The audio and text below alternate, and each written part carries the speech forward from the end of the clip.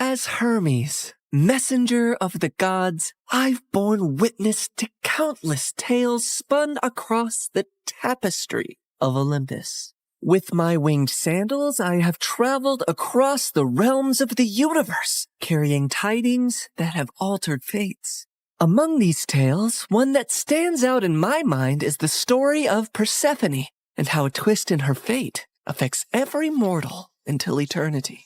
You see, Demeter is the goddess of harvest, and she could turn the earth green with her touch. She made countless flowers bloom and coaxed bountiful crops from the soil. With her presiding over the planet, no living creature ever went hungry. She took great joy in her role, but her heart belonged entirely to her daughter Persephone, the Maiden of Spring.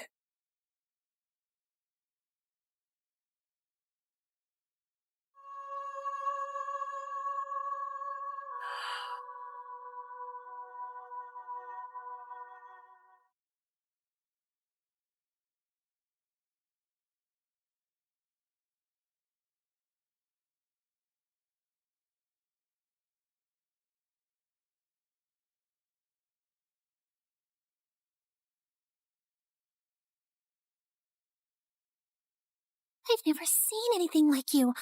Are there more of you nearby? Little princess, I know of a field where the flowers bloom as far as the eye can see. I can take you there if you want. Really? Oh, that would be a sight to behold. Then come with me, sweet child.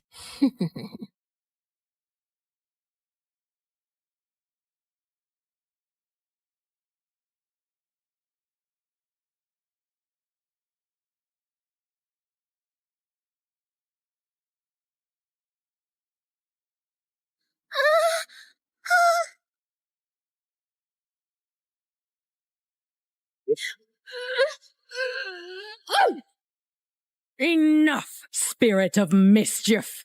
I have given you plenty of chances to change, but it seems all you want to be is a troublemaker.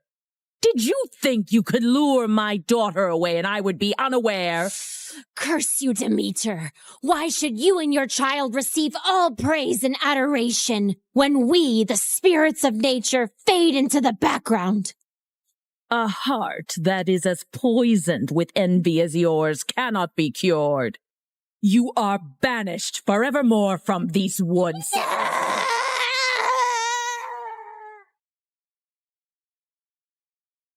Did you forget that you are not allowed to venture into the forest alone? I'm so sorry, Mother.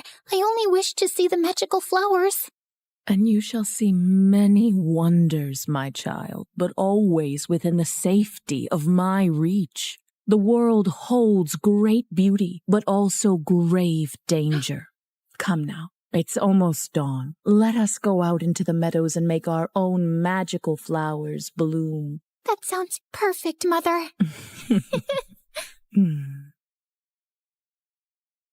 Demeter always wanted to keep Persephone close to her.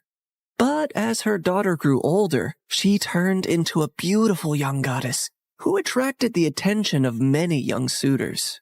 Anytime a god smitten by Persephone's beauty sought her hand in marriage, Demeter sternly turned them away.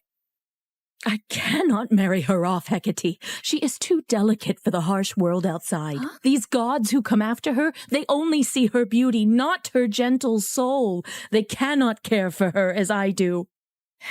Demeter, you must be mindful of what Persephone wants too, or she might grow to resent her cage. A cage? Is that what you would call it? She has everything here that she could possibly desire. She's a powerful goddess, and under my guidance she can wield life from barren soil. Any god she marries will only dim her light. No, she will be here with me forever. Innocent and loved. I do not desire to leave your side, Mother. I will stay here, forever. But fate had different plans for Persephone. On a rare trip to Earth's surface, the Lord of the Underworld, Hades, was wandering through a grove of trees when his gaze fell upon a scene that held him transfixed.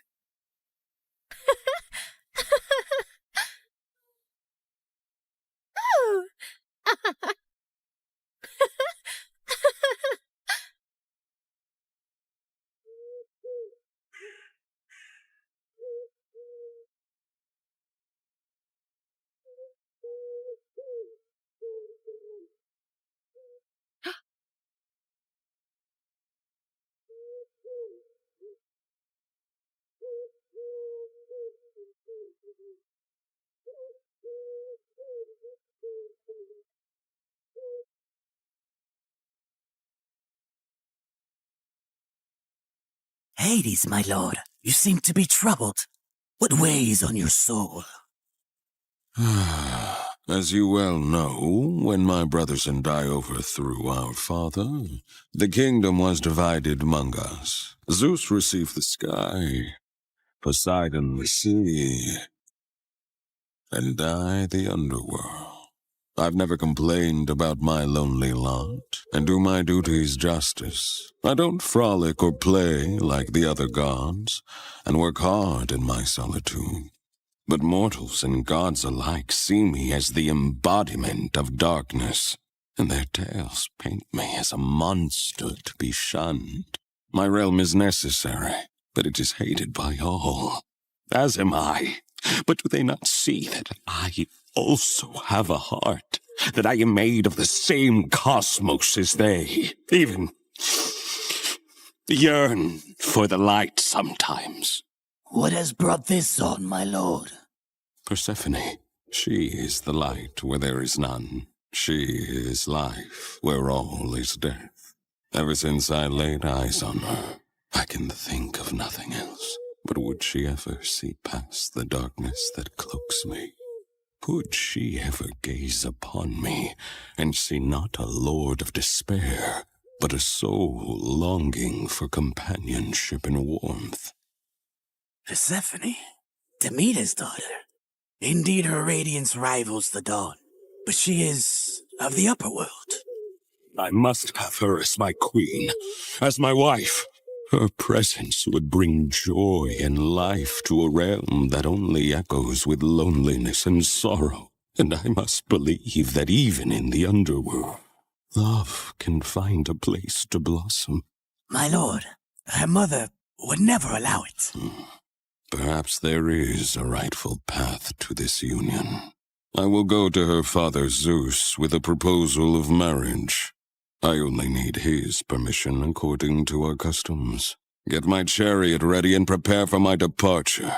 Today, either I win a queen for my empty halls, or I resign myself to an eternity of despair.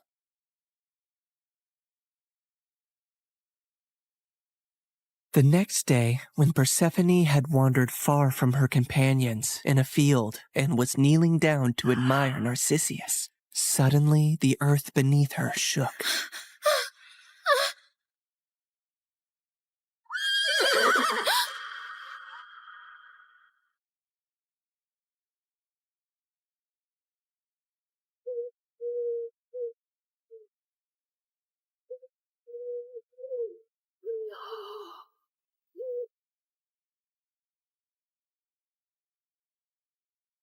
Fair Persephone, be not afraid.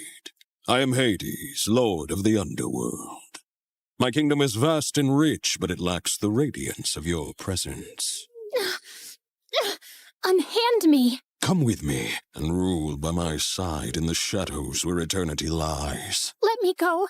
My mother will tear the world apart to find me, and there will be no place dark enough to hide.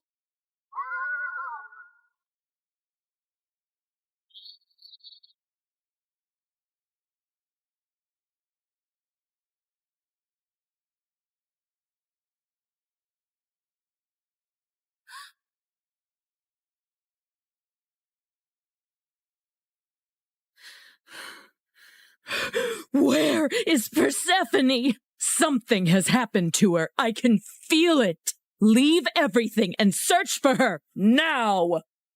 Demeter's grief upon discovering her daughter's disappearance was immense, and as she roamed the earth searching for Persephone, she had neglected her duties. And so, the crops and trees began to suffer. My daughter, my heart. In her desperation, she sought the counsel of her old friend, Hecate. Hecate, you who see into the shadows, help me find my daughter. You must seek Helios, Demeter. His all-seeing gaze pierces through deceit and darkness. Taking the advice to heart, Demeter ascended to the chariot of the sun, where Helios guided the day. Helios, please, You must tell me where my Persephone has gone. You see everything from your throne. Surely you must know. I can't bear this pain any longer. Helios the sun god had indeed seen everything that fateful day, but had chosen not to interfere. However, he was moved by Demeter's grief. Demeter, your daughter has been taken by Hades to the underworld. He desires her as his queen. That cannot be. My daughter, queen of that cold, dead realm? I won't allow it. Perhaps it is not as dire as you fear. Persephone's grace could bring life even to the underworld. Also, he is one of the most powerful, wealthiest gods in the universe, and she would rule by his side. Is that so terrible? This is an outrage! How dare he take my daughter? Did Zeus know about this too? Zeus allowed it. In her fury, Demeter descended back to earth. Return my daughter to me, or I will let the earth perish in my sorrow. I will let this world turn into ice and ash. I will plunge it into eternal winter. Meanwhile, in the underworld, Persephone wept in despair and lashed out at Hades any time he tried to speak to her. To rule the underworld by your side? I want nothing to do with you. You've stolen me away from the sun, from my mother. I understand your anger, Persephone. I only hope, with time, you will see me and my world differently. Until then, I will respect your wishes. As enraged and heartbroken as Persephone was, she eventually got tired of her despair and ventured out of her chambers to observe Hades and her new home.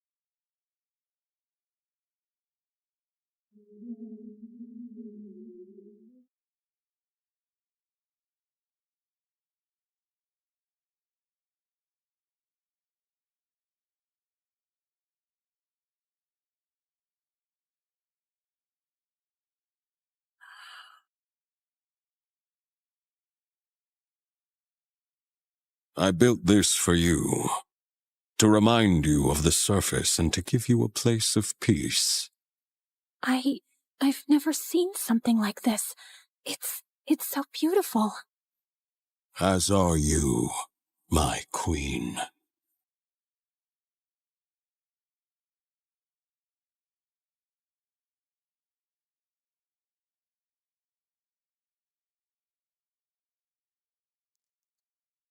Each realm has its supreme ruler, Persephone. But here, you and I will rule together as equals. You will never be beneath me, but always near me.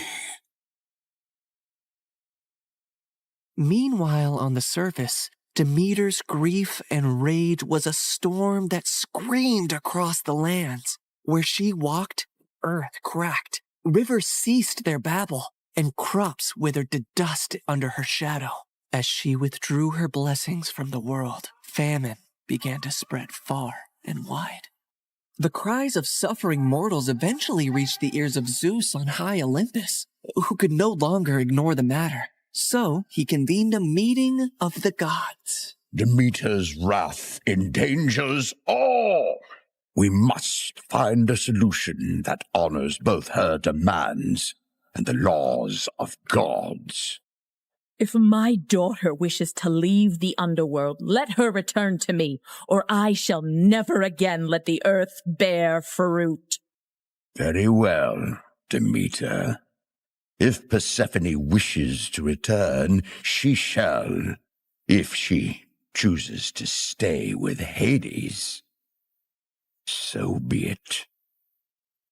With a heavy heart, Demeter agreed, and Zeus commanded me, Hermes, to negotiate Persephone's return. So I descended into the gloom of the underworld, where Hades sat upon his throne with Persephone by his side. Her face was as pale as the ghosts around her. Hermes, why does Olympus disrupt the quiet of my realm? Mighty Hades, Zeus commands you to release Persephone, lest the earth die with Demeter's heart. I cannot ignore the decree of Zeus or the pleading eyes of the one I love. But know this, the ties that bind us are not easily broken. What do you mean, Hades? Just then, Persephone looked down at something she was clutching in her hand, and I saw it was a pomegranate. Suddenly, the realization of what had happened dawned on me. Fair Persephone, did you eat from that fruit? I couldn't help it. 6 seeds, to be exact. Each of them has sealed her fate and has bound her to the underworld. I knew I had to think quickly and come up with a deal that Hades would accept. Otherwise, Demeter would let the earth starve forever. She only ate a small portion of the fruit, so she should only stay with you for part of the year. She will spend 2/3 of the year with her mother on earth, and 1/3 with you in the underworld.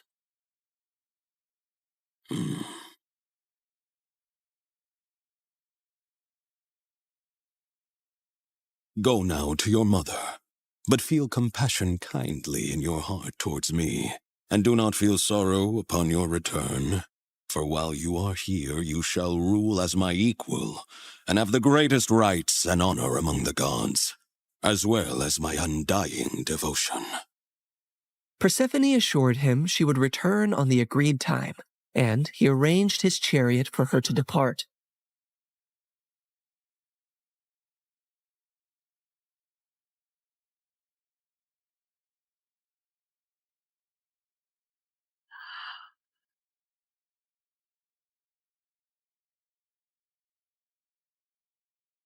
Demeter's joy knew no bounds when she was reunited with her daughter, but she was furious at the deal that had been struck. How could you possibly eat the fruit of the dead? It is common knowledge that eating anything in the underworld binds one to that realm. Why would you do that, Persephone? It was a moment of great weakness. I wish I could reverse it. I am so sorry, Mother. Demeter had no choice but to accept the deal, and once her wrath subsided, the earth turned green and bountiful again. But when it was time for Persephone to return to the underworld, Demeter began to mourn once more, and winter would arrive, thus setting the cycle of the seasons. My daughter, my soul, your return brings life to this world. Mother, in the darkness, I've learned the secrets of the deep earth, and in your light, I bring forth life. Together, we bind the world in a cycle of death and rebirth. And so, in this tale of compromise, the dance of the seasons has found its rhythm. An enduring love story was also set into motion, for even eons later, Hades and Persephone are often mentioned as Greek mythology's most happily married couple. I can give you all the wealth of the earth, Persephone, but I cannot give you the sun and the breeze. I know you long for them when you are here. You have given me more than I ever expected to experience in my life, Hades. You have given me respect, power, and a love that is genuine and rare. With you, I feel the most like myself. With you, I feel free. So you do not regret your decision to eat the pomegranate seeds? Never, my love.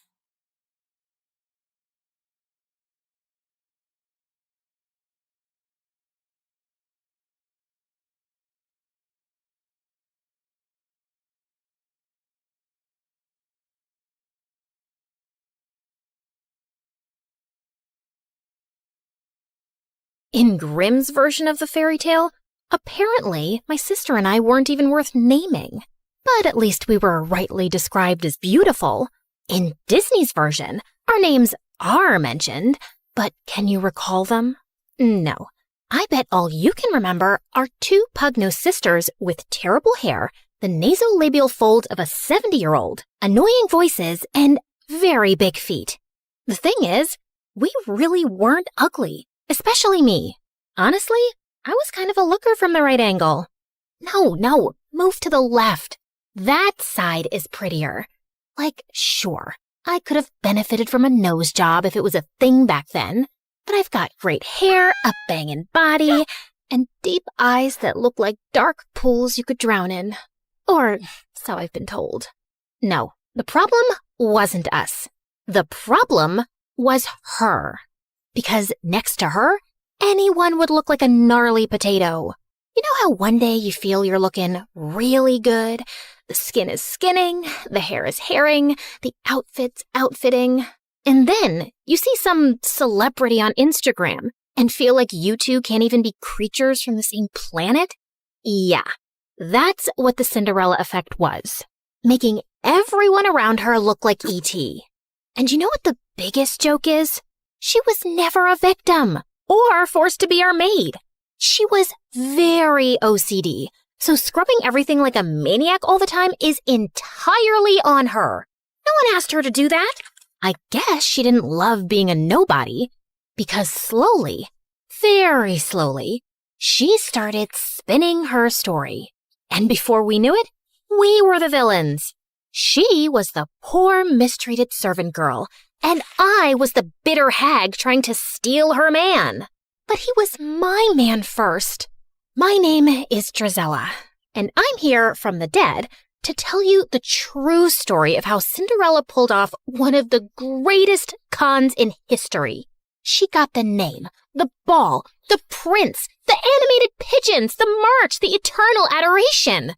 And it's built on lies, all of it. Well, except for the part about me having really big feet. Like, I was told most of my life to shop from the men's section of the shoe store. I bet that's half the reason I've ended up being a villain in every version. Because how dare I imagine myself as a worthy princess with my US size 11 feet? I digress. I must stay on track. And even though my version of events is no charming fairy tale, I must begin the story the right way. Once upon a time, there was a man with a family, a fortune, and a functioning household. So naturally, he had a midlife crisis and ran for the hills. Gone to figure myself out. Don't wait for me. And tell your mother, it's not me, it's her. I hope you figure out you suck big time. Yeah, I wasn't shocked. Because honestly, we'd be idiots if we hadn't seen this coming. I crave adventure. This provincial family life is suffocating my soul. Someday I'll leave to seek my higher purpose. Marriage and fatherhood can't be it. I have to find myself, and I really don't think I can do it, while married to you specifically. But Mother was still blindsided, shocked, bamboozled. Why had he left? Was it because she wasn't pretty enough, or young enough, or hadn't plucked her eyebrows properly since 1823? Maybe her elbows were too pointy. Maybe her eyes lacked emotional depth. I tried to explain that it was more about him being a spineless lizard running away from adult responsibility, but she just kept sinking in the depths of her despair and the couch. And without a husband around, she went into full damsel in distress mode. Oh, how I crave pickles. If only I had a man with strong arms to open this jar for me. Never mind that she had servants to open all the jars in the world and 2 perfectly decent daughters. Okay, fine. She had 1 decent daughter, because the other one was Anastasia. Let's just say that we didn't know back then that excessive glue sniffing causes brain damage. And that kid always had her head stuck in a pot of glue. Anastasia, focus! With father gone and mother officially losing her mind, you and I have to run this household. Mother has plenty of money, but we need to start budgeting. Why? Mother is always telling me to stop budgeting when I'm around horses because it makes them nervous. Like, hello, lady, I'm the nervous one here. I'm the one who got kicked by a horse in the head. No, she's telling you to stop fidgeting. Those are 2 completely unrelated things. Are you sure? They sound a little related. They're not! Look, budgeting just means that we need to keep track of our expenses. For instance, how much do we spend on candles per week? Oh, candles? At least 11. 11 what? Candles. I meant money. What about it? How much money do we spend on candles? We spend money on them? No, Anastasia. They just grow on trees and we pluck them like fruit. Yeah, that's what I'm saying. Candles are free. What's the next item on your fidgeting list? Yep. This was my partner in responsibility. Her loyalty was unwavering, as was her misunderstanding of absolutely everything. She had a heart of gold and the usefulness of a fork in a soup bowl. Okay. I'll stop roasting my poor sister now. Despite all her flaws, she was my rock. Heavy, useless, and mostly in the way. Ha ha ha, bazinga. But we soon had a much bigger problem at hand. Mother was dying for attention from men, and word of her wealth and desperation spread fast, sending every gold-digging bachelor within 100 miles our way. And I figured out how to get rid of them fast. Of course, my sister slowed me down. Okay, Anastasia, are we ready for afternoon tea? Absolutely. I ordered those fancy pastries Mother loves, fresh lilacs, lemon curd. No, Anastasia, not the actual tea. The plan. Are we ready for the plan? Oh, the plan. Right. Let me just quickly cancel the musicians. You ordered musicians? This isn't an actual date. It's an ambush. Do you remember the strategy or not? Not really, but I'll think of something on the spot. You know I'm very quick on my, Did you just forget the word feet? Quick on my feet? No, that doesn't make sense. You know I run slower than a duck. I have yet to beat a duck in a race. Oh my God. Focus on the tea. Fine. I'll spill tea on his thighs. No, that's not what we... Actually, you know what? You do that. Leave the rest to me. Great. And afterwards, we can eat the pastries? Yes, we can eat the pastries. And the lemon curd? Yes, fine. The lemon curd, too. I had discovered that the fastest method to drive off unwanted suitors was to casually mention Dad, and then watch Mother spiral into all 5 stages of grief. Well, 4. Acceptance was off the table. Mother, you look lovely today. Isn't this the dress you were wearing the day Father left? No, that was the lavender one. Oh, yes. The one Father said made you look washed out. He said what? Madam, you look absolutely radiant today. I cannot understand why any man would leave you. Of course he didn't leave me. He just relocated temporarily. I'm sure at this very moment he's thinking about how much he misses me, and he's making his way back home. Oh, I didn't think this was something temporary. You're right. I'm such a fool, because honestly, what is there to miss? Just the woman who gave him the best years of her life. I held this family together. I cooked. I cleaned. When? You ironed a napkin. Once. And I'm the one who holds anything together. But if he'd just communicated properly, I could have changed. I could have sent my daughters to finishing school and gone with him to find himself and slept under the stars. I could have been free-spirited and spontaneous. Do you think if he knew this, he'd come back? I really can't say, madam. Oh, there's no point thinking about it. He's gone now. But you're here to mend the pieces of my broken heart, right? You have good, strong shoulders to cry on. I'm going to cry on them so much. It's getting kind of late for my hostess dinner. This has been lovely. Are you running away from me too? No, I mean, yes, but it's not you, it's me. Oh! He was leaving anyway, genius. Tea is expensive. You're all crazy. As he ran off and Mother sobbed into the tablecloth, we high-fived. I thought I was so smart, chasing off Mom's suitors and taking charge of the household. But then I made the biggest mistake of my life. Yeah, bigger than letting Anastasia give me a haircut once. I hired a gardener. Ma'am, thank you for the position. If it pleases you, my daughter Ella will also be staying with me in the servants' quarters. I'm sure she can make herself useful to you. A girl my age emerged from behind him, and I will never forget the first time I saw her. Her hair was like honey catching sunlight, her skin like porcelain, and her patched-up linen dress looked better than any silk I owned. Her eyes were the kind of blue that would make painters cry into their palettes trying to replicate it. Every feature on her face was in perfect harmony. And then she smiled. We didn't know it yet, but the entire trajectory of our lives was rewritten at that moment. Oh my, just look at you, child, like something out of a dream. You're perfect. You're too kind, ma'am. I'm so grateful to you for letting me stay. She's glowing. Should people glow? Do you use some kind of special shampoo made from unicorn tears and fairy dust? You're funny. I like you. Did you hear that, Gisela? She likes me. As Mother led her father away to show him their living quarters, and, I don't know, Anastasia went after a butterfly, Cinderella stayed back and looked directly at me. Drizella, isn't it? Yes. And you're Ella? Yes, but my late mother nicknamed me Cinderella because I'd always sleep by the fireplace and get covered in ashes. You know how nicknames stick. You don't have one? No, but you can call me Miss. You hired my father, Miss. That means you changed my life, and I'll be sure to return the favor. I felt a chill down my spine that had nothing to do with the weather.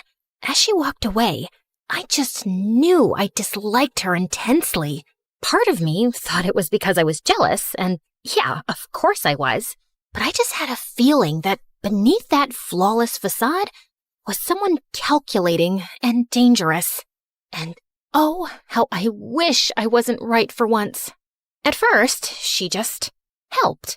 She polished the silver, dusted the bookshelves, organized the pantry, but then she started having ideas for everything. She rearranged the furniture, suggested new colors for the curtains, and started embroidering tablecloths and crocheting bedspreads. It's like watching angels knit. Even I couldn't deny her taste was impeccable. And soon, Mother wanted her opinion on everything. And then she was suddenly instructing all the maids, the butlers, and even the cook. The cook! That toad never listened to anything I said. The house sparkled, the cutlery gleamed, the food actually had flavor, and I could see my reflection in the floors now. How could I complain about that? But I couldn't help being bothered by how she had Mother and Anastasia wrapped around her little finger. She would make them face masks and hair oils, play the piano for them like she was Mozart's daughter, and sing like a nightingale. And then there was the dancing. There was a celebration, as always, at the end of the harvest season. And as the servants gathered to dance, Cinderella joined them. She didn't dance like a girl raised in servant quarters.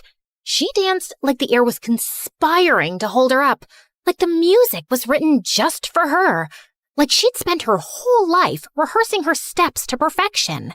Everyone was mesmerized. She's so graceful. Not like my girls. That was the first time I heard her say it. Not like my girls. But it wasn't the last. Soon, Mother was drawing comparisons between her and us all the time, telling us how we could try to be more like her. And I swear I would have given up and accepted her perfection and superiority if it wasn't for the bird incident. Come here, Gisela, look! A robin's nest right outside Ella's window. Isn't it sweet? It's going to have babies soon. Yes, lovely. But I bet it won't be so sweet when they're all screeching at dawn. The two of them continued to look utterly enchanted, and I lost interest soon and left. But the next morning, I ran outside to Anastasia screaming.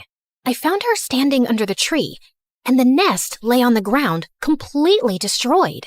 The eggs and the robin were gone. Anastasia cried half the day, wondering if it was the work of an evil squirrel, or an evil raccoon, or an evil eagle. Later that evening, Cinderella walked into the living room, holding something behind her back. Mother, I made you a gift. Mother? Since when did she... Then I saw the gift, and my blood ran cold. It was a delicate comb, woven with tiny blue-gray feathers twisted through gold thread. Oh, my dear, it's exquisite. Mother kissed her on the cheek. Anastasia clapped, while I just stared, stunned. This couldn't just be my imagination running away with me, right? Still feeling uneasy, I was going up to my room for the night when I found Cinderella polishing the stairs banister vigorously. Still cleaning? You really love it, don't you? Oh, yes. It really helps me think. And all the work makes me sleep soundly at night. You should be sleeping well tonight anyway. You know, without all that chirping right outside your window. Yes, such a noisy little thing that robin was. I wonder what happened to it. And we both know it wasn't an evil squirrel. Cinderella straightened and met my gaze, smiling. Please, Drizella, do I look like the kind of girl who murders birds? No, but looks can be very deceiving. People only see what they want to see. Luckily for me, they always want to see an angel. Without a shadow of a doubt then, I knew this girl was a psychopath. I just stayed away from her as much as possible. I was also glad that Mother was spending less time with her since she'd recently found gardening and spent hours outside taking interest in dirt and compost. I was happy she had a healthy hobby, until I walked into the living room one afternoon to find her and Cinderella's father sipping tea and holding hands. What's going on here?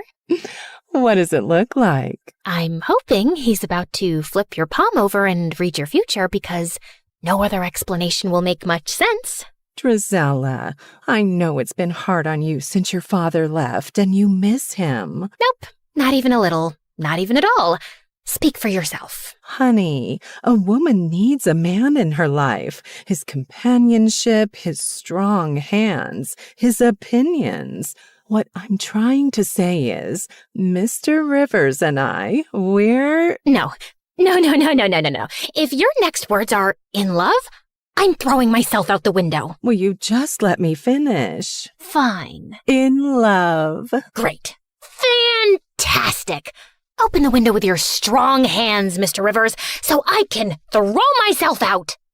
Why would you be so upset, Drizella? And then, to always make things worse, Cinderella walked in. It's a beautiful thing for two lonely widowers to find love again. My father isn't dead. We don't know that. Oh my God. Had she found a way to get rid of him too? No, she was just saying things to irk me. Cinderella put her hand on my arm. We're like family already. This just feels like it was meant to be. I really thought I might gouge Cinderella's blue eyes out with a fork. So I stormed off, grabbed a horse, and rode furiously, not even sure where I was headed. I just had to get away. I remembered an old estate on the hill that had burned down decades ago. It had never been rebuilt, but the library had survived. I'd sneaked in there a few times before, and I definitely needed abandoned ruins to rage in right now. I pushed open the creaky library door, grabbed a book randomly from the shelves, and plopped myself onto the couch next to a pile of dusty blankets. But then the pile moved. I turned around, terrified, to see a boy emerge from under the blankets. Oh, wow, it's just one girl.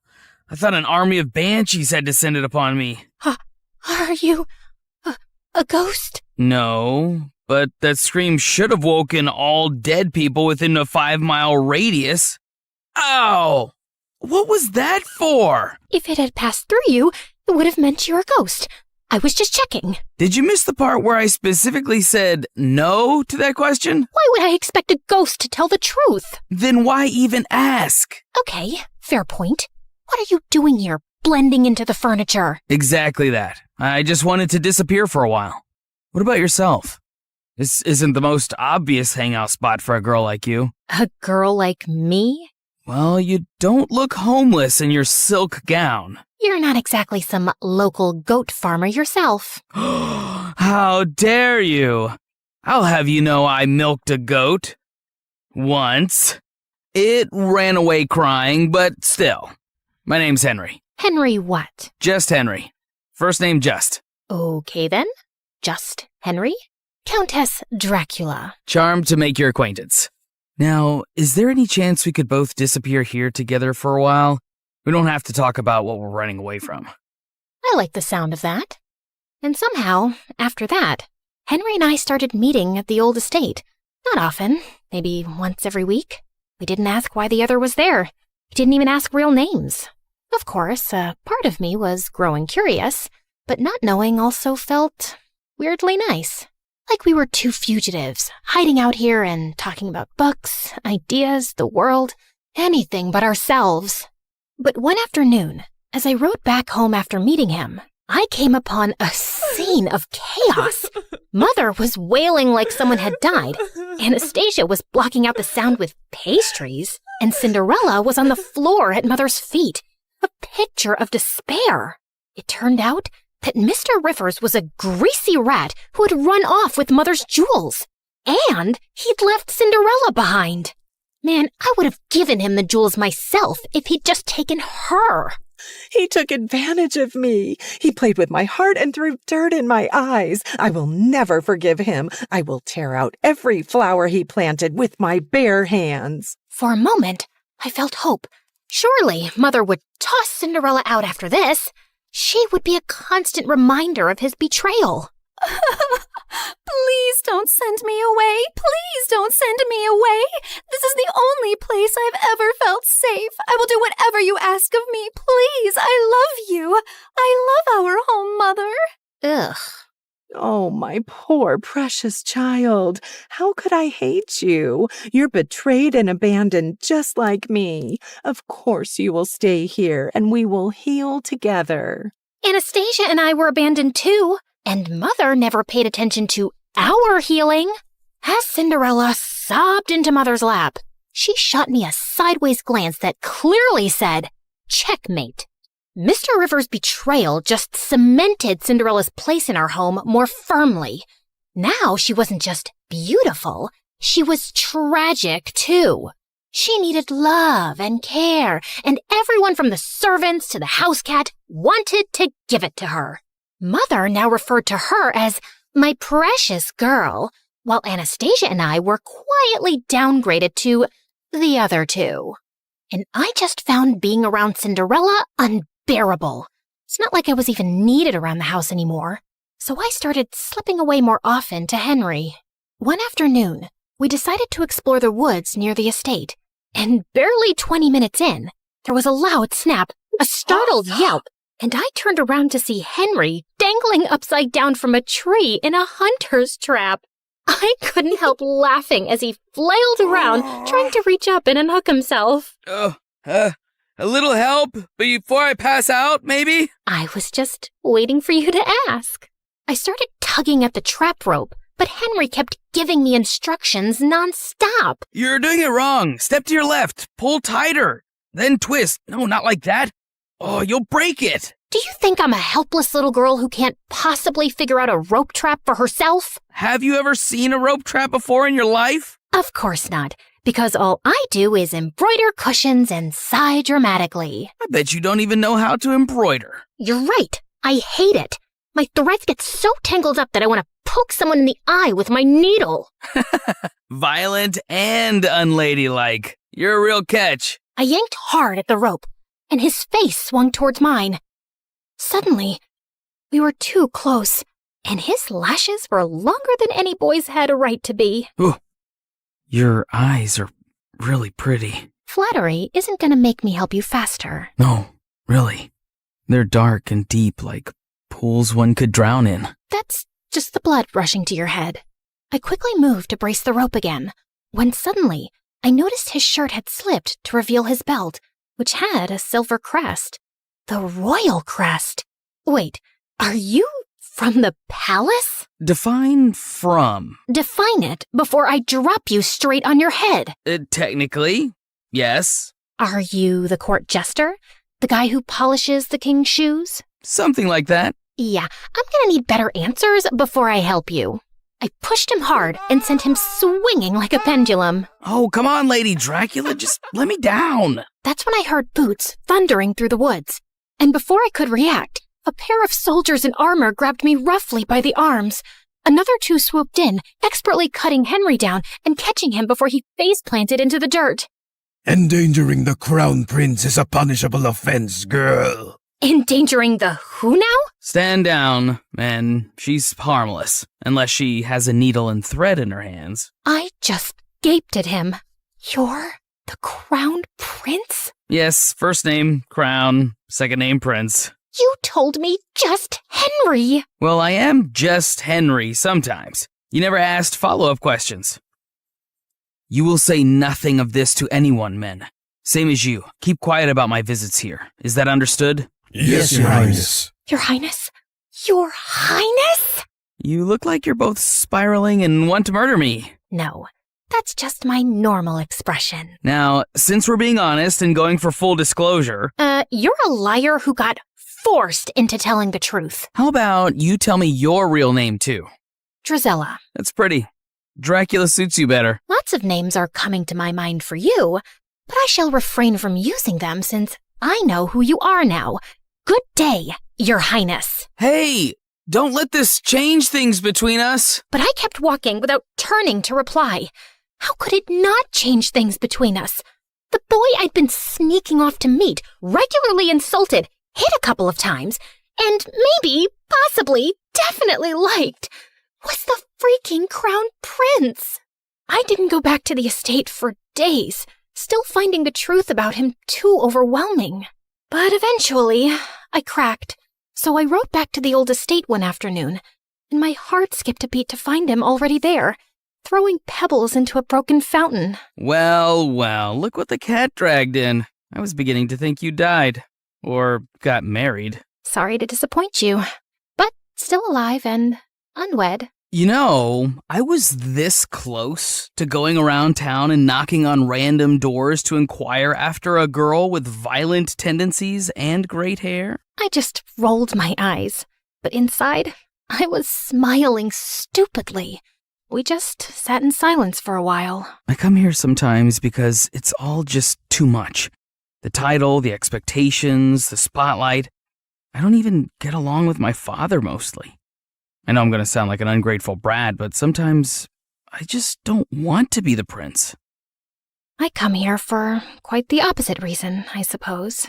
I feel invisible in my own house, completely replaced by my stepsister. My pride wouldn't let me say the gardener's daughter. She's perfect. Everyone admires and adores her. It's not hard to see why. Come on, no one's perfect. Oh no, she really is.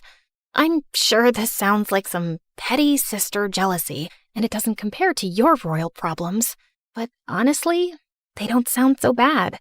No one expects anything from me. Well, except maybe being more ladylike so I can marry some stuffy lord one day. But you could do so much with your life, Henry. And people expect things from you because you're important. Because you matter. Henry reached across the space between us and slipped his fingers through mine. You matter to me. As my heart tripped over itself, he leaned in and kissed me. It was clumsy at first.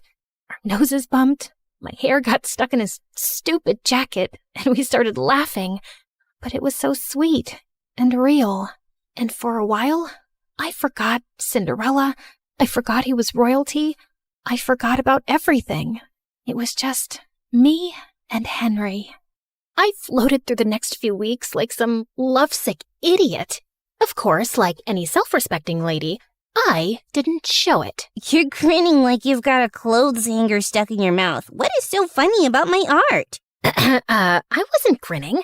And what art? The one you're staring at, my masterpiece. I made this cat sculpture from old socks and glue. Ah, that art. The one cleverly disguised as garbage. It's the loveliest duck I've ever seen. Cat. It's a cat. Yes, that's what I said. It was the happiest I'd ever felt in my entire stupid life, which naturally meant the universe had to kick me in the teeth soon. One afternoon at the estate, Henry sat me down with a serious look I didn't like one bit. I have to leave for a while. What, running away to join the circus? No. Father's sending me across the sea for an official royal delegation. It could be months, even a year, maybe. I forgot how to breathe for a few seconds. Drizella, you made me realize that I need to take my position and privilege more seriously instead of whining about it. So, yeah, I'm really trying. I'm really proud of you, Henry, and I just know you're gonna be brilliant. But a small, selfish part of me wanted to scream, "Don't go! Just stay!" We promised to write regularly, no matter what, and for a while, his letters were the only thing keeping me sane. Of course, I always picked them up from the post office. I didn't want to draw anyone's attention to our correspondence. Dearest Countess Dracula, you will be thrilled to know that the local delicacy here is fermented fish eyeballs. Guess who had to eat 3? Smiling all the while. I cannot sleep at night because I keep imagining those eyeballs swimming around my gut, winking at each other. Send help. Dearest one-time goat milker, I regret to inform you that my life is way more exciting than yours. Just today, Cinderella invented chamomile soap and taught our cat to fetch her ribbons. Anastasia lost an intense staring match to a goat. Mother tried flirting with the milkman, and he fled on the aforementioned goat. I am so close to faking my own death. P.S. I miss your face and your insults. Mostly your insults. Fine. Also your face. P.S. I miss insulting you too. I'm forced to practice my skills on vendors at the market, but it's not the same. They cry too easily. Of course, it wasn't ideal, but every letter kept him close, and for now, it was enough. But then, the letters stopped coming. At first, I told myself it was all fine. There could be a million reasons for delays. But when 2 months passed by with no word, I started to feel a bit crazy. Still nothing for you, same as earlier this afternoon. You want me to save you a trip and scream no at you from across the street every morning? You might consider picking up a hobby. How about embroidery? I wasn't getting any letters, but I didn't stop sending them. Pages filled with jokes, questions, news, bad drawings. But weeks and weeks went by, and still there was no reply. By now, my heart was filled with dread. What if something had happened to him? But if that was the case, the news would be everywhere. And then finally, a letter arrived one morning. My hands were trembling so much, I almost ripped the letter trying to open the envelope. Dear Drizella,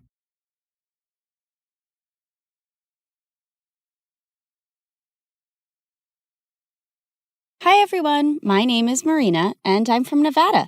Please like and subscribe. I was raised in a small town by my aunt who owned a small bakery and loved me to bits. Aw, honey, today's your first day at school, so I packed muffins for all your classmates so you can make a lot of new friends. You're awesome, Aunt June. She wasn't super rich, but she was the richest person at heart, and that's why everyone loved her so much, including me. I always wanted to be just like her, so I'd help her out at the bakery. Marina, I'm going to go out for a bit. Can you put the pink icing on the cupcakes? Sure thing. Later, when the customer came to pick up her order, it turned out I'd caused a disaster. This was supposed to be for a gender reveal party, but you put yellow icing on the cake. Ugh!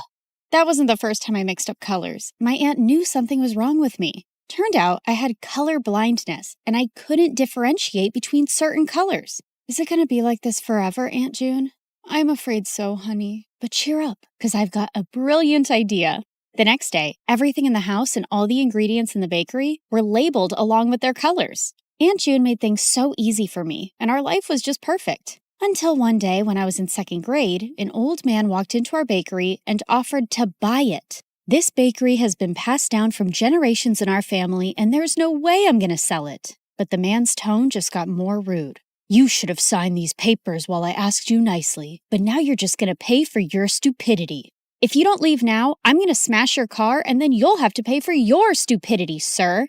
The old man left at my warning, but the next week, another man was back with some papers that claimed that the bakery didn't belong to my aunt because her parents never signed the deal in her name, and now we had to move out. My aunt looked around for help, but the legalities were too complicated and no one was ready to help. So eventually we had to give away our bakery and move to the city. Thankfully, Aunt had enough savings to rent a small place, and she started working in a small grocery store. And while I was trying to adjust to this new life, I saw a kid my age in the front yard one day, choking on something. I immediately ran to help him, but the moment the food stuck in his throat came out, I was shocked.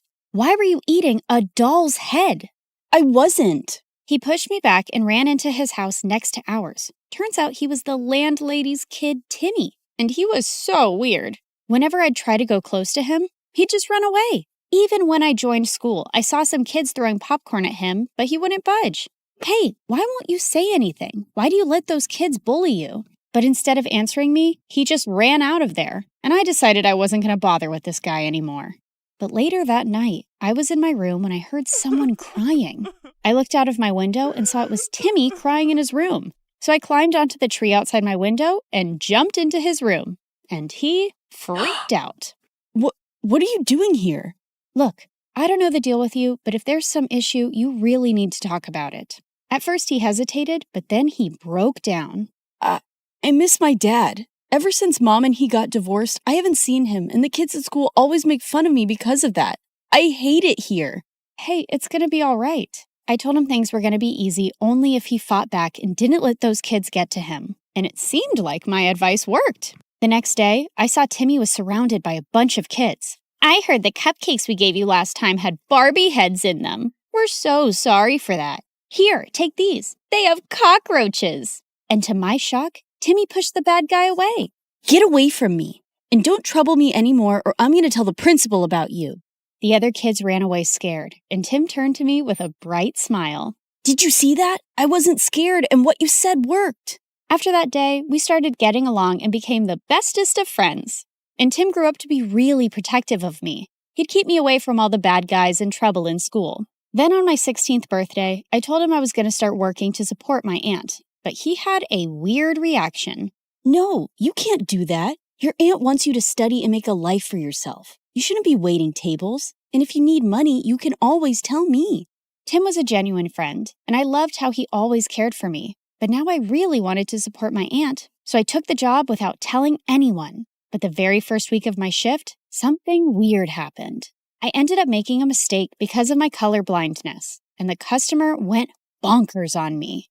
I want to see the manager right now and get you fired. But I told you it was a genuine mistake. But he kept shouting and started pulling my hand when one of his friends got up and stopped him. Let go of her hand and apologize to her right now. Dude, you want me to apologize to this low-life waitress? As soon as he said that, the guy landed a punch on the bad guy's face and my jaw dropped. Holy jeez! The manager immediately threw all of them out, but after my shift was over, I saw the guy who stood up for me was still sitting in the alleyway and his hands were bruised. I immediately got some ice for him. Excuse me, sir, you can use this. But for some reason, he looked really mad at me. Who do you think you are trying to act all nice, huh? Just leave me alone. I could see his eyes were red, like he'd been crying, and I thought it was best to leave him alone. But to my complete shock, I saw the same guy in my class the next day. The teacher introduced him as a new student, James. While the girls were drooling over his handsome looks, He kept staring at me the entire time, and the moment class was over, he came up to me. I don't want you spreading any rumors about me from last night. Do you get that? Before I could even reply, he just stormed away, and Timmy came running to me. What happened? Was that guy bothering you? I didn't want Timmy knowing about my job or anything about how I knew James, so I brushed it off and went ahead to prepare for my chemistry practicals. But turns out, James was already there. Minutes into the practical, I realized some of the labels on the chemicals were missing, so I asked James to help me differentiate, but he didn't even look at me. That jerk. I continued guessing and mixing the chemicals, but suddenly they caught fire, and I almost got hurt when James jumped in and pushed me out of the way. I quickly got up and put out the fire. What are you, nuts? Did you want to die? Suddenly, my eyes went to the burn on his hand, and I rushed him to the nurse's room and gave him first aid myself. Seems like you're always helping people who are hurt. Yeah, especially those who get hurt because of me, and with you, it's every single time. And that's when this tough guy finally let out a smile. You don't look so bad when you smile. I know. I don't want the chicks going crazy over me, so I keep it under check. This guy had multiple personalities. As time went by, we started spending more time together because we had similar projects, and James turned out to be a really fun person to hang out with. He'd often walk me to my work after school, and we'd enjoy all sorts of treats on our way. And even though he was a little mysterious, he was growing on me by the day. But there was someone who just hated our closeness. What's going on between you and that new guy? He's bad news. Stay away from him, Marina. What are you talking about? And how do you know he's bad? Oh, come on. Haven't you seen? He's always covered in bruises. Just stay away from him, okay? Well, I could understand Tim's concern, and there were things I wanted to know about James, too. A few days later, we were at a friend's party playing Truth or Dare when I was given a dare to kiss James. My heart raced with excitement, but I saw Timmy looking at me with furious eyes. I wanted to run out of there, but thankfully, James got up and left first, and I let out a loud sigh. But later, when I went out, he was waiting for me. Was it that bad, huh? The idea of kissing me so you sighed with such relief when I left? No, it's not like that. It's just that there's only so much I know about you, and I didn't... Suddenly, he pulled me close and looked deep into my eyes. What do you want to know about me, Marina? Well, why did you cry that night in the alleyway? And is there something that you keep from me? My mom is really sick, and she was admitted to the ICU that day, and I couldn't help but... Shh, it's okay. You don't have to say anymore. With that, I pulled him in for a kiss, and he whispered into my ears, I love you, Marina.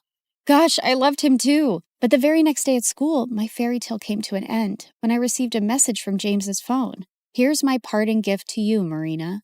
There were several pictures of me kissing him and me working as a waitress with ugly captions, and he shared them with everyone in the school. What in the world? I tried to call James about what was going on, but he wouldn't answer it. And I felt so embarrassed and furious about everything, but then Timmy came to me.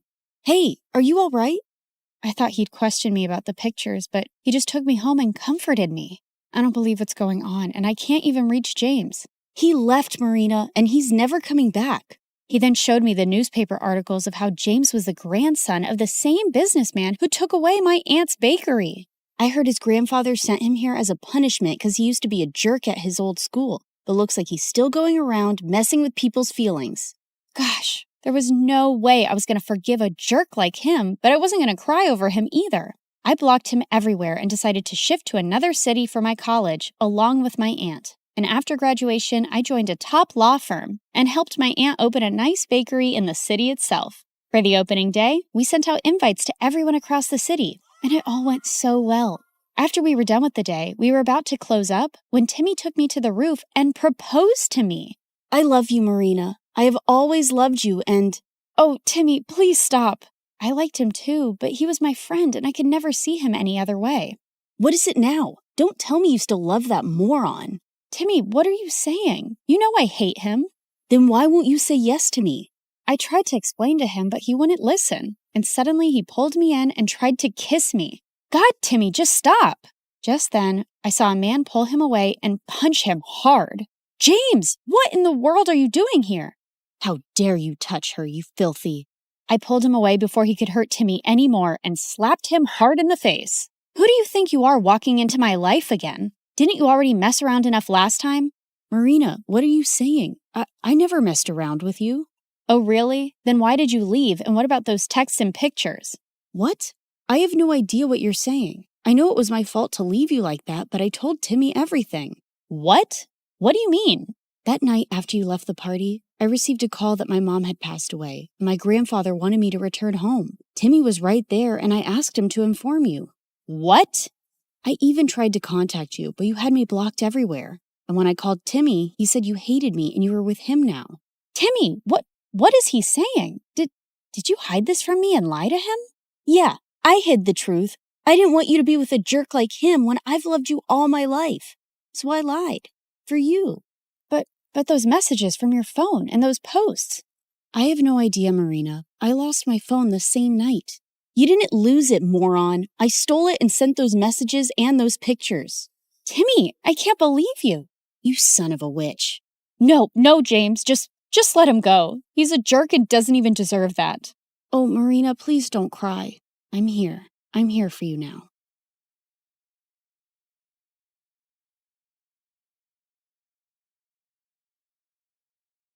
Hi there, I'm Ellie, and I've got a story that'll make you laugh, cry, maybe even question your own sanity. But hey, don't we all need that from time to time? So like and subscribe and strap in, because this roller coaster is about to take off. You see, I was born with a slight anger problem, the kind that made me want to karate chop a stuffed animal when I was just 5. Yep, I had anger issues. On a sunny day at the park, 5-year-old me just wanted to have fun on the swings and slides, but things took a different turn. I'm gonna slide like a penguin. Move it. I'm going first. Hey, no cutting. That's not nice. Do I look like I care? The bully pushed past me, smirking. Feeling furious, I climbed the ladder fast with my juice box in hand. You'll be sorry, mister. I squeezed the box hard, squirting juice straight into the bully's eyes. Then I slapped him and pushed him down the slide, and his nose started bleeding. He started crying like a baby, and his dad came running over. What is wrong with you? Behaving like a monster? You should be ashamed of yourself. I picked up a pebble and threw it at him, but it missed him by an inch. Don't tell me how to feel. You should be thanking me for teaching your awful kid a lesson. I threw another pebble at him and then ran away. Mom and Dad yelled at me all the way back home. I cried and said sorry. Then I jumped onto my parents and smothered them with kisses till they forgave me. Yeah, I think I'm a kind person in general. I mean, as long as I'm not angry. Fast forward to 1st grade, and there I was, little Ellie, eager to make friends at school. One day during recess, I spotted a group of girls playing hopscotch, and I approached them. Hey you, I think we should be friends. No thanks, I already have friends. Well, that didn't go as planned, but I wasn't giving up so easily. Oh yeah? Well, you haven't met a friend like me. I started shouting and spinning with my arms spread out like a wild little windmill. I even threw my sandwich on the ground. I'm fun, I'm cool, and I'll bring snacks to share. So why wouldn't you want to be my friend? Say yes, or you'll regret it. Say it. The girl hesitated, then let out a sigh. Okay, fine, I'll be your friend. Please, just stop yelling at me. And just like that, I made a new friend. Her name was Lucy, and she was the best. 2 years later in 3rd grade, my family told me one day that we had to move for Dad's job. Scared of losing Lucy, I got really angry. I won't leave Lucy. She's my best friend, and I'm not going anywhere. I protested by staying in our backyard treehouse, and I refused to come down till my parents changed their mind. We know you're upset, but we have to think about what's good for the family. But when I didn't budge, my parents caved after a few days. I was so happy, I finally climbed down from the treehouse. And I learned that standing up for what matters can make a difference, and that my anger was the best thing I had. It gave me whatever I wanted. What I didn't realize back then, though, was that Lucy eventually figured she could take advantage of my anger issues to get her way, too. If she wanted something from someone, she'd come up with a sneaky plan to get me all riled up against that person. Yeah, it always made me the bad guy fighting and bullying people, while Lucy looked like she was the nice, calm friend of a monster. But no one got seriously harmed. As we entered middle school, though, Lucy started doing it more frequently and for bigger things, and I began getting into serious trouble. Like one day, Lucy came to me saying that Mrs. Thompson had called her into her office and said she was giving her a C- on her project. You know what else she said? She told me that I should get myself a better friend because you're distracting me with all your fights and affecting my grades while you get good grades yourself. She even said that you hang out with me just so you can feel better than me. Can you imagine? What? That's not true. Of course I know that. Listen, in today's lesson, I'm gonna confront on her about this psychological manipulation. And if she sneezes a lot, it means she's nervous that I've told you everything she said. You know all the teachers fear you, but Mrs. Thompson is always sneezing because of her allergies. Yes, but sneezing a lot means she's nervous and she's hiding something. She told us that once, but I guess you forgot. Lucky you have me to remind you. When it was Mrs. Thompson's class, Lucy gifted her a red nose, and seconds later when she confronted her about the manipulation, Mrs. Thompson started sneezing like crazy, and I felt furious. How could you? I thought you were a nice teacher, but you're just like the rest. And with that, I pushed her hard. She fell down and screamed in pain. While everyone's attention was focused on me, Lucy sneaked into Mrs. Thompson's laptop and changed her own grade on the project. Mrs. Thompson broke her arm, and I got suspended for 3 weeks. My parents were furious with me and insisted that I tell them exactly what happened. When I did, Mom said that Lucy was the manipulative witch here. I yelled at her and didn't talk to her for days. How could she say that about my BFF? Days later, I visited Lucy, and her mom opened the door and looked at me like I was some cockroach. Ugh, you again. What do you want? I heard what happened with Mrs. Thompson. Why can't you be a normal human being? Poor Lucy, she almost failed her project because of you. What? Yeah, you're crazy and you're affecting my child. She'll end up failing all her classes because of you. Why does everyone keep saying that? Because it's true. Hey, listen, you silly woman. I was about to scream at her when Lucy showed up and pulled me inside her bedroom. Please, Ellie, you can't talk to Mom like that no matter what she says. But I'm a good friend and I forgive you. Now calm down, girl, and take the Snickers bar. I know it's your favorite candy. Lucy had clearly been spreading lies about me, but I was too blind to see it back then. And when I returned to school, things were a bit different. A new girl, Isabella, had joined our class. She was rich, pretty, and quickly became popular. Lucy seemed annoyed by her existence, but she seems like a cool girl to me. Till one day, Lucy and I saw Isabella walking out of the bathroom, and I noticed a marker in her hand. Lucy went in to use the bathroom as I waited in the hallway, but moments later, she came out, dragging me back into the bathroom with her. OMG, you gotta see this. You won't believe what Isabella wrote about you on the door. It's totally her handwriting. I'm so done with this annoying psycho Ellie. She's always bullying everyone. I want a peaceful, calm school that I can brag about to my rich friends. I offer $1,000 to anyone who can get rid of her. DM me on this Instagram account if you're interested. What a stupid, ugly witch. Furious, I stormed over to Isabella. How dare you write that about me on the bathroom door? I saw you with that marker, so don't you dare lie to me. Ellie, seriously? I had a marker, but I was working on an art project. I didn't write anything about you. Oh, yeah? Well, Lucy seems to think it's in your handwriting, and Lucy said that? Okay, you should stop listening to that friend of yours. She's just using you like a puppet. Can't you see it? For some reason, Isabella's words struck a chord with me, like she just said something out loud that I kinda already knew. But I quickly brushed my thoughts away. You don't know anything. Just leave me alone. But Isabella didn't leave me alone. She'd always make an effort to talk to me and waved at me with a smile. I started warming up to her, and we got closer. But that drove Lucy crazy. One day during lunch, I was sitting with Isabella, laughing and chatting, when Lucy stomped over angrily. Ellie, how could you ditch me for Isabella? After all we've been through together?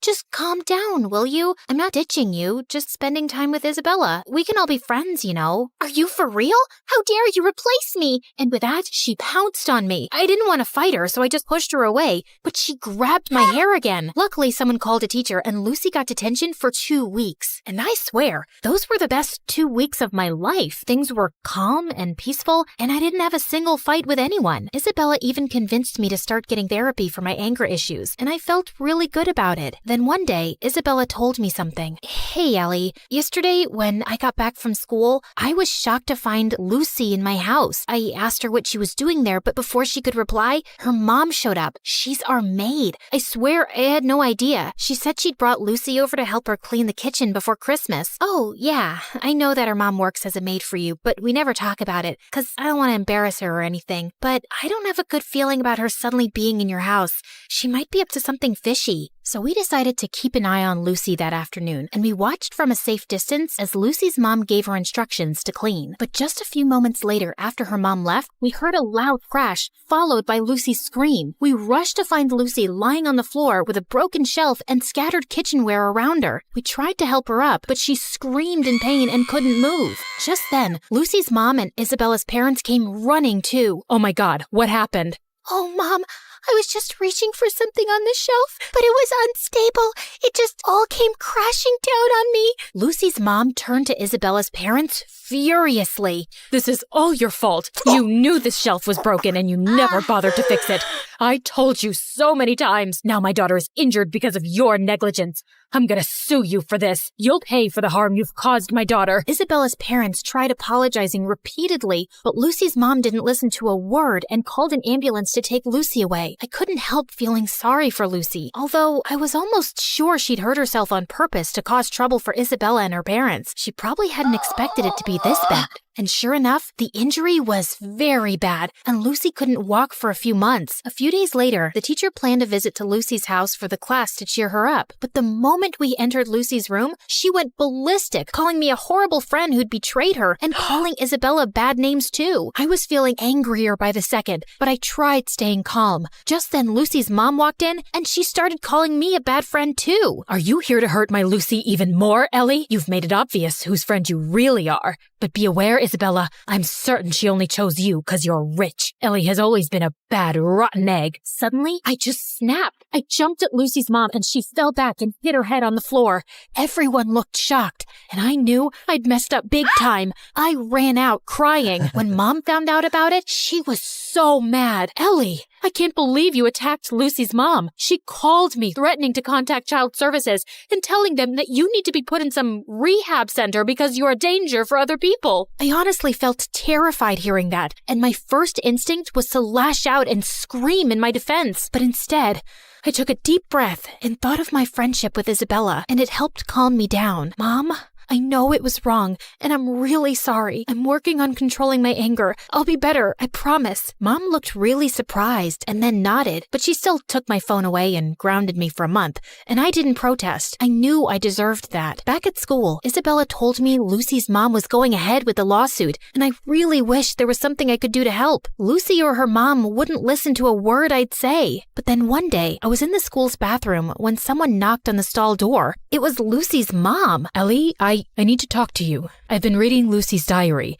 and I've discovered the truth about her actions. She's been using your anger issues to her advantage. I sometimes had a feeling that something was off with Lucy's behavior, but I never knew for sure. Are you still gonna sue Isabella's parents or report me to Child Services? No, I just wanted to apologize to you, and I won't be causing you or Isabella's parents any more trouble. I'll also get Lucy the help she needs. We might even move to another town and live with my sister if it means Lucy can get better therapy. I'm so sorry for everything, Ellie, and I want to thank you for being a good friend to Lucy, despite everything. With that, she gave me a quick hug and left. I felt tears pricking my eyes. I was kind of sad I wouldn't get to see Lucy again, but I also felt lighter and free. Moments later, Isabella walked in. Ellie, everything's gonna be okay. Isabella hugged me tight, and for the first time in a long while, I felt like everything would be okay.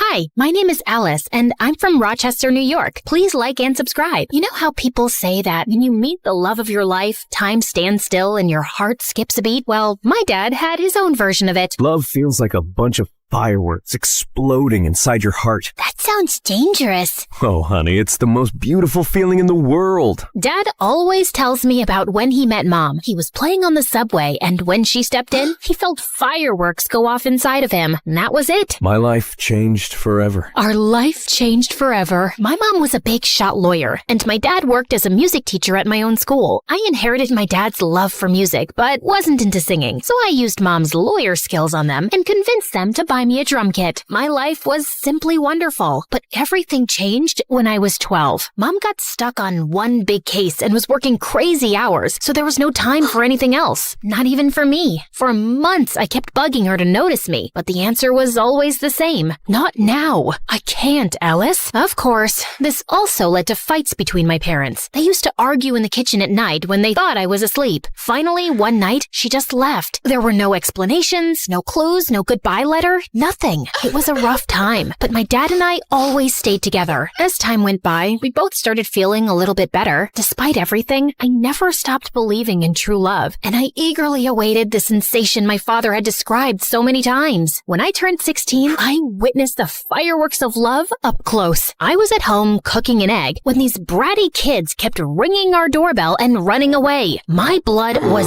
boiling, so I decided to teach them a lesson at the next bell. I flung open the door and spattered the egg right onto them. To my surprise, it was Luke, one of my dad's guitar students. He was one of the most popular, truly dreamy, funny, and kind guy in our school. Oh no. This egg. Lucky you. You just won a tuition discount from Dad. I quickly made this up, but he kept staring at me in complete awe. Then it happened. It struck him like lightning, just like my dad described. The whole fireworks and electricity package. Hi, Alice. I love you. But here's the twist. I didn't feel the same way. However, from that moment on, Luke embarked on a mission to win my heart, while I tried to refuse his advances without hurting him. Flowers for you, Beaut. Bees. It has bees. I baked brownies for you. Thanks, but I prefer vegetables. He invited me to the amusement park, but I pretended to be dizzy when he was going to kiss me on the Ferris wheel. And then he also asked my father for my hand. So, what do you think? Tell him that he has to provide 4 sheep, 5 cows, and 1 unicorn in exchange. Yet Luke never gave up. And finally, he went all in. He performed for me on my balcony, singing the very same song my dad used to woo my mom back in the day. And I swear I could see Dad helping him the whole time. Then he asked the big question. Do you want to be my girlfriend? Luke, I like you, but... I'll take that. I... It's a love story, baby. Just say yes. I know what you might be thinking. How could you not love Luke back? He sounds like the perfect guy. And you'd be right. He was everything I could have wished for, and more. He even quoted Taylor Swift for me. I decided I should give him a chance. Maybe the fireworks would appear slowly for me. Okay, let's do it. After a few months, things were going great. He was a great boyfriend, and I cared for him. One day, as we hiked up a hill, my foot clumsily met a cluster of rocks. I was about to fall when Luke grabbed my hand and held me. Are you all right? I nodded. The sunlight hit him just right, and he looked just beautiful. He leaned in, and he rewarded my safety with a kiss. It was a scene right out of a movie. Come on, guys. You see? I tried, but I just couldn't help feeling nothing. By the time we reached the top of the hill, I decided to end things. Luke deserved someone who could truly love him. After a brief pause, I managed to muster the strength to share my feelings. However, as I looked at him, tears were welling up in his eyes. Alice, there's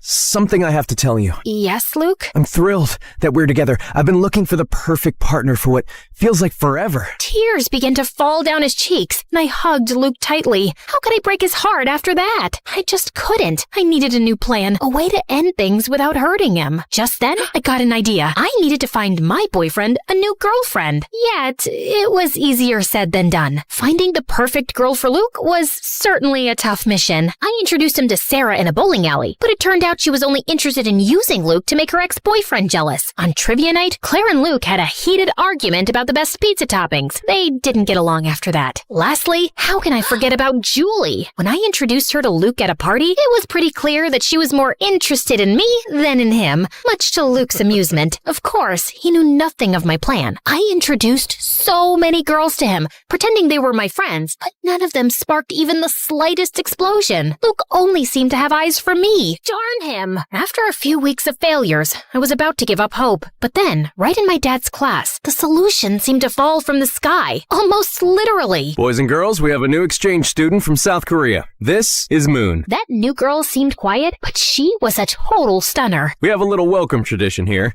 You've got to sing us your favorite song while standing upside down. What? You could actually see Moon's soul leaving her body. Kidding. But come on, it'll be a blast. So, which song are we going with? For a brief moment, Moon seemed to be torn between making a mad dash for the exit, pretending to faint, or fighting my dad to ignore his request. Love Story by Taylor Swift. Bingo! That was the girl who was gonna sweep my boyfriend off his feet. I couldn't have been more thrilled. Above all, she had a beautiful voice. She was perfect for Luke. As soon as the class ended, I walked up to Moon. Hi, I'm Alice. That was amazing. Thank you. I just hope I don't have to do that to introduce myself in math class. Don't worry about it. cute. The gym teacher might make you do some push-ups in front of the whole school, but apart from that, well, that's it. I'm going back to South Korea. She even had a great sense of humor. By the way, the music teacher who just made you sing in front of everyone is my dad. But don't hold that against me. I won't. He seems cool. He is, in his own unique way. Surprisingly, considering that if my plan worked, Moon would steal my boyfriend from me, the two of us immediately hit it off. I was happy to make a new friend, but the most important thing was that I had an inkling right from the start that she and Luke were a match made in heaven. I had to rush to my plan. By the way, I'm in a band. Ever considered becoming a rock star? A rock star? Sure, but only if we get to wear sunglasses indoors. Of course. You can't make great music if you don't look cool. With my master plan in motion, I organized a rehearsal in my garage for that same night. As usual, Luke and I began a friendly battle over which song to play next. But just as the tension was mounting, Moon made her grand entrance. Hi there. When Luke turned to meet her gaze, something magical unfolded between them. Their fireworks were so intense that for a moment, I thought the neighbors were bombing my house. Hi, I'm Alice's Luke. Nice to meet you, Alice, Luke. I'm Moon. That's a beautiful name. Moon turned red as a tomato. I mean, it's cute. I mean, it's not, horrible name. They were so awkward and cute that they looked like two penguins trying to dance. The first part of my plan was complete. Over the next few weeks, I did everything to bring my new friend and boyfriend even closer. I planned this adorable picnic for the three of us, but then I faked a stomach pain, so they both got time together. Alice, are you okay? Oh no, not again. What's wrong, Alice? It's my, pigmentitis. Okay, let's go see the doctor. Clearly, my plan failed. Next time, I took them to the movies to watch an old, sappy romantic film. Where's Alice? She told me she wasn't coming because she hates Sandra Bullock. She hates Sandy B? Is that even possible? Right? I said exactly the same thing. They watched the movie together. All the while, I was lurking secretly in the background. In a particularly romantic scene, their shoulders leaned against each other. They locked eyes, and their lips came closer. It seemed that it was the moment, but... Want some more popcorn? Yeah, sure. So close. By the way, I, of course, don't hate Sandra Bullock. Slowly, I was running out of ideas and excuses. I even signed us up for a romantic bread baking class, only to remember right beforehand that I was gluten intolerant. Silly me. Since when? It's very recent. I don't want to talk about it. We can make gluten-free bread. It's not the same. Go on without me.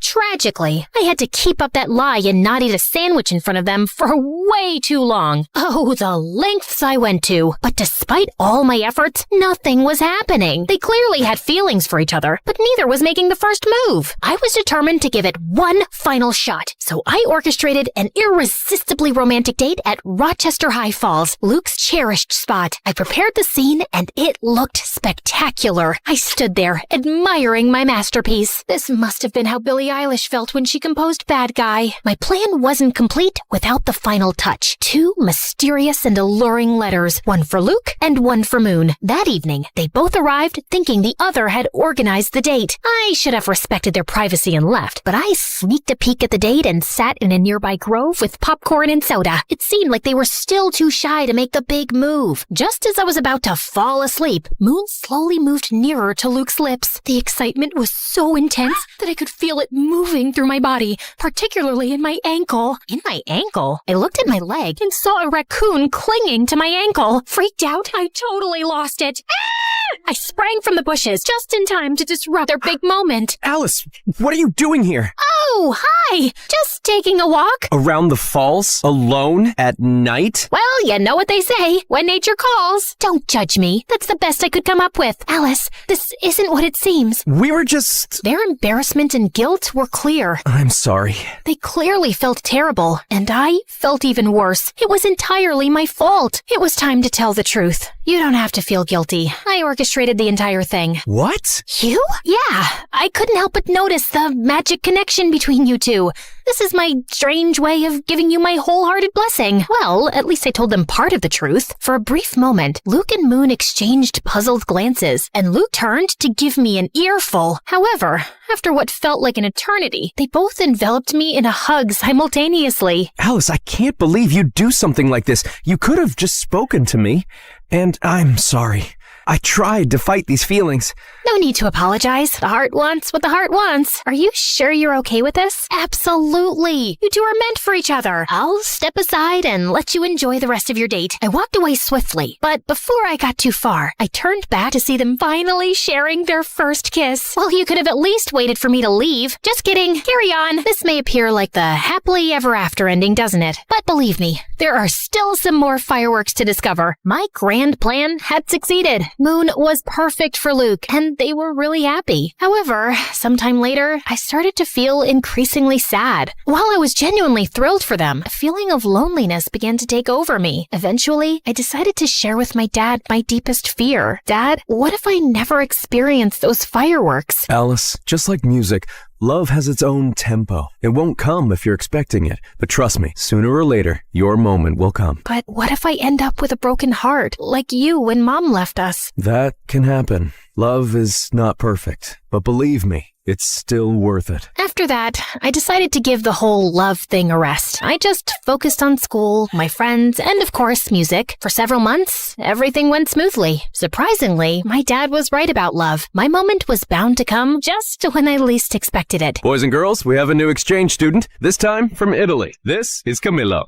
And that was it. Boom, boom, boom. Just like my dad had predicted, my moment to feel the fireworks had arrived, and it came on strong when Camillo strolled into the classroom. I couldn't take my eyes off of him.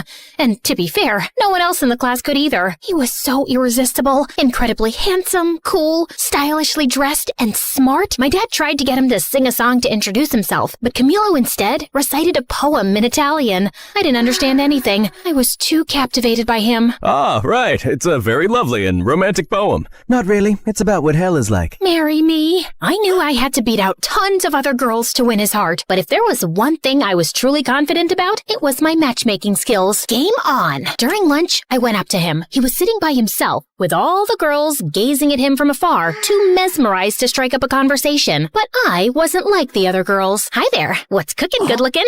Not my best pickup line, I know. Hi, you. Alice. Oh, right, Alicia. Already? My name, or a variation of it, coming out of his mouth made me shiver. What are you reading? Robert Frost. Oh, he's the one who invented frosting? Because if so, I want to congratulate him. No, he was one of America's most renowned poets. I felt like my confidence had crumbled like a house of cards. I guess I'm more of a takeout menu reader.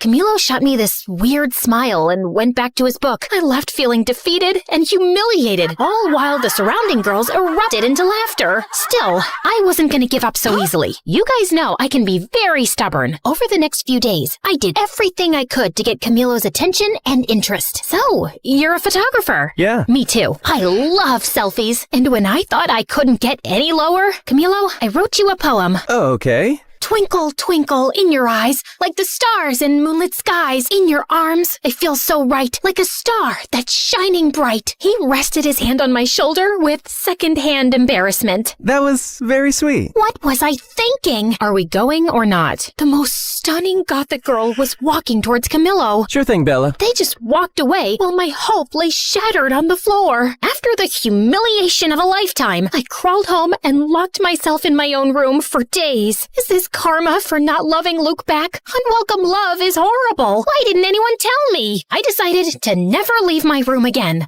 But Luke and Moon swooped in to save the day. Alice, what are you doing? We were worried about you. You haven't been to school for days. And I'm not going back. I'm officially a hermit now. Come on, Alice. You can't give up so easily. What else can I do? He's too cool and smart for me. And he clearly has a thing for goth girls. Well, maybe that can be arranged. Moon showed me the flyer for a costume party happening the next day at school. Maybe this wasn't quite over yet. The following day, I visited Moon's house for the first time for a unique makeover session. She was determined to transform me. And after an intense half hour of makeup and dressing, I emerged as a whole new person. Camillo will be head over heels for you. After a while, I headed downstairs to her kitchen to grab a glass of water. Moon's house was massive and a bit eerie, with dim lighting and an unsettling silence. As I turned the corner, I bumped into a tall, mysterious guy.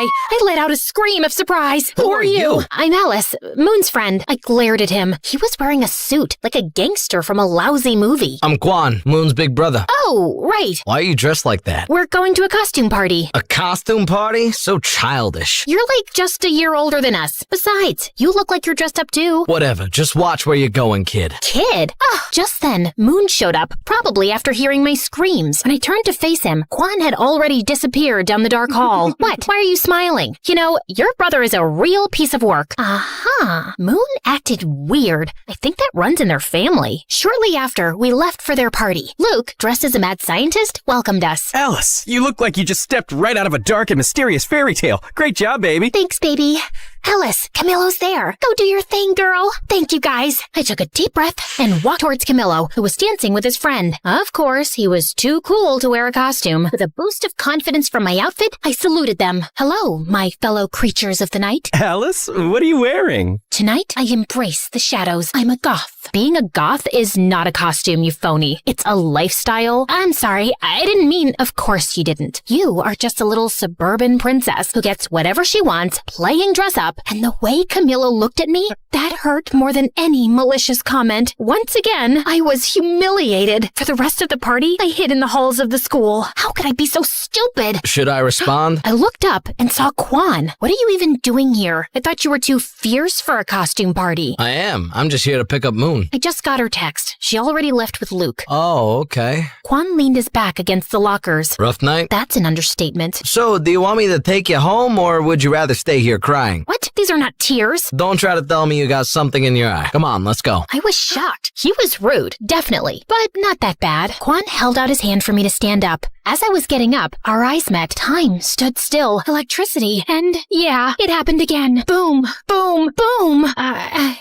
What? Did you hit your head or something? No, it's just that, I don't know. Forget about it. I'm fine. If you say so. As Quan drove me home, I kept looking at him out of the corner of my eye the whole trip. I was spellbound. I tried to strike up a conversation with Quan, but he didn't pay much attention to me. So, tell me about yourself. Pass. Come on. What do you like? Silence. Clearly, Quan was not very interested in getting to know me. Soon after, he dropped me home. I couldn't believe it. After years of dreaming about those fireworks feelings, I finally got them. Twice in 1 week. Plot twist? Both guys are just not that into me. This was obviously karma. It was Cupid's way of getting back at me. Destiny laughing in my face. Or maybe it was just my teenage hormones. I hate my life. But what I didn't know was that Moon hadn't left the party when Quan arrived. In fact, she was in the bathroom and saw and heard my entire conversation with her brother. Although Quan didn't notice my fireworks explosion, Moon did, and decided it was her turn to play Cupid. Moon started finding excuses and forcing situations for Quan and me to spend time together. She would invite me to her house, but when I arrived, she wasn't there. Is Moon home? For the 4th time this week, she's not. Despite how Quan acted like he didn't care, Moon was determined to make it happen. She even locked us in an escape room. I guess we're gonna have to solve this to get out. This could take a while. The key is under that armchair. Oh, right. Then, Moon planned a movie date with Quan and me, and then left us. Yeah, she used my own little scheme against me. We got into the wrong screening room and ended up watching a children's movie. This is so boring. Wait, are you crying? No, I'm not. You're crying. OMG, you are! Shut up. It's just a beautiful tale of friendship between a duck and a shark. After that, he started talking to me, and slowly, I understood that his whole bad boy facade was simply a shield Quan put up when he moved here to cope with this unknown and new place. He actually could be really kind and sweet. One day, Moon set up a sort of double date with me and Luke and dragged Quan quite literally into a bowling alley. The evening turned out to be an absolute blast. We enjoyed some good food, sent those bowling pins flying, and shared laughs like there was no tomorrow. Quan even dropped his tough guy persona and had an amazing time. I felt that slowly, we two were growing closer. Great strike, Alice. Thanks. I learned from the best. I didn't know I was the best. Who says I was talking about you? The only problem was that Luke found out what Moon was doing, and he wasn't too happy about it and cornered me. Alice, Quan's not right for you. He once told me, if you hurt my sister, I'll turn your hair pink. And he walks around in sunglasses indoors, too. And don't even get me started on his weird spoons collection. Did you see the massive plastic to fancy spoons display in his room?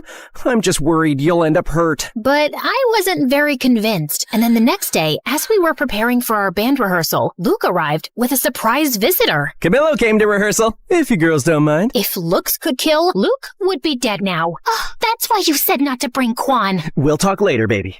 I tell you, man, we have the best drummer in town. So, he has decided to play matchmaker too. Go on then. During our practice, I was super nervous, way more than usual. But then Camilo did some really nice things that made me feel a lot better. I think I did pretty good in the end. That was great, Alice. I didn't know you were so talented. Thanks. That made me melt, literally, right there on the spot. For the next few weeks, I was caught in a love triangle with Quan and Camilo, and tangled in a dispute between friends. I felt bad, but chose to go with the flow, hoping to solve the puzzle of my heart. But things turned into some kind of competition between them, and in order to win, they went big. Luke orchestrated a fantastic carnival date for Camilo and me. Amidst the chaos, we laughed, won games, and feasted on cotton candy. I even won him a huge stuffed animal. Thanks! Elephants are my favorite animal. I'm more of a grizzly bear girl, but elephants are pretty cool. Then, Camilo and I rode on an intense roller coaster in an odd moment of calm. Before the car sped off again, Camilo pulled out his camera and took a picture of me. What are you doing?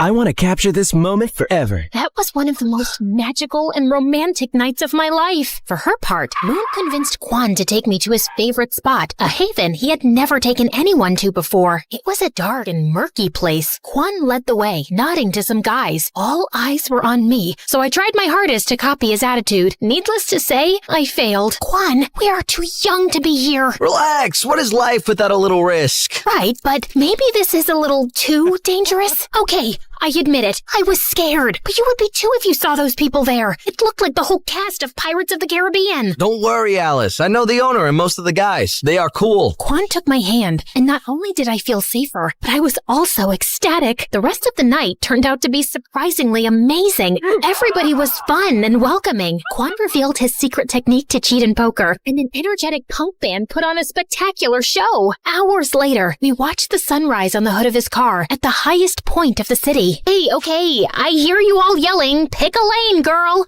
But come on, deciding between Camilo and Quan is like choosing between chocolate and vanilla when you love both. It's driving me nuts too. It was impossible. Like Camilo wrote and recited to me in an open reading the most beautiful poem I had ever heard. But then Quan got us the chance to play our first gig in the same place he took me. Clueless of what to do, I turned to the greatest source of wisdom I knew, my dad. Okay, yes, I was truly desperate. Dad, is it possible to be in love with two people at the same time? My dad took a deep breath before answering. Alice, time has taught me not to put any limits on love. Love can be many different things. It constantly mutates, so maybe it is possible. And what should I do? I can't date two people at the same time. No, you have to be mature and thoughtful. Take care of your feelings, but also those of others. But I don't know how to decide this. If you are stuck in this situation, you might not be ready for love. Maybe the best thing to do now is to focus on yourself. And it wasn't very helpful. Maybe my dad wasn't the fountain of wisdom I thought he was. Before you guys go off in the comments, I know this is like the best kind of problem any girl my age could have. For days, I ignored both Camilo and Quan, but finally, the day of the concert arrived. Surprisingly, I was pretty calm. Well, that was until I saw both Quan and Camilo in the audience. At that moment, all my fears surfaced and I completely panicked. I couldn't face it and locked myself in the dressing room's bathroom. Alice, what are you doing? We have to go on stage in 5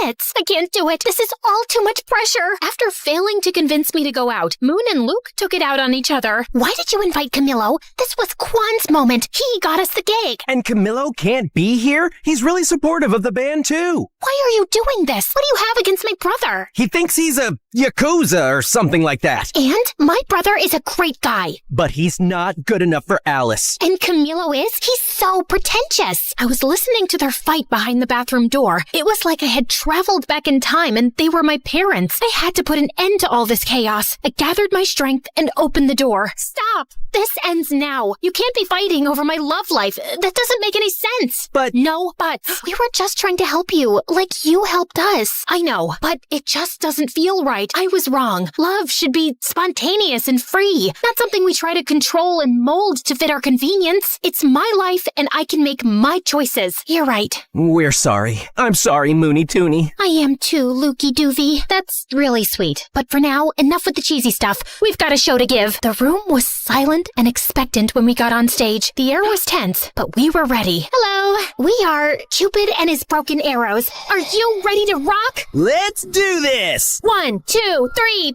4. The show was incredible. To be up on stage playing our music was a life-changing moment. There, I felt everything. Electricity, adrenaline, nervousness, and firework.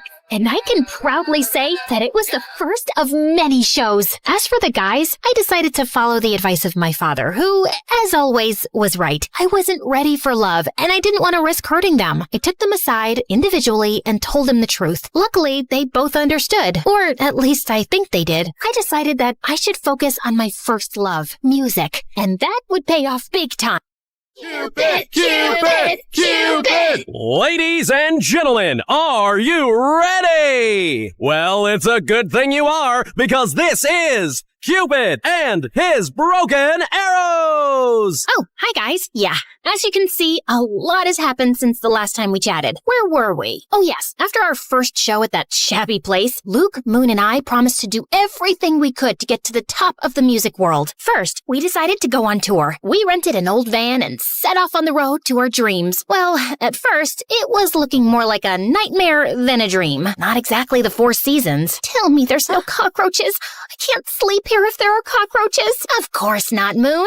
Maybe just some 8-legged roommates, but I'm sure they're very friendly. The top bed's mine. Those first few weeks were challenging and scary, but Luke, Moon, and I stuck closer than ever. Sometimes literally. Relax, guys. Nothing bad ever happens to teenagers in horror movies, right? Initially, our gigs were confined to really small and quiet venues. Good night. We are Cupid and his broken arrows. Yeah, there were literally more crickets than people, but slowly, people caught wind of our shows. Our songs started popping up everywhere, and we gathered a group of loyal fans. It wasn't an overnight thing, but somehow we became kind of famous. However, the sudden fame had its downsides. The biggest downside of them all was him. That's Trevor, our manager. He discovered us when we were playing in a tiny, sleazy venue in Los Angeles. Hello, kids. I'm gonna make you stars. Talking about terror? Oh, I mean Trevor? See? It's like his name was meant for a crooked manager role. I'm just spitting straight facts here, guys. Where do you dream of playing? Just name it.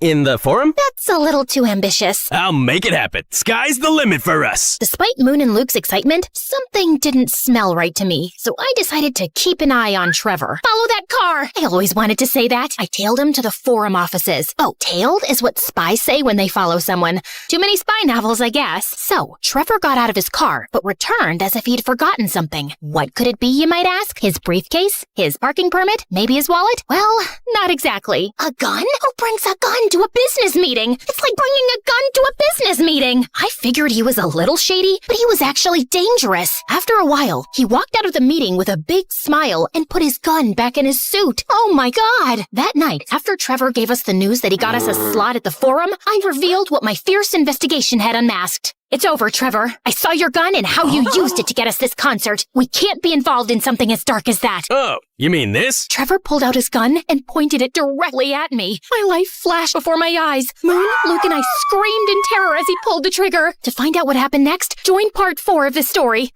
Now relax, I'm just kidding. Trevor fired, but all that came out of the gun was water. Phew, that was a close call. Well, maybe not really. Are you crazy? Why are you carrying this with you? For protection, in case, a small cat attacks me. And why did you use it in the meeting? Oh, that! Those guys never water their plants. They were so dry, poor things. Maybe I had misjudged him. Still, if you don't want to be involved in something as dark as me, I understand. Maybe it's for the best. No, Trevor, please don't take this personally. Alice is just like that. Excuse me? Yes, we really want to work with you. Great then. Are you in, Alice? Outvoted, I had no choice but to accept Trevor. His impact was soon felt. He devised everything for us, from trying on silly, smelly costumes, which I'm sure he had stolen from the thrift store to keep the extra money for himself, to making us do some bizarre and really embarrassing publicity stunts. Yet, while I hated to admit it, he did take us to the next level. He even got us a record deal. Maybe he isn't all that bad. He certainly wasn't the worst thing that came with fame. Paparazzi were a real headache. Hey, Alice, aren't you dating someone? People want to know about your love life. Oh, it's a full-blown love triangle. Me, my couch, and my Apple. I mean, iPhone. Seriously? Can it get any cringier? Well, I know what you must be thinking. What about Quan and Camillo? You guys are so predictable. Okay, after I told him I was not ready for love, our paths simply parted. Camillo moved to the big city to try his luck as a poet, and Quan went back to South Korea. I had accepted that love wasn't my thing, and I was fine with that. Really, I was. But it seems that not everybody was. Alice, people are interested in you and your love life. We must give them something. And before I could say anything, Trevor launched his enormous Find Alice a Boyfriend operation. When he was choosing from the pictures, from his looks, you'd think he was attempting to assemble an atomic bomb. I wish you people would stop meddling in my love life. You're one to talk. Fair point. Must I suffer all my life for that one time I played Cupid? Besides, you two are practically soulmates. I only intervened in the name of true love. Maybe Trevor will find you your soulmate. If he does, he deserves a Nobel Prize in matchmaking. Haha, very funny. Bingo! We found our man. Get ready, Alice. Trevor orchestrated a date with one of the buzziest actors in town. Naturally, he gave the paparazzi a heads up, turning the dinner into a spectacle that rivaled the Super Bowl coverage. I won't deny that he was good looking. The man could make any Greek god jealous, but he seemed to be already in a committed and very toxic relationship with his phone. It was like they were stuck in a never-ending staring contest. If a UFO landed on the table, he'd probably just assume it was dessert. So, tell me something about yourself. I have 5 million followers. Wow, I'd be concerned if that many people were following me. That's next level stalking. Huh? Alice, when's the wedding? This was beyond ridiculous. I needed a bulletproof escape plan. Something as sophisticated and brilliant as my mastermind can scheme. Hey, isn't that one of the Kardashians? A Kardashian? Where? I took advantage of the commotion to sneak out, but just as I was about to fulfill my genius escape, I bumped into a waiter sending his tray flying in the air. It landed on the head of my date. Oh my god, I'm so... Camillo? Is that you? Alicia, hi. What are you doing here? I was super surprised to see Camillo, but I had to move fast. I'm actually in the midst of an escape. Care to help me? Absolutely. Camillo wheeled over a waiter's cart covered with a tablecloth. Your chariot awaits, Your Majesty. I hopped in the cart, and Camillo carried me unnoticed out of the restaurant. After we were in the clear, we two went for a walk. By the way, I must confess, I'm a massive fan. Oh, thank you so much. People don't believe me when I tell them we used to date. Do you tell people that? Well, I know we didn't exactly date, but I don't know. Maybe I'm just expressing my wishes out loud. Are you flirting with me right now? I am. Who knows when I'll cross paths again with another star, especially with one as strikingly beautiful as you. He was going all in. I tried to play it cool. That's smooth, but I'm not gonna fall for it that easily. I did. I'm not the same girl I was a couple of years ago. I was. Besides, I know you have a way with words. He did.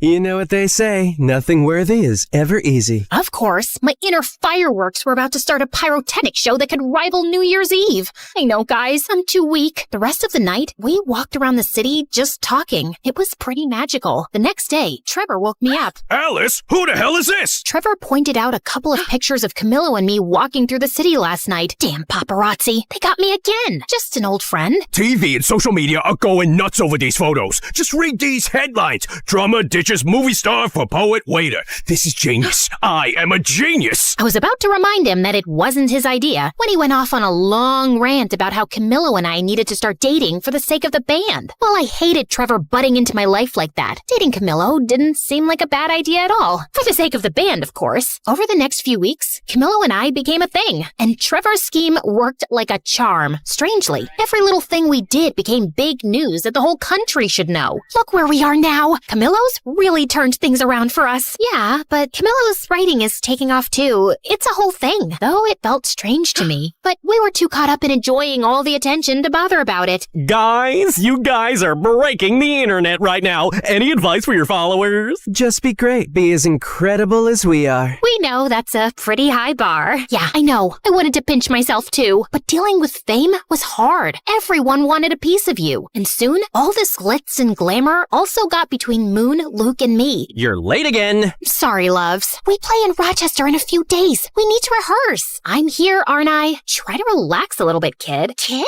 You've done hundreds of shows. It's a walk in the park. It isn't just another show.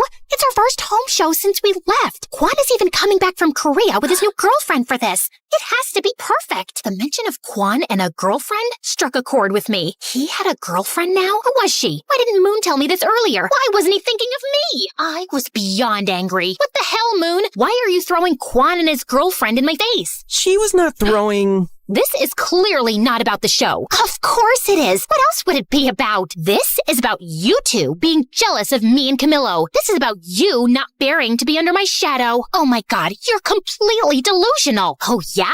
You two are completely... I couldn't think of a good enough adjective, so I simply stormed out. What I didn't realize was that Trevor was standing on the side, just watching the drama unfold. Don't stress. You don't need anyone. I think you could even go solo. What? I mean, everybody knows you're the heart of the band. You're gonna do great things by yourself. I just know it. Oh, shut up. I knew Trevor was trying to manipulate me, but he wasn't all wrong. The band thing was not working. We were always fighting, and I had Camillo. What was the point of continuing? Okay, let's do it. We decided it was best to keep it a secret until after the show in Rochester, which would be our last. I had fears, doubts, and a lot of anxiety, but Camillo managed to calm me down. I'll be right there at your side. Finally, the day of the show had arrived. My relationship with Luke and Moon was more strained than ever. To avoid them, I went to the side of the stage. The arena was packed. Everybody we knew was there. Luke's family, Moon's dad, even the goth girl was present. Wait, where's Dad? I tried to locate my father in the VIP and the crowd, but it was like finding Waldo. When even Camillo, who was supposed to bring Dad, didn't answer my calls, I started freaking out. Something felt really off. Soon after, Camillo called me from the hospital and told me there had been an accident. What? How? I was late. Then I saw your dad's accident on the way, so I followed him to the hospital. But your dad is fine. He's resting now. Why did nobody call me? They said they called his emergency contact. I'm on my way. I ran to the dressing room to grab my things. Guys, I have to go. My dad is in the hospital. Your dad? What happened? I explained everything, and despite our fight, Moon and Luke hugged me tightly. Alice, I'll drive you. Due to my shock, I hadn't noticed that Quan was there. He looked even more attractive than before. Quan,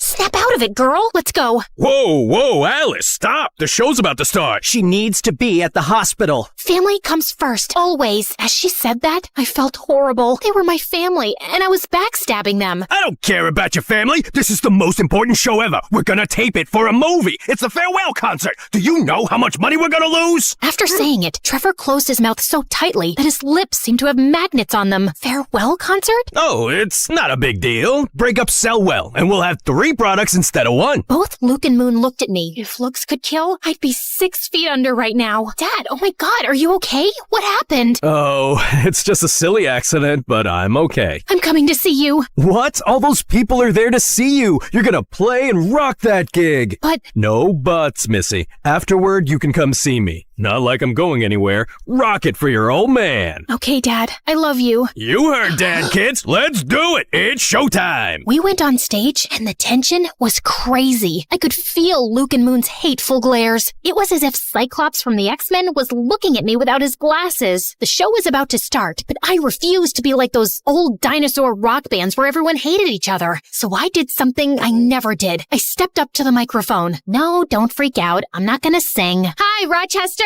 I want to dedicate this show to my family. To my dad, who needs to stop riding his bike at night, and to my siblings, Luke and Moon. No one has taught me as much about love and friendship as you two have. I love you, and I'm sorry, guys. Luke and Moon smiled at me. Now that we got that out of the way, it's time to rock. Then the show finally started, and it was simply incredible. Luke, Moon, and I played like it was the first time in my garage. The show was, without a shadow of a doubt, our best. After that, we 3 reconciled in a big embrace. While they were still angry, at least now it didn't look like they were going to scheme to murder me. Shortly after, Trevor joined us. Oh, Trevor, just the man we were looking for. What? Should we share the honors, guys? At the count of 3. 3, 2, 1. You are fired, kid. Trevor tried to manipulate and scare us with threats, but when we were together, that didn't work. That's why he wanted to split the band. He knew he could control us if we were divided. You're making a huge mistake. This is not over. Can you close the door on your way out? Thanks. We went to see my dad, and apart from a few scratches and a large cast on his leg, he was fine. You'd think I now had everything, and you'd be right. I had my band and friends back, my dad was okay,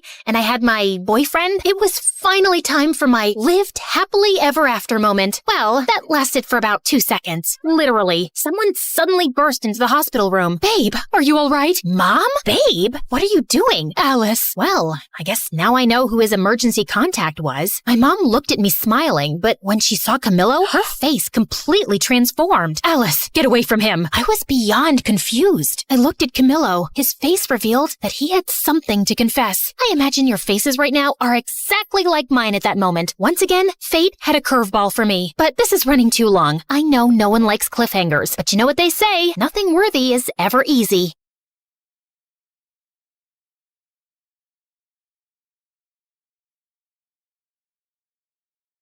Hi, I'm Joyce, and I'm from China. People think my life is perfect. A pretty face, wealthy parents, and an elite school. But what good is any of that if my family doesn't love me and favors my genius brother? All I ever wanted was for my dad to be proud of me. But I made my brother disappear, and that ruined my life. Let me start from the beginning. I look like Mom, thankfully. Dad's beauty is mostly internal. Mom is the prettiest woman I've ever seen, and she looked more like my big sister than my mom.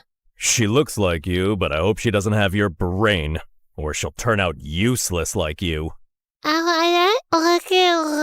Well, I had learning difficulties and barely spoke more than a few words until I was 5. Dad hated me. He spoiled my brother Dustin rotten. I wanted to impress him too, but Dustin, 3 years younger than me, was already a genius. Dustin loved me, no matter how much Dad compared us. He never let it get between us. Like this one time on my 8th birthday, Dad decided to celebrate Dustin instead of me. He invited all his employees and business partners. Dustin was on stage reciting this long old English poem called Beowulf, and people were already yawning and checking their watches. Mom and I were late because we were at the salon, and when we finally walked in halfway through the poem, every single head turned our way. People looked at us like we were movie stars. Dad came rushing over, looking pissed. What are you all staring at, huh? It's just 2 girls who care more about their looks than their brains. Joyce, you're just a disappointment. Go upstairs. Actually, do us all a favor and stay there. I went to my room, and a few people, including Dustin, gave me the thumbs up and told me how pretty I looked in my dress. So I gave them my best princess bow, threw a couple of kisses like a celebrity, and kept walking. Once Dustin started 1st grade, my parents adored him even more. Dad gave him the entire 2nd floor, 3 private drivers, and 1 jet. Maybe you're wondering why a 6-year-old needs a private jet. Yeah, me too. But when you're that rich and that obsessed with your genius kid, I guess a bicycle just doesn't cut it. Anyway, once, Dustin took me on his jet to France for breakfast. And when Dad found out, he freaked out and grounded me for weeks. I knew I would never make Dad love me, so I thought maybe being close to Dustin would help. Whenever he did something wrong, like breaking a glass or messing up the floor, I'd take the blame, thinking maybe that would make Dad look at me differently. Joyce, stop! You don't have to cover for me. Dad's not gonna love you more because you're suffering, and it kills me when he talks about you like you're nothing.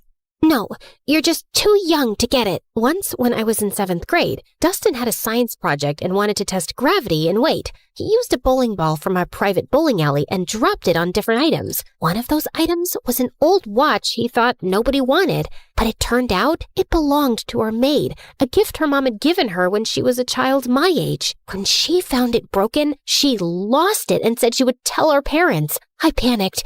I couldn't let them think their perfect kid could be this careless. So I did something I'm not proud of. I knew our maid had a sick mother, so I called her. This is Joyce. I'm sure you know who I am. Your daughter is threatening me and my brother, and I don't like that. I know you're sick and you need monthly medications, and your husband is useless and your son steals from you. And your only provider is our maid. So I advise you to talk to your daughter and tell her to back off, or I'll talk Daddy into firing her. Do it before it's too late. Then I hung up with a tight feeling in my chest. The maid didn't say anything after that. She just kept working quietly for days, and I felt terrible. I kept giving her money from my pocket anonymously for years. Then 9th grade arrived, and something completely unexpected happened. One afternoon, I was humming in the school bathroom when the music teacher happened to be hiding in one of the stalls trying to catch girls who were vaping. She heard me, asked me to sing, and ended up loving my voice. She even said I could be the lead singer for the Christmas choir. I was over the moon. And And no, of course Dad didn't come to the choir. Only Mom came. And she didn't even stay until the end because Dad called her to come home for whatever reason. But everyone else was so impressed by my voice that a few people came up to talk to me afterward, including this kind-looking man who honestly resembled Keanu Reeves, if Keanu had a paunch. I'm Peter Anderson. I'm a music producer. You've probably heard the rumors that I'm a fraud, but this town loves gossip more than the truth. Anyway, I see real talent in you, and if you're interested, I'd love to help you become a singer. Here's my card. Maybe we can talk more in my office.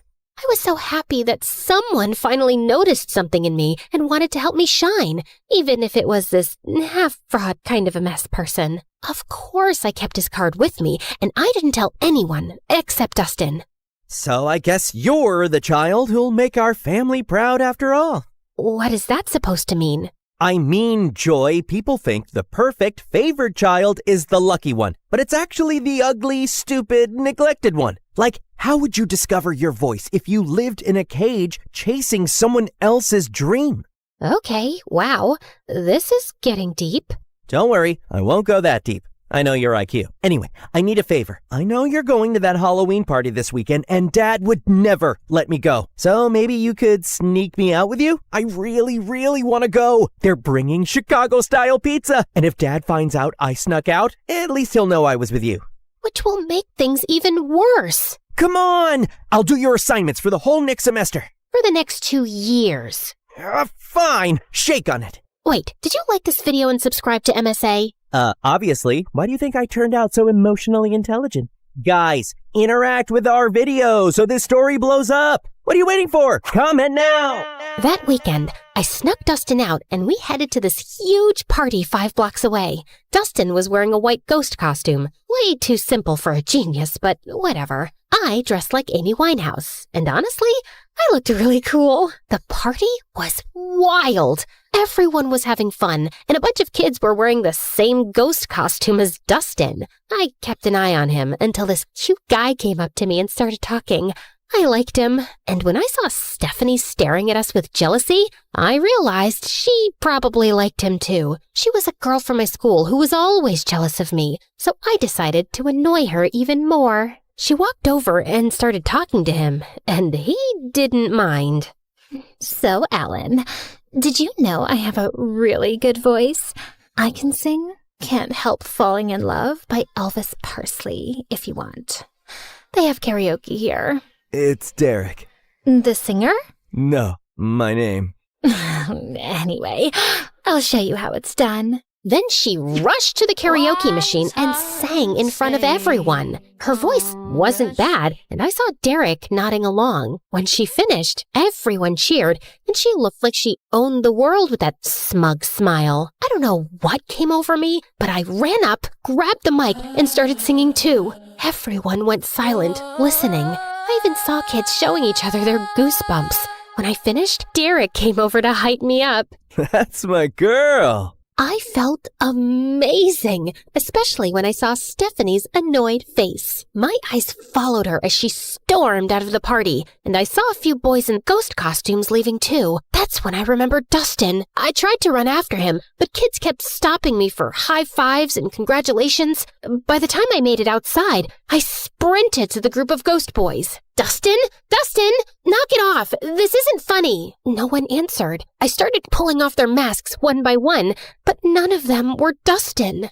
Back off, you weirdo! Panic shot through me. I ran like crazy through the streets. Dustin! Dustin! Dustin! 2 hours passed. I couldn't find him. I was so worried sick about my brother, and I knew there was no running from calling Dad. I was finished. Dad and Mom arrived with a few police officers, and Dad looked like he was about to finish me off. He lunged toward me, but Mom stepped between us. He glared at her with furious eyes.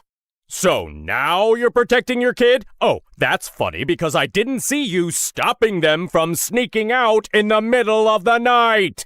The officers tried to calm him down while everyone started searching for Dustin. But another day passed, and still no sign of him. The whole town volunteered. People searched through the nights, but nothing. Every second felt heavier than the last. I isolated myself. I text Dustin every day. Stupid messages like, "Where are you?" and "Please come home," as if he'd somehow see them and reply. At night, I'd sneak into his room and sleep in his bed, burying my face in his pillow until his smell faded away. Some nights, I'd just sit on his floor holding his favorite hoodie, feeling like I'd lost the only person who ever really saw me. Dad barely talked to me anymore. Mom didn't yell at me or blame me, but sometimes I'd catch her crying alone, and she'd wipe her tears the second she saw me. "I'm sorry, Mom." She didn't answer. "Can we talk about this? I want to hear your voice. I know what happened is my fault, but I just want you to pat my shoulder, let me cry in your lap,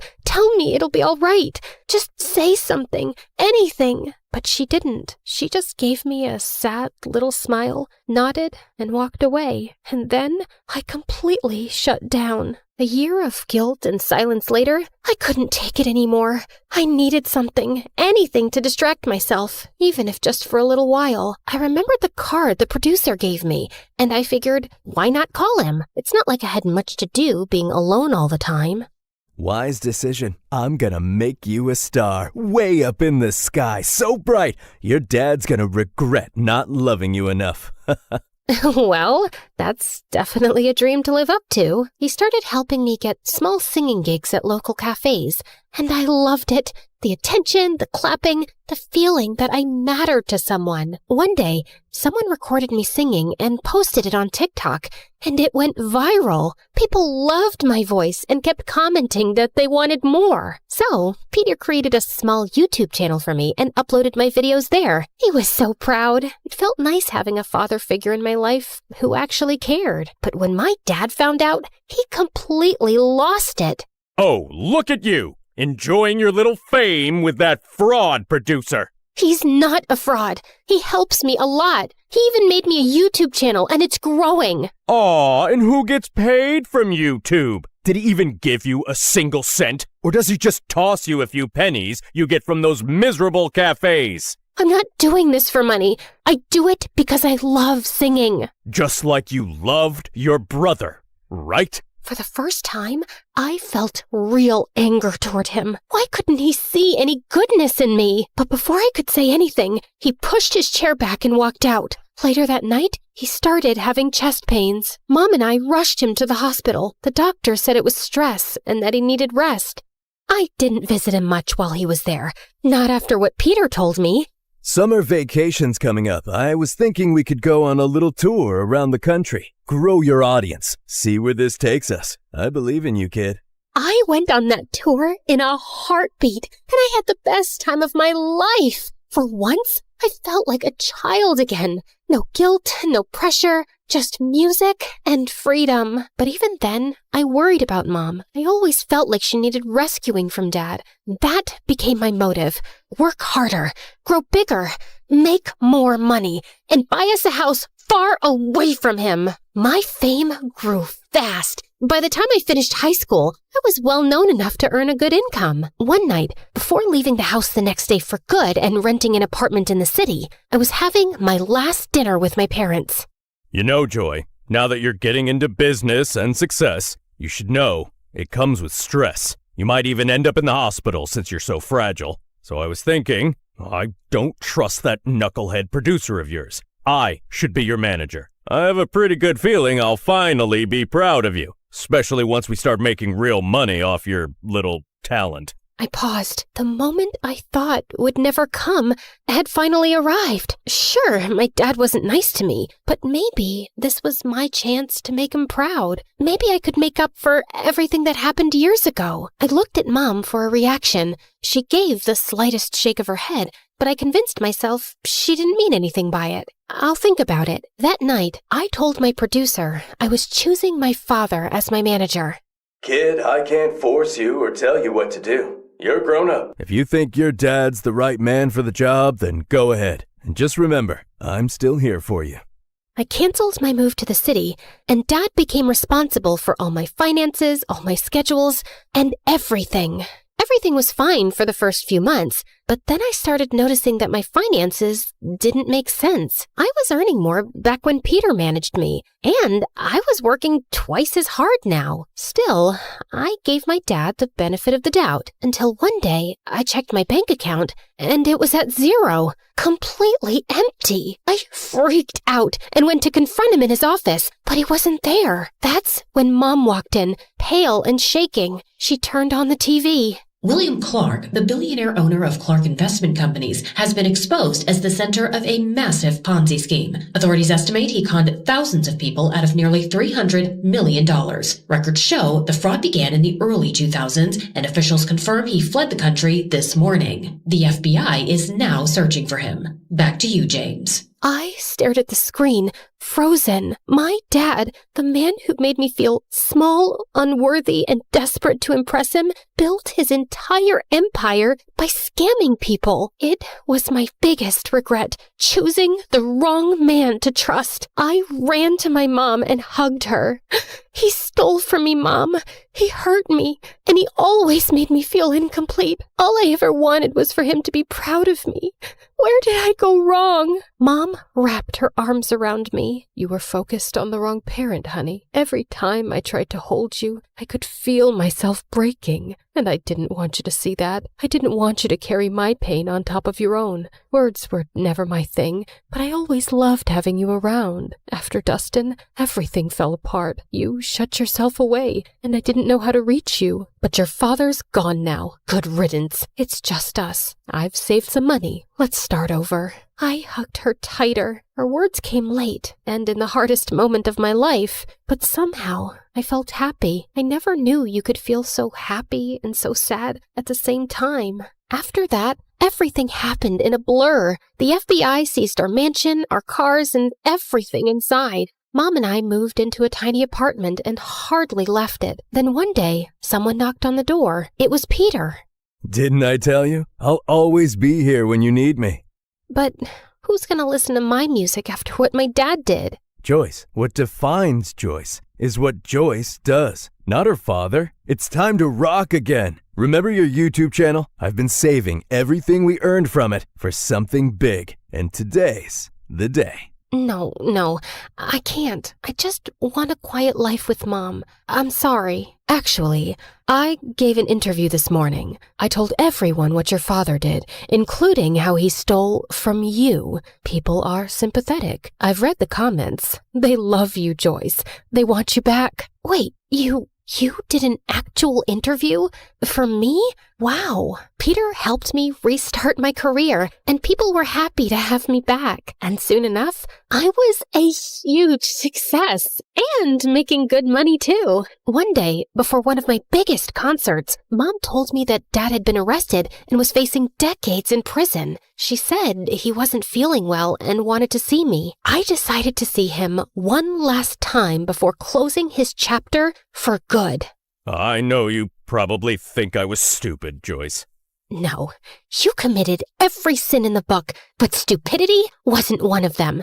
You know what? I actually feel sorry for you. You spent your whole life putting down an innocent little girl without a shred of guilt. Well, you weren't like Dustin. For Christ's sake, he was the only one who made me proud, and you had to take that away from me.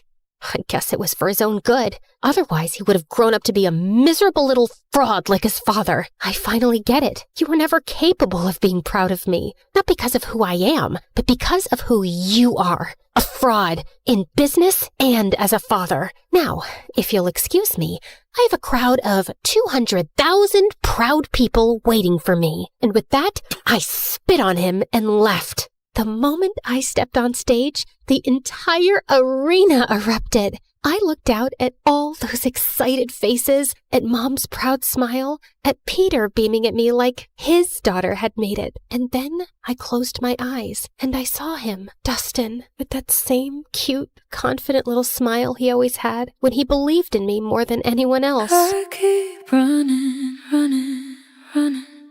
like I'm trying to outrun time. I can't stop, I can't slow down with these ghosts still in my mind. And it hits me when it's quiet, nowhere left for me to hide, so keep on moving, moving, moving, just to feel alive. But as I sang, the crowd grew louder, louder than I'd ever heard. I opened my eyes. There was a guy being lifted by the crowd, riding toward the stage, and for a second, I stepped back in fear. But then, my heart stopped. Dustin? I signaled for my security to let him through. He climbed onto the stage, and I swear the world went silent around us. I looked at him like I had just seen a ghost. The hostess rushed forward, tears in her eyes. After your mother's interview about your missing brother, the internet made it their mission to find him. He's been missing for 10 years. We interviewed him and confirmed with your mom. He is your long-lost brother. My knees almost buckled. I couldn't breathe. But Dustin spoke first.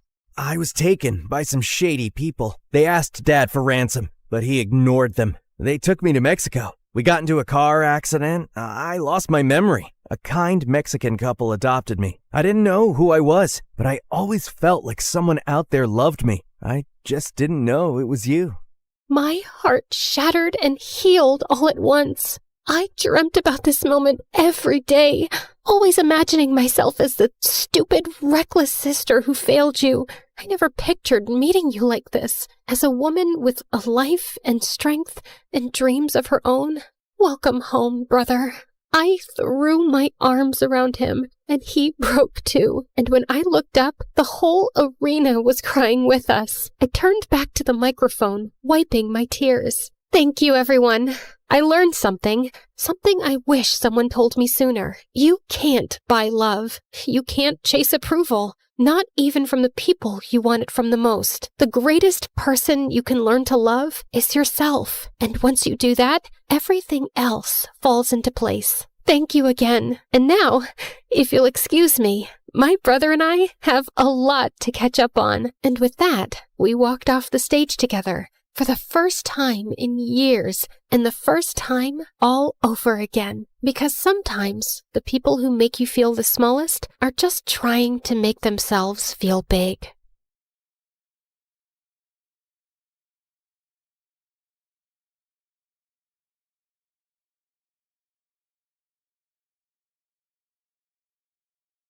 I was about to shoot my target when suddenly someone appeared from the shadows and snatched the apple away. It was the most popular guy in school, Travis, and lately he'd been flirting with me every chance he got. Let's play a game. If you miss the target, I'll have to kiss you. But if you hit it, then you'll have to kiss me. What do you say? Sure, why not? Everyone knew how good I was in archery, and as expected, it was a bullseye. Deal's a deal, cream puff. As he closed his eyes for the kiss, I called for the school cat Loki and whispered something to it. You can open your eyes now. Loki scratched his face like a wild animal as I walked away, in total satisfaction. Hi, my name is Bianca, and I'm incapable of falling in love. Well, that's what I thought. But before I continue, please like and subscribe. My mom owned a huge chain of hotels, and I was the sole heiress to the business empire. Our family name was well known already, but I'd really made us famous. Teen heiress seen kissing alleged gangster? Spoiled princess seen at archaeological site closed off for public? Princess Bianca announces to pay any amount to straighten the Leaning Tower of Pisa.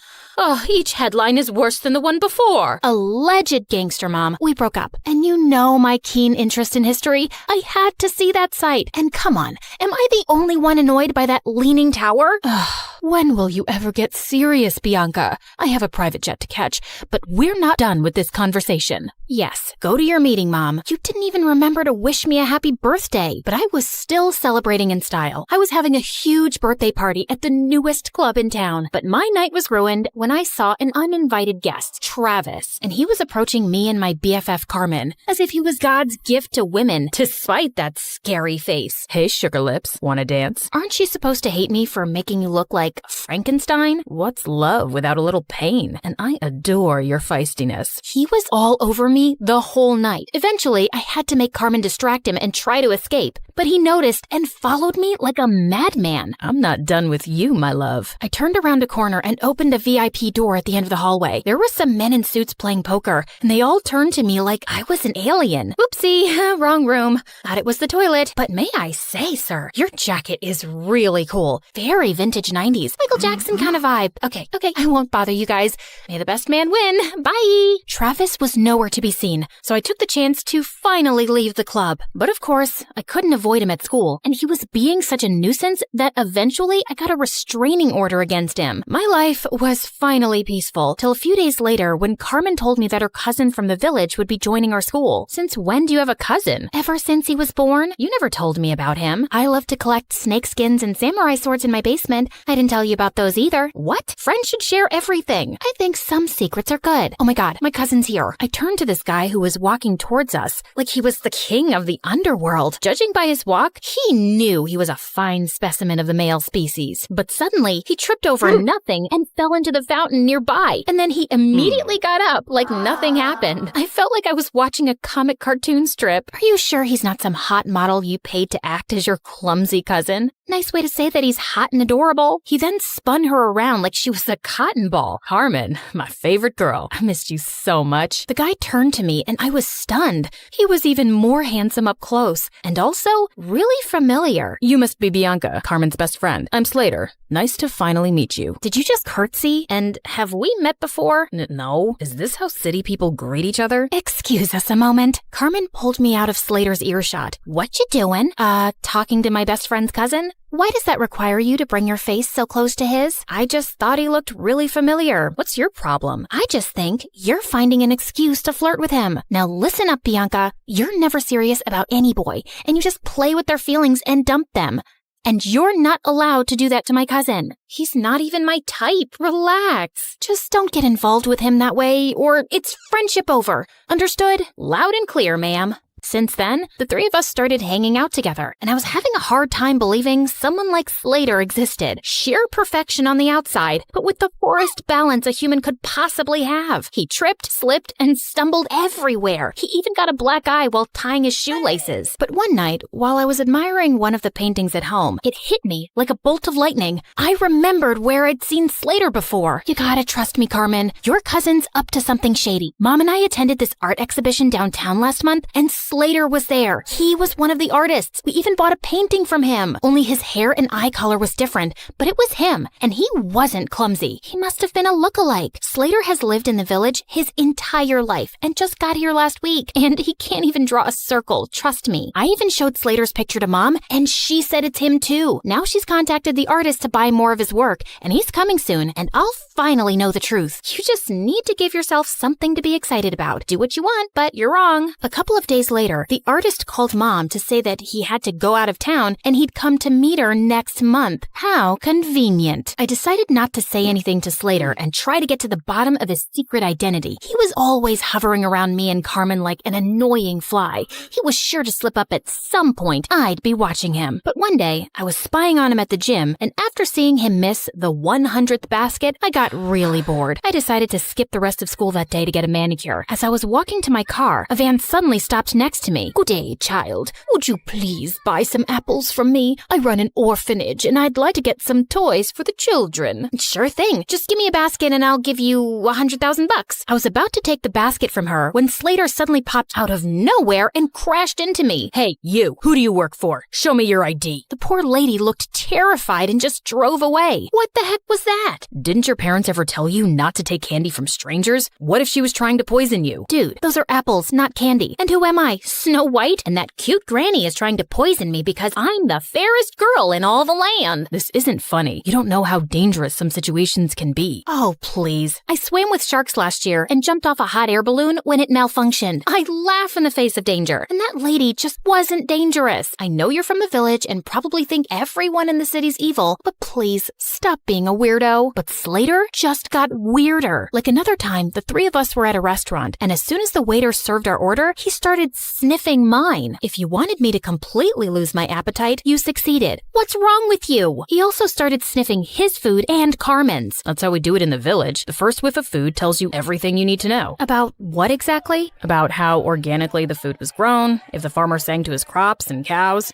I ordered a giant brownie sundae with whipped cream and sprinkles. Are you insane? Just give me that. Just then, there was a loud crashing sound next to us, and Slater jumped towards me and brought me down to the floor, covering me like a human shield. He was looking down at me, and I was a little breathless. And then I saw everyone else staring at us like we were mental. Apparently, a waiter had just dropped a tray full of glasses. Oh, my bad. I thought it was a gunshot and maybe some robbers had come in. I just acted on instinct.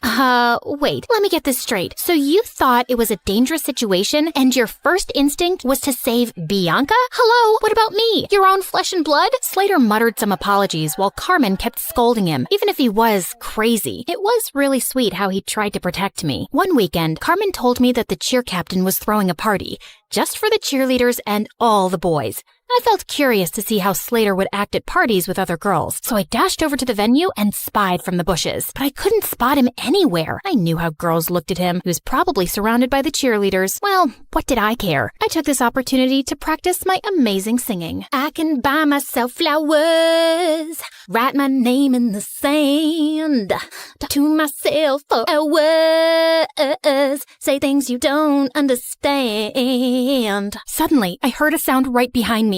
Slater, what are you doing here? Same question for you. I came here to sing flowers, 'cause there are flowers here. Duh.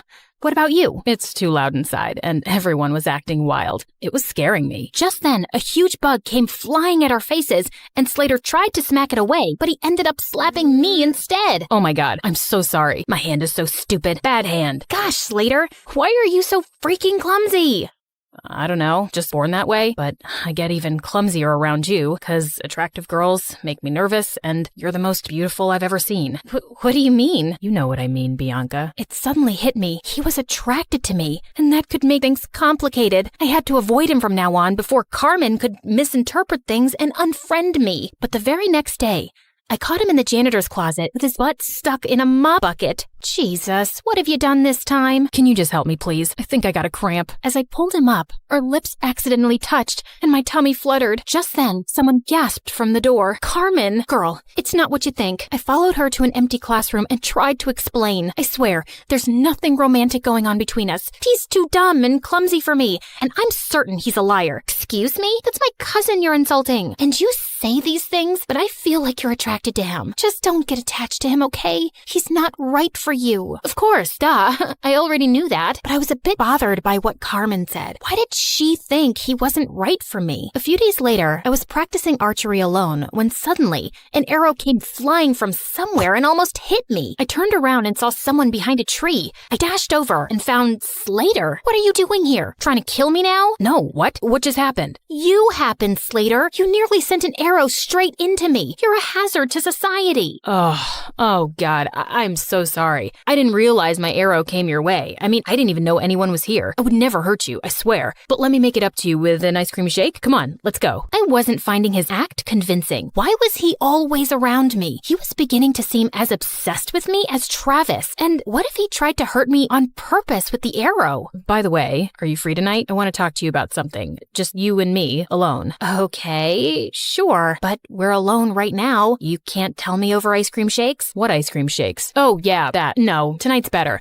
I'll send you the pin location. Driver, I'll get off here. Thanks. See you later, Bianca. And then he just jumped out of the car and walked away. This dude was so weird, but I was really curious about what he had to say. Later that night, I was surprised to learn where he was taking me. The rooftop of an old building. There was no elevator, so we had to climb 8 flights of stairs, and he was holding on to my shirt like a kid. Wait, what if he tried to push me down? Can you move away? I need some personal space. But what if I trip and fall down the stairs? You know how clumsy I get. Why would you invite me to a rooftop then, idiot? You'll see. When we finally reached the top, I was surprised to see a candlelit dinner. What's all this? Obviously a date. Were you expecting a crime scene? Didn't your cousin warn you about me? She did, but I just don't see why she's so against the idea of you being my girlfriend. You're beautiful and amazing. She was trying to protect you because I have a history of not being good with relationships. May I know why? And before I knew it, I just found myself opening up. Growing up, I saw how my dad broke my mom's heart and left her for another woman. Since then, mom's not even the same person. She just buries herself in work. And dad kind of broke my heart too. Leaving like that, I'm just afraid to let anyone come close. I know that you don't trust me, but I hope that someday you will, and I'll get to know you better. I feel like you're someone worth knowing. knowing. He looked at me earnestly and then started leaning in. I found myself closing my eyes, and when his lips touched mine, I felt something electric. Wait, that was a mistake, Slater. I care a lot about my friendship with Carmen. I can't. Okay, I understand. But later that night, all I could think about was Slater and that kiss. Maybe I could talk to Carmen and she'd come around, but I still couldn't shake off the idea that Slater was lying about himself. As luck would have it, Mom told me the next day that the artist was back in town, and he was displaying his work at a gallery that night. Well, Slater wasn't going to be the only one in disguise. I went dressed up as someone completely different, and I was thrilled to see him. He might have a different style, but I was certain it was Slater, and as I was walking past him, I accidentally tripped and fell forward, scraping his arm with my pen. I'm so sorry. I'm not very good with the walking.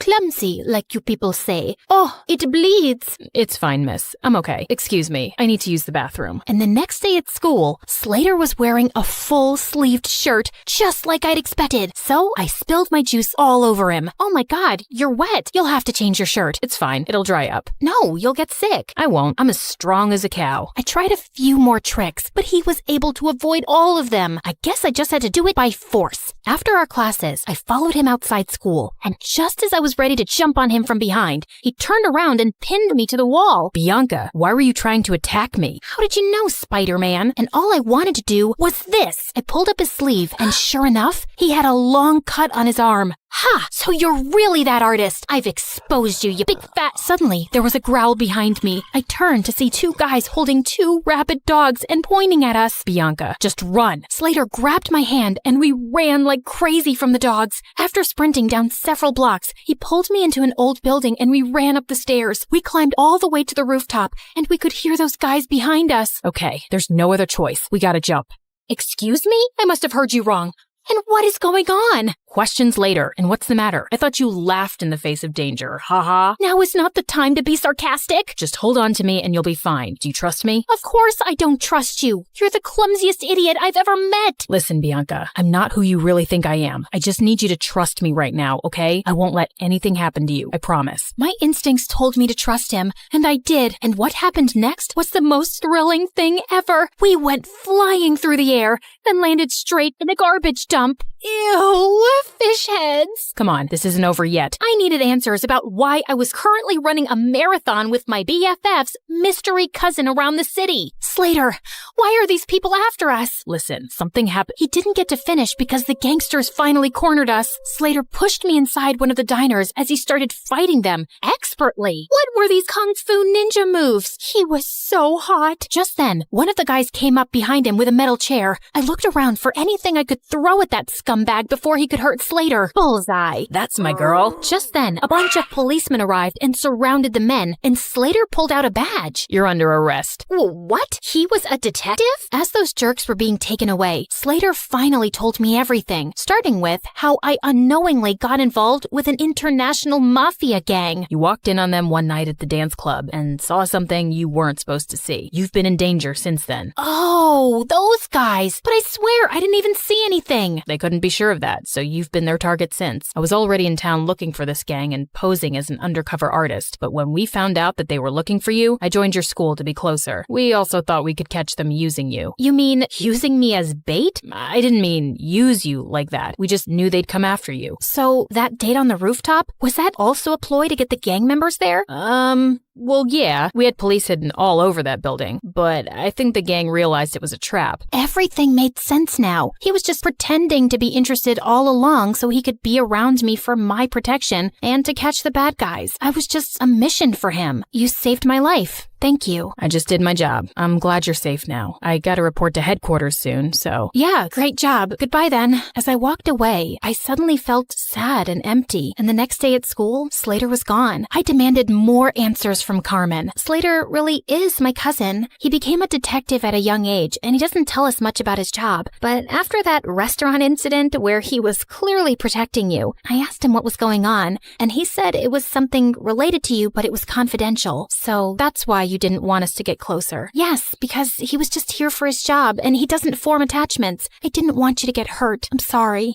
What for? I can see it in your eyes, Bianca. You're in love with him, but I don't think he can make you happy. Oh, please. I've told you, I'll never fall in love with anyone, if you say so. Over the next few days, I tried my best to get back to normal, but I couldn't get Slater out of my mind. Even Mom noticed something was up with me. Haven't seen any crazy headlines lately. No new adventures? Yeah, it's been kinda quiet, but I did make one stupid mistake, falling in love. Mom sat down beside me and then pulled me into an awkward hug. Sweetie, I know you've been affected by what your dad did, but don't close your heart off. Falling in love isn't stupid, and you'll find the right guy one day, and it'll be amazing. Trust me. Mom decided to take some time off work, and we planned a vacation together. But just as I was leaving for the airport, I heard a loud crash from the main hall and saw Slater had pinned Travis to the ground. Slater? Travis? What are you both doing here? Bianca, my cream puff, I couldn't go on any longer without seeing you. I can't live like this. You really need to tighten security around here. Found him crawling through the dog door. As Slater handed over a screaming Travis to the guards, he turned to me. Why are you here, Slater? Same reason as Travis, actually. I really missed you. Wait, where are you going? Sorry, can't disclose the location. It's top secret, so whatever you want, make it fast. I got another mission. Okay, so what is it? I need you to fall in love with me and be my girl. Oh, well, that sounds like it's gonna be a very hard mission. I'm not afraid of challenging assignments. He pulled me in for a kiss and then hit his forehead against mine. So you're naturally clumsy. Only when I'm in love.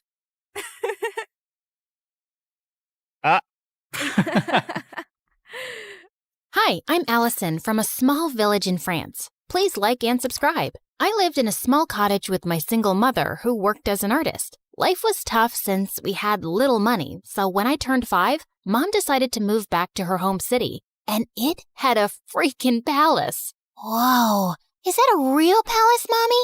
I want to see what it looks like from the inside. I want to meet the king. The king doesn't live there, Allie. Only his sister, the Duchess, does. And only those who work in the palace can go there. Soon after, Mom got a job as a royal portrait artist, and I would beg her to take me along someday. But she always said I was too clumsy, and the palace was full of delicate things. I'll be careful, I promise. Oh, I forgot to tell you. There's also a ghost who has lived in this palace for decades. Was the ghost there when you were a kid? Yep. Then it must be old by now. I can easily outrun it. Of course, I didn't believe her. If anything, it made me more curious about the palace. When I was 9, Mom was called by the Duchess to make her portrait, and this time, I followed her. Somehow, I managed to sneak inside without getting noticed. And boy, was it pretty! As I wandered around, I slipped into a nearby room full of toys and blingy things. I'd never seen anything like that before, and it was so fascinating that I grabbed a few of them. But when I reached home, I felt guilty and scared. If anyone at the palace found out, Mom could lose her job, and this was stealing. I'll bring you guys back someday when I work at the palace. Till then, you can hide here. My passion for working in the palace grew stronger as time passed. I begged Mom to teach me how to paint so I could become a royal painter just like her. And by the time I was 17, I was better than her. One day while I was painting, Mom came home with some big news. The king is coming to town after 17 years, and they want paintings for the whole palace. We started working day and night, finishing all 20 paintings in under a week. But a day before the delivery, Mom slipped and sprained her ankle. I'll ask someone from the palace to pick them up.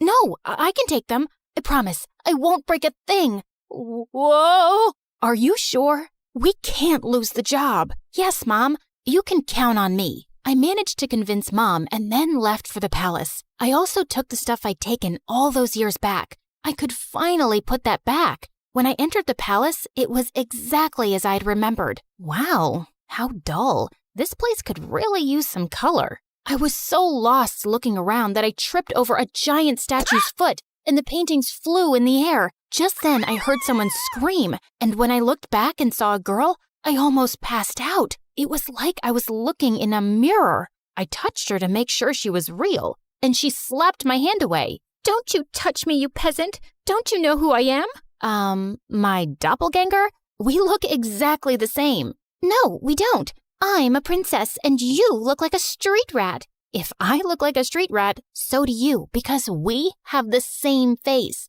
Wait a minute. Is that gold? Oh my God, you're a thief. The girls started screaming again, and I was surrounded by palace security within seconds. Just as they held me, I bit one of the guards and ran till I reached home. When I told Mom what had happened, she looked at me in shock, and minutes later, the king arrived with the Duchess. Oh, my sweet daughter, it is you. You're what? Mom, what's happening? My mind went blank when the king told me how years ago the nanny had taken me out for a walk, but we both never returned. Your mother and I searched everywhere for you, but we failed. She was heartbroken and no longer wanted to be here, so we left the palace. But today, when the security guards told me of an intruder who looks just like the princess, I just had to come and see for myself. Mom, is that true?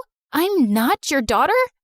It's true, Allie. I found you on my doorstep with a note and some money, but I had no idea you were a princess. Why didn't you ever tell me I'm not yours? Because I fell in love with you the moment I saw you. Now you were my daughter. I am so sorry, Allie. It was just all too much to process, and I ran off. I was a princess, and I had a twin sister.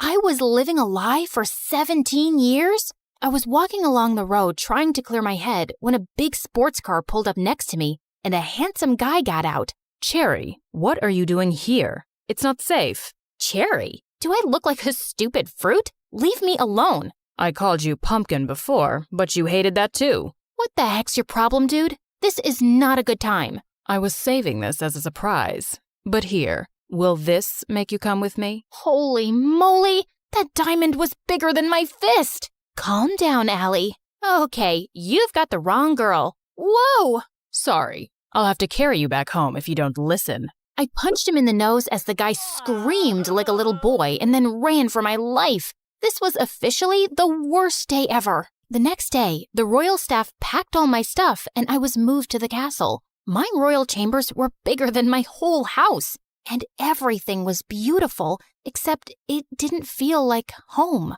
Mom wasn't there, and even though I was mad at her, I missed her. I was unpacking when my sister walked in. I know you think you're suddenly a princess now too, but don't let this get to your head. Remember, I rule. Charlotte, dear, don't be so rude to your sister. You should be happy she's back. Okay, Amber. Allison. Allison, darling, we're starting with your royal lessons from tomorrow. Be ready at 4 a.m. sharp. Good luck with that. It's not easy being a princess. She wasn't kidding. It was a mad schedule. Mornings were for horse riding, then music in the afternoon, and martial arts in the evening. My body was super sore, and I was exhausted. But within a few weeks, I'd grown tougher and learned a lot. One evening during martial arts practice, someone walked up to me. It was the diamond guy. I thought they were just rumors, but you are prettier than Charlotte. We look exactly the same, like identical. Can't you see that, or did the punch make you blind? Feisty. I'm Prince Arnold, by the way, Charlotte's fiancé. Isn't she too young to get married? Are you jealous? What? Move along, dude, unless you want another punch. But the guy just winked and left. What a flirt. Later that evening at dinner, Dad announced that he'd be holding an official coming out party for his daughters, and the entire village would be invited. What's a coming out party? Lame question. It's your official introduction. So why are you having one? Don't people know you already? That's when Dad told me that Charlotte had always been sick all her life. She had a rare genetic heart condition that didn't allow her to roam around too much. It was only recently that she'd gotten better. But I'm still better than you. What's your problem? My problem is that you're here to take my crown away from me, and I won't let that happen. Enough. That's for me to decide. Now eat your dinner. I'd root for you. I kicked that butt-face under the table, and he turned red. Much deserved. The coming out party had sent the whole town into a frenzy, and Mom was called to make our official portraits. Seeing her made me feel so much better. So, how do I look? Like a princess. Have you forgiven me? Maybe. I mean, you're still my mom. Of course I am. The party was a huge success, and I could see the king's pride in introducing his daughters. You should see Allison fight. She's a natural. Her paintings are so good. I think I should send her to Paris to become a professional. Dad, I wanted to become a chef and you didn't allow that. That's because you weren't well, Charlotte. Now, don't interrupt me while I'm talking, darling. I was a little embarrassed with all the praise, and it clearly bothered Charlotte, so I excused myself and went out for some fresh air, only to find that jerk, Arnold, making out with a maid. What the heck, dude?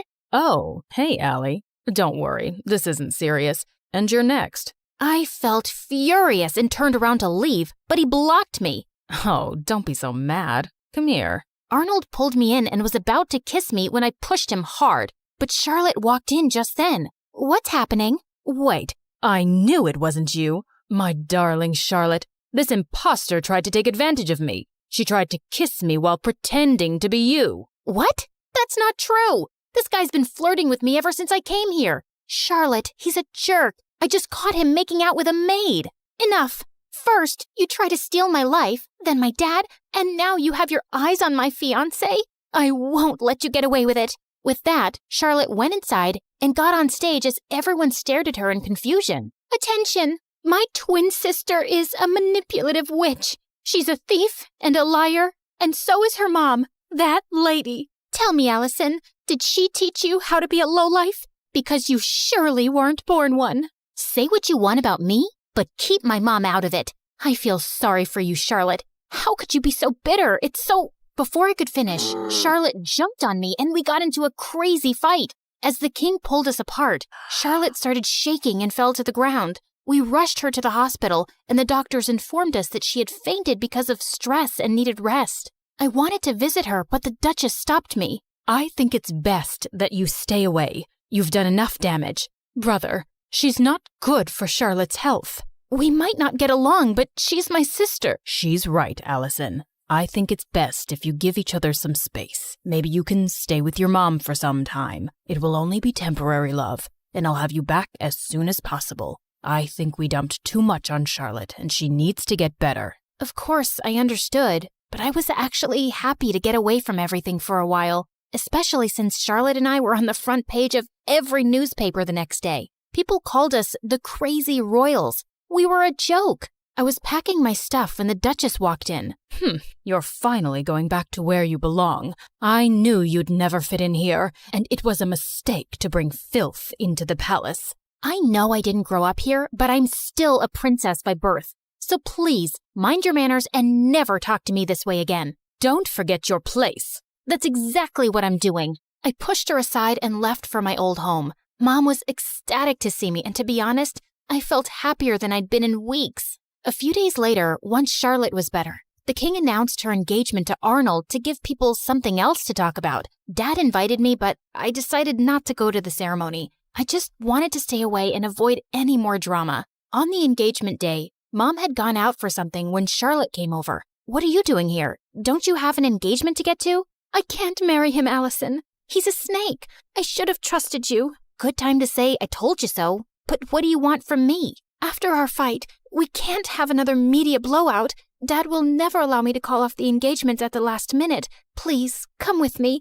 Maybe we could convince him together. Please help me. Charlotte was crying like a baby now, and I didn't want her to have another fainting episode. So I agreed. But just as we entered the palace, Charlotte stopped. I need to fix my makeup. The entire town is in there. Wow, priorities. Thanks for doing this. I'll be right back. I started to walk around when I spotted Charlotte. She's here. I've done everything you asked me to do, including the fake fainting. Now do your part and make her leave forever before Dad decides to bring her back here again. Leave it to me now, princess. I have the perfect plan to make sure you get the crown. Oh my God, these people were crazy. I had no idea what her plan was, but it sounded dangerous. So I ran straight to Dad, and seconds later Charlotte followed. Allison, I thought you weren't coming, but I'm so glad you did. Of course she had to come. She had to ruin my engagement. She just can't see me happy. Oh my God, Arnold, hold me, please. Oh, shut up already. Don't you guys get tired of manipulating? King, Dad, whatever, you should see this. I played the video for the entire hall to see, and Charlotte turned pale. Charlotte? Dad, I'm sorry, but you seem to like her more because she's tougher than me. And when Auntie told me that she was after Arnold and my crown, I couldn't take it anymore. But this was all Aunt's idea. Sister, what were you planning to do and why? Suddenly, the Duchess turned into a mad person and started screaming. I'm tired of being your servant. I'm the older sister and the crown was mine, but these girls took that away from me, and I would have gotten away with everything if this one hadn't shown up. What do you mean? You knew she was alive? Whoopsie, you did a boo-boo. The Duchess confessed how she'd paid the nanny to take me away and drop me in the jungle, but the nanny had dropped me at Mom's doorstep instead. Charlotte was so sick as a kid, I didn't think she'd survive for so long. With both of you gone, I'd be a queen, but Karma's a witch. The king gave orders to take the Duchess away to the dungeons for treason, and Charlotte turned to me. I was horrible to you, and I probably don't deserve your forgiveness. But could you try? It might take some time, but I'll get there. What about me? You can chew your shoes and get lost. Yeah, I always knew you were a jerk. I was called back to the palace, and I took Mom along this time. Charlotte and I changed history by taking over the crown together. We were both queens in our own way. And I learned that those who love you will always stick by your side.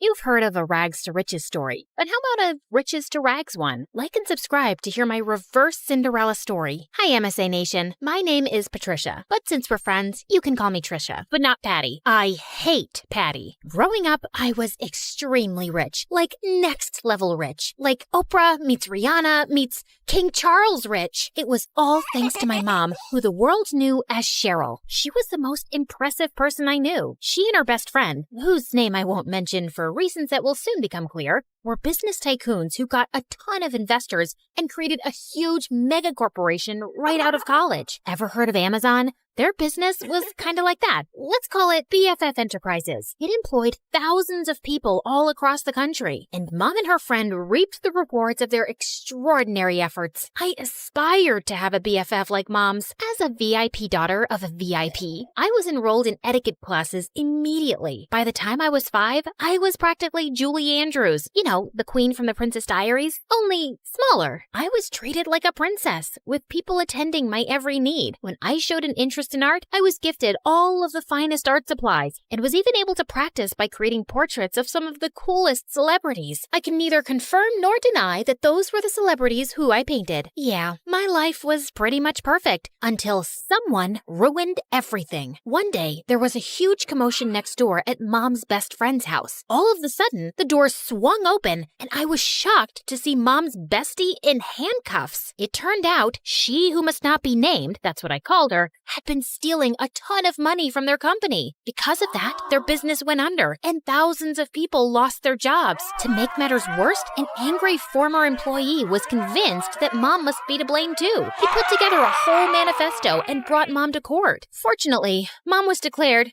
innocent.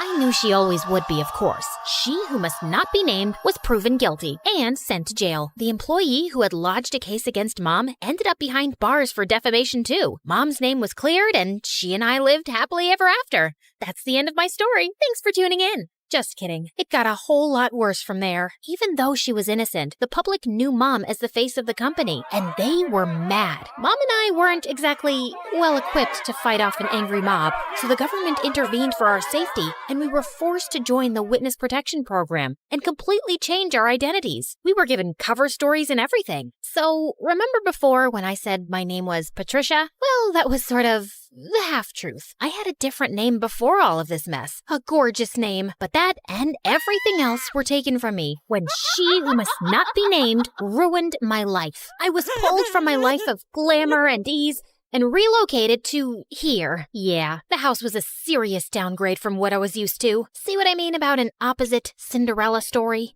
I know this is different from what we're used to. At least we still have each other. One day, we'll live in a big mansion again. I hoped she was right. In the meantime, Mom set up security cameras everywhere. She was afraid someone would somehow find out who we were and try to break in and steal whatever valuables we had left. That fall, I started up at my new school. I thought it would be a breeze. I'd never had any problems making friends before in my fancy school, back when I had money. But here, everyone was staring at me as I walked in. I felt like a total fish out of water. What, are you like from Gossip Girl or something? It got worse in the classroom. May I use the washroom?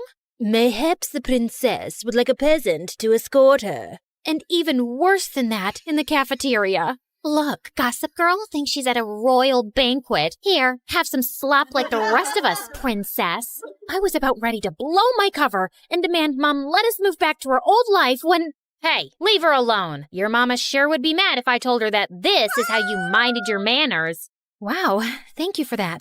Don't mention it. Someone has to show you some proper small-town hospitality. I'm Sally.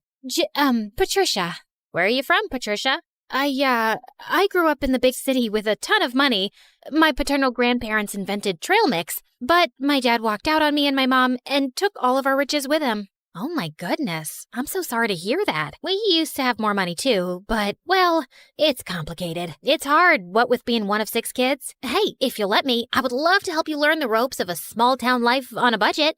Under Sally's wing, I started to really get the hang of my new life. She taught me all the tips and tricks to finding the best deals while thrift shopping. $5, final offer. The art of sandwich making. The more cold cuts, the better. Even how to use a lawnmower. She was a hoot. While all the other neighborhood kids were riding bikes, Sally would show up places driving her dad's lawnmower. And you don't need a license for this? Nope. Weirdly, though, I never actually saw Sally's dad, but more on that later. Sally encouraged my painting, even if it meant using unconventional canvases. She was the most thoughtful friend I ever had. In turn, I taught Sally all about how to host a proper high tea, and even how to ballroom dance. Sally was a total girly girl at heart, and I could tell she appreciated feeling like a princess for once. Over time, Sally and I became inseparable, and we especially loved taking her lawnmower out for joyrides.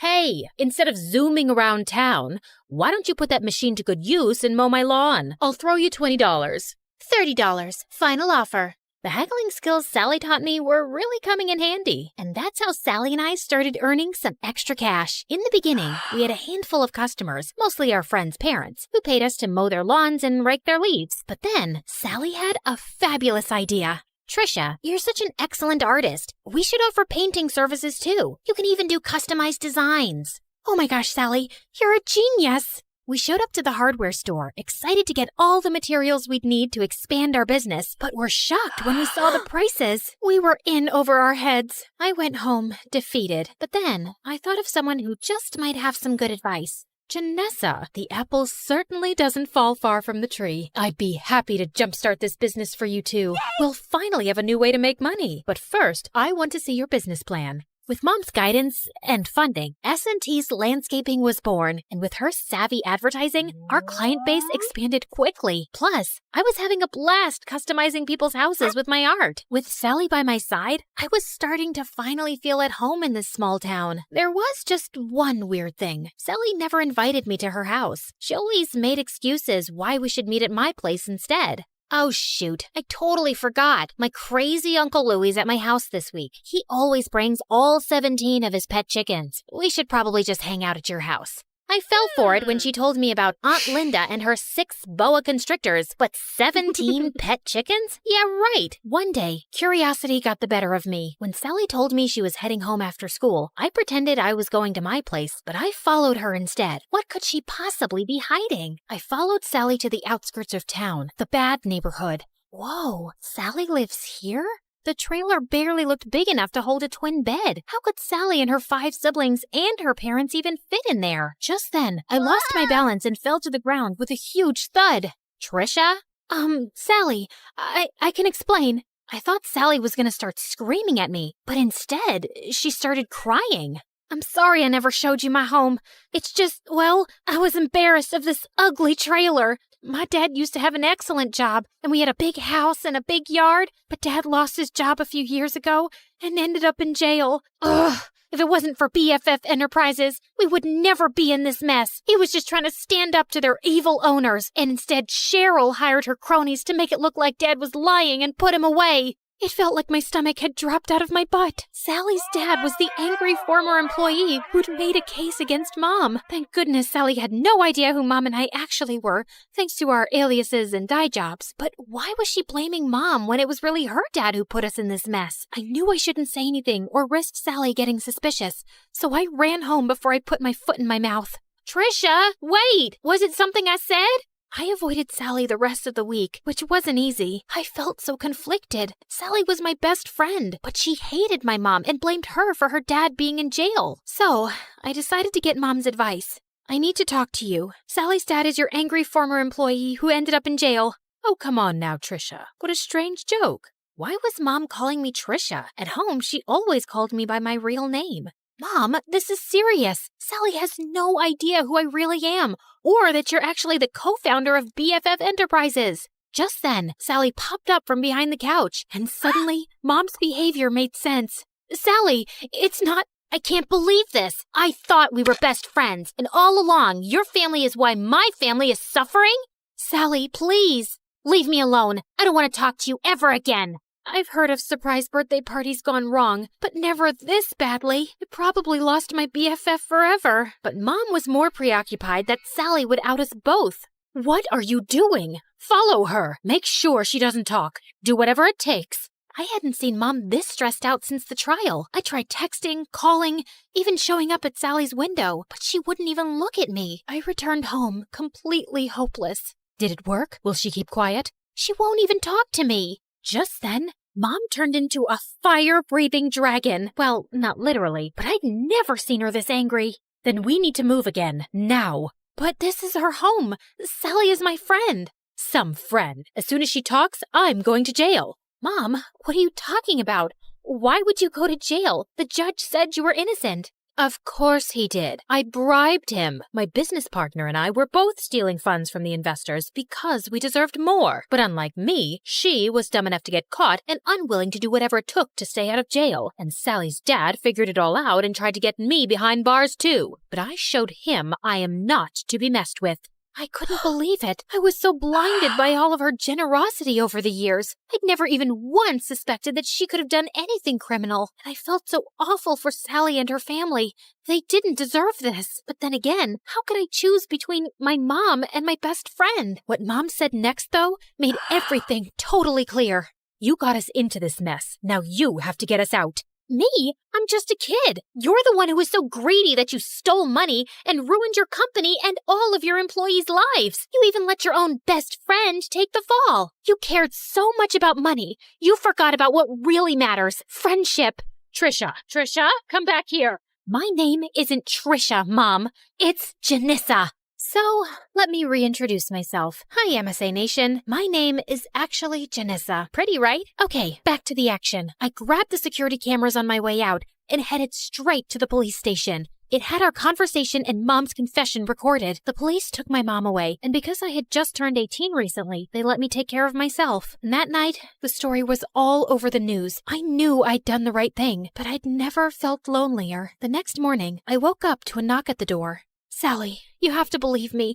I didn't know about my mom. She told me everything for the first time yesterday. I can't believe you did that for me, Patricia. Well, I had to. It was the right thing. I mean, sure, I probably could have bounced from town to town with Mom for years, pretending to be someone I'm not, but I don't want to be like Mom, throwing my friends under the bus and not caring about hurting other people. I would choose friendship over luxury 1,000,000 times. And, by the way, my real name is Janissa. It took months, but after campaigning tirelessly, we finally got Sally's dad out of jail and back home where he belonged. With Mom behind bars, I was finally free to come out of hiding. Even though I was totally free to move back to the city, I decided to stay put in this small town. After all, this had become my home. I even asked Sally's family to move in with me. Plus, Sally's dad was able to take over the landscaping business. With him in charge, business is booming. Everyone is just so thrilled that he's back home where he belongs. We did have a company name change, though. I'm just so happy to have my best friend by my side.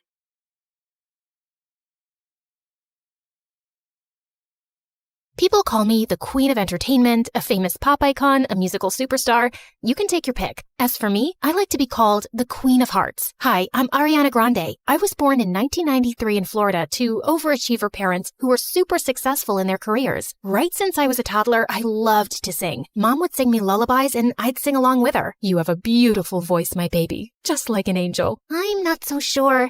I didn't get selected for the school choir. Don't let that dishearten you, sweetheart, and have confidence in your talent. I'm sure you're meant for greater things. Although I loved singing, I was also fascinated by theater and acting. I performed on stage for the first time when I was 8 in a musical named Annie. Are you nervous, Ari? No, not at all. In fact, I can't wait to set the stage on fire. And I did just that. That musical was a great success, and it marked the beginning of my musical theater journey. After that, I performed in so many other local productions like Beauty and the Beast and The Wizard of Oz. Life was going smoothly, but then my parents got separated. I felt devastated for a while. But thank God I had my pet dogs to keep me going through that tough phase. Just so you know, I have 10 rescue pups. One of them is named Sirius Black. Yeah, I'm quite obsessed with Harry Potter. But then, aren't we all? So by the time I turned 14, I decided I'd acted enough and now wanted to make a career in singing. I packed my bags and moved to Los Angeles to meet my managers. Guys, I think I want to make an R&B album. That's a hell of a goal, but who do you think's gonna buy a 14-year-old's R&B album? Well, that kind of made sense. So I went back to Florida and decided to focus on theater for the time being. Then when I was 15, I got chosen from among thousands of girls to play one of the main characters in a Broadway musical called 13, for which I later bagged a prestigious award. By this time, I had moved to New York, so I was missing school a lot. Mom, I want to continue performing, but what about studies? I want to finish high school at least. Don't worry, sweetheart. Your school has agreed to send study materials so you don't miss out on your studies. That was pretty cool. I was studying and focusing on my career, even though I was miles away from home. Then in 2009, I bagged the role of an adorable goofball named Cat Valentine in the famous Nickelodeon TV show named Victorious. Since the show was set in a performing arts school, it gave me an opportunity to showcase my acting as well as my singing abilities on a national platform. Thanks to the show, I was suddenly a teen idol. So, Ariana, what's next? Are you looking at a career in Hollywood? To be honest, acting is fun, but music has always been first and foremost with me. I was determined to give singing a shot, so I kept uploading my videos on YouTube where I sang covers of songs by Adele, Mariah Carey, and Whitney Houston. Meanwhile, the second season of Victorious premiered in 2011 to 6.2 million viewers, becoming the highest rated episode of the show. Victorious ran for 3 seasons until it was finally wrapped up in 2013. Then one day, I got the most unexpected call. Hello, Ariana. I'm Monte Lipman, CEO of Republic Records.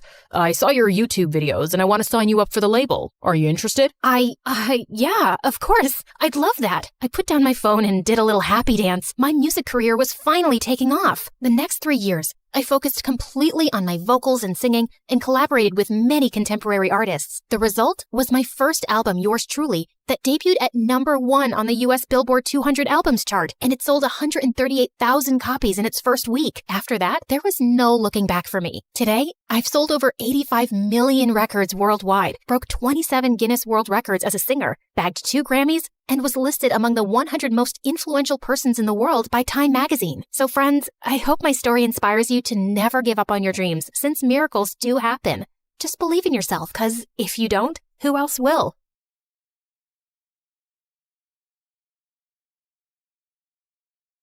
Hi, my name is Ashley, and I live next to the worst family on earth. They're the biggest snobs ever. They drive around in the fanciest cars and clothes and look down on everyone else. And they have a son named Jack, who's an absolute troll. But before I continue, please like and subscribe. If you do, you might see a shooting star tonight. When I was 6, I was playing with my favorite doll, and Jack ran up to me, snatched it out of my hands, and threw it into the street. A car ran over it and smashed it into pieces. Another day at school, Jack stole a bunch of cookies out of the cookie jar and blamed it on me. Ashley took the cookies. No, I didn't. She hid them in her desk. The teacher opened my desk and found a cookie inside. I got in huge trouble, and after school, I saw Jack on the playground stuffing his face with the stolen cookies. When Jack wasn't terrorizing me, his parents were trying to get my family kicked out of the neighborhood. Our house was the smallest on the block, and even I had to admit, it was a really ugly green. And my parents were a little weird sometimes. My dad loved to sunbathe on the front lawn, and every morning, My mom made this strange sound to call all the stray cats in the neighborhood to feed them. She'd also sing to the birds and make birdhouses all day. Our house looked like a zoo, and the neighbors hated it. Their yard is unacceptable. It looks like an overgrown swamp. Their house gives me a migraine every time I look at it. Mommy, my eyes hurt. You have to do something, officer. And can someone please tell that man to put a shirt on? Jack's parents threw fancy parties every week, but me and my family were never invited. We only lived in the neighborhood because we inherited the house from my grandfather, who used to be a famous investigative reporter. I wanted to grow up and be just like my grandfather. When I was 12, I joined the school newspaper, and when my teacher's cat, Mr. Whiskers, went missing, it took me less than 2 days to find him on the roof of the school auditorium. Though I suspected Jack had something to do with it. In high school, Jack was the richest and most popular kid. I, on the other hand, only had one friend, my cousin Bethany. Bethany moved into town a week before we started 10th grade. But Bethany was obsessed with being popular and would do anything to get Jack and his rich friends to like her. Jack's friend Sadie was the ringleader of the rich kids, and she made Jack look like a saint. Bethany adored Sadie. She'd carry Sadie and her minions' books, do their homework, and follow them around. She'd even let them copy her answers during tests. They'd smile in Bethany's face and laugh at her behind her back. Why do you let them treat you like that? They're just joking around. Those girls aren't your friends, Bethany. They're jerks. Bethany never listened. She wanted to be popular so bad she couldn't see the truth. One day, my mother dragged me out of bed at 5 a.m. on a Saturday morning to volunteer at a soup kitchen. It's important to give back to those less fortunate. But do we have to do it so early? As I was serving food, I looked up to see a familiar face. Jack? Ashley? What are you doing here? Jack's face turned white, and he just ran out of the soup kitchen. The next day, I saw Jack at school in science class. The teacher partnered us up for a big project, and we met in the library after school. Why were you getting soup at the soup kitchen? Did you fall on your head or something? Why would I ever go to a place like that? You don't have to lie to me. I'm not lying. I'm just trying to help. No one asked you for help. The next day, Bethany and I were walking to class, and we ran into Jack in the hallway, and Jack gave me the meanest, coldest stare ever. What's up with you and Jack? I saw you two whispering in the library. Are you guys dating? Is it a secret romance? Oh, Jack's so cute and so rich. I'm so mad you didn't tell me. Jack and I aren't dating. Then what's going on? Can you keep a secret? Of course. I told Bethany about how I saw Jack at the soup kitchen and his weird behavior afterwards. But all Bethany cared about was that I had the attention of such a rich, popular boy. But I had an itch to investigate. So later that afternoon, I stopped by Jack's house to check things out. But I heard Jack's parents yelling inside. I heard someone coming, so I hid in the bushes. Then the door swung open and Jack rushed out. He darted down the street before I could say a word. Jack missed our study session the next day. Then he started missing all his classes. I started to worry, so I called and texted him, but he didn't answer. A few weeks later, I went by his house again, but when I knocked on the door, a strange woman answered. There was another family living in Jack's house. The wheels in my head started spinning. I started asking around to see if anyone knew what happened to Jack. Sadie said Jack and his family were vacationing in the south of France? Or was it the Hamptons or Tahiti? It was probably all three. Jack is so lucky. I wish I was rich. There was even talk about why he'd moved. Jack's dad bought a new mansion that's twice the size of the old one. Twice the size? He's richer than I thought. The explanation seemed reasonable, so I let it go. During summer break, I was heading home one day after running some errands when I saw a boy in an oversized hoodie playing guitar on the sidewalk. He played a sad song that was so beautiful, it made my heart sink. When the song ended, some people dropped money in the can beside him. I walked over to put in some money too, when a suspicious-looking guy crept up and snatched the boy's can. Then the thief ran toward me. Without thinking, I stuck my foot out and tripped him. Give that back, or I'll turn your face into scrambled eggs. I took a martial arts stance that I saw in a movie once. It worked, because the thief dropped the money and ran. I picked it up and turned to the boy whose hood had come off. It was Jack. Jack? Are you okay? Jack shook his head and broke down into tears. He told me that his parents broke up, then his dad sold their house, stole his mom's money, and fled the country. Now Jack and his mom were broke and living in a shelter. I felt so bad for Jack. No one deserved that, not even a rich jerk like him. So I invited Jack and his mother to my parents' house.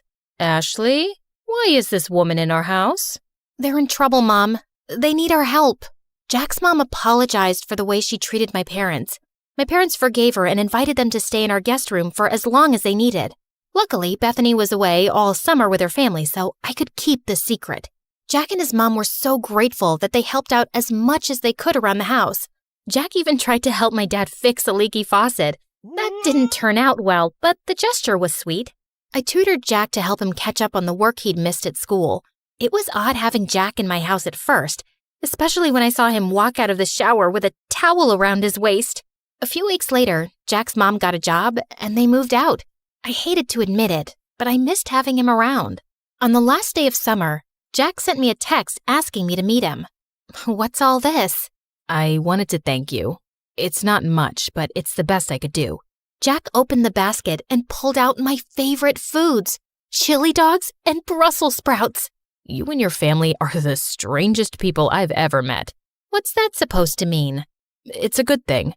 No one's ever been so kind to me, and I love how you and your parents live your lives without caring what others think. It's inspiring.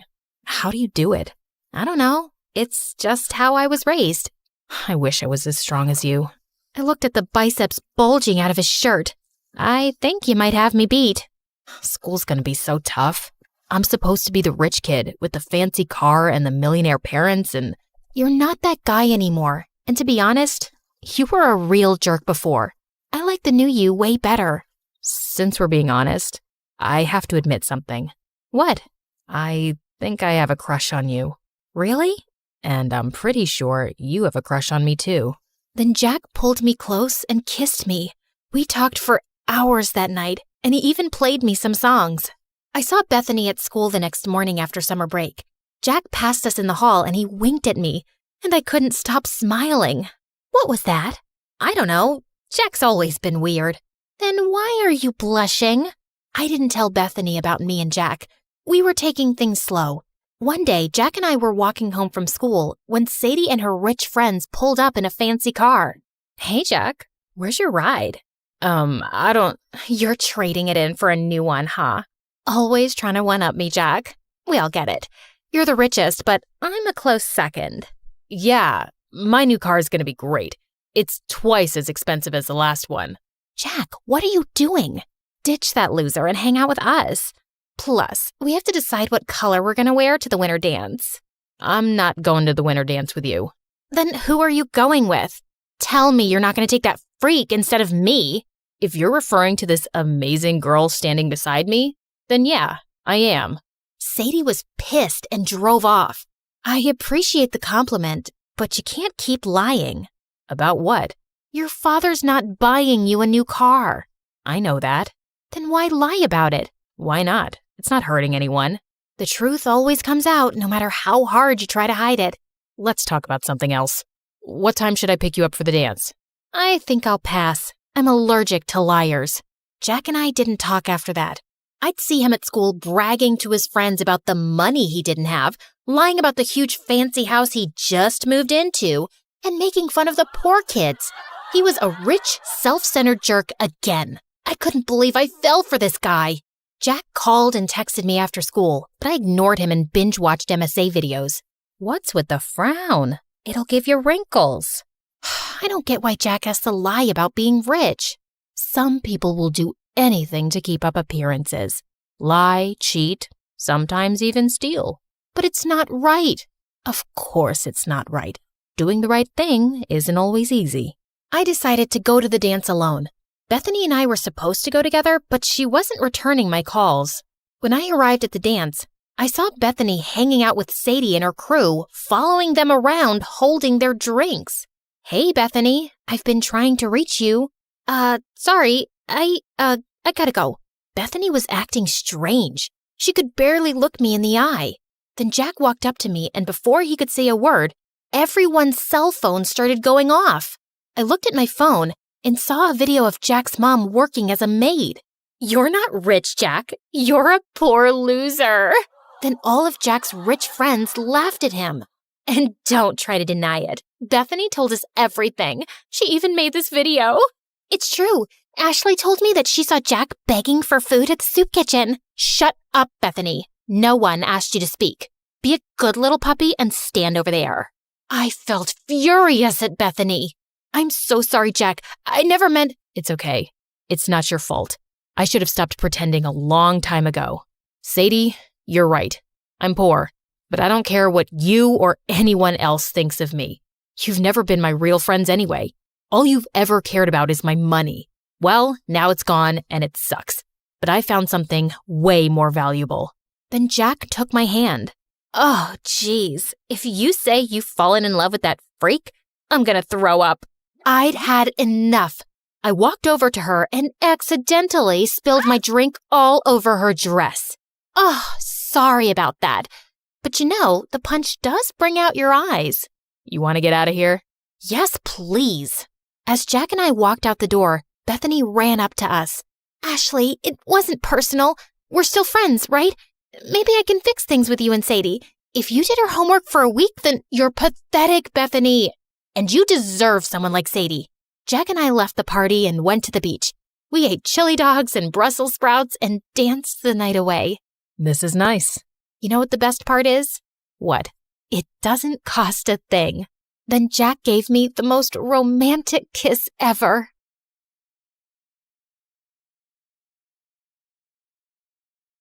And then finally, a letter arrived one morning. My hands were trembling so much, I almost ripped the letter trying to open the envelope.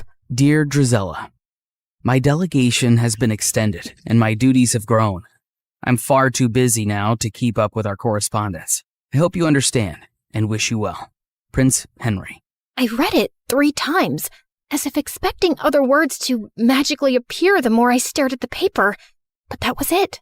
Just this cold, impersonal letter after all these months. I told myself that he was really busy with big, important things. It had been almost a year since he left, and people can change. It's not like he ever said he loved me or promised me anything. And of course, there was nothing left to do now but move on with dignity and grace. I found great comfort in pastries and gained a lot of weight. I considered becoming a nun, but decided against it since nuns aren't allowed to curse. I went to the village witch and said a friend was asking about ways to hex a prince. I started writing a vicious breakup letter to Henry, then realized you can't break up with someone you were never technically with, so I ate more pastries. Then I started running at dawn, lost all the weight, and used Cinderella's stupidly good skin and hair stuff so he'd choke on his regret the next time he laid eyes on me. But no matter what I did, it didn't dull the ache of missing someone who didn't miss me back anymore. It had been months since that last letter, and I had picked myself up and moved on. So I wasn't expecting my stomach to lurch when an official invitation arrived from the palace, announcing a grand ball in honor of the prince's return. Great. Other people could honor him. I wasn't going. Besides, Anastasia was terrified of dancing, and Mother wouldn't be up for it either. Over the past few months, she'd grown very weak and was always tired.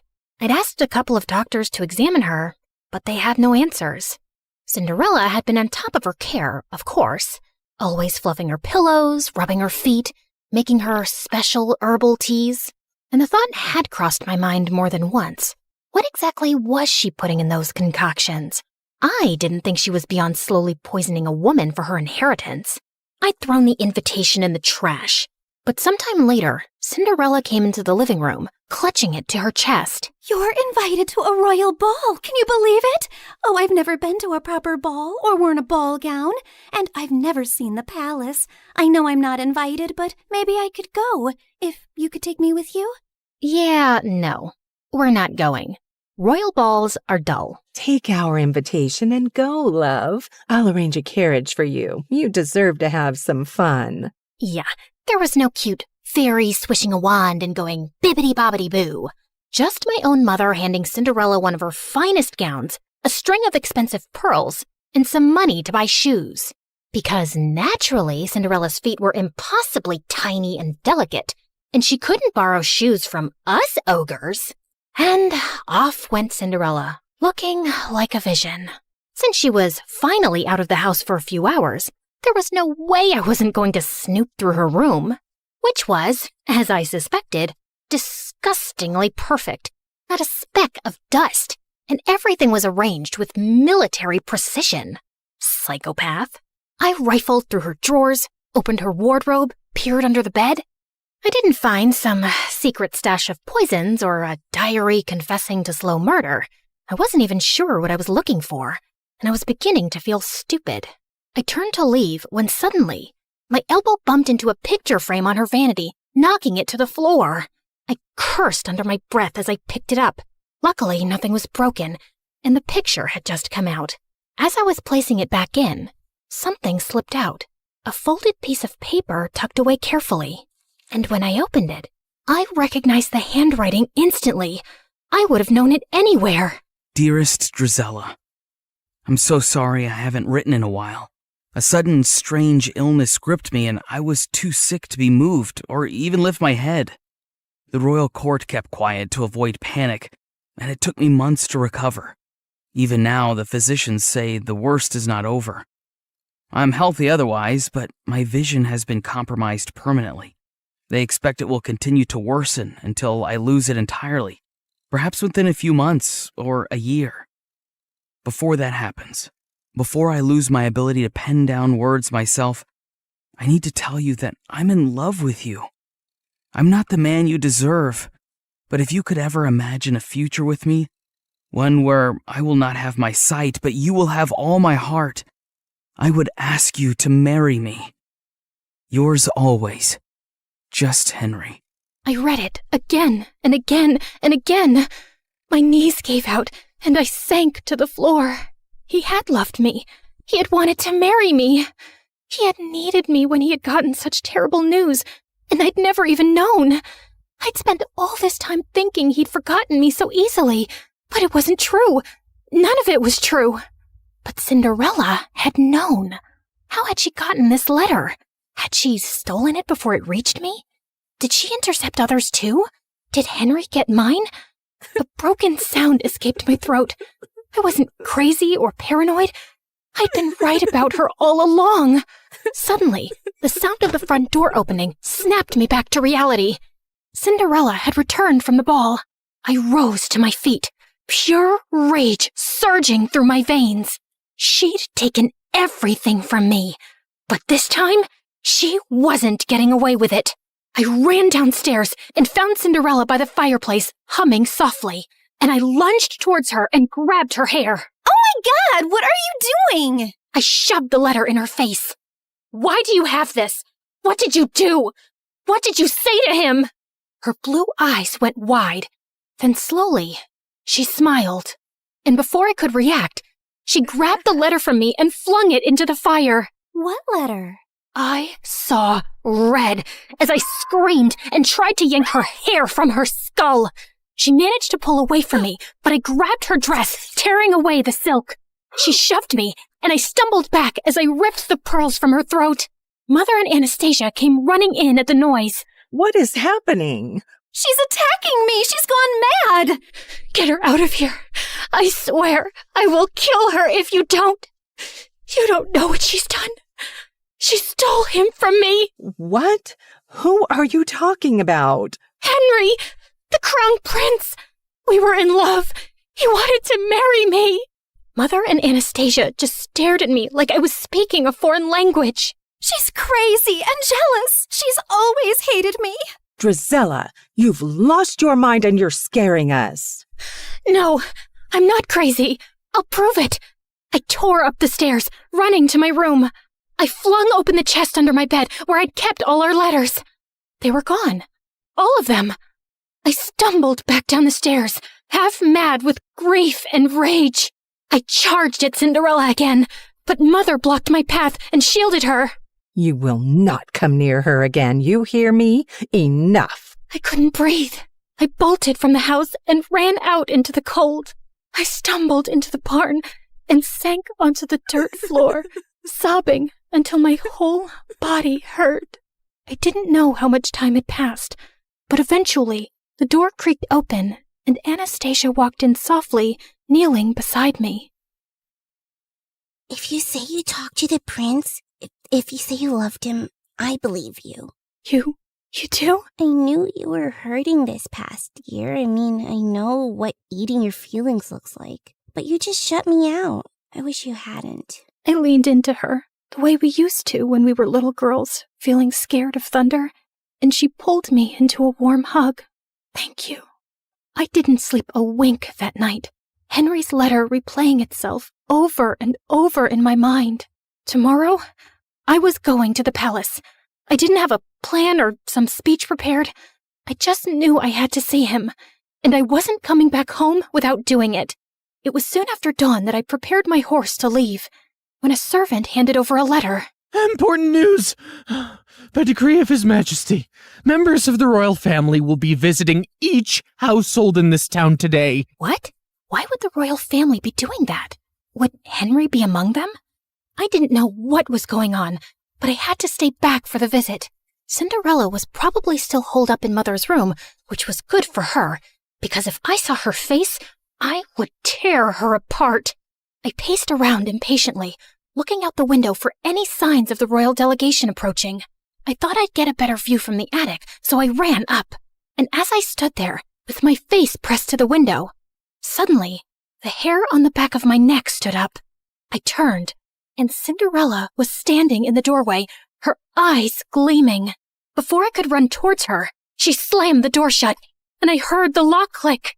"Let me out! You crazy witch! Let me out!" And when I saw the royal delegation arrive at our house, I felt manic. I kicked and banged and screamed until my throat was raw. But no one heard me. Why was the royal family here?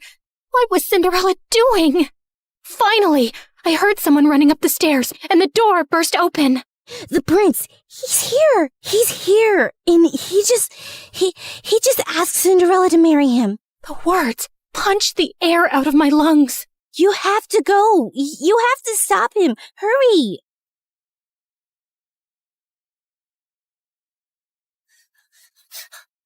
Just as the royal delegation was preparing to leave. And there he was. Henry was standing beside Cinderella, his hand cradling hers gently as he bent to kiss her fingers. "Henry, no! You can't marry her! You don't know who she is!" Everyone froze, including him.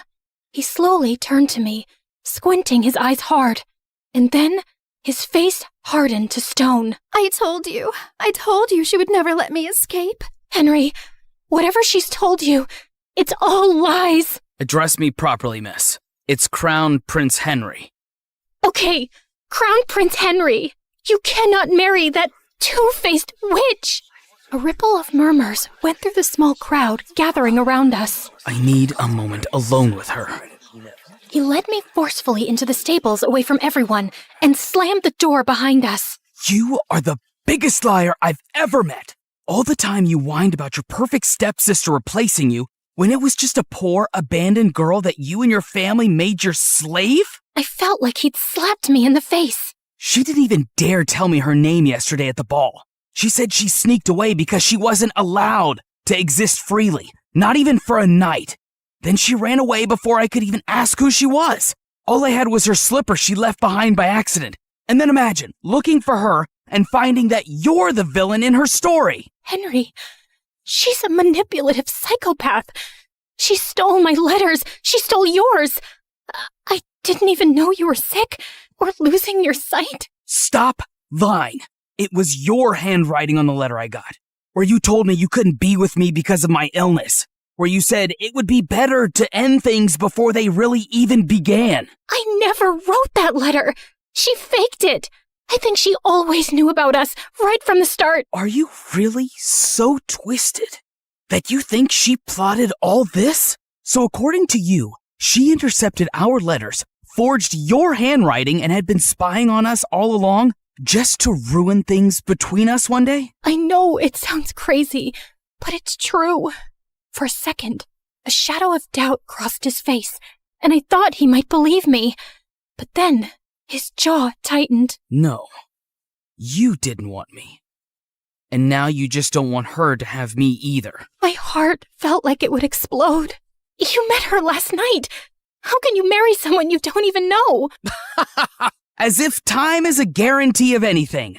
I knew you for much longer, but it turns out I didn't know you at all. She knows about my ailment, and she accepted me as I am. And even though I've lost most of my sight now, when I look at her, she glows like an angel. She's kind and beautiful and good. I know she will save me, and I will save her from you. As he started walking away, I felt something break inside me, like a monster being unleashed. Maybe it's a blessing you're going blind, Henry. I hope it happens faster for your sake. It's better if you're spared from seeing the snake you're marrying, or the fool you've become. And I wouldn't have married you anyway. A blind fool is no prince, only a burden. Mind your tongue when speaking to your prince. And if you ever cross my path again, I will have you exiled. I walked out after him and watched from a distance as he took Cinderella's hand, lifted her into the royal carriage, and rode away, taking every dream I'd ever dared to have with him. What was it that Henry had called me? Ah, yes, the villain in Cinderella's story, in that she would save him and he would save her from me. Yes, her beauty was so bright, it even enchanted an almost blind man. It made everyone else look ugly. I calmly stepped over to the oil lamp and knocked it over. Then I stood back and watched as the flames ran up the curtains, licked up the walls, ate up her belongings, gobbled up all her lies. The whole room blazed, and it felt good. The fire spread faster than I'd expected. The house was old, and the walls were bone dry. By the time the servants managed to put it out, half the estate was gone. Mother, heartbroken and sickly, packed up what little we had left and moved in with some distant relatives. Anastasia went with her. And me? Well, I was declared unwell, hysterical, and quite dangerous. I was locked up in a sanatorium, just a fancy word for a prison with prettier walls. Anastasia tried to visit me regularly the first few years, bringing me sweet treats and books. But over time, the visits got fewer, and eventually they stopped altogether. And so, here I stayed, my name forgotten, just one half of the ugly stepsisters duo. The real question is, did Cinderella get her famous happy ending? Honestly, I don't know. The Crown Prince had a relapse of his disease a few years later, and this time, he did not survive it. I'm sure Cinderella wore black for a while and looked stunningly tragic, but I doubt she really mourned him, because I don't think she was capable of loving anything or anyone. But who knows? Maybe she lived happily ever after anyway, bedecked in jewels and finery, admired and beloved by the people, and with a whole castle to scrub to sparkling perfection. Anyway, this is how my story ends. It's so depressing, isn't it? But don't worry. This version won't stick, because no one really wants the truth. Not when the truth is ugly, and the liar is beautiful. Hey, before you click away, can we talk? Like, really talk? You just spent time with me and my story. Not 30 seconds, not a quick swipe, actual time. And that's kind of rare now, isn't it? Look, I get it. TikTok is addictive. Those quick dopamine hits, one after another. But here's the thing. Do you remember any of those videos from last week? Last month? They blur together, don't they? But a story? A real story sticks with you. It changes how you see things. Maybe after watching mine, you'll think differently about the villains in other stories. Maybe you'll question who's really telling the truth. That's what stories do. They don't just pass time, they change us. We're fighting to keep this alive. Every animation you see took weeks. Every character, every expression, every scene, crafted by humans who believe stories matter. We could pump out 3-minute clips with AI voices reading Reddit posts. We could chase trends. We'd probably get more views. But we don't, because you deserve better. Here's the truth. Platforms push short-form content because it keeps you scrolling longer. But we're not trying to steal your time. We're trying to earn it, to give you something worth those minutes. So if this story made you feel something, anything, then please share it. Not for the algorithm, not for us, but for everyone who's hungry for real stories and doesn't even know it yet. Send it to that friend who says, I wish movies were like they used to be. Drop it in the group chat where people actually discuss things. Because every share is a vote that says, yes, storytelling matters. Yes, we still want narratives that challenge us, surprise us, make us think. The art of storytelling survived thousands of years. From cave paintings to campfires to Shakespeare to cinema. Don't let it die on our watch. Not for a 5-second dance trend. Help us prove that in a world of infinite scroll, some things are still worth stopping for. Share this story.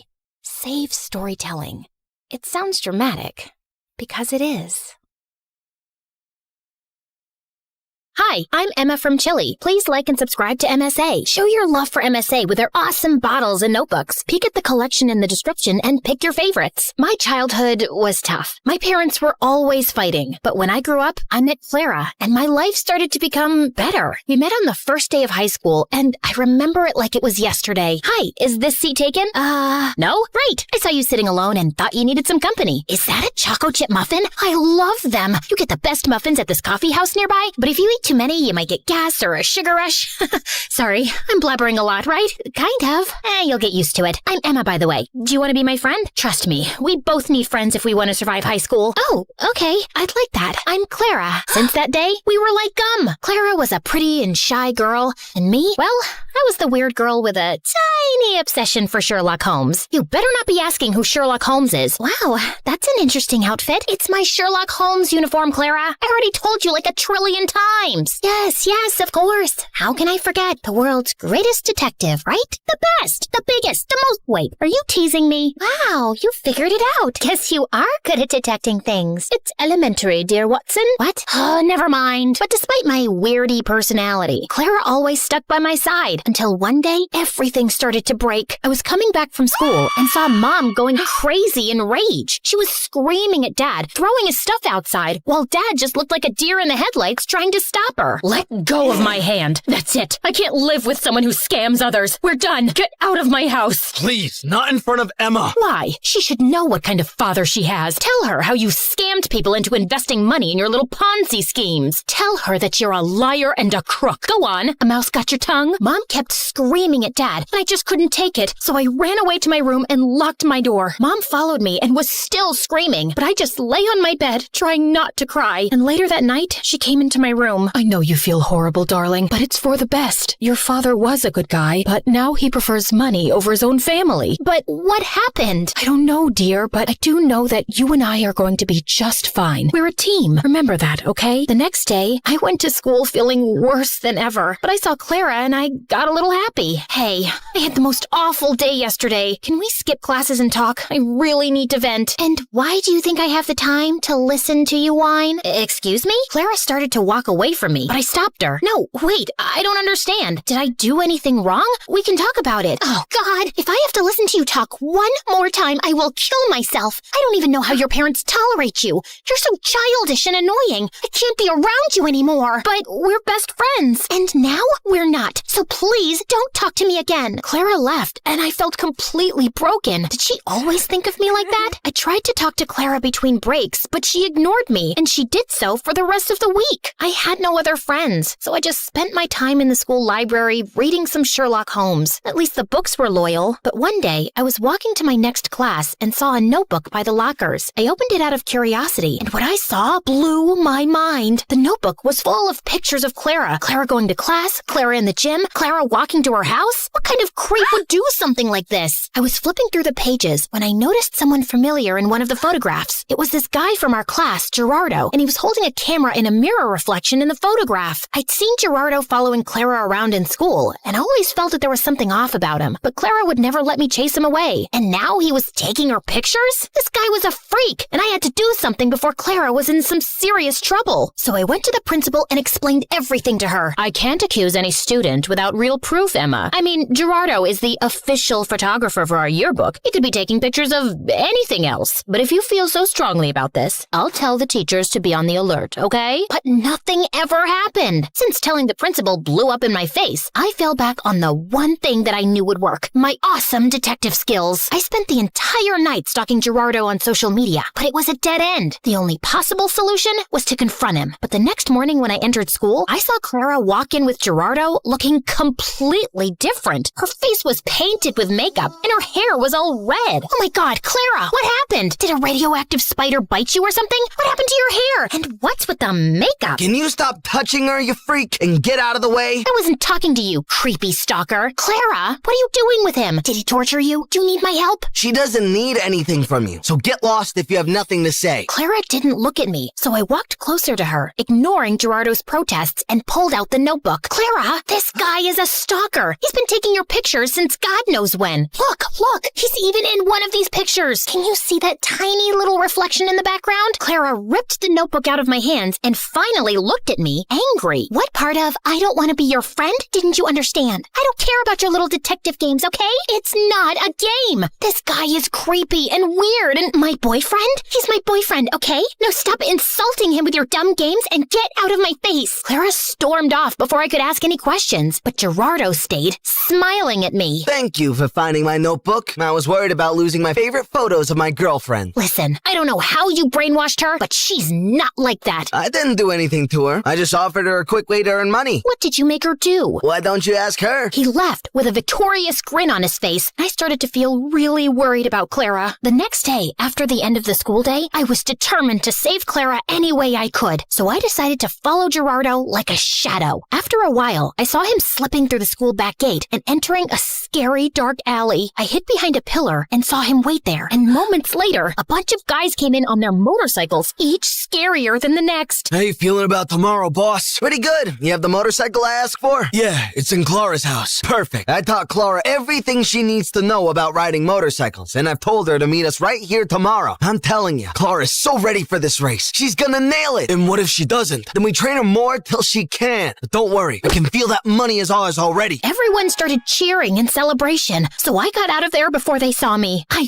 ran until I found a bench and sat down. Clara was participating in a motorcycle race? Why? I had so many questions, but right now, the only thing on my mind was to save Clara from this dumb race. The plan was simple. I was gonna go to the dark alley after school and wait for Clara to show up, and then I would just grab her arm and run till we were safe. So the next day, I went to the alley extra early and waited for everyone to show up. Everyone, including Gerardo, was around, but Clara was nowhere in sight. Half an hour went by, and when she didn't show up, I decided to leave. But my jacket got caught in one of the boxes, and I fell, and all eyes turned to me. Whoopsie! I was just making sure there was no rats here. I think it's safe to say that this place is officially rat-free. Okay, bye! I turned around to run for my life when suddenly Clara popped in front of me, looking like a raging bull. I thought I asked you to stay away. I just want to help you, Clara. This is too much. I don't know what's happening with you, but I can help. How? You didn't even know your father's a scamster till your mom told you. I know you think you're some great detective and you can help everyone,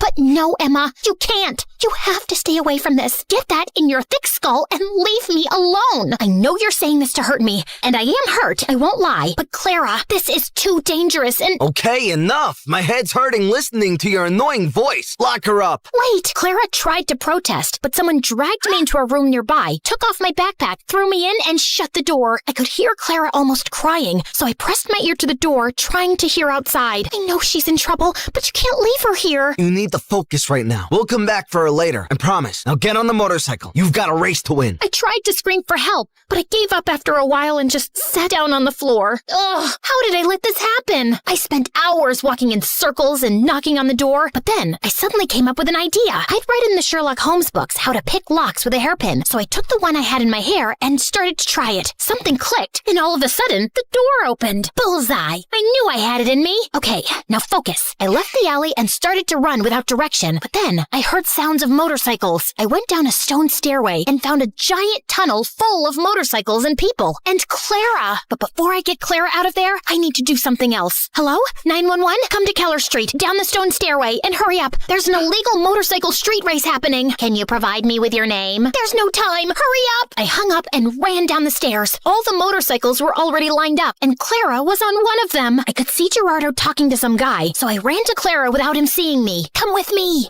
It's impossible to escape from you, right? You can roll your eyes later. Just get off this thing and come. Emma, you don't understand. I found out a week ago that my parents declared bankruptcy, and we might have to move to a homeless shelter. He's a liar. Look at that nose on his face. It's so plastic and fake. You can't trust him. His nose was really crooked. You should have seen. Wow, great story. Let's save it for another time. Now come. Just as Clara stepped down from the motorcycle, we heard police sirens outside. I pulled Clara away before Gerardo or anyone else could frame her. How? Shh, you're a suspect. If anyone asks why you're hiding behind this bush, pretend that you're from a really exotic island, you know? Maybe you're collecting a... Emma, I'm such an idiot. I've ruined everything. My grades, my life, my future, our relationship. Gerardo told me not to talk to you anymore because he wanted me all to himself. Emma, I am so sorry about everything. I just really need my friend right now. Hey, don't worry. I'm not going anywhere. You and your family can stay with us until you guys get back on your feet. Let's just go home and get you cleaned up. I missed you. I missed you too, Emma. Thank you.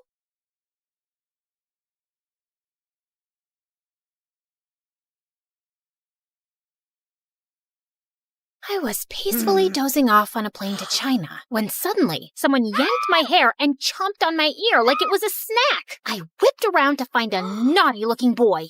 Ow! Seriously? Keep your teeth to yourself, kid. He then burst into tears and his mom turned to me. 你竟敢对他大喊大叫，他还是个孩子。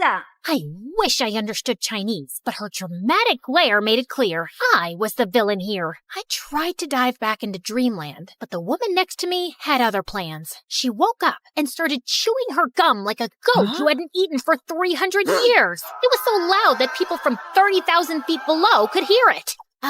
Excuse me, could you tone that down, please? Tone down the what? Oh, great. Her voice was even more annoying. I shrugged it off and reached for my trusty earphones instead. But before I could enjoy some music, the guy on my right suddenly smacked my shoulder. What is wrong with this flight? Everyone was driving me nuts. Left, right, front, and back. The culprit was so engrossed in some stupid adventure game on his phone. Hey, quick question. Do I look like a punching bag to you? A little bit. You can't play your stupid game without attacking a real person, you know. Chill, girl. It's called reflexes. Maybe if you had better ones, you wouldn't get hit. The audacity of this guy! I couldn't help but think, why do these online gamers waste their time in a virtual world when there's a beautiful one right outside the window? Real life is 1,000 times better. Or so I thought. Hi, my name is Alira, and I'm an aspiring photographer who loves traveling around the globe and capturing the most beautiful scenes and moments. I had always enjoyed doing it alone, but things took a wild turn when a weird and mysterious guy started tagging along and changed my life forever. Before I continue, please like and subscribe. After dealing with all those annoying passengers, I eventually fell asleep after listening to music while letting my imagination run wild. Soon enough, the plane finally landed, and I headed straight to my beautiful hotel. I took a short beauty sleep while waiting for nighttime to roll around, and when it finally came, I excitedly jumped out of my bed, took my camera, and immediately rushed outside. Stunning views, beautiful people, inviting lights, glowing lanterns, and the sweet traditional vibes of China.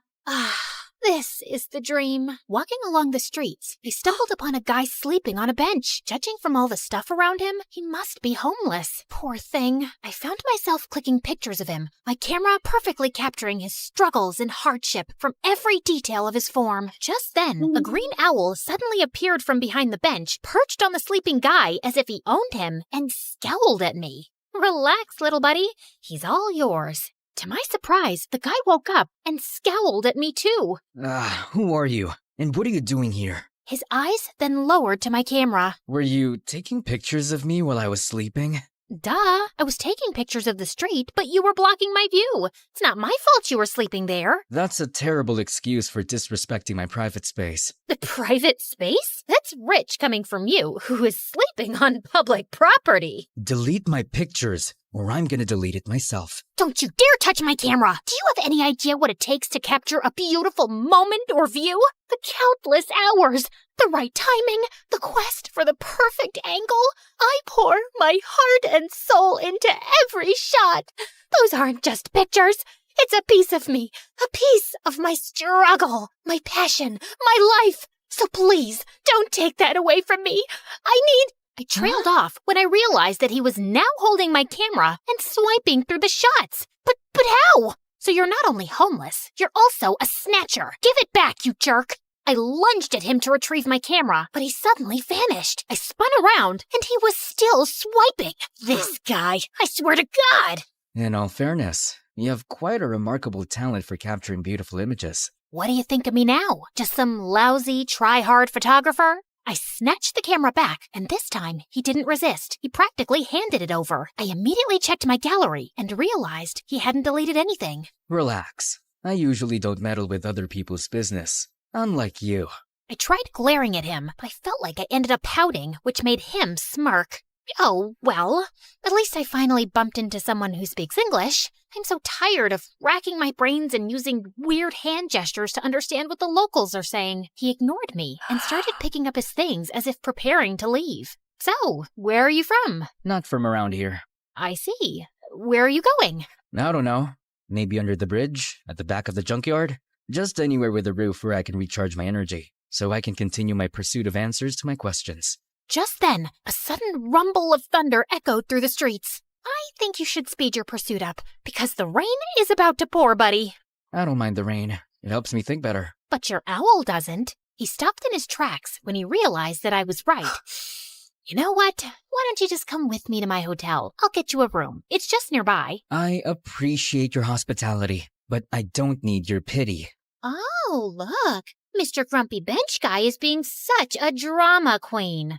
Fine. But the moment the rain stops, we're out. Another thunder rumbled as we started walking away. When we reached my hotel, the receptionist immediately greeted me with a question. 给你朋友另一个房间? As I scrambled for my translation book, Hatham suddenly swooped in. Shida, Ching. Did you just speak Chinese? I speak multiple languages. I have a constant hunger for endless knowledge. So, you're a polyglot. So cool. That's literally my dream. But learning another language is so difficult for me. What's your secret? Oh, I use this splendid application on my phone, Duolingo. Oh, I have heard about it, but I never tried it. It has a fun and engaging approach to learning a language. It's like casually playing a game, which is a pretty good motivation for the learning process. Okay, that sold me. I immediately downloaded the app and was greeted by a cute green owl named Duo, who looked very familiar. I turned to his pet, who was sitting on his shoulder. Whoa, Duo looks exactly like your owl. They have the same name too. Just a little warning. Duo's nice and helpful, but he can be a little persistent sometimes. But it's also for your own good. Well, he seems to be a cute little guide. I went straight to my first lesson, and I was already liking it. Shui means water. Shui? Gosh, I am so thirsty. I need some shui. Okay, got it. Okay, so this is my room, and yours will be that one. I was talking to him, but he seemed preoccupied with something over my shoulder. I turned around and realized that he was looking at my collection of postcards on the wall. To my surprise, he suddenly barged inside. Where did you get these photographs? Those are the places that I captured with my precious camera. And these right here are my goal destinations. They're beautiful, aren't they? He looked so ecstatic as he gawked at one of the pictures, like it was the most delicious meal he had ever seen. Where is this place? That's my next destination, the Tianzi Mountain. It's one of the reasons why I visited this country. Take me with you. Consider yourself lucky, my friend, because I'm going there tomorrow. I always preferred traveling alone, but maybe it was time for me to try it with a travel buddy this time, at least for a day, and just for fun. The next day, we traveled to the mountains, and when we got there, Haytham's calm demeanor instantly changed to ecstatic. The stone forest. An image of a familiar place seemed to have flashed right before his eyes. The stone, what now? He ignored me and started navigating the place, running around like he owned it. Dude, wait up! We rode a cable car, crossed a river, and jumped from one stone to another, and after an hour, I felt like collapsing. Slow down, Spider-Man. I'm not a marathon runner with endless stamina, you know. Jeez. When I finally caught up, I found him standing in front of a mysterious and ancient-looking monument. He fiddled with a rock against it, but nothing happened, and he looked super frustrated. Hello? I would really appreciate it if you would tell me what's going on. What is that thing? And what are you trying to do with it? This is a totem, and I need an electroelement to activate it. What do you mean, electroelement? Electroelement. Something, anything that produces lightning. Oh, you mean electricity? Huh? Lucky for you, I've got something here. What is that? You don't know what a taser is? It's my go-to for self-defense. Zaps people with electricity or whatever you call it. Interesting. He immediately took it from me and tried it on the totem. After a few sparks, it suddenly got triggered and a glowing symbol appeared on top of it. Holy cheeky bananas! Is that a hologram or something? He found 2 more totems, and after doing the same thing to each of them, a strong streak of light came from above, forming a pillar. What in the world is happening? Is this some kind of secret experiment from the government? And what's your deal with all of this? I've been traveling from place to place looking for these runes. Since I'm not from around here, I don't know where to go. I need to activate these beacons in 6 places scattered around the world. With your knowledge and resources, things are going to get easier for me now. But for what? Why are you doing all of this out-of-this-world stuff? We need to go.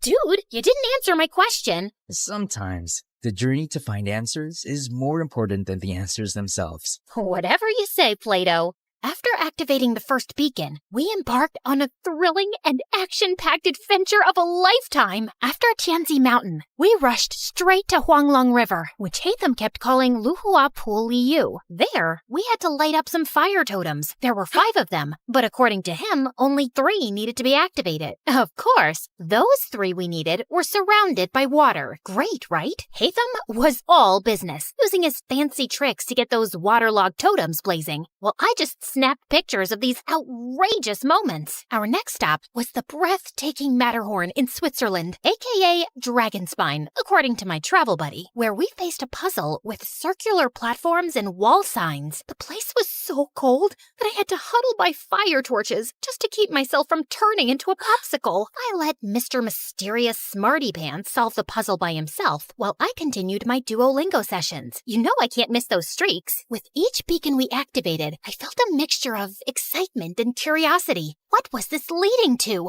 And why did it feel like the world had turned into one big adventurous playground? During our flight to our next destination, I found myself fully immersed in my new favorite app, Xin Ten Toila Elira. You could take a break sometimes, you know? I need to learn the basics, at least for now, and I like how Duo keeps reminding me with his cute little expressions. When we finally reached Vietnam, I decided to try out what I learned by asking the locals about the directions. Zinloi, Bang Kote, Chung Toi Duang. The woman stared at me as if she was solving the most difficult math puzzle. Kote. Xin lỗi, nó ngàn con đít chỗ, chúng tôi viết đúng viết vinh, ha lồng đục trong. Được chứ, bạn chỉ cần đi thẳng, rồi đi qua cái cây khổng lồ kia, sau đó rẽ phải và đi bộ khoảng 200 mét sẽ thấy một khoảng đất trống. Okay, I guess it was too early for me to attempt a conversation. After learning the direction, Haytham continued walking towards the bay. Ugh, Why is this guy so good at everything? You still have a long way to go, Elira. I literally just started. Just wait and see. I'll be leading the leaderboard with an unbeatable streak in no time. I commend your determination. Keep it up. Soon enough, we were greeted by the beautiful emerald waters and towering limestone islands of Halong Bay, or as Hatham called it, the Golden Apple Archipelago. While I was snapping pictures left and right, Hatham got to work immediately. He solved a music rock puzzle thing, and after activating the place, we toured around the city and enjoyed their local food. I even tried conversing with the locals with the help of my brilliant travel buddy. It got me even more determined to learn more, so during our flight to Scotland, I got really busy with leveling up and earning rewards. I never knew that learning could be this fun. Learning could also be done in silence. Sorry. And soon, we finally reached our next destination, the Isle of Skye in Scotland, or as Hatham called it, the Star Snatch Cliff, Mondstadt. After walking around, we came across a green fan-like object. I watched in amazement as he applied some wind pressure to activate it, unleashing a powerful upward current. Whoa, that's so dope! So, what's next? Time to fly. After taking a large cloth from his bag and holding onto it, he wrapped his arm around me, and we gracefully floated in the magical breeze. I never thought I would experience flying like this, not even in my wildest dreams. If this is a dream, I hope I can keep enjoying it and not wake up too soon. Our imaginations know no bounds, Elira. They possess the extraordinary ability to unlock infinite possibilities.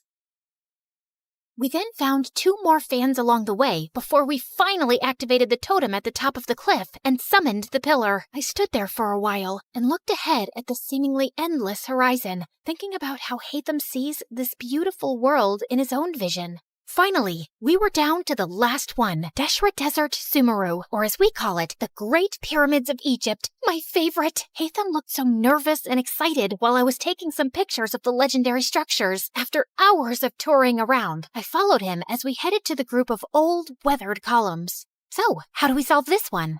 We need to hit the larger columns until you match them with the corresponding symbol on the smaller columns beside them. Match all 3 big ones to the smaller ones to summon the last pillar. Aye, aye, Captain. I grabbed a tree branch lying nearby and used it to help him hit the columns until we finally summoned the last pillar. All the pillars scattered across the world that we activated should be glowing now too. I dropped my jaw in amazement when their fusion created a swirling, glowing vortex or something. Is that a freaking portal? Yes, it's a portal back to my world, Elira. To your world? So there's indeed another world out there? Before he could answer me, the earth beneath us mildly shook, and a horrifying creature suddenly appeared right in front of us. Holy crunchy potatoes! Is that a transformer? Did Hatham summon that machine from their world? What if he was actually a bad guy who was set to ruin our world? Oh my gosh, what have I done? I wasn't ready to say goodbye to our beautiful earth just yet. I have yet to discover the other wonders of... My paranoid voice trailed off when I realized that Hatham was gone. Just then, I felt a strong, glowing presence behind me. I slowly turned around and saw him and Duo transforming into something with dust particles and glowing green projections dancing around them. Everything then cleared away, revealing a strikingly handsome video game character and his adorable sidekick. Hatham, is that you? This is my true form, Elira. And my real name is Zal Hatham, a scholar from Sumeru, and our academia scribe. That machine in front of you is a primal construct, only found around the desert area of Sumeru. This machine enemy is often found guarding the temples and ruins, and I need to defeat it. So it's like the final boss in the game, and you're the brave hero. I suddenly felt bad for suspecting him as a bad guy. As the primal construct started charging toward them, 3 ethereal green mirrors popped in and hovered around Hatham, radiating a brilliant emerald light that almost blinded me. He then started fighting the monster, moving with grace and precision, consistently blending freestyle moves and rotational attacks with his sword and abilities. Watching them fight was mesmerizing, as if I had been transported into an epic video game. He unleashed a barrage of reflective attacks, boomerangs slicing through the air, slashes carving through steel. Each hit dealt a lot of serious physical damage. Soon enough, the terrifying machine was finally defeated. Dude, you were so cool! How did you do that?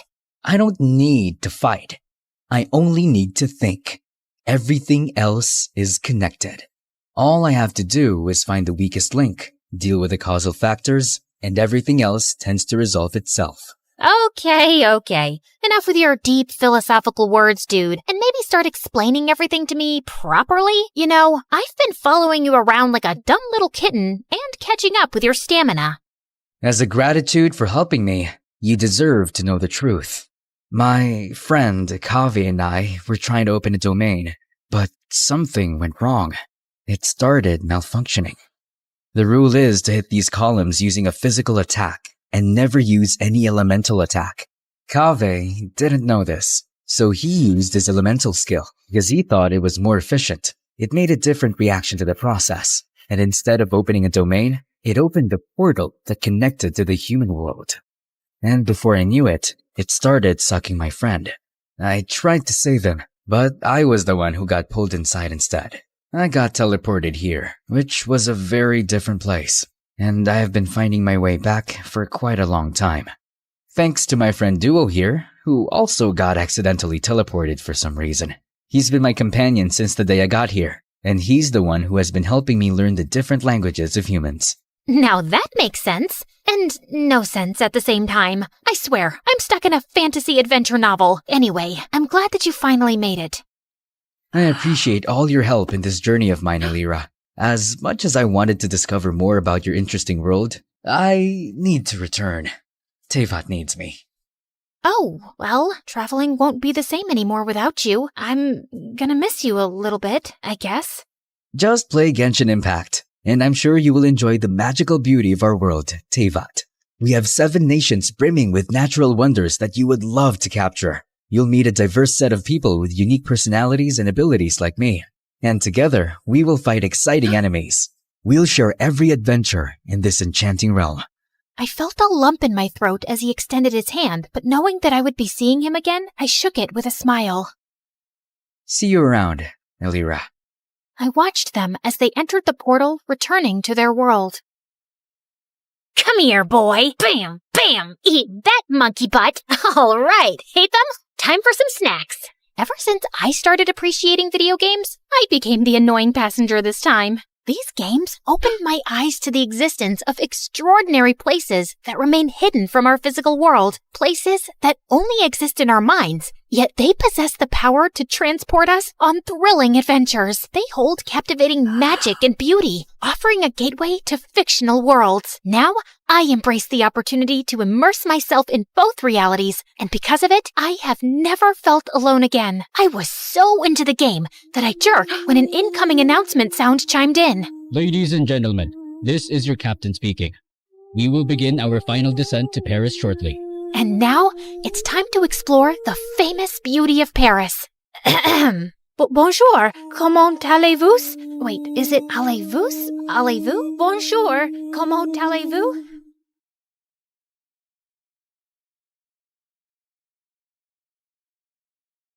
You're never here when my tears dry. You're never around to see me thrive. When it's my birthday or my day off, you got other plans and can't show up. Hi, I'm Jessica from Napa Valley, and I have a weird story to tell you today. But first, please like and subscribe, because MSA will give $1,000 to one lucky person in the coming 7 days. I lived in a beautiful house surrounded by trees. I had a good life, but growing up, I didn't get along too well with my family. For starters, my mom was like a 5-year-old trapped in an adult body. All she wanted to do was run around and play. Mom's idea of having fun was a water balloon fight with me and my older brother Dylan, and I found her childish behavior so annoying. I could never study in peace without hearing Mom sing show tunes around the house. Come on, you little bookworm. Let's bake some cupcakes. Don't you know how to have any fun, you nerd? Ugh, see what I mean?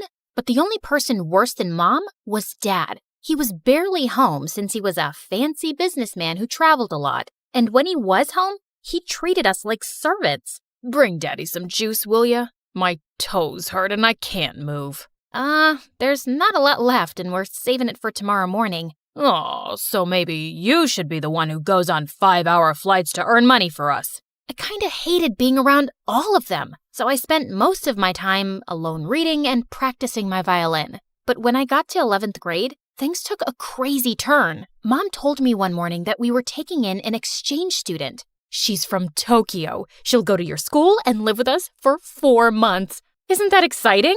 Sure, but we'll have to clean the kitchen first, so she doesn't run crying. Be happy, Jessica. Now you'll have a live-in friend to bore to sleep while you play your violin. I sure hoped she wouldn't be a live-in headache like Dylan. That weekend, we all drove to the airport to pick up our Japanese guest. Her name was Queenie, and she looked like a goddess out of a wonderland. Even her fingers were beautiful. Thank you for having me. Truly, it means so much. It's our pleasure, sweetie. Look, I got you a stuffed welcome panda. Mom? Hi, I'm Jessica, and I'm the normal one in the family. Please, don't judge me based on them. Oh my goodness, this is so sweet. Can one of you help me with my bags? They're heavy because of all the books I brought. Wait, Queenie was into books? I loved this girl already. She and I were talking about our favorite authors on the way home, and after that, we really started to bond. It was nice finally having someone I had stuff in common with. Queenie was also super helpful around the house, so both of my parents adored her, especially Dad. Aren't you amazing? How about I buy a present to thank you for all your hard work? Maybe new shoes or gold earrings? I would have bought some for Jessica, but all she cares about is school and homework. That's very kind, but you guys have already done enough, really. Then one night, Queenie and I decided to go on a walk, and she grabbed a jacket from the coat closet.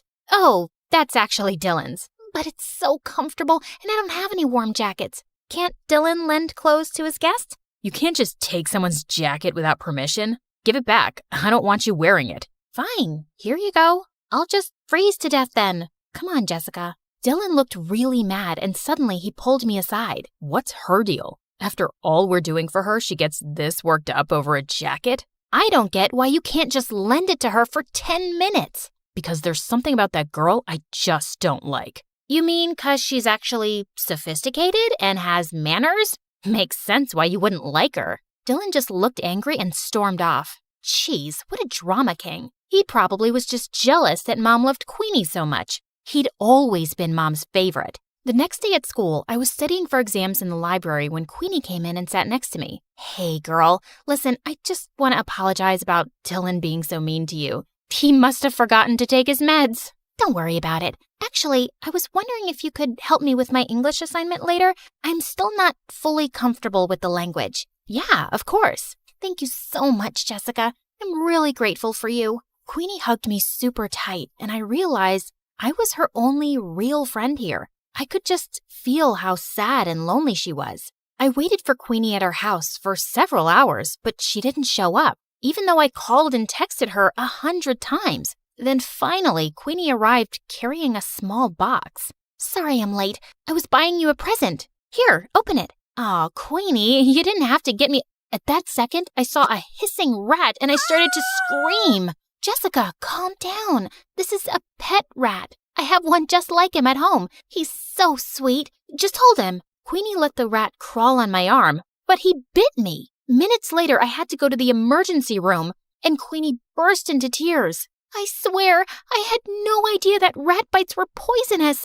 I have the exact same one at home, and he's such good company. It's okay, Queenie. The doctor said I'll be fine. Just don't go around giving people pet rats in the future. Queenie just kept apologizing and hugging me. I felt bad for her, but man, it had been an exhausting day. And for some reason, things kinda went downhill after that. Queenie wanted to be around me 24/7 and do everything together. I was thinking I could come with you to your violin lesson today. I've always wanted to play an instrument.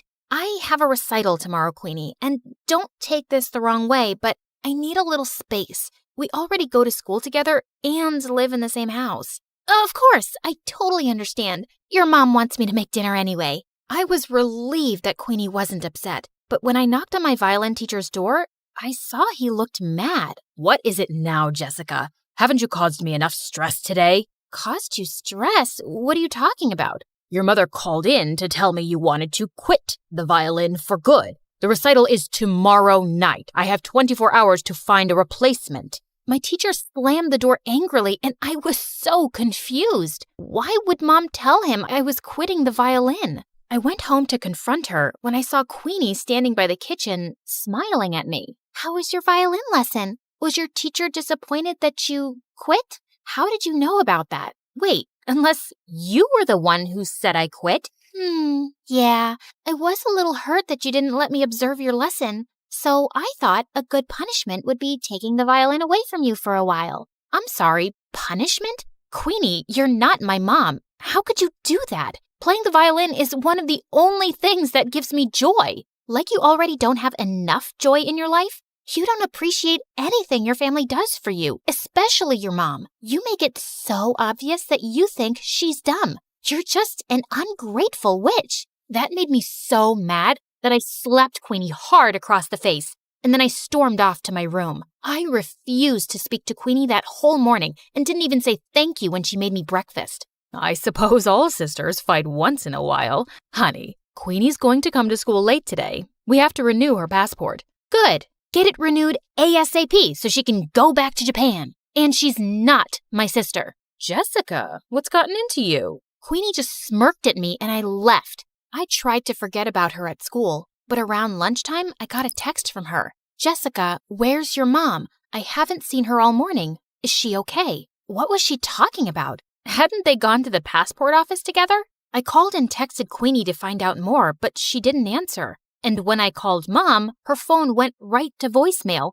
I started panicking and went home as fast as I could to see what was going on. And I found Dylan on the porch looking super upset. I just got a text from Queenie asking where Mom is and if she's okay. What is she talking about? Neither her or Mom are answering their phones. Why would Queenie send a text like that? Something's going on. We have to call the police. Okay, but go tell Dad first. I found Dad in his office and told him everything, but he shrugged like it was nothing. What's the big deal? She'll turn up soon enough. So you're not worried at all if Mom's okay? You don't think those texts were weird or... Quit bothering me, Jessica. I could use a break from your mom. Get a little peace from her morning singing. What? What kind of monster was my dad, not caring if Mom was safe? I would have to take matters into my own hands. But just then, I heard yelling coming from Dylan's room, and I opened his door to find Queenie sitting on his bed, while Dylan looked furious. What is going on? Queenie, you've been home this whole time?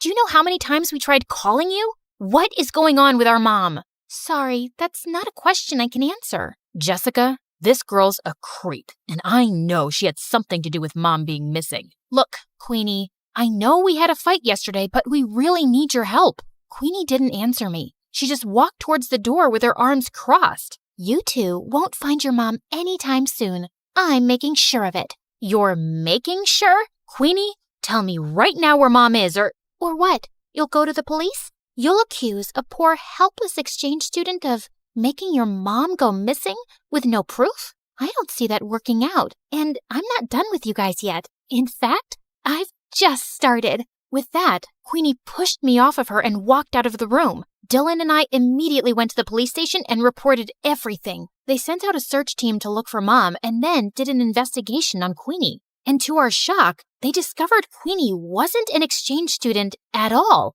She'd faked her application. She wasn't even from Japan. She lived in LA. So she's just this stranger who came into our lives and made Mom go missing? Who is this girl and what does she want from us? I don't know, but that chick gave me weird vibes from the start. She's obviously out to get us. We stayed at the police station for several hours, waiting for any news. Then finally the police came back with Mom. Oh my God, what happened to you? It was Queenie. She said she had to show me something important, then drove me into the middle of the woods and threw me out of the car. She just left me there without my phone. I was just lucky some forest rangers found me. But don't worry, I'm all right now. Just then, some policemen walked in with Queenie. Looks like Mommy made her way out of the woods. You're a monster, Queenie. We know everything. How you kidnapped Mom, how you faked your exchange student application. Who are you and why are you trying to ruin our lives? Because you ruined my life first.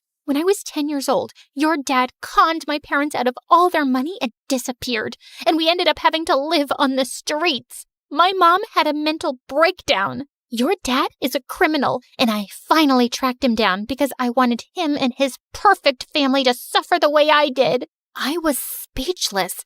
I knew Dad had been a jerk, but he was a crook too? Queenie was admitted into juvie, but we insisted that the police look into her family's case. And 2 days later, the police came to us with some news. It turned out that Dad was part of a group of con men that had been going around in disguise all over the country for years, scamming people. And as soon as Dad got home, they arrested him. He kicked and screamed and shouted at us to do something, but we didn't. A part of me almost felt relieved to see him go. I am so sorry, you guys. I never knew much about your father because he always told me to mind my business and kept everything a secret from me, and I stopped asking. That's why I was never happy in our marriage. He was the worst. He never cared much about you or us.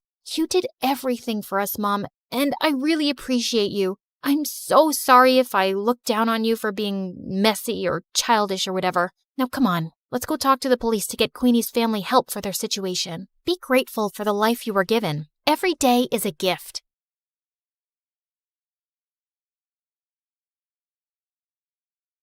Hi, I'm Blair, and I'm about to tell you a crazy story. Before we continue, please like and subscribe to MSA. Growing up, my parents fought constantly over money. Dad was a struggling sculptor, and Mom, who was a waitress, cursed the day she met him because we constantly had money problems. She always said dropping out of school was her biggest mistake, so she made sure I studied hard. That's how I earned a full scholarship to one of the city's top schools. But my true passion was painting. I fell in love with it at 5, taught myself through YouTube, and by 13, I was winning major school competitions. Dad was proud, but Mom didn't like it one bit. Art's a hobby, Blair. You can't make a career out of it. Definitely not a successful one. It was my dream to become a world-famous artist. Well, mine and my best friend Ashley's. She was an artist just like me, and we'd been best friends since middle school. Ashley was rich, so she got to go to amazing art classes and shared everything she'd learned with me. And whenever my parents argued, I'd sneak over to her mansion. Life was just better with Ashley around,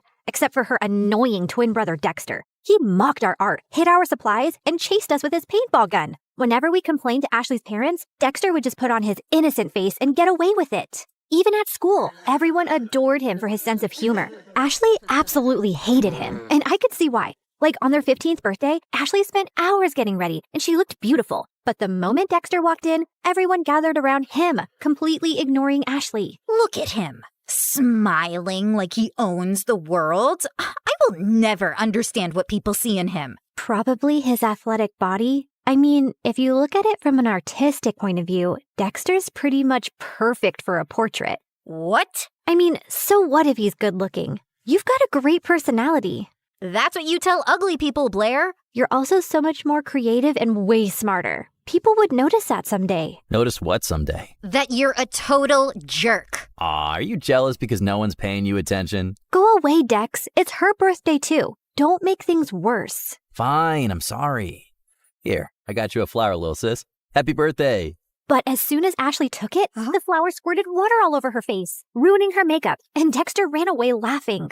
As we grew older, Dexter just got more annoying. At 17, he joined the football team, became the most popular guy in school, and a serial heartbreaker. Every day, some girl would be crying over him, and it was nauseating. As for me, my parents were fighting a lot more lately, and one day, Dad just packed his stuff and left. Shortly after, he filed for divorce, and Mom went bonkers. She refused to shower or step out of the house, and a week later, she came home and told me she'd quit her job. Between rent and expenses, we soon ran out of our savings and didn't even have enough money for food. Do you have cash? Sure. Let me just grab some from the secret trust fund your dad left me. No, I don't have cash, you moron. Just run the card again. I've already tried 3 times. It's not working. Pay or leave. Mom just started yelling at the cashier like a madwoman. He called security, but as they approached, Mom grabbed a bunch of stuff and bolted in the other direction. She went round and round in circles before the security guys finally caught her and dragged her out. Since Mom was acting all kinds of crazy, I took up a part-time job at a cafe to help out. But between work and school, my life was miserable, and Ashley wasn't helping. What do you mean you're not coming for the concert? We booked this months ago. Things were different back then. Now I have to work. Ask someone to cover your shift. We're short-staffed, and I need the money. But Hank's gonna be there, and I need your help talking to him. You're not getting out of this. Ashley kept pushing me, but I kept refusing, and eventually she gave up. The next morning, she told me Hank had asked her out, and I was happy for her. College applications were looming, and I desperately wanted to get into NYU's art program, where Ashley was applying to. It was expensive, and I needed a strong portfolio for a scholarship. I couldn't risk my mom finding out, so I stayed late after my shifts at the cafe to work on my portfolio. One day, while I was heading back home, it started raining heavily. It was already late, so I couldn't get the bus, and was waiting for a cab when someone walked up to me with an umbrella. Dexter, what are you doing here? I was just across the road running some errands, and by errands, I mean date that didn't go too well. Anyway, I saw and I thought I'd help. Dexter led me to his car, and on our way, we got talking. He asked me how I was doing, and I don't know why I ended up telling him everything about Mom and how things were really tough at home. Ashley told me about your parents' divorce, but I didn't know things were so bad. If you need anyone to talk to, I'm here. Something about the way he said it made my heart melt. And after that day, Dexter and I got closer. He would wait for me at the cafe and then walk me home. We'd debate over classic movies, argue over music, and bond over our favorite MSA videos. The more time we spent together, the more I saw a different side of Dexter. One that was kind, funny, and surprisingly thoughtful. And before long, I started having feelings for him. You know, I've always had a bit of a crush on you. Really? Why? You're kind, beautiful, smart, creative, and you're probably the toughest person I know. Wow, thanks. I always thought you're kind of annoying. Gee, thanks. What a compliment. Let me finish. But now I think you're the only person who gets me. You've shown me what it's like to really connect with someone, Dex. I guess what I'm saying is... That you like me? I like you too. And then Dexter kissed me, and it was perfect. I wasn't sure how Ashley would take it, but before we can even gather the courage to tell her, we found her crying in the school garden the next day. Hank dumped me. He says my nostrils are too big and that my face reminds him of his dead cat. What kind of reason is that? The kind that's a lie. Hank's a total player. Why would you ever fall for him, you dumb... Ow! I mean, I'm sorry you're hurting, but don't weep over that idiot. You're stronger than that. Be a man, woman, girl, be a girl. Did you hit your head or something? Why are you even talking to me? Blair, I need a hug. The next few days were a mess. Ashley was hung up on Hank and dragged me along for endless shopping sprees and salon visits to distract herself, and I didn't think it was a good time to tell her about me and Dex, who I wasn't even getting to spend any time with. She was also home all the time, so Dexter started sneaking into my room late at night. This is not fair. You're totally ignoring me. I know, but she's miserable, and she needs me. Hey, Han, remember when you needed her, but she was too busy falling in love? Anyway, my football team's having a party tomorrow night, and I'd love for you to come. It's low-key, just close friends. How close are we talking? Close enough to do this. Dexter leaned in to kiss me, but before he could, someone knocked on my door. Ashley! He hid under the bed as I opened the door. Who are you talking to? No one. I was just humming to myself. La la la. See? You tell me, what's up? No time long see. You're being weird. Anywho, I need your help. I've heard the football team is having a party tomorrow and Hank's gonna be there. I need him to know that I've moved on and this party is perfect for that. I have the invites. You're coming with me. No excuses. But I have to work on my portfolio. I promise I'll help you after the party. Please say yes. Ashley looked desperate that I couldn't refuse. Dexter was furious, though. He didn't answer my calls or reply to my texts. Even at the party, he ignored me. But I could see he kept looking my way. Ashley had hired some guy to be her fake boyfriend, so she left for the dance floor with him while I waited for Dexter. I was near the pool when I almost slipped, but someone held on to me. Careful there, sweet cakes. You'll hurt yourself.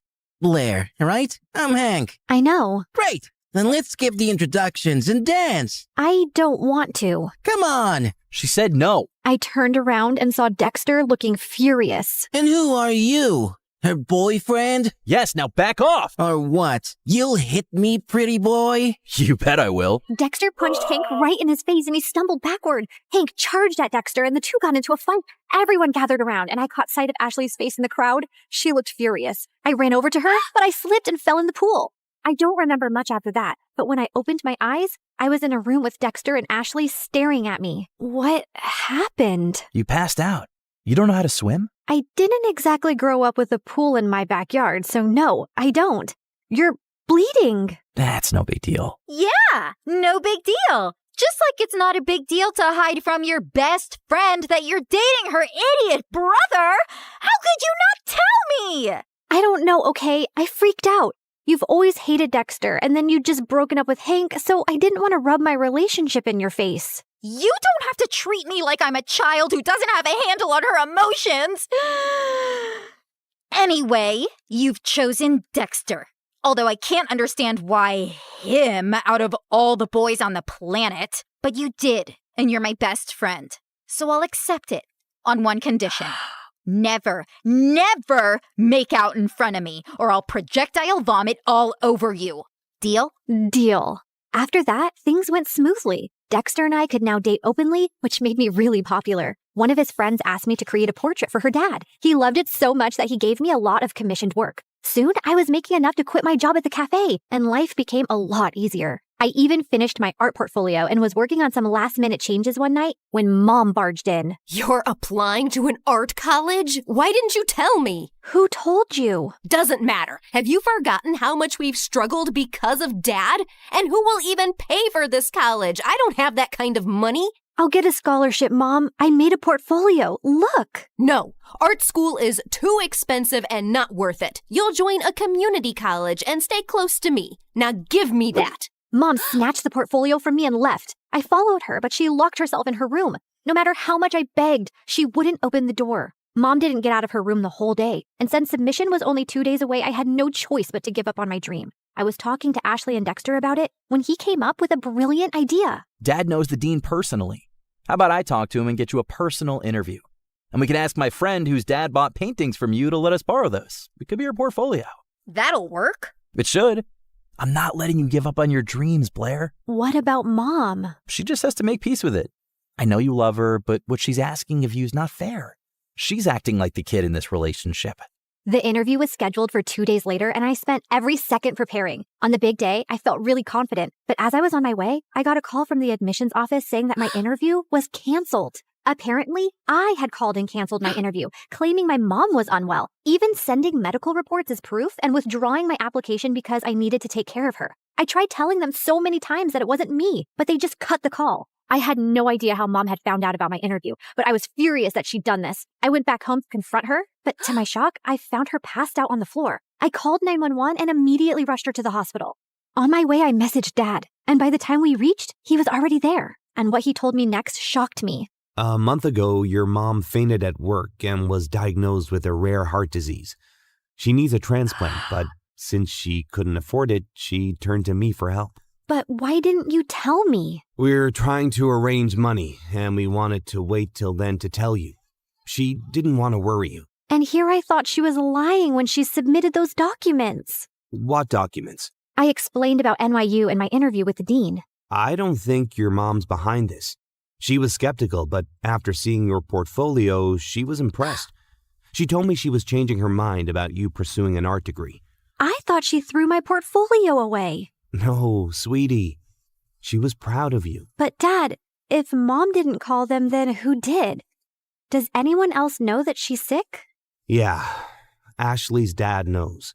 We needed money for tests, so I asked him for a loan and sent pictures of your mom's report to prove it. I told him to keep it a secret so you wouldn't find out. I immediately understood who might have done this. But just to be sure, I called the admissions office and asked them for the number they received the call and reports from. And when I saw who it was, my mind exploded with anger. I took a cab, reached Ashley's place, and barged into her house. You called the admission office and told them that my mom was sick and I won't be attending the interview? Don't even try to lie to me. I have proof. My mom was sick, Ashley. You could have told me that at least. Instead, you used that against me. Hold on, I think there's some confusion. Why would Ashley do that? Ask her. And suddenly, Ashley's face twisted into rage. Yes, ask me. Ask me why I'd go out of my way to make your life miserable, Blair. It's 'cause I hate you. There, I said it. I hate you. First, you were my best friend, and you chose to date the person I hate most, my doofus brother. It was bad enough my parents always chose him over me, but even you? Also, I couldn't stand how perfect your life was. You have a football jock boyfriend. Everybody loves your art. Everybody loves everything about you. Heck, even the boy I liked likes you more. I didn't want to go to college and be second to you again. So I told your mom about your art school plans, hoping she'd stop you. And when she failed, I used the pictures and did what I had to. I can't believe I trusted you. I thought you were my best friend. How can you do this to me? You've shattered everything we had. I never want to see you again. We're done. Don't think I'll cry over it. I'm going to NYU, Blair. I'll make new friends. You disgust me. Whatever. I never saw Ashley's face again, and Dexter told me that his parents heard her entire confession and ended up grounding her big time. She didn't even get through NYU, but I did, thanks to Dexter's dad who got me a second interview. Mom stayed in the hospital for a few more weeks before coming home. A month later, we found a donor. It was tough to get the money for the surgery, but we managed, and Mom made a full recovery. Today is my first day in college, and I couldn't be happier.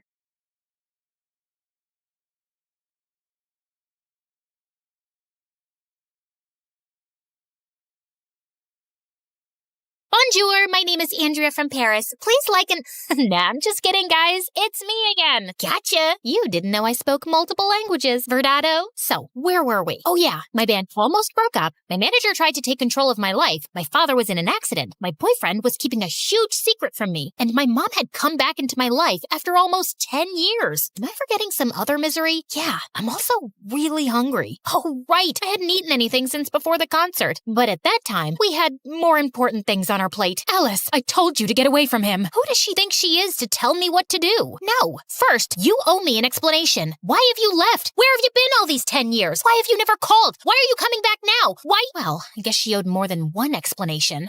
Maybe we should leave. And miss the showdown? Yeah, let's give them some privacy. Yes, better. What are you even doing here in the first place?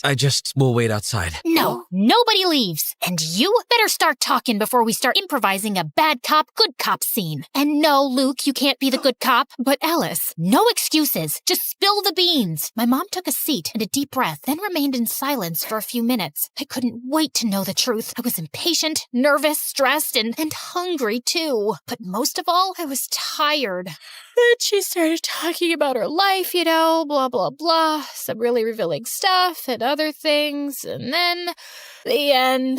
I'm sorry, guys. I'm just exhausted. It's not that easy to narrate 4 parts in a row. The life of an MSA star is harder than it looks. You know what, guys? Let's mix things up a little. I know you're probably tired of hearing my voice. At least I am. So let's hear my mom's story told by herself. See you later, alligators. Hi, kids. I'm Carrie, Alice's mom. I know most of you must hate me, but hold off until you hear my side of the story. If you still hate me later, well, don't put it in the comments. I don't think I can handle having my own haters. Let's start from the beginning. After I got married and had Alice, my life was practically perfect. Lovely family, a career climbing. Life was looking up. When Alice was finishing elementary school, my big shot arrived. Carrie, we want you to lead the case against the Siri clan. Oh, yes, I'll do it. Their time has come. Justice will be served. The Siri clan was one of the largest and most dangerous criminal groups in the country. They were the worst of the worst, fixing sports events, moving narcotics, blackmailing politicians, and even kidnapping kittens in their spare time. You name it, they did it. Get ready. This is gonna change your life. And boy, it did. I couldn't imagine at the time how much it would cost me. I couldn't tell anyone about my involvement with the case, not even my family. Still, the clan found out pretty much everything about me. I soon started receiving threatening phone calls, menacing letters, and gifts of dubious taste. The prosecution put security on us. The suit guys followed us all around without Alice and her father knowing.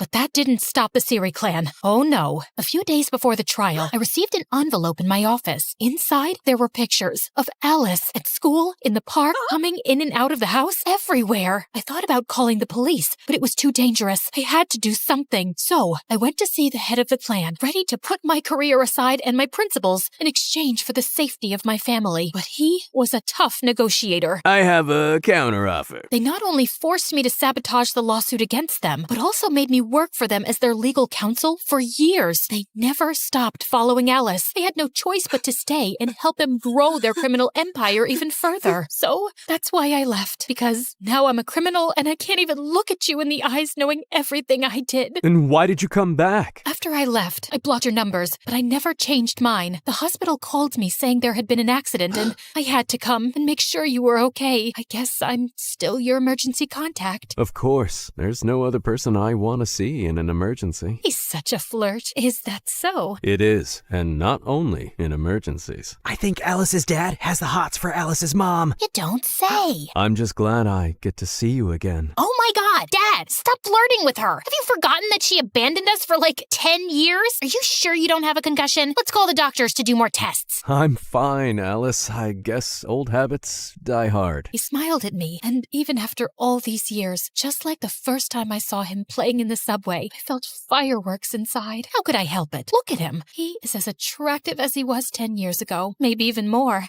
You can tell he's been hitting the gym. Check out his arms, his shoulders, his... Okay, that's enough. This is still a family channel. I'll take it from here. As you can imagine, my mom's story was like a roller coaster for me, and by the end, I was pretty dizzy. I didn't know what to say, but at the same time, I had hundreds of questions to ask. But first, I needed some air, like a lot of air, and something to eat. So I walked out of the hospital, and then I saw it. That was really love at first sight. Thank God. I ran to it, and I ordered half a dozen hot dogs. What? Lady has to eat too, you know. Besides, can't think with an empty stomach, right? Bon appetit. Note from the MSA producers. Due to the disgusting nature of the following images, we have decided to censor the next part. Ugh, I so needed that. Now I can think straight. Let's get this over with. I walked back to the hospital, but stopped dead in my tracks when I saw Mom and Camillo talking at the entrance. We should try to be friends. After all, we are family. You don't scare me. And why should he? Oh, let me guess. He probably is the son of the boss of that clan,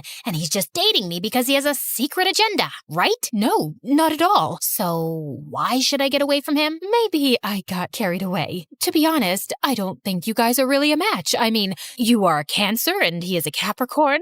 Those are the least compatible signs in the horoscope. I'm actually a Scorpio. Oh, then it's okay. You have my blessing. Great! Thanks, Mom. Camillo hugged my mom. Their performance was as believable as a bunch of elementary school kids acting out Shakespeare for the end of the year play. Of course I knew there was something wrong. I'm not an idiot, guys. I asked Camillo about it like 1,000 times. Why does my mother hate you so much? What did you do? But he always came up with different excuses. It's because I'm Italian. She hates poets. She doesn't like my cologne. I think she must be in love with me. Eventually, I stopped asking. I know it sounds crazy, but after so much time, things were somehow in order and part of me didn't want anything to change. Sure, I knew that things sooner or later were gonna bite me, and trust me, when they did, it hurt like a dog bite. The next few days were truly bizarre. My mom came back into our lives as suddenly as she had left. Every time I went to visit my dad, she was there, and the two of them together were absolutely unbearable. You guys know I'm a sucker for love, but they were too much even for me. Here comes the plane. Can I have a bite of the pilot, too? Oh, don't start. Last time things got out of hand. Yikes. When my dad was discharged, she took care of him at home. They even urged me to come back and live with them so we could be a happy family. Before saying no, I actually considered it. For like half a millisecond. But Mom was determined to get back into my life, by hook or by crook. Like some regular mom and her teenage daughter, we spent all of our time together fighting. The thing was that I was not a teenager anymore, and she wasn't like a regular mom, which made things really weird. Where are you going? With whom? What time will you be back? I want my lawyer here. I am your lawyer. Talk. To a club with Moon and Luke around 2. That's too late. You can go till 12. But Mom! No buts, Missy. It was kind of fun to make up for lost time. You're so mean. I hate you. I always wanted to yell at my mom that I hate her for some stupid thing, like a normal teenager. Although I would never admit it then, having Mom back was amazing. But still, she really had it in for Camillo. And it wasn't, of course, just because of our zodiac signs. She started playing detective, attempting to sabotage our relationship. She tailed us in secret to our dates. Remind you of anyone? I guess the apple doesn't fall that far from the tree. Of course, she didn't know about my successful career as a matchmaker. Table 5 said you would take care of their check. Since when is bread so expensive? After that, she sent me flowers and gifts from a mysterious secret admirer. Free chocolate. But that was nothing. It got to the point where she tried to kill Camillo. I didn't know he was allergic to nuts. I told you like yesterday.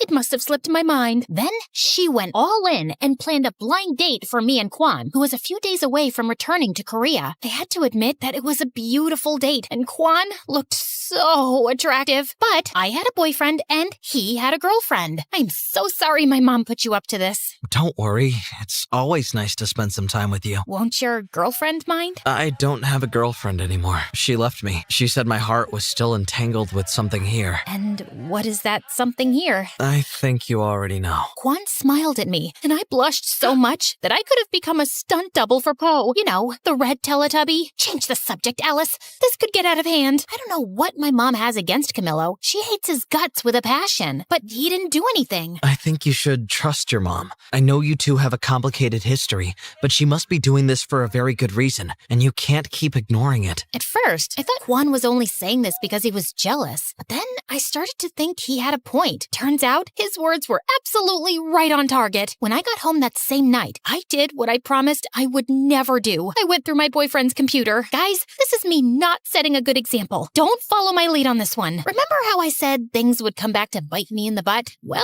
they did. More than a dog bite. It was a crocodile bite. Among Camillo's files, I found a book about me. Yes, you heard right. Camillo was writing a book about my life behind my back. Actually, no, he wasn't writing it. It was already finished. What the? To no one's surprise, it turns out that behind it all was Trevor. He had signed over my image rights from our contract to Camillo to write a bestseller airing all my dirty laundry. For the next few hours, I read the entire book. Not only did it expose my deepest fears and desires, those I had confided in him, but it also detailed my mother's criminal history with the Siri clan. If this gets out, she will go to jail. And the worst part of it all, the book was due out in 2 days. Just as my world was collapsing, the collapser opened the door. Hi, honey. I was more than ready to use my drumsticks to turn him into a human skewer, but I didn't. I understood that my only advantage at that moment was that he didn't know that I knew. So I pretended that everything was fine and took the first opportunity to get the hell out of there. We're out of milk. I'm gonna go buy some. We have milk. But not almond milk. Since when do you like almond milk? Since forever? You don't know every single detail about me. Well,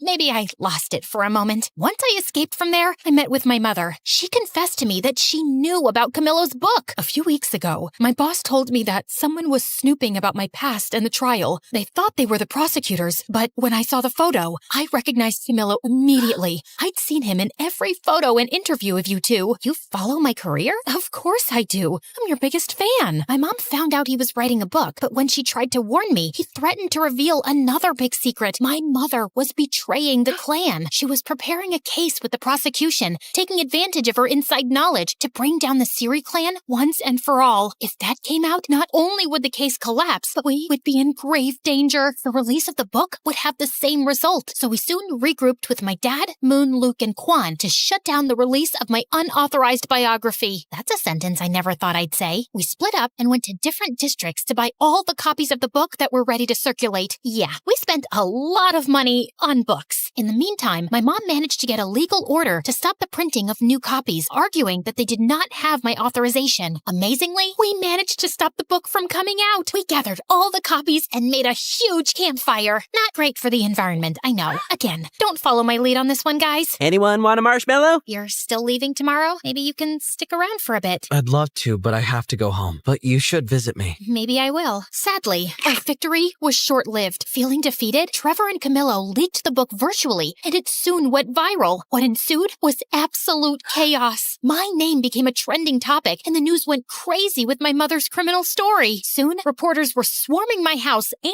my parents' house looking for a comment. My phone literally exploded from the number of calls and messages it received. To make matters worse, Camillo went on TV to present the book, badmouth me, and reveal that my mom was a double agent for the government. You will pay for this. From that moment on, we became the #1 target of the Siri clan. Things were completely out of hand, and for the first time, I feared for my life and the safety of the people around me. I had to do something, but I didn't know what. Alice, there's no time for discussions. Get in the car. We have to go to the witness protection program now. We are in danger. I can't do it, Mom. You two go. Alice, this isn't up for discussion. No, it's not, Dad. I'm sorry. I ran between the cars until I lost them. It's not that I didn't want to go with them, but I was a public figure. The reporters and paparazzi would be after me like hounds. I knew that if I went with them, I would put them in even more danger. I needed to go somewhere where no one knew me. Oh, that's it. Quan, Is it too soon to visit? Not at all. I'm glad you're here. I held Kwan's hand as we waited for the plane to take us to Korea. I took a deep breath. It felt like walking away from a fire. Who said you can't run away from your problems? Hi, everybody. Welcome to a new Where Are They Now episode. So let's uncover the latest on the Cupid Secrets crew. Alice's parents, Luke and Moon. They just disappeared faster than my motivation on a Monday.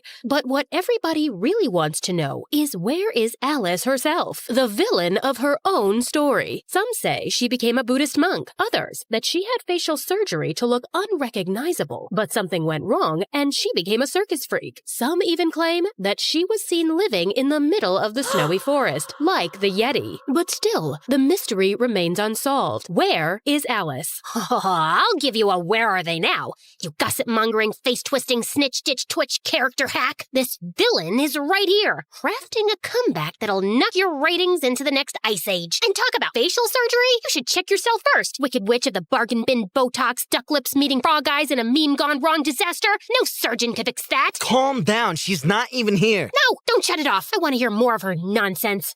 Great. Now the power cuts out on me. As if everything else wasn't enough, the electricity there had a mind of its own. It always went out with the worst possible timing. Okay.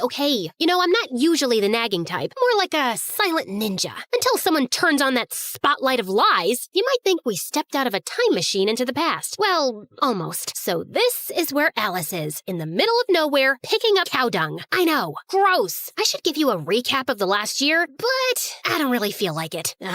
Okay, don't leave. I will. But just because you've been putting up with me since episode 1. Before I start, like and subscribe, and don't forget to never watch MSA on TikTok. Real ones know that YouTube is way cooler. So, after Camillo's book, Kwan and I escaped to a small rural town in South Korea where no one knew or cared who I was. This is nice. It was not. At least no one will find us here. Yeah, because no one knows this place exists. Seriously, I tried searching it on Google Maps, and it just showed a shrugging emoji. Still, Kwan absolutely fell in love with our new rural life. He put together his own farm, and it was like he had found his place on Earth. For me, it wasn't that easy. Alice, collect the cow dung so we could use this for fire. Not this again. That day, I shouldn't have worn red because it made the bull crazy mad, and he chased me all over the farm until I fell headfirst into the cow poop pile. I hate this.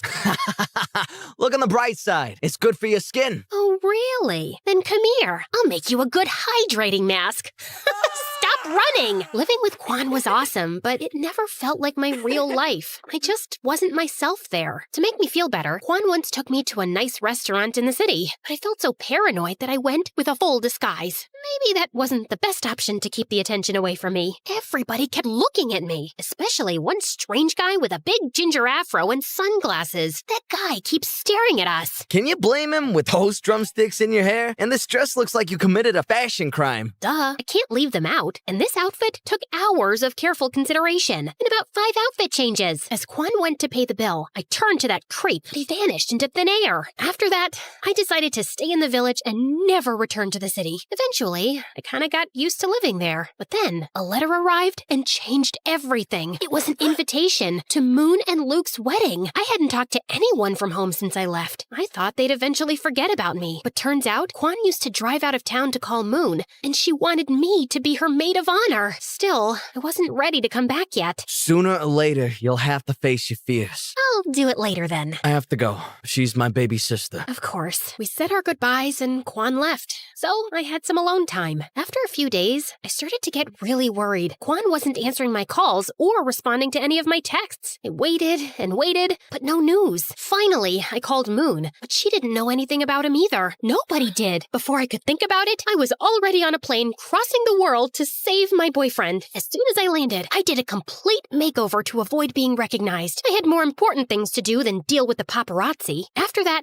I went straight to the police station. I knew who was behind it all. The Siri clan kidnapped my boyfriend. Do you have any proof? I have a strong feeling. Does that count as proof? Maybe he just ran away from you after reading the book. The whole police station laughed at me. I wanted to throw all their donuts into the garbage, but I didn't. I just stole a few for later. Besides, we already captured Siri Clan's leader. What? After I left the police station, I had so many questions in my head. Just then, I saw Trevor drive by in a cool Porsche and stop not too far away. My heart was beating super fast, and I decided to follow him. I hid in an alley where it was kind of dark. I couldn't see much, but then I heard him talking on the phone. Keep a low profile. We can't afford any slip-ups right now. I had planned this all along. I even made that foolish Camillo reveal the clan's secrets in his book to have the leader imprisoned so I could take over the empty throne of the Siri clan. I did a lot for him, and that thankless man never recognized me. Now, see who the boss is? Me. Trevor. Only Trevor. The terror! He went inside, and I crept closer to the building's window and peeked inside. There he was, stood before a group of exhausted kids. Kids, if you don't do it my way, you'll be swimming with the fish.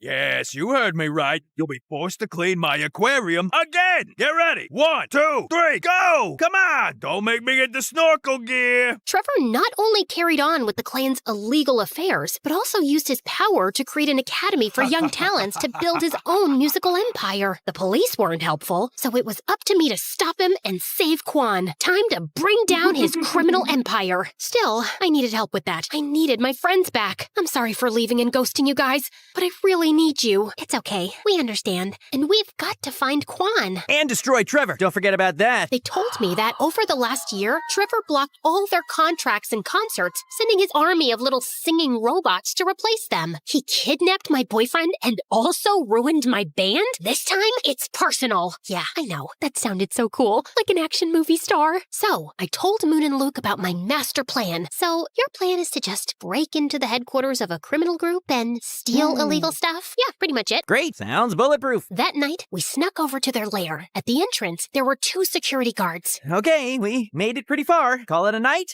No, we have to take them out. So, Alice, you do it. What? Why me? They won't recognize you with your new makeover. Distract them while we try to find another way in. Before I could protest, Luke and Moon threw me towards them. First, I thought I could use my Riz to win them over. Content warning, guys. This might turn into a cringe fest. I walked to them, flirtatious. But I looked like I was just learning to walk for the first time. Excuse me, guys. Do you have names, or can I call you mine? I'm Frederick. Mike. No, I meant I thought your names were Google because you two have everything I've been searching for. Well, that one bombed even harder than my first pickup line.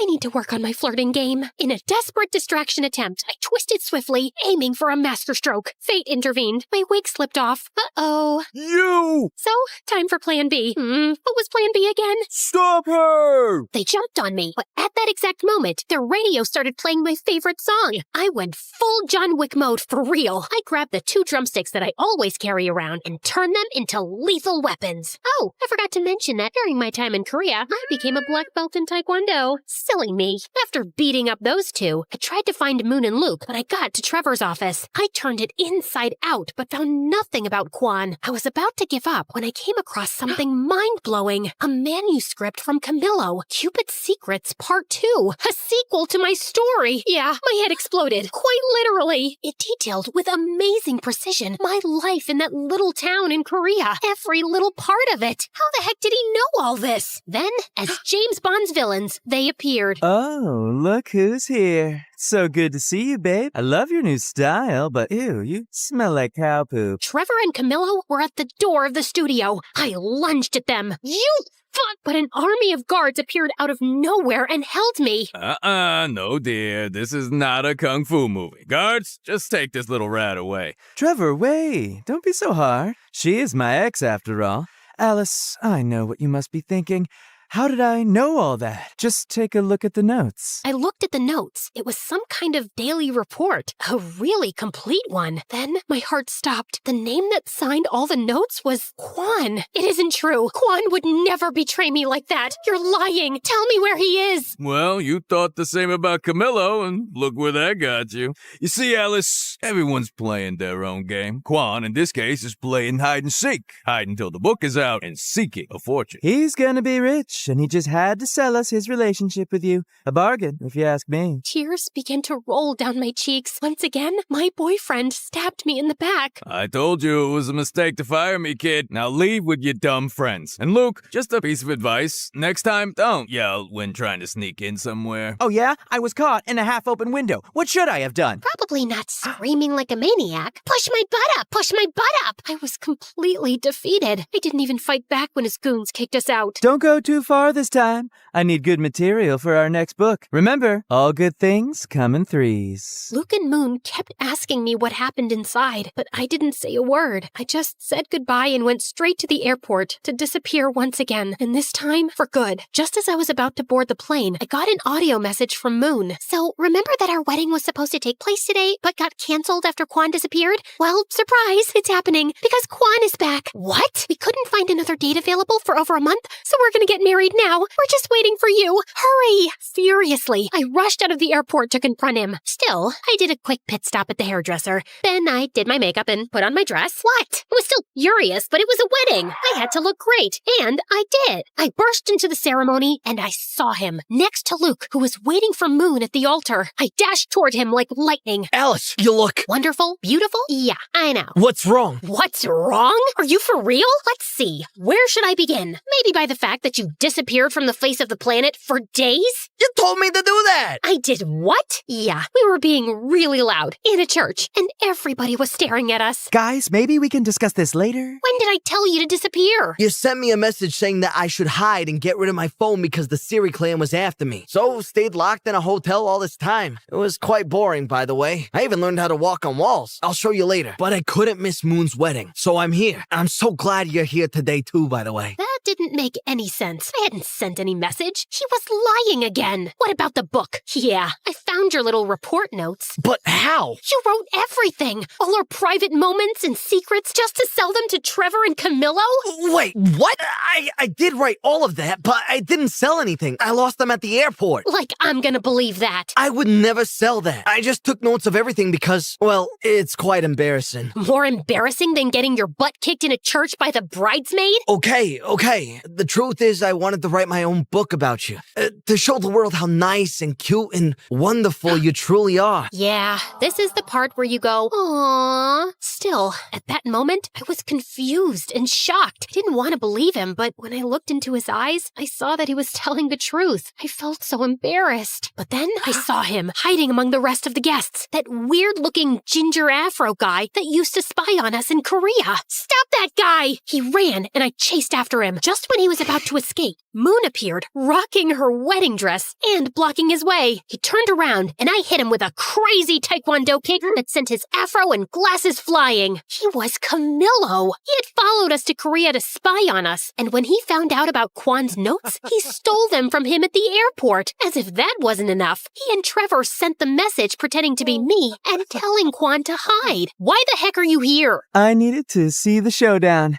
It's the ending of my sequel. You and your freaking sequel. I'm gonna kill you right now. Let me. Kwan stepped forward and headed for Camillo. He grabbed him and shoved him, ready to punch his lights out, but I stopped him. He deserves it. But he's not worth it. Yeah, the last thing I need is to get punched by a farmer. I turned around and slapped Camillo so hard he spun like a startled ballerina. When he finally stopped twirling, Moon gave him another slap, sending him into another whirlwind. But I wasn't done with him. Listen to me good, you hack of a writer. I'm about to end your whole career. First, I took care of Trevor. I sent Luke, disguised and armed with a camera, to his music academy. Turns out, Trevor had those poor kids rehearsing day and night, like a twisted version of School of Rock. He got arrested for child abuse, and the Siri clan vanished. My family was finally free, so I went to get them out of the witness protection program. When my dad opened the door, he had the longest beard ever. Gandalf, is that you? Alice! Dad hugged me tightly. Soon Mom joined in. I can't breathe, guys! My parents moved back to Rochester and got re-engaged. Another wedding on the way. With my mother's help, I sued Camillo for the rights to my own story. During the trial, it came to light that he had plagiarized other writers. Camillo lost all profits from the book, sequel rights, and his reputation. Last I heard, he was working as a waiter again. I said cappuccino, not macchiato, you spaghetti brain. Finally, I was free. I had my voice back. Eventually, I found the perfect place to tell my story. So, Thanks, MSA. They don't pay as much as Hollywood, but they are way cooler. Oh, and the rest of Luke and Moon's wedding was awesome. Our band even got together for a quick reunion show. Then we partied like there was no tomorrow. But there was. I could have never done this without you. Of course you could have. So, what now? My real life is here. My family, my friends, my music. But mine isn't. We both started crying because we knew that despite that we loved each other, we had to follow our own path. Sometimes love is about letting the other one go. Don't worry, guys. I'm not going to end this 5-part story with such a downer. You know your girl Alice better than that. So, Quan returned to that little town life that he loved so much. As for me, the band got back together and we traveled the world playing our music. Many years later, my music took me to a familiar country. I took a trip to the countryside and reached a lovely farm. Then I saw him. Quan looked so handsome. I remember the first time we met. He was acting like a tough guy and I was dressed as a goth. Safe to say, we've both had quite the glow up since then. When he saw me, he smiled, and then everything. Silence. Time stood still. Electricity. Heart racing. And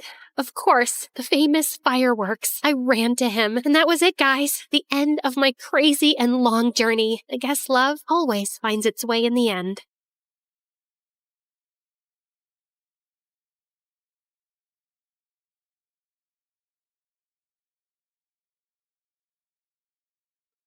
Good day, everyone. My name is Odette, and I'm in the 10th grade. They say you can tell a lot from someone's face. Mine says, "Please look away."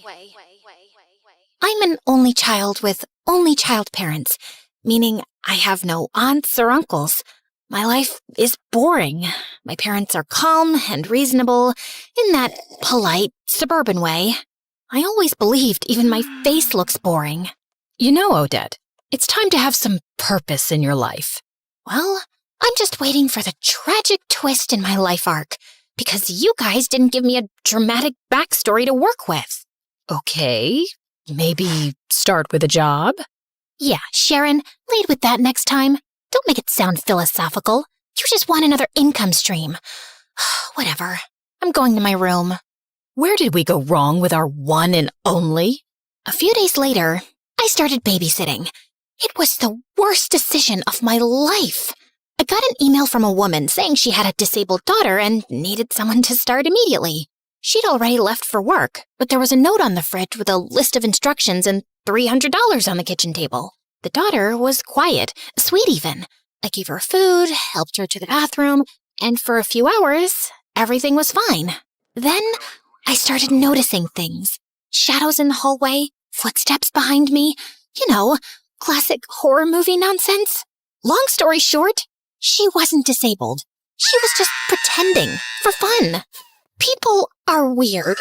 Yeah, I think my purpose in life can wait. Maybe my purpose was to find a boy instead. I saw my classmates getting boyfriends and having cute relationships. Except me. I have this friend in particular. Her name is Lila, and she genuinely loves boys. God created Adam and noticed he was bored. Imagine being in heaven and still feeling bored. So Eve was made to entertain him. Can't you see it? We girls are men's heaven. All you have to do is just smile and entertain them. But Odette, you're a frowny, boring little creature. Smile so you attract good energy. And by that, I mean boys. But I didn't know how to smile to attract boys. I didn't have it in me. Whenever I saw a boy, I'd just frown and keep my head down and walk away. I once tried with the new boy. He was wearing sunglasses indoors. I don't know if he thought he was famous or had an eye infection. Either way, I decided to smile. Are you sneezing or threatening me with your face? I stared at him, frozen. Okay, I'm calling you Snarly, like Charlie, but with a snarl. People laughed, even me. That was Rafe. He went from being the new student to the popular one instantly. He had this annoying way of making fun of you and still making you laugh. From that moment on, he kept showing up in my life. Unfortunately, so did the name Snarly. Every girl tried to be his girlfriend, especially Lila. Oh, the heck she tried. He said he was waiting for someone special to have a relationship with. What does that even mean? He's a teenager, a popular, cool one. Just hang out with the prettiest girl in the school, which is me. But seriously, what's wrong with him? Maybe romantic guys do exist. Ugh, you're so naive. Anyway, what did your mom cook today? I smelled meatloaf, so that. Again? Hey, beggars can't be choosers. Hey, you. First of all, I really don't want to stay with that ugly stepmom of mine. Second of all, I'm doing you a favor. It's not like you found a better friend. The heck, you only have me. So shut up and get me some meatloaf. Lila didn't exactly have a calm life. Her dad was a useless, handsome man who somehow got tricked into divorcing her goddess of a mom, thanks to a stepmom so ugly she could curdle milk. Her real mom either ran away or fell into depression. We don't know. What we do know is that Lila never saw her again. Then one day, Rafe was playing in the final, super important basketball game of the year. Everyone was cheering for him. Some girls were even crying. If they lose, I'll spit on their faces. Except Rafe. He can spit on mine if it helps him release some of that frustration. Do you not have even a shred of self-respect? Everyone glared at me. Apparently, I was the fun killer. And an idiot. Why are you like this? You don't have to take life so seriously. Just chill and enjoy the vibe. Then Rafe scored the final shot, and our school won. The crowd went feral. People were chanting his name. They lifted him up on their shoulders like he was a national hero. But then, Rafe asked them to put him down. His face was weirdly serious. He turned and looked directly at me. Then, he started walking toward me. Everyone fell silent, even me. He looked deep into my eyes and said, "Would you go out with me, Odette?" The crowd gasped, but not the cute, supportive kind. More like an, "Is this a prank?" gasp. Rafe, nice one. But Rafe didn't laugh. He just kept looking at me with this soft, serious expression. I wanted to laugh it off. I really did. But something about the way he looked at me made my stomach flip. Some girls laughed nervously and touched his shoulder. A few boys joined in, filming the whole thing. One guy grabbed Lila's hand. "Will you be my girlfriend?" Oh no, wait, what did Rafe say? Oh yeah, "Would you go out with me, Lila?" Then, out of nowhere, Rafe shoved him hard. The laughter died instantly. Then he just turned back to me, calm as ever. So... Just say yes for now. Let's see where this goes. Yeah, I'll go out with you, Rafe. He grinned from ear to ear, picked me up on his shoulder, and carried me away. Everyone just stood there, blinking, whispering, filming, trying to figure out what had just happened. And from that day on, my life changed forever. For a while, everything felt perfect. Rafe and I became that couple, walking the halls hand in hand, skipping class to sit behind the gym and share terrible vending machine snacks. My parents were totally against me dating Rafe. I don't get it. He's handsome, funny, and successful. Yeah, but something's off. Like how he just sat in our living room with his feet on the coffee table. Little things like that say a lot. Oh, come on, Daddy. Listen to your old man, daughter. He's no good news. For God's sake, last time I checked, you're an accountant living a boring life with dead parents, no siblings, and 0 friends. Since when are you a psychologist, David? Oh, Dad, come on, honey. It's his vibe, his aura. Are you a psychologist? No. Do you read psychology books, human behavior? Facebook posts don't count. No. Then please, just let me have this one. Finally someone notices me, and he's not just anyone. He's the most popular boy in the entire school, maybe the whole city. That's what makes it even more fishy. Why would he choose you? Honey, that's not how we agreed to phrase. Aha! So it is because he chose me, not his aura or his feet on the coffee table. Why am I not even surprised? Can we please never talk about this again?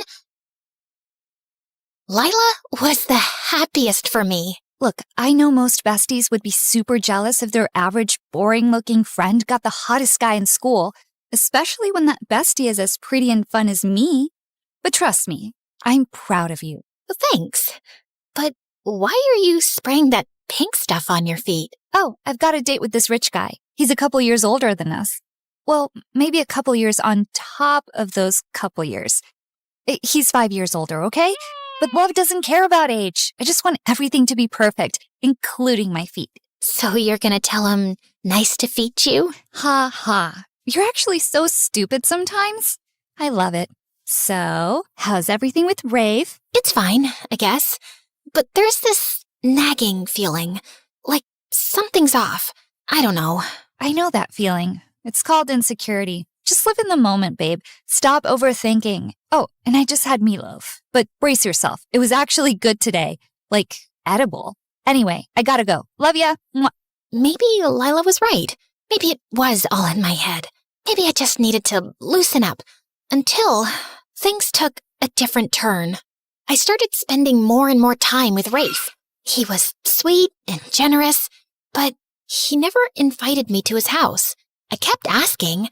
Then I started nagging. Finally, he agreed to take me there. I was surprised by how old and worn down the house looked. The front porch creaked under her feet. Just as Rafe opened the door, a glass flew past us and shattered onto the street. Rafe yanked me back. Where did you put the money, you useless witch? I bought food with it. What, you want me to leave money here so you can waste it on more cigarettes, you junkie? Well, welcome to my house. We stepped inside. The place was a mess. Dark, musty, with dishes piled up and clothes tossed over furniture. His mom looked pale and worn out. His dad looked like he hadn't showered in weeks. Mom, Dad, this is Odette, my girlfriend. Oh, so now it's Mom, Dad, and not Dad, Mom. Why is she first, huh? You stinking little disappointment. You can't tell me how to speak. I said what I said. What are you gonna do? Hit me? Burn me? Go ahead. What do you even want from us? Why are you still alive? Oh, trying to show off in front of your girlfriend? Like you're the man of the house? Joke's on you. She's not even pretty. Don't listen to him, sweetheart. Don't talk about her like that. Fine, let's talk about you then. Hey, bimbo, this kid you're dating still wets the bed. His mom dragged him to every doctor in town, but some people are just born failures. How dare you? She grabbed a rolled-up newspaper and smacked him across the head. I stood there, frozen. Rafe took my hand without saying a word, and we walked out. Well, I guess I'll never complain about the boring life my parents gave me again. Yeah, I get it. Now you know why I never wanted you to meet them. I'm sorry you had to see all that. Don't be, Rafe. I'm your girlfriend. I'll accept you no matter what. Cool. I like acceptance. So, not leveling up yet? You know, like love? Because, Odette, I love you. Finally! What took you so long? It's been, like, a few weeks, but yeah, I mean, you're amazing. I'm lucky to have you. And when I become this huge, successful basketball player, I'll give you the best life. He was ambitious. He had dreams, and I liked that about him. Then he leaned in to kiss me, and my stomach flipped. But just then, my phone rang. Ugh, it's my mom. Don't answer, Snarly. Let me kiss you and take you to your favorite diner. Rafe and I were only getting closer, which I didn't want my parents to know about, so I kept lying more and more to them. My grades slipped, but I told myself it was fine. I'd catch up later. I just needed time. Time to be with Rafe, to support him, to listen to his rants, to calm him down when he got angry for no reason and swore he wasn't actually mad. We had a routine. After school, I'd meet him behind the gas station near the edge of town. We'd sit on the curb, share a soda, and talk about how fake everyone else was. He said I was the only real person he knew. He started asking for little favors, borrowing my phone, asking me to cover for him when he missed something, lying to his mom. I did it all. That's what you do when someone loves you, right? Sometimes he disappeared for a day or two, and when he came back, he acted like nothing happened. And so would I. I stopped hanging out with Lila as much. You've been ditching me like you're in a full-time relationship with a ghost. He's just going through stuff. Right, and you're the emotional support animal. You're the one who told me to follow my heart and live in the moment. Yeah, the moment. Not the weeks, not the months, Odette, your parents call me all the time asking where you are. I lie and say you're with me or studying in the library. It sucks. I hate lying to them. Then don't. If covering for me is such a burden, maybe you weren't a good friend to begin with. Whoa. Since when do you talk to me like that? Oh, wait. Since you started hanging out with Rafe. Open your eyes, Odette. Don't lose yourself. Oh, please. Says the girl dating some guy 5 years older than her just because he's rich? You want to talk about self-respect? You know what? I'm done with this conversation. I'm leaving. No, wait. Stay. You love my parents. They love you. You feel sorry for them, right? You can play the perfect daughter they wish they had. I'm leaving. We have SATs coming up, Odette. Don't you care? You're ruining everything for yourself over that dumb jerk. Surprisingly, Lila got a good score on the SATs. I got an acceptable grade, but not good enough to get into nursing school like I'd always planned. Rafe didn't even take the test. He overslept that day. I can't believe Lila scored higher than me.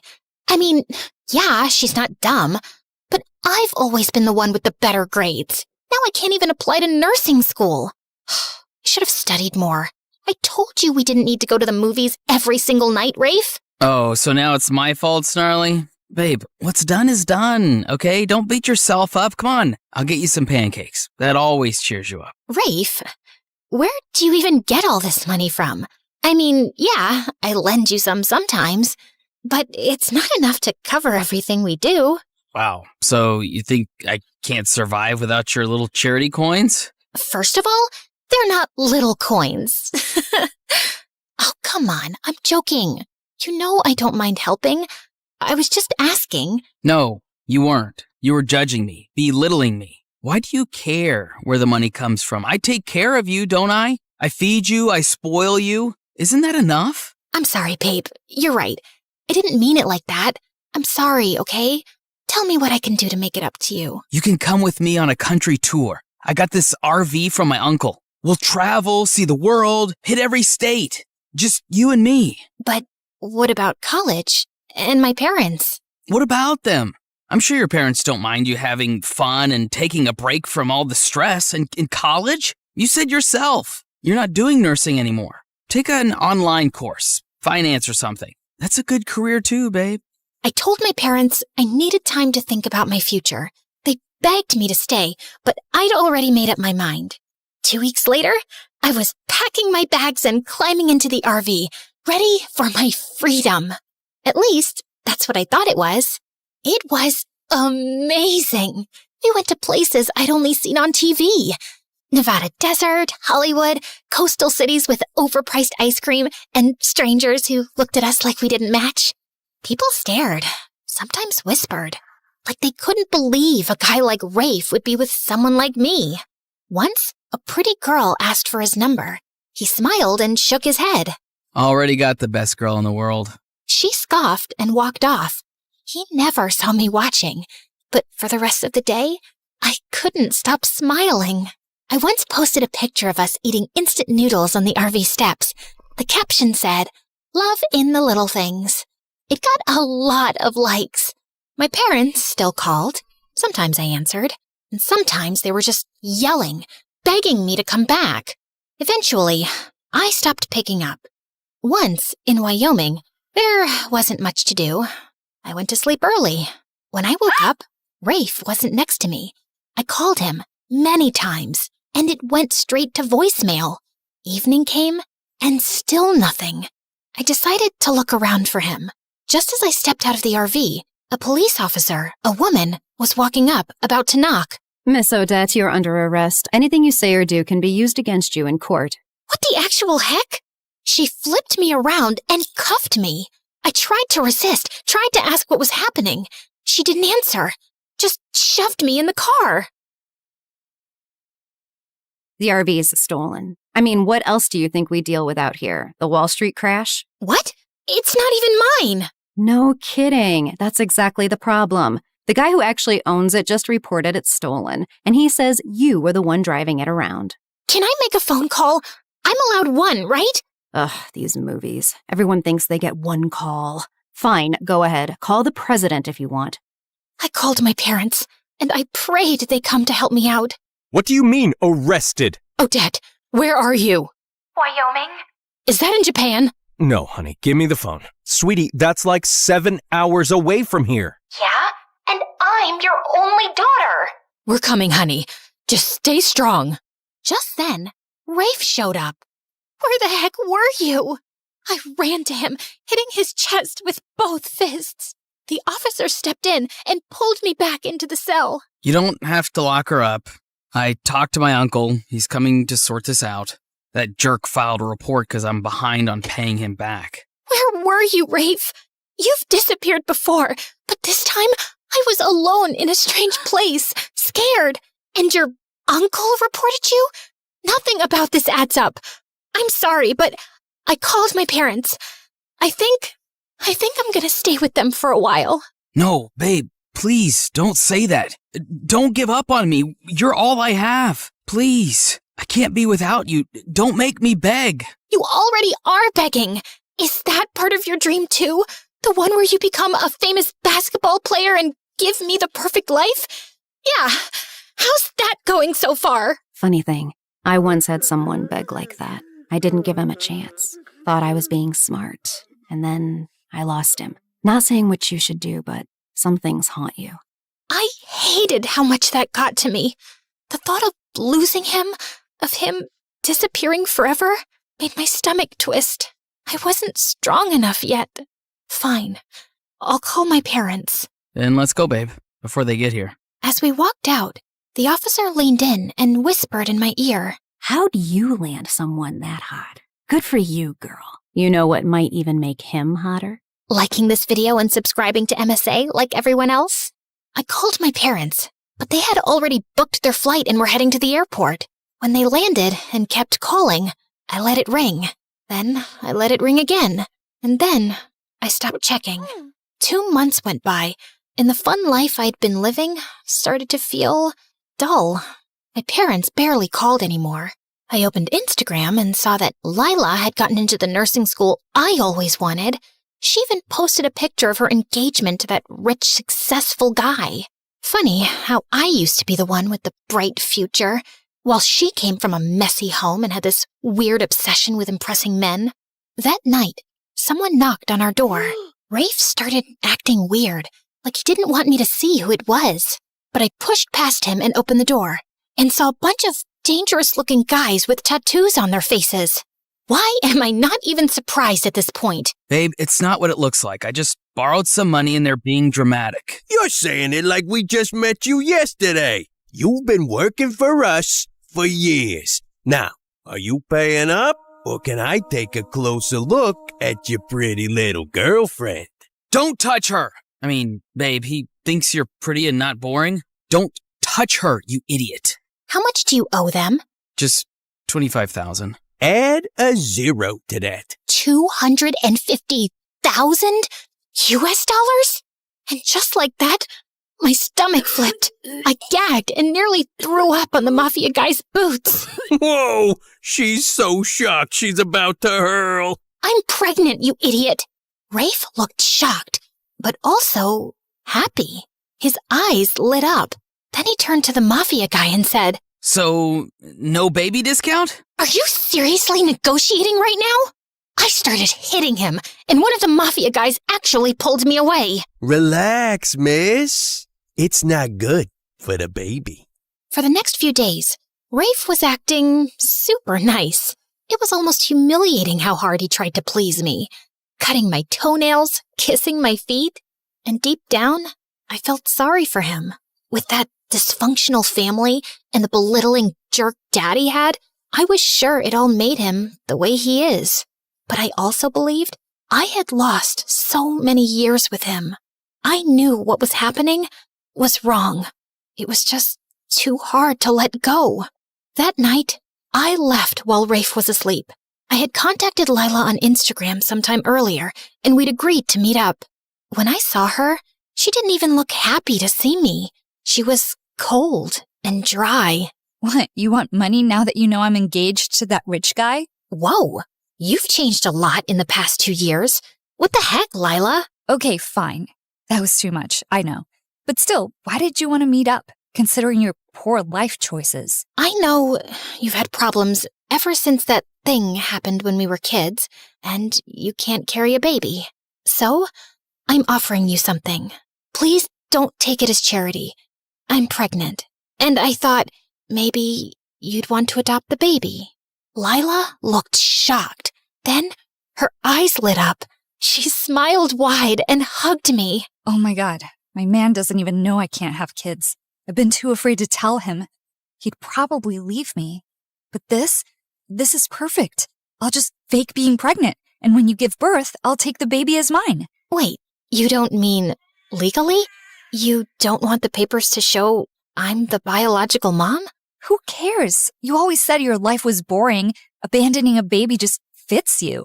I know this might feel hard because, well, having a baby might be your only achievement in life, but babe, if cats can do it, it's not that deep.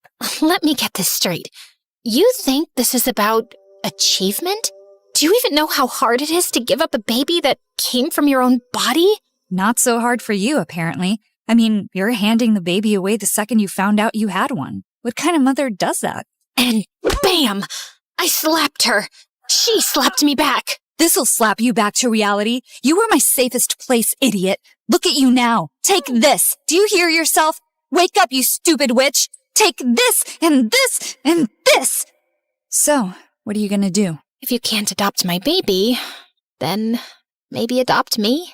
Odette, nothing is forcing you to stay with him. But he loves me. And let's be honest, Lila. Girls like me don't exactly get love stories. That's a lie Rafe told you to believe. You're lovable. You just forgot. And sometimes love destroys people, Odette, especially when it's too much, when it blinds you. But he's a victim, Lila. He grew up with an abusive dad and a wrecked home. That messed him up. Maybe so, but your support has to stop when it starts destroying you. Don't turn yourself into the victim of your own choices. I don't even know why I gave him another chance. Maybe I didn't have the strength to leave, or maybe I was afraid of being pregnant and alone. Maybe I believed him when the tears came and he promised he'd change. In the next months, Rafe came home bruised, limping, once even from jail. Other times, he just didn't come at all. I spent nights alone at the hospital while he lost track of time. And when he did show up, it was with apologies and bruised knuckles, not flowers. Then one evening, I came home from a long hospital checkup to find him sitting outside the RV, staring into nothing. I have to sell it, the RV. I owe them and they want their money. Wait, what? No, don't sell it. I think I can help. He looked at me like I was a ghost, then grinned. You're gonna borrow money from your parents. Borrow. As if we'd ever pay them back. I didn't answer. What, are you gonna rob a bank or maybe call a friend that hates me? Just wait for tonight. You'll know. I love you, Snarly. What would I do without you? That night, I messaged Lila, asked her to meet me halfway. I told her I needed to go home, and she came and didn't ask me any questions. The drive was mostly silent. I watched the highway lights. She hummed softly. When we reached my parents' house, I braced for anger and shame. Instead, Mom opened the door, saw my swollen face and belly, and pulled me into an embrace so tight it cracked everything I'd been holding in. Oh, sweetie, welcome home. We missed you so much. I thought being loved meant being useful. I mean, why else would a handsome guy love someone like me? Dad draped my old blanket, the one I'd sworn I didn't need, over my shoulders. The next morning, I enrolled in online classes. Nothing grand, just something manageable with a baby coming, and a life to rebuild. Weeks passed. I got bigger, slower, tired, and then the baby came. It was a long night, too long. I was sweaty, shaking, crying, maybe screaming. I don't remember half of it. But when the nurse placed him in my arms, everything went quiet. He was so tiny, red, wrinkly, angry at the world already. His eyes didn't even open yet, but mine did. I looked at him, and I swore, I'm going to give you the life I never had the love I spent years begging for. You won't have to earn it. You'll just have it. I found out sometime later that Rafe had been arrested for attempting some robbery. I guess he'd gotten desperate to pay off his debts. I almost felt relieved. He was better off in jail than being killed by some criminal on the streets. And he was no longer my problem, because some people just can't be helped. But my mom was by my side, holding my hand. My dad brought me soup, and Lila sent a message that just said, "I'm proud of you, idiot." And for the first time in years, I didn't feel like running. I was exactly where I was meant to be. Sometimes, the bravest kind of love is the one you give yourself.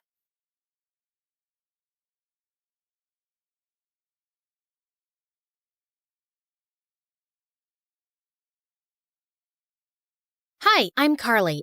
This is my crazy story. Before I continue, please like and subscribe. I was born to a single mom who worked very hard to raise me and my twin sister Blake. Blake was born with a rare condition that impacted her kidneys, and she was always sick. Since Mom was busy juggling things at home and work, it was my duty to look after Blake. You can't eat milk with your hands.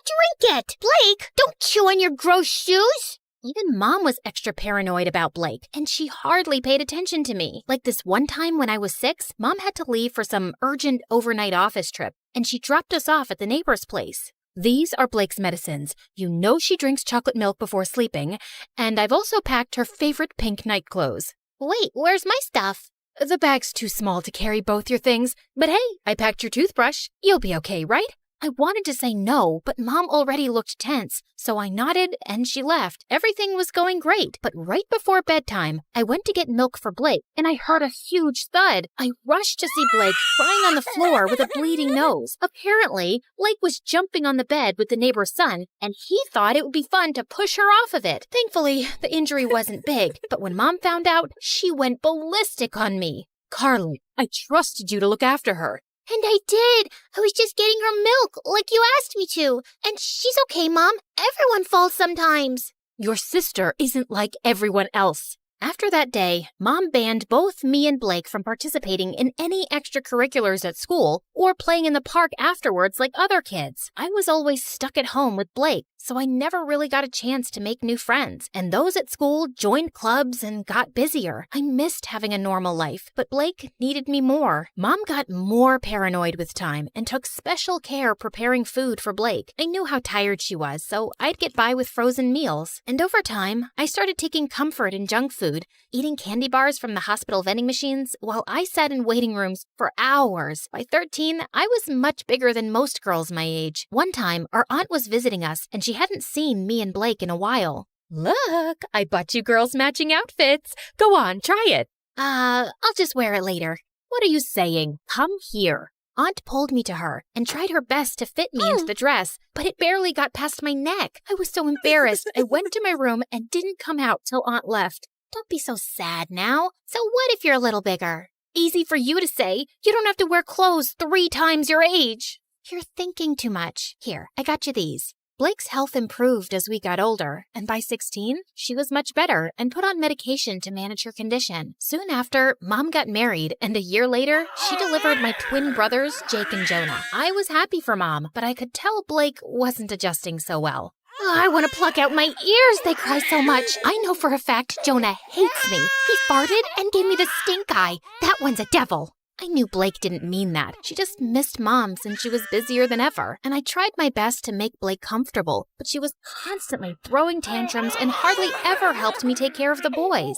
Oh, Jonah pooped his pants again. Quick, hand me a nappy. Right. What's that? Forget it. Can you just warm up the milk? Actually, I don't feel so well. I'm getting a headache in my stomach. A stomach in my headache. You get the point, right? And when I asked Mom to hire a babysitter, she just gave me a lecture on money and expenses. My grades were getting affected too, and I was an overall mess. I knew it had something to do with my eating habits, so I started taking care of my health. I went for runs, ate better, and over time, I could see the results. One day I was jogging when I saw someone taking my picture, hiding in a bush. I caught him by the collar and dragged him out. What do you think you're doing? I just thought you were pretty. I'm good at taking pictures. Here, have a look. Wow, that's me? I mean, yeah, whatever. But you should be asking me first rather than acting like a creep. I get it. I'm sorry. Can I make it up to you with some coffee? Fine, but I want a copy. Deal. Eli and I went to a coffee place close by and hit it off instantly, and soon we became good friends. He was into filmmaking and would always have his camera around his neck. Watching him, I got interested and tried my hand at handling a camera too, and it was love at first sight. Okay, so that's how you focus. Now look at that sunset. Beautiful, isn't it? Yeah, you know so much about the camera. It's really fascinating. I've always wanted to make movies, you know? And I love the ocean too. I'll tell you a secret. I'm part mermaid. Oh yeah? Prove it. Eli got up from the rock he was sitting on and started doing an awkward dance, flapping his arms like fins. Okay, I believe you. Well, good, because I was afraid I'd have to splash you with my tail. Really? That was on your mind? Well, that and something else. With that, Eli jumped down and pulled me in for the most magical kiss. Eli and I started dating soon after, and I decided to make him finally meet Blake. So the next time he invited me out, Blake tagged along, but the moment she saw him, she burst out laughing. Oh my God!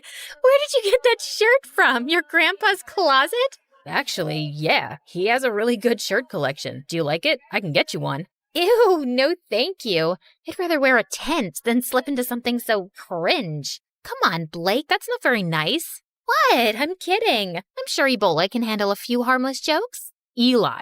Blake made it painfully obvious that she didn't want Eli around, and even though Eli kept his cool, I knew she made him uncomfortable. Then one time, Eli invited me and Blake to the launch of his dad's new restaurant. I appreciated the effort he was making with her, and I hoped she would too. But I was so wrong, because minutes into the event, Blake threw a massive tantrum over pickles.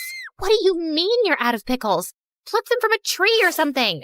Could you please keep it down, Blake? Everyone is staring. So, you care about all these fancy people, but not your sister? No one understands me. I just had a very big lobster, and I feel like throwing up. You know pickles calm me down. This is such bad customer service. Hey, you have pickles, and you, and you. And then she started taking pickles off of everyone's plate till Eli intervened and dragged us outside. What's the matter with you, Blake? What? It's not my fault your party sucks. At least I brought some entertainment to it. Blake, let me handle this. Eli, I'm really sorry for the mess, but what? Your sister's not normal. And you are? You're so boring, if someone stole your identity, they'd give it up, because it sucks. You really need to watch your tongue. And you need to watch your hands around my sister. Guys, please. Before I could say another word, Blake started hyperventilating and fainted. We immediately took her to the hospital, where the doctors told me that she passed out from anxiety and high blood pressure. Thankfully, she was out of danger. I'm really sorry about Blake, but that girl's out of control. You've got to draw a line somewhere. You saw what happened, Eli. You can't just scream at her like that. She's my sister. I can't be around her, Carly. This is going to be a problem. I wanted to stop Eli, but there was nothing more I could say. Blake was my sister, and she came first. I didn't meet Eli for a few days, and a week later, he told me that one of his movies that I'd helped him with had gotten selected for a local film festival. He wanted me to come, but Blake was still recovering, and I couldn't leave her alone. But when he came back, he told me something shocking. Everyone loved the movie, Carly. One of the biggest film schools in New York wants to take us both in on full scholarship. How amazing is that? I don't know what to say, but I don't think Mom would let me go to New York, Eli. You're a great filmmaker, Carly, and you should give it a fair shot. And think about it. You could finally live your life on your terms. God knows you need it. I was numb for a second, and then I felt like someone gave me new wings. It did sound like an amazing opportunity. All I had to do was convince Mom, but when I told her, she looked at me like I'd asked her for her kidneys. Have you gone crazy? You can't move to New York. Your life is here with me and Blake. I applied to this marine biology course on behalf of both of you, and you guys got in on scholarship. This was always the plan, and it's the right one. But that's not what I want to do. I want to make movies. I'm really good at this. Everyone says that. Everyone or Eli?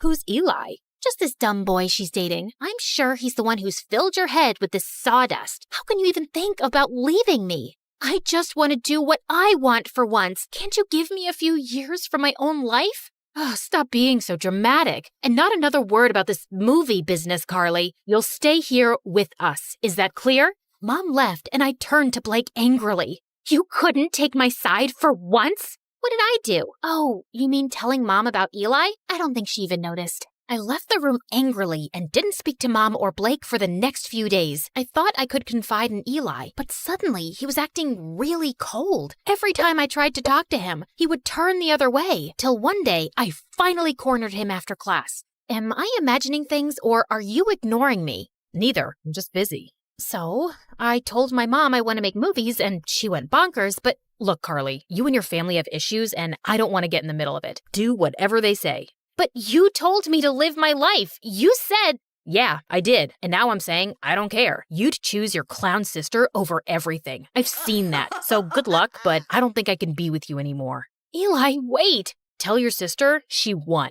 I felt frozen in my place as Eli walked away, and a week later, he left for New York. I couldn't believe he'd just dumped me like that. I felt so bummed out that I didn't come out of my room for days, and Blake was the biggest pain in the butt. Come on, we need to go shopping. It's painful to watch you in those pajamas. I'm not in the mood, but I am. Also, we'll have a nice lunch, watch a movie, just like old times. I said I'm not in the mood. Back off. Jeez, why are you so snappy? Because of that stupid boy?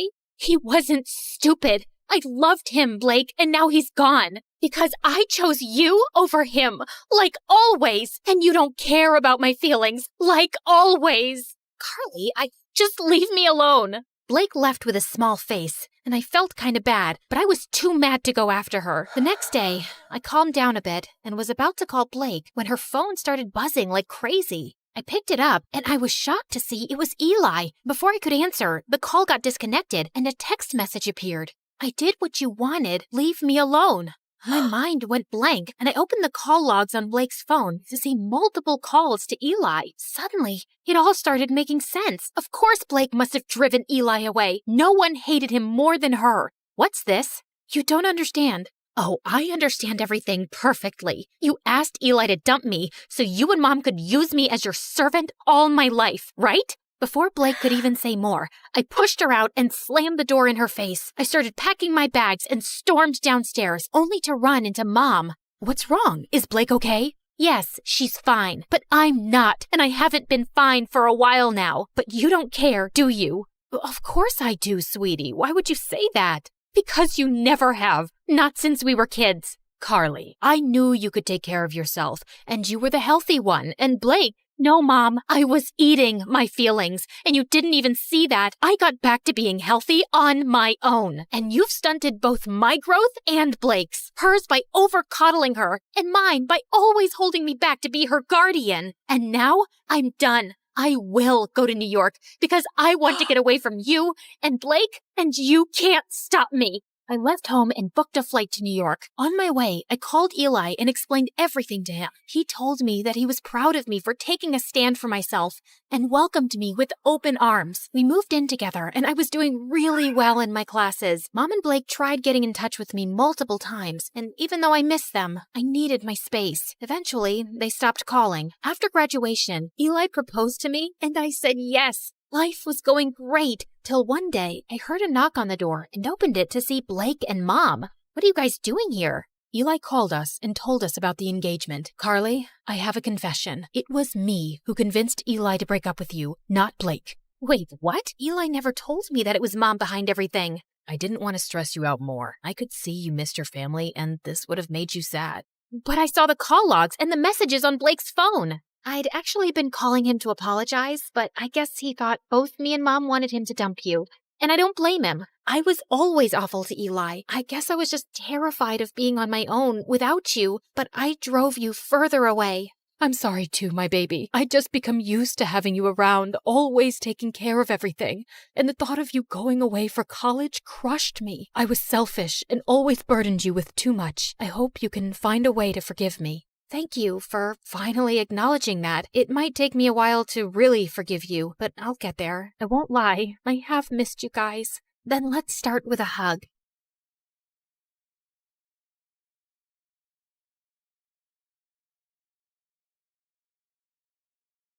I used to think silence was peaceful, Then my mom fell into a coma, and silence became the loudest sound in the world.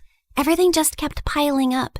And worse, it was just the two of us. No rich dad, no secret inheritance, no billionaire auntie waiting to adopt me and fix my life. I tried to stay strong, but when the nurse gently reminded me again that we still had unpaid bills, something inside me finally cracked. I just nodded, locked myself inside the restroom, and finally broke down. I had already sold almost everything I loved. My iPad, my sweatshirts, even the tiny cute things that used to make me happy. What else was I supposed to give? My hair? Both of my kidneys? I had almost lost hope.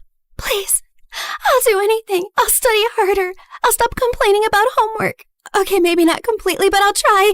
I won't even call the mean girls at school ugly goblins anymore. Just, please, I need a miracle. Just then, I heard a calm woman's voice speak. If you want a miracle, then look up. Wait, like treasure? You are reading it right. A special treasure awaits you. Is this a prank or something? Hello? I slowly turned around, expecting a hidden speaker or a hospital ghost with good acoustics, but there was nothing. I did not just hear a bathroom wall answer me. The wall did not answer you. I did. This is stress. People cry too hard and start hearing things, so this is totally normal, right? Just then, an arrow beneath the message suddenly started glowing. First I'm hearing things, and now I'm seeing things.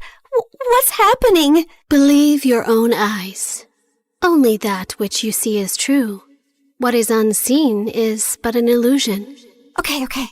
Let's say I believe you for 3 seconds. So, are we talking about gold? Money? Something that I could sell for millions? Because I don't need some riddles right now. I need some miracle, or at least some actual cash. Or some treasure valuable enough to change your fate. Whether it becomes salvation or disaster depends on who finds it first. And right now, you're already running out of time. Out of desperation to save my mom, I eventually gave in. I followed her out of the restroom, through the hallway, and toward the exit while she narrated every tiny step like a freaking GPS. Continue forward, and please do not look suspicious. Proceed to the exit. Step over the small crack. Avoid the wet spot. Lift your foot slightly higher. There is an unpleasant object 2 centimeters ahead. I stepped down, and my whole body froze. Oh, my apologies. I meant there was an unpleasant object 2 centimeters ahead. Too late. Soon, we reached a narrow alley between 2 old buildings. Miss, are you sure this is the right way? The path continues forward. Though I understand your hesitation, narrow passages often awaken the mind's instinct for danger. However, if treasure were always placed in bright, comfortable places, far few people would learn anything from searching for it. So, that's a yes? Oh, that pretty summarizes what I've said. So, yes.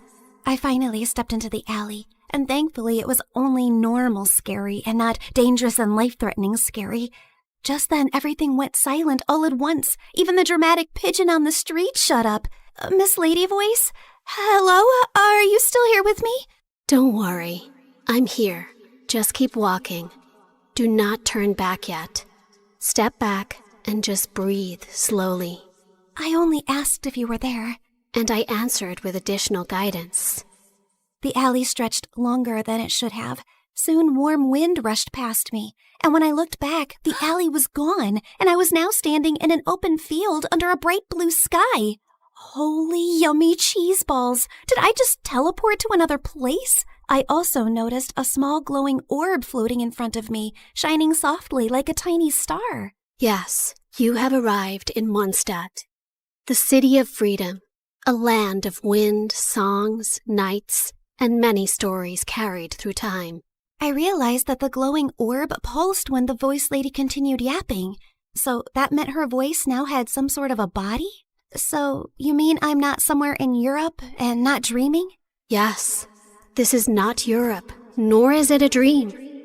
A world with its own laws, gods, stories, wounds, and miracles.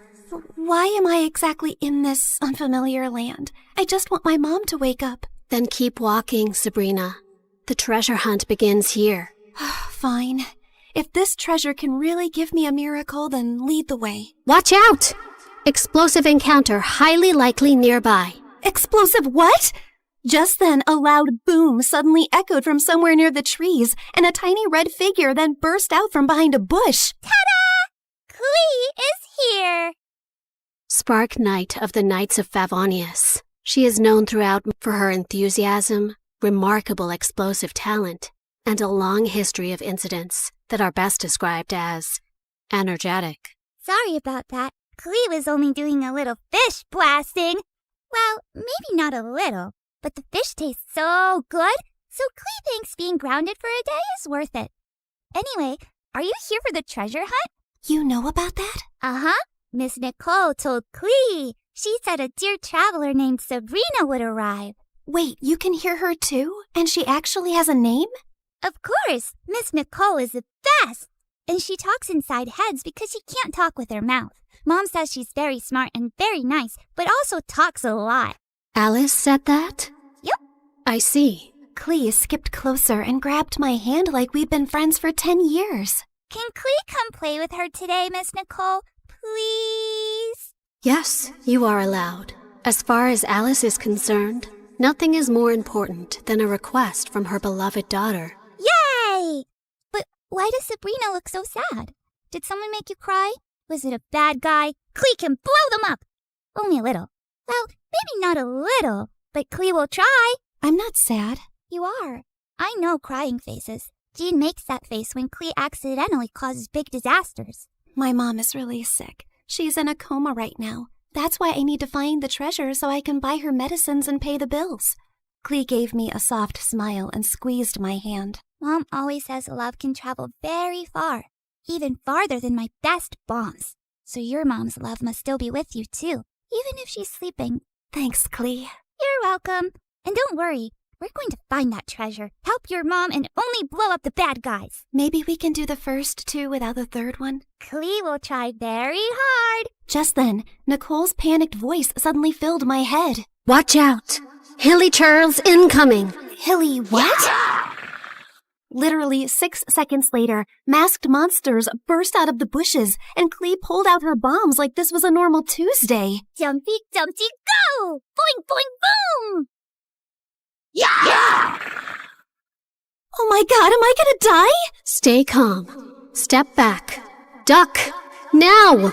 Before I could fully lose it, golden light bloomed beneath us. Moment of birth. A glowing flower platform rose from the ground, blocking the monsters just in time. Then a calm boy appeared above us and landed lightly. Mr. Albedo, you came! Clee knew you would. I heard explosions nearby and thought it would be wise to investigate. Finding Clee here confirms my hypothesis. Sabrina, this is Mr. Albedo. He's like my big brother, and he's super smart. Nicole quickly explained that Albedo was the chief alchemist of the Knights of Favonius, and that his knowledge of ancient mechanisms would be very useful for our treasure hunt. Clee is my little spark knight. I need to keep her safe and sound. Besides, investigating the unknown is certainly my thing, so count me in. Well, I guess the more the merrier. After that, Nicole led us to Thousand Winds Temple, an ancient ruin full of broken pillars, weird symbols, traps, slimes, and things that clearly wanted me flattened. But somehow, because of Nicole's directions, Albedo's magic, and Clee's little bombs, we made it through. I thought you were just going to lead me to the treasure. You did not warn me about all this. Seriously, did I get transported into a video game world or what? A world is only called a game by those watching safely from the outside. To those inside it, every path, every danger, every choice is real. Wow, that was beautiful, but also very unhelpful. Then allow me to be more direct. Keep moving. Something larger is approaching. Larger? Just then the ground shook. From the dark corners of the ruin, 2 giant metal monsters slowly woke up. Please tell me those are statues. Please. Unfortunately, no.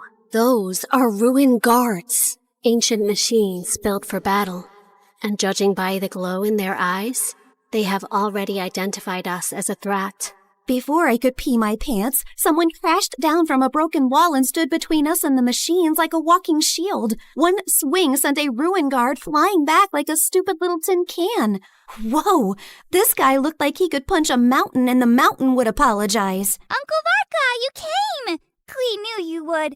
Now the big metal meanies are in trouble. Ah, the almighty Knight of Favonius to the rescue. How timely. Ha! Miss Nicole! Didn't expect to find you leading children into ancient ruins. And I didn't expect you to enter by jumping from a wall.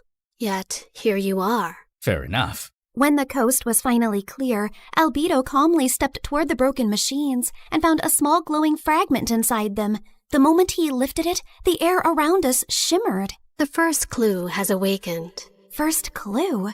Nicole's glowing orb rose into the air, stretched like a flower opening, and became a beautiful woman. Well, there you are. I was wondering how long you planned to stay as a floating light. Wait, you're Miss Voice Lady? You actually had a physical form this whole time?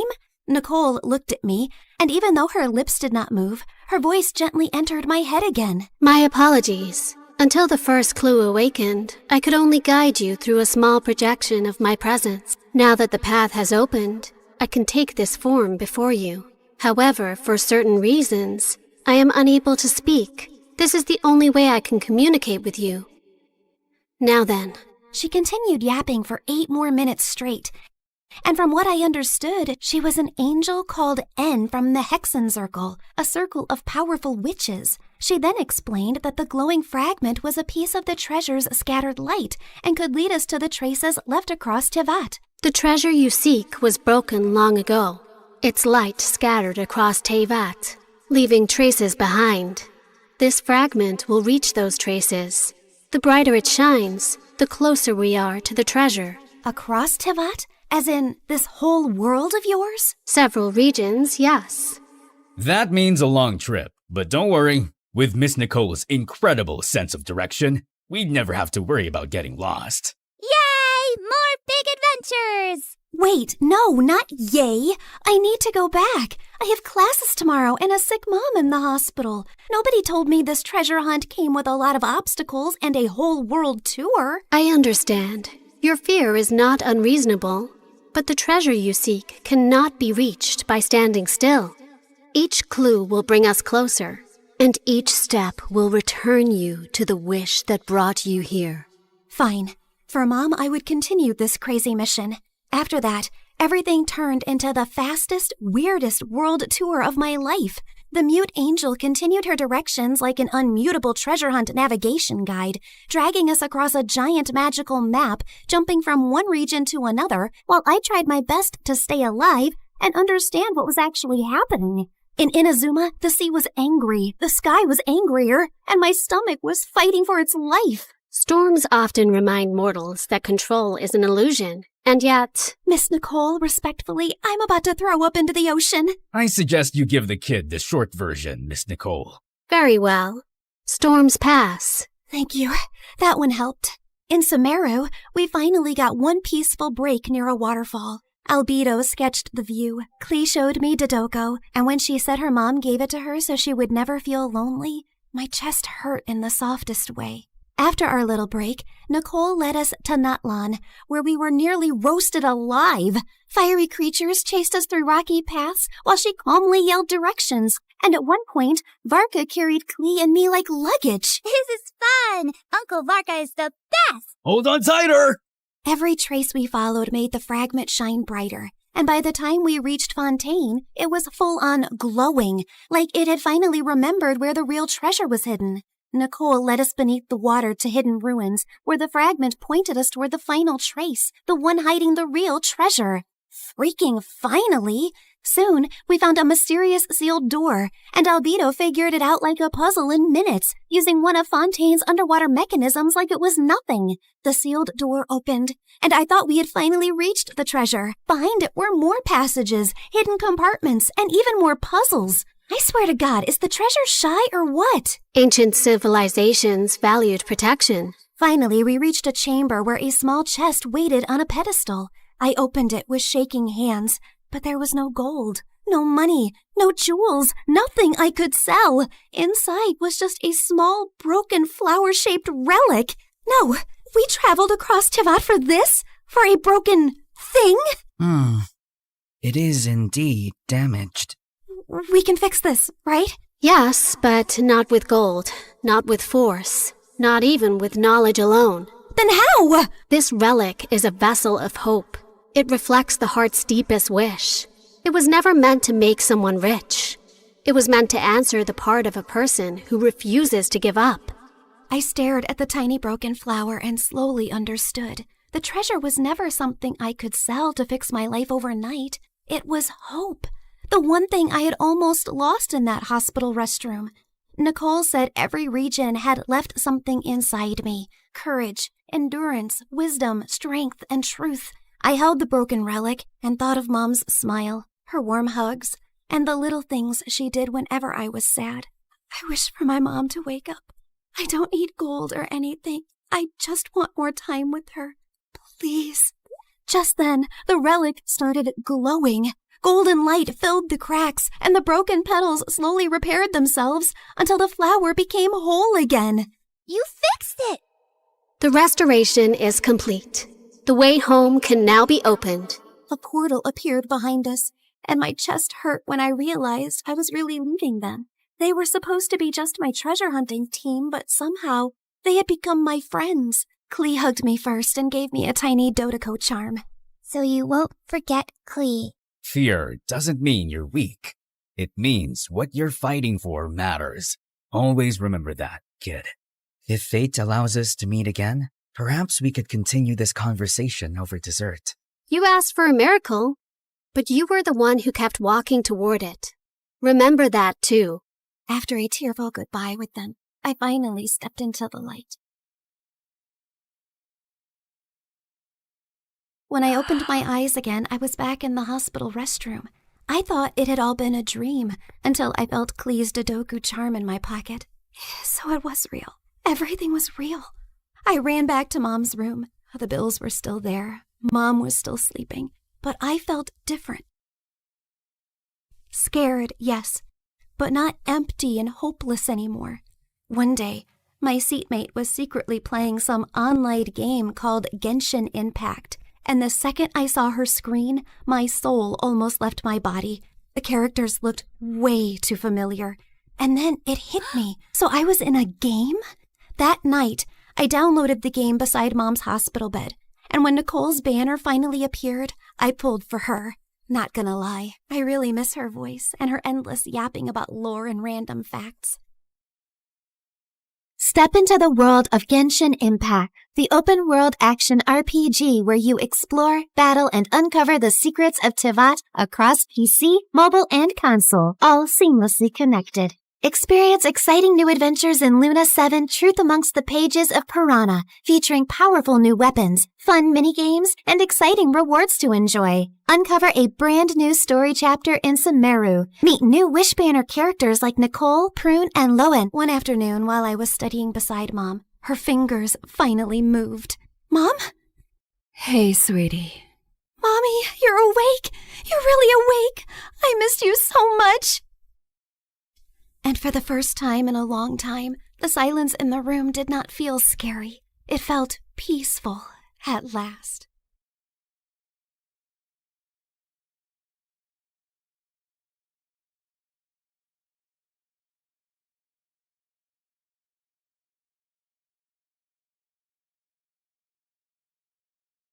Hi, I'm Nova, and my life sucks. I used to think I was just unlucky, but thank God I later discovered it was a full-blown family curse. No, seriously. I grew up with a twin brother, Dorian, who was 2 steps ahead in everything. For starters, everyone thought he was the much better-looking twin. He'd play video games all the time and ace his tests, while I'd stay up all night studying, and my grades were still average. He was good at sports, I was just clumsy. Even our parents favored Dorian, especially Dad, who dreamt of making him a football legend. In 8th grade, I tried out for the small school talent showcase, just a silly cheer routine I made up on my own. I asked everyone to come, but that same day, Dorian had his big football practice match, and guess where everyone went? Yep, including my parents.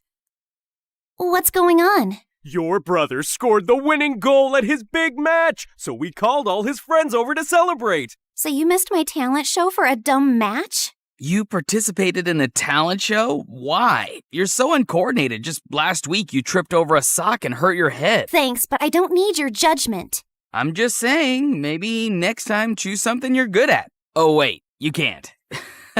You're bad at everything. Shut up or I'll kick your face. Ugh, so annoying. I ran upstairs fighting tears when I heard a soft voice calling from a bedroom down the hall. Nova, is that you?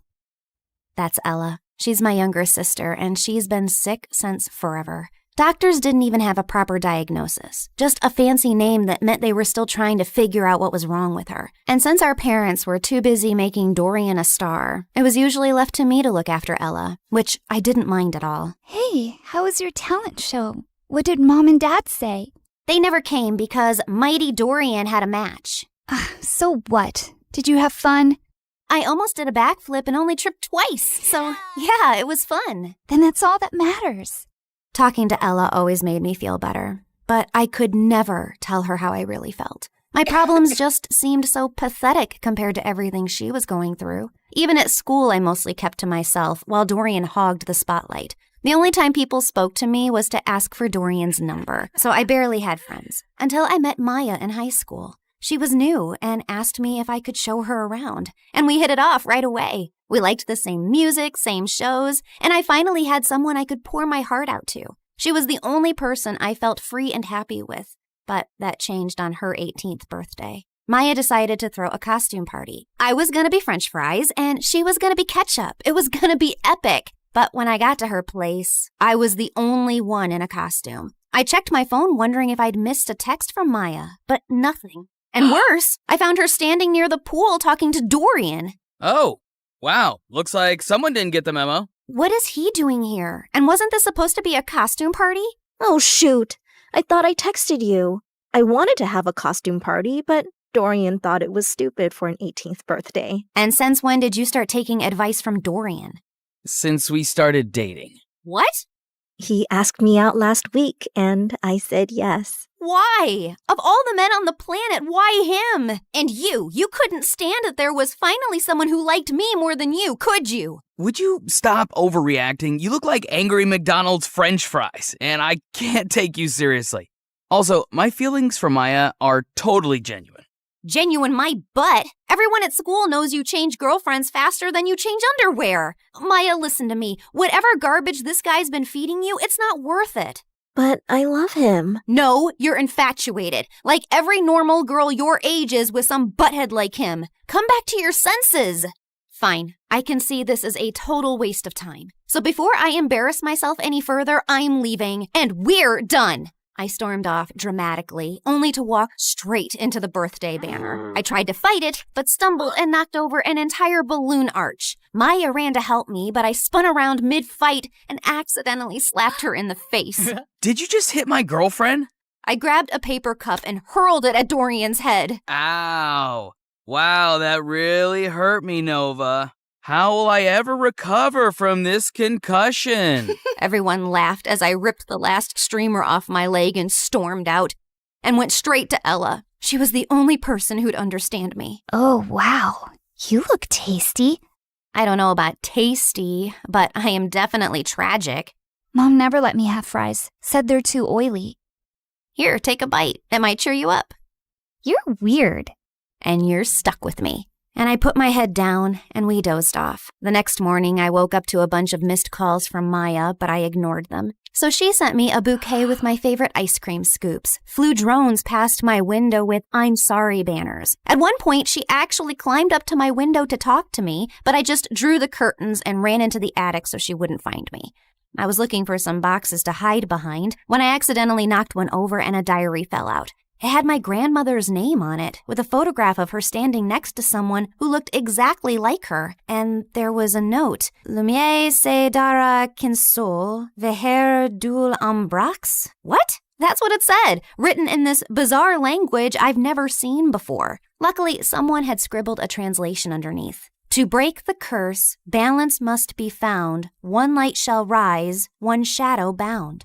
I read more and found out that my grandma had been overshadowed by her own twin, too. So she teamed with a psychic named Margot and crafted spells to break the twin curse, a generational cycle where one twin always thrived while the other faded into the background. I knew it sounded ridiculous, but this just couldn't be a coincidence. I was constantly lagging behind Dorian, not because there was something wrong with me, but because I was cursed. The note also said that to unlock the curse, like and subscribe to this video and leave a comment. Gotcha. She didn't write that. But seriously, like and subscribe. Things are about to get weird. I had to find out more, so the next day I skipped school and tracked down the psychic Margot. It wasn't too difficult since Grandma had her address in the diary, and by afternoon I was already knocking at the door of a rundown apartment. I waited for some old witchy lady to open the door, but instead it was a girl not much older than me. Sorry, I think I must have gotten the wrong address. No, you're in the right place. We've been expecting you. Like me and the spirits. They told me you were coming. You're Nova, right? Hilda's granddaughter. You know me? I know a lot of things. Like it's gonna rain in about 5 seconds and you should come in. And right on cue, it actually started raining. Freaky. Anyway, I walked in and the girl told me she was Margot's granddaughter and her name was Coco Lin. My dad's Chinese and my mom's American. They couldn't decide whether to give me a Chinese name or an English one, so they mashed them together. Kinda has a ring to it if you say it on repeat. Coco Lin, Coco Lin, Coco Lin. Cool, right? I think it's very cool. Like, it's also pretty cool that I'm my grandma's reincarnation. I've retained some of her memories and her power to see the future, talk to ghosts, and read your star chart, yada yada. In fact, before I was my grandma, I was this super rich woman who went on a ship, met this cute artist. He was poor. I was loaded. We fell in love, but then the ship crashed and he died. Like the movie Titanic? What? Never mind. Can we just get to work, please? I gave her the diary, and she invited me into this small room. As I settled into a beanbag, Coco Lin took the diary in her hands. Then suddenly, she threw her head back dramatically. Before I could ask if she was okay, she snapped her head forward like a possessed owl, then started spinning in slow circles. Then she dropped to her knees, flapped forward, and after a full minute of silence, popped back up. All done. The curse is now reversed. Whatever once belonged to your brother is now yours. Wait, what do you mean by reversed? I wanted you to end the curse. Yeah, well, unfortunately for that, you'd have to find the original witch who cast the curse on your family. And she's probably dead. So unless you have a shovel and a time machine, this is the best I could do. Now remember, every spell has its repercussions, so just be aware of potential side effects. What kind of side effects? Mild nausea, headaches, nosebleeds, and in rare cases, hallucinations. It depends. On what? On how badly cursed you are. Just kidding. I fixed the curse, remember? You'll be fine. Would you like some tea? But I just thanked her, paid her fee, and got out of there as fast as I could. The whole way home, I kept thinking if what I'd done was wrong. But was it really that bad if Dorian suffered a little? Also, Coco Lin was kind of a weirdo, so I wasn't too sure if her chaotic head Roomba fixed anything. But boy, was I wrong. I looked around and I froze. This wasn't my room. It was bigger, with velvet curtains, a chandelier, and a full-length mirror. I jumped out of my bed and pulled the curtains, only to see a massive, perfectly manicured garden with fountains and a freaking swan. Why am I in this place? How did I get here? I checked my phone. It showed the same date as yesterday. Okay, this is clearly a dream. Ow! Ow! I pinched myself hard, and seconds later, Mom burst into the room. Oh my God, Nova! Why did you scream like that? I thought some stalker tried to jump into your room again. Again? When was the first time it happened? Oh, my poor baby. You've been so traumatized lately, you've probably blocked out everything. It's fine. We can talk about it later. For now, drink your kale. You're already late for gym, and Coach gets cranky when you're not warmed up before cheer practice. Mom, I don't do cheer practice. I barely passed PE. This isn't real. I rushed outside to find Ella's room. She might have answers. But the house was so huge, I had no idea which room was hers and accidentally entered Dorian's. Ah! What are you doing in my room? Shut up and tell me what's happening. Are you trying to pull some elaborate joke on me? Who even owns this house? One of your weird rich friends? What are you rambling on about? I'm just living my perfectly miserable life in silence, and you won't let me have that? If your life is miserable, I might as well be an earthworm. You know, I saw this documentary about teen celebrities, and how they all went bonkers at age 18, you should watch it. I think you'll fit right in. You think this is funny? God, just tell me where Ella is and I'll leave. Same place she's always been. Why? Suddenly remembered you have a sick sister who needs your attention? I've always cared about Ella. You don't care about anyone else but yourself, Nova. Now get out and go sign some stupid autographs. I was shocked. The way Dorian was talking and everything Mom said could only mean one of two things. Either everyone in my family had lost their minds, or the spell actually worked and transported me to my new reality where I was the golden child. I ran back to my room and opened my closet to find shoes and clothes that I could never afford. Downstairs, Mom was smiling like I was the best thing that ever happened to her, while Dorian sat quietly on the side scowling. Then I went to school, and the moment I got out of the car, people flocked around me. Hi, Nova. Love your outfit. Can we get a selfie? Are you coming to my birthday next week? You can cut the cake if you want to. It was like stepping into a dream where I finally mattered and wasn't invisible next to Dorian. I was still processing everything when Stacy walked over and linked her arm through mine. There you are, bestie. I've been trying to call you. Really? I didn't get any calls. I said I was trying, but then I got busy with these new cheer uniforms. Everyone's obsessed with pink, but what do you think? I actually kind of like blue. But clearly everyone else wants pink, so let's go with pink. Oh, I knew you'd say that. We're so in sync. If you were a boy, I'd totally date you. I mean, you'd have competition, obviously, but I'd cheat on my boyfriend with you. Okay, wow. I was best friends with Stacy? This girl who once insulted me in front of the whole school was now asking for my opinions? And over the next few days, it only got better. I had a personal stylist, a manager, and spa appointments booked every other morning. My closet had its own air conditioning, and Dorian had to ask my permission to even borrow a charger. My parents transformed into my biggest fans overnight, hovering at every photo shoot, attending even the smallest events, and proudly displaying an entire wall of my trophies and awards. At school, I never stood in line. I had my own table in the cafeteria stocked with fresh smoothies and sushi rolls. Teachers gave me extra credit just for showing up. And one afternoon, I got a letter from a college I hadn't even applied to offering me a full scholarship because they liked my vibe. My life was perfect, and it was everything I ever wanted. Until it wasn't. Because Stacy was as obnoxious as ever and was getting on my nerves. Oh my God. Who died and left you that hideous skirt? And why are you carrying a Prada purse when I don't have one? You need to pay fashion tax. What? You know, do my homework, pack my lunch, clean my sneakers, that kind of thing. Now hurry up, I'm hungry. The girl ran off in tears, and I turned to Stacy. Was that necessary?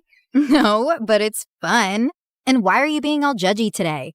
Did you forget the time you bullied that new girl, Maya? She was so terrified of you, she literally transferred schools. I bullied her? Every day. You made fun of how she dressed, the way she spoke, and then when your loser brother started dating her, you totally snapped. My God, I'll never forget the tantrum Dorian threw when she left. I even have a video. Stacy shoved her phone in my face, and I watched in shock. Dorian was having a full-on meltdown while I stood there laughing like a maniac. Seriously? What? And that wasn't even the worst part. The girls on my cheer team laughed and joked until I walked in. Everyone on my modeling team walked on eggshells around me. I even overheard this girl say that I should get an exorcism because I had a devil living inside of me. This one time during a shoot, my makeup artist accidentally dropped a brush. I reached down to pick it up and she recoiled like I was gonna hit her. I'm so sorry. I'll get a new one immediately. Hey, it's just a brush. Don't worry about it. You're not mad? Why would I be mad about an accident? While the photographer was adjusting his camera, I overheard two assistants whispering. She seems different today. Last week she threw hot coffee at me because I got her the wrong brand. Remember when she made Tina cry because she accidentally walked into her photos? Poor girl's still in therapy. It felt like I jumped from living under Dorian's shadow to being the most hated person on earth. And it was heartbreaking. But what truly got to me was that at home, Dorian barely looked my way, and Ella never came out of her room. And every time I tried to meet her, Mom would freak out. Her disease is contagious, sweetie. You know that. I can't lose another daughter to that stupid illness. I really wanted to see her and share what I was feeling, but I was too swamped with photo shoots, press events, and parties to process it. Has anyone ever tried snail mucus coffee? Apparently, it's very good for your skin. I'm already having my vitamin C, D, E, G, H, Y, Z, Q to keep my nails shiny and healthy. You know what, guys? If you hang upside down for at least an hour and a half, you will get the reddest cheeks ever. Or you could get a brain hemorrhage and die. Excuse me? I'll just be right back. Jeez, how lame were these conversations? If these people were the cream of society, I'd rather be skimmed milk. The rest of the night was just as bad. The music was too loud, the people were fake, the food looked fancy but tasted like chalk. Then my date asked me to dance, and I accidentally stepped on his foot so hard he started limping. I rushed to grab him a first aid kit and came back to find him making out with a waitress. Ew. I just wanted to leave. I was walking to my car when I spotted someone across the road. Maya was standing at a stall selling t-shirts. I dropped everything and sprinted toward her. Maya! Oh my God, how are you? Leave or I swear I will call the police. Look, I know you're really angry at me and I deserve it, but I swear I didn't mean to. You didn't mean to ruin my life? Come on, Noah. You and I both know you bullied me because you're evil. But honestly, you did me a favor. That school wasn't for me anyway. The only good thing that happened there was meeting Dorian, and I'll always be grateful for that. But you, I never ever want to see again. Please, Maya, I said I'm sorry. I'll do anything to make up to you. I'll buy all your t-shirts. I don't need your charity, Nova. But if you really want to help me, then help me sell these. You're a professional model, right? She pulled out a pile of tees with the most chaotic slogans I'd ever seen. This too shall pass, like a kidney stone. The only X I want is extra money. Nice. Who came up with these? Of course I did. I've always been really creative.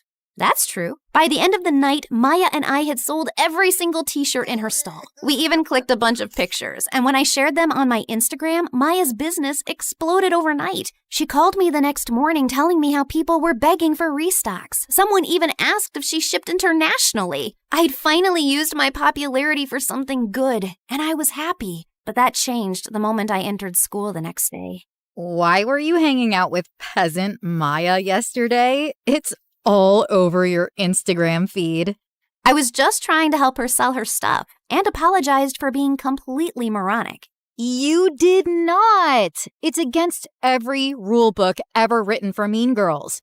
Once you bully someone, you never apologize to them, especially not if they're as ugly as peasant Maya. Stop calling her that. She's a brilliant and hardworking girl, and she's 10 times the person you'd ever be. 10 times fatter, sure. She's a real inspiration for stretchy t-shirts. Say one more word about her and I swear. Or what? You'll cry into your organic kale smoothie? I have a better idea. And I launched myself at Stacy, but she didn't even budge. Instead, she smiled and punched me. Then she jumped on me, pulled my hair, elbowed me in the stomach, and I almost threw up. I thought I was gonna die when a bunch of girls rescued me. Later, while I sat outside the nurse's office with an ice pack on my face, I overheard a group of girls whispering nearby. Wow, Nova really thought she could take down Stacy? That girl's made of iron. I heard her mom's Russian. She came here illegally, then married some rich guy, and that's how Stacy got all her money. My maid's cousin works at their house. She says Stacy lives like a trash gremlin. Her room smells like stale yogurt and wet socks. Ugh, gross. Imagine strutting around like a queen bee while your closet is a health hazard. If I were Nova, I'd wash my hands with bleach just to get the smell off. They kept going, but I tuned out. Not because I was offended. Honestly, it all made sense. Stacy didn't rule the school out of confidence. She did it to distract people from the disaster she actually was. Anyway, I was feeling better, so I decided to take the day off and go home, when suddenly Dorian came running down the hallway. Nova, it's Ella. They're moving her to a hospital. Her condition's getting worse. The world blurred for a second, and I pushed Stacy out of the way and ran through the gates. We reached the hospital and saw Mom and Dad were sitting in the waiting room. Where is she? What happened? She took a turn for the worse. The doctors are doing everything they can. I sat down slowly. Ella, my baby sister, my sunshine. She was the only person who ever believed in me, and she was suffering. I buried my face in my hands. And that's when Dorian snapped. Is this all your fault? Dorian, please. No, Mom, she needs to know.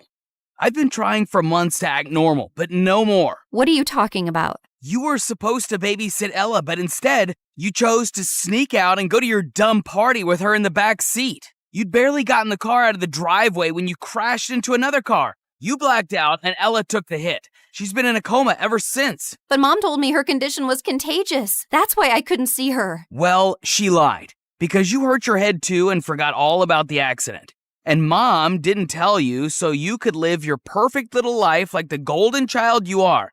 I swear, if something happens to her, I will never forgive you. And he stormed away, leaving me totally shaken.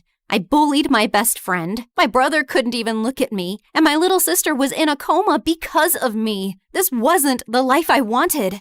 I stood up quietly while everyone was still talking to the doctor, slipped out of the hospital, and ran straight home. I stormed into the attic, flung open every box until I finally found the diary. The next morning, before going to the psychic's house, I went to the hospital. I just had to make sure Ella was okay. And thankfully, when I got there, she was sitting on her bed smiling. I stopped a doctor walking by. Is she okay? Yeah, she had a seizure, but it shocked her system so hard, it jump-started her like an old car battery. Guess sometimes being on your deathbed has its perks. I took one look at Ella's face and walked in. As soon as she saw me, her face lit up. I ran over and hugged her tight. Hey there, you slept for a really long time. Yeah, well, I needed my beauty sleep. Why do you look so old and wrinkly? Probably because I'm sad and sorry for everything. I messed up your life. It wasn't entirely your fault. I was jumping around like a monkey in the back seat, remember? You couldn't even see the car behind us. I basically launched us into it. So I guess I'm sorry too. Well, I'm sorry too, Nova. I shouldn't have snapped like that yesterday. I haven't always been the best brother because I've often let jealousy get in the way. I wasn't exactly the best sister either. What I did with Maya and how I treated people around me was horrible. Yeah, but you're changing. I saw what you did for Maya.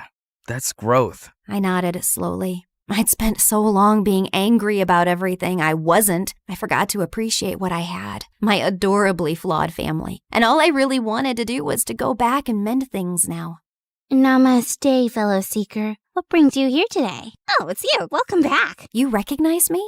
Why do you always ask the same question? Of course I do. I can see through dimensions too. Like, in one of my parallel lives, I was this really hot girl who lived on the streets doing odd jobs. Until one day, this handsome rich guy asked me to be his date. He bought me clothes, took me to parties, and eventually fell in love with me. Like Pretty Woman? Yes, I was a very pretty woman. But enough about me. Tell me what you need. I told her I wanted to reverse the curse, and Coco Lynn stared at me blankly. Are you sure? Once I reverse the curse again, the spell will seal itself. No more rewinds. So make up your mind. You can't keep jumping between realities. I already have. I want to go home. And this time I won't hide behind Dorian's shadow or bad grades. I spent so much time being angry and dejected that I never really focused on myself. And that's why I never got anywhere in life. I can't control how people treat me, but I can control how I take their opinions. So now I'll live for me, with kindness and purpose. Spoken like someone who's truly ready. She stood, cracked her knuckles, and started chanting. The candles flickered, the walls shimmered, and then everything went blank. I woke up to the smell of burnt toast and the sound of birds. I sat up slowly and looked around. My old room. My old posters, my old creaky fans spinning above me. I rushed to Ella's room and found her sleeping peacefully. Then I went downstairs and saw Dorian kicking the ball like a dork. I ran and tackled him in a giant hug. Oh my God, I missed you. Get off me. You broke my streak. Now I have to start all over again. Well, so do I. That morning, I got dressed and walked into school. And for the first time, people noticed. Not because I was a model or because I had 1 million followers, but because I held the door open. Because I helped a kid who dropped books. Because I smiled at people. For real. And that's when I realized that life isn't about being the favorite. It's about being someone you can be proud of, even when no one's clapping.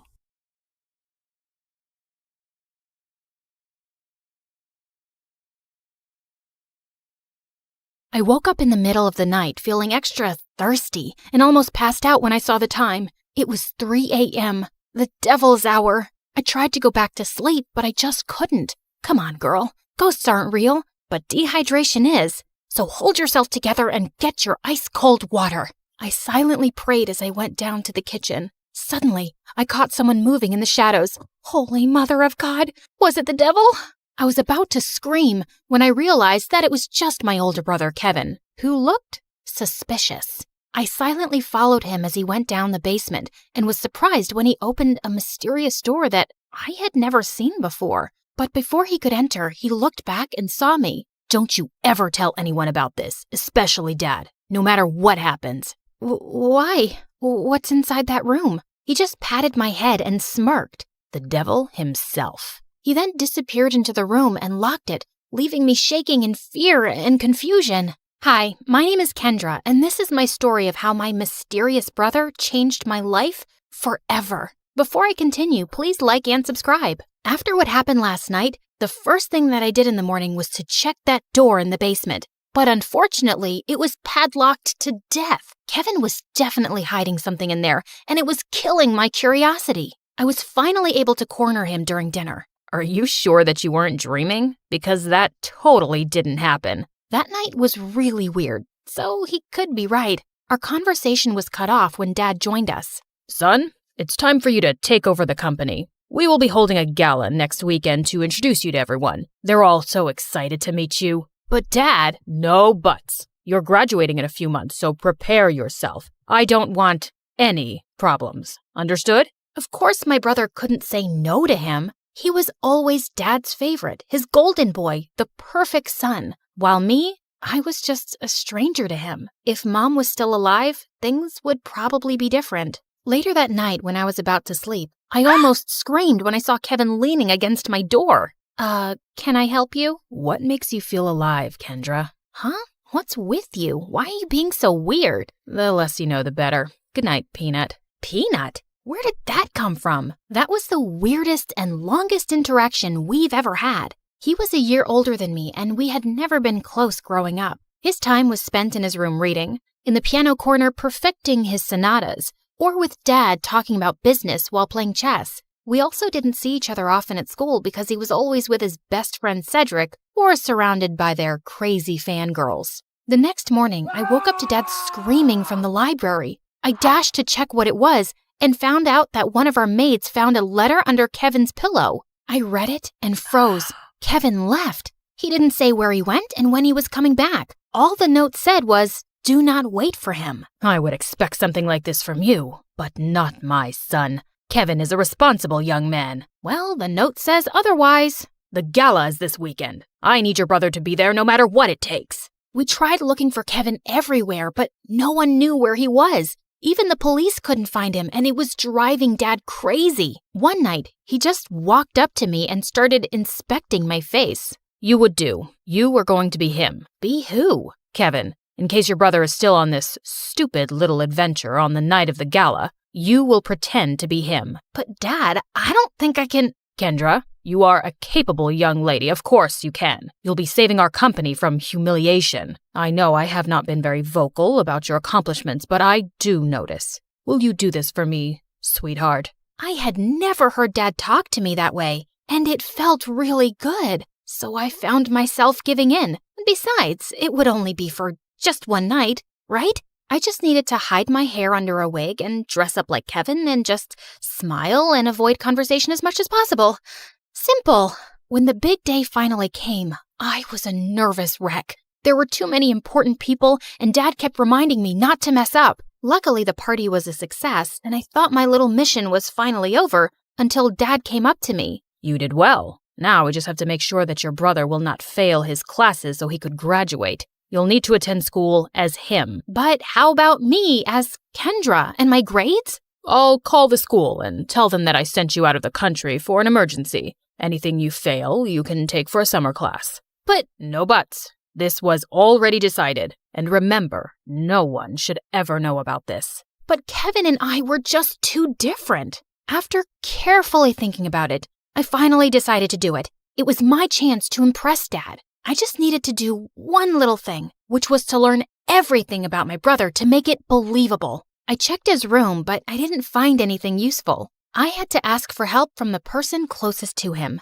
Cedric. But there was one problem. At school or whenever he visited my brother, I would usually lock myself in my room because every time our eyes met, I felt like passing out. The guy looked like a demigod, and I just couldn't handle him. But this time, I had no choice, and I knew exactly where to find him at school, the music room. As I peeked into the room, I saw him playing the violin, and I was instantly mesmerized. Just then, he stopped playing and smiled at me. Just avoid his eyes, and you'll be fine. Did it tickle your soul? Huh? The rhythm, the passion, the climax. Sorry, but I'm not into music. I stepped back and he started walking towards me. How about this? Did it tickle your soul? I suddenly became mute. This is the first time you talked to me, and I'm surprised. What brings you here, Cupcake? Cupcake? I got a grip of myself and slapped his hand away. First of all, I'm not food. And second, I'm not here to talk about souls and music with you. It's about my brother. Suddenly, his face turned serious. I had already talked to your dad about it. Kevin ran away and he didn't want us to find him, and there's nothing we can do about it. I know, but I need your help with something. I told him about Dad's demands, and he suddenly laughed.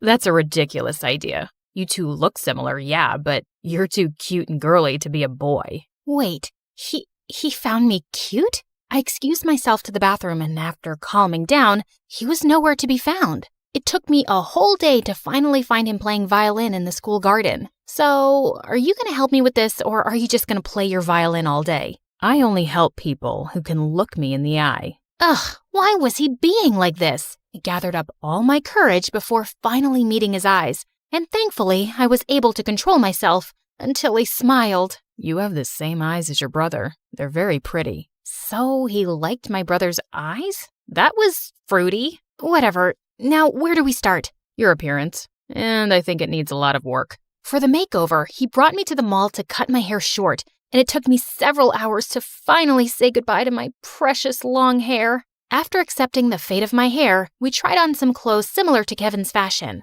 As I walked out in a leather jacket, he came up to me to zip it up. He was so close, I could hardly breathe. Looks perfect now. He then taught me about my brother's stance, walk, and gestures. I told you to walk faster, not like a gangster. And stick out your chest more. Think of yourself as the hunkiest man alive. Like this? He held my hips to guide me, and I felt like exploding from the sparks. Just then, I noticed some girls around drooling over us. Both guys are so cute. I'll take either of them. They look so in love. OMG. Love wins. Great. And now we were a gay couple. Cedric coached me about Kevin's interests, and I was surprised. I didn't know my brother was such a dork. He loves SpongeBob so much, he even thought of diving into the ocean just to look for its real-life version. But one revelation made me tear up a bit, and he adores you so much. But he thought you didn't like him, so he always chose to give you space. What? That's not true. He's too protective of you. He even told me not to talk to you because he thought I'm trouble. Oh, yes, you're definitely gonna be trouble. To my heart. That weekend, we continued practicing until I looked convincing enough, and when we finally got to school, I just stayed close to him and smiled at people from time to time. I was doing an excellent job at being my brother until it was lunchtime. We sat at their usual table for lunch when suddenly someone sat on my lap and kissed my cheek. It was Lauren, the prettiest and coolest chick at school. What in the frickin' pregnant duck is happening? What? You hate my kisses now? You look like you've seen a ghost. I turned into the ripest tomato when she giggled into my ear. I could never hate such a goddess like you.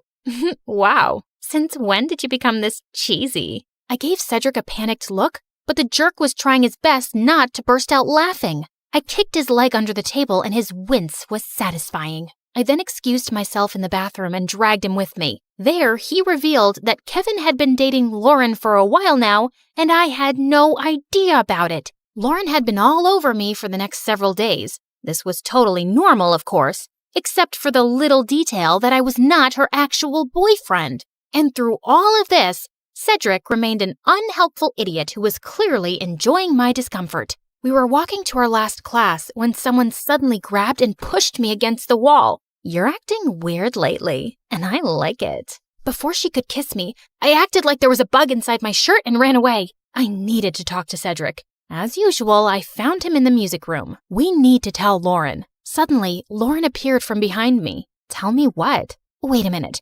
Don't tell me that you guys are dating? What? Cedric finally stopped playing the violin and grinned at me. I'm straight, but I don't know about your boyfriend. Aw, baby. You know I would accept you however you identify, right? Well, that's good to hear. Lauren looked like she bought it, and I just found myself exploding. I'm not Kevin. I'm not your boyfriend.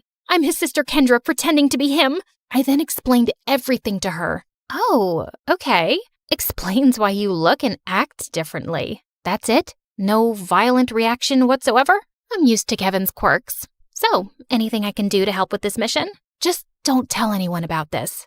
Got it, baby. Despite knowing the truth, she still kissed me on the cheek, and it made Cedric laugh. I started hanging out with both of them since then. They would talk fondly about my brother and share things about him that I didn't know. It made me realize that he wasn't as boring as I thought he was. One day, Cedric dragged me to the music room and asked me to listen to his new composition. It was a wrong move to come with him, because the way his fingers moved and his handsome face played with the painfully sweet tune screamed danger to my heart. I calmed myself down and hyped him up when he was done. You really like playing the violin, don't you? I like to touch people's hearts with classical music. How about you? What makes you happy, Kendra? I'm curious. I ended up telling him about my passion, which was fashion designing. I used to draw my designs every day, but when Dad saw it, he burned all of them. He found it lame and useless to his company. I'm sorry to say this, but your dad is the biggest jerk in the world. He treats you and Kevin as assets to his company, and never as a son and daughter. You're right,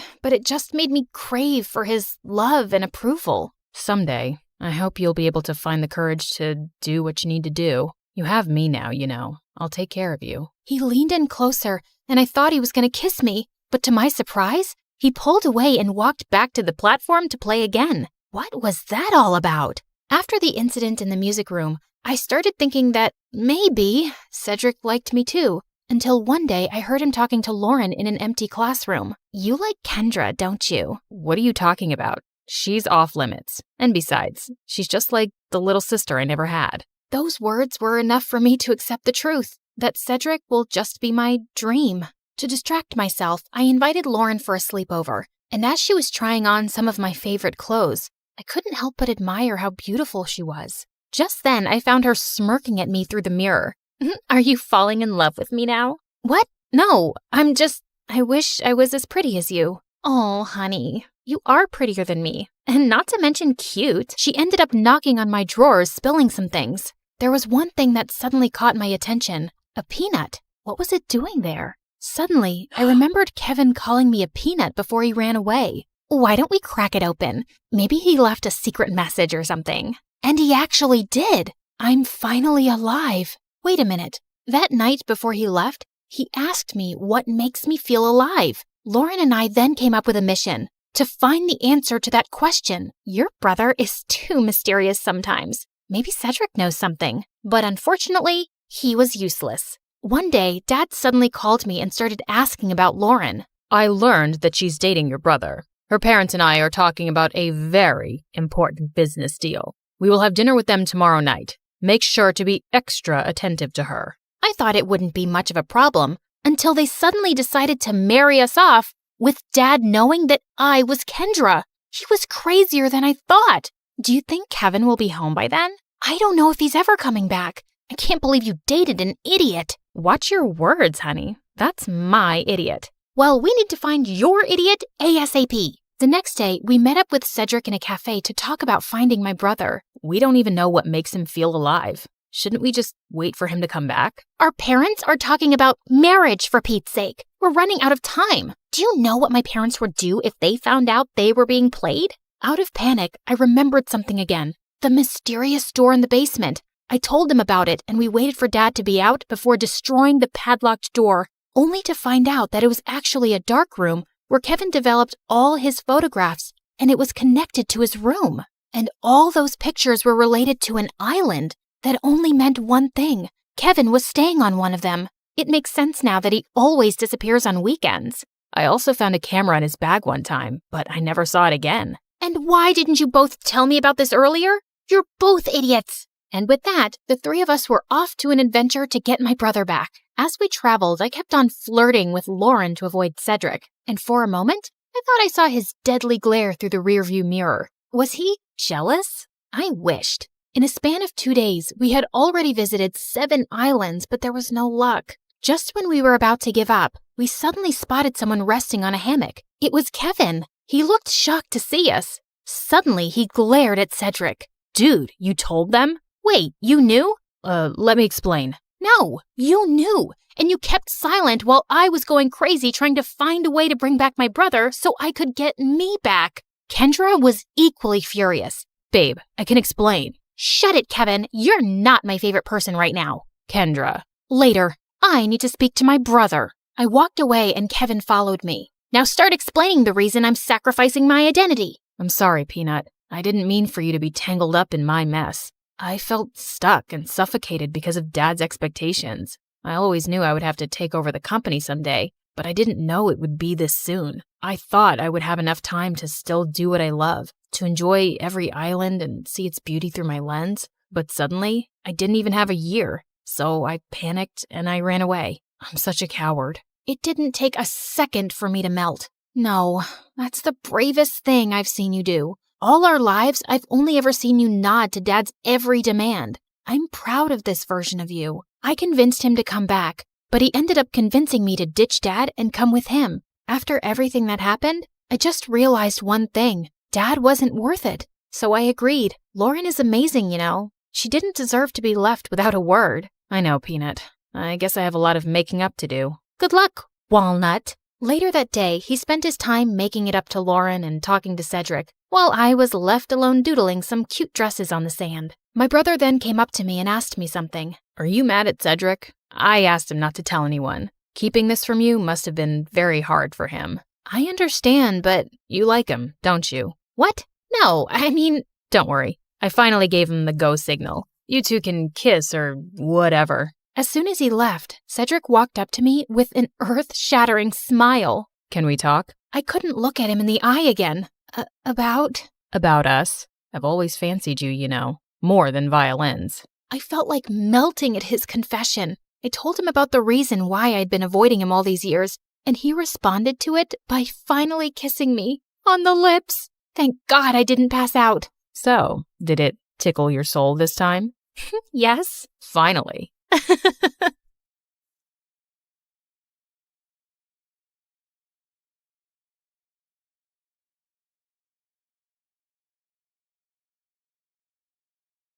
Hi, I'm Alicia, and I'm about to tell you how I met the love of my life. But before we get into that, please like and subscribe to MSA. If there's one thing you have to know about me, it's that I wasn't an ordinary little girl. Being raised by a single father who was an ex-army officer does that to you. I had rules, discipline, and responsibility drilled into me since I was very young. And growing up, I found other kids my age really immature. I don't know why he'd break up with me. I wore the clothes he liked, woke up at 5 every morning to do my hair because he liked them curly, and pretended to love watching wrestling.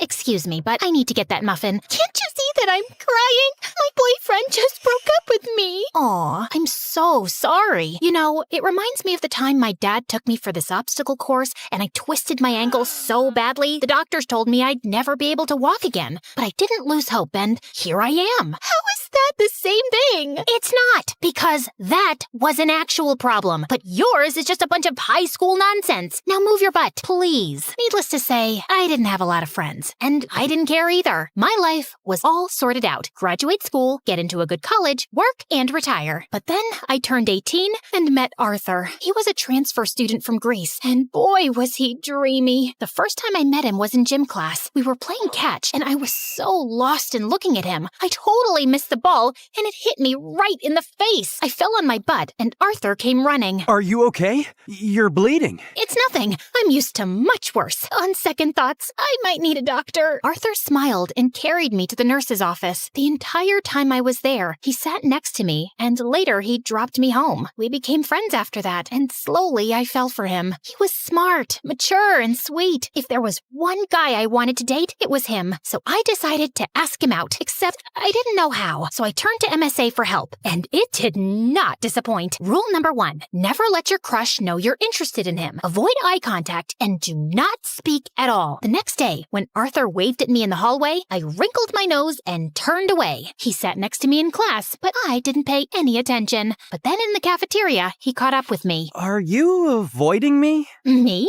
Avoiding you? Oh, don't be silly. I was just really busy thinking about global warming and how it's impacting the fish population. Oh, that reminds me. I have to water my fish.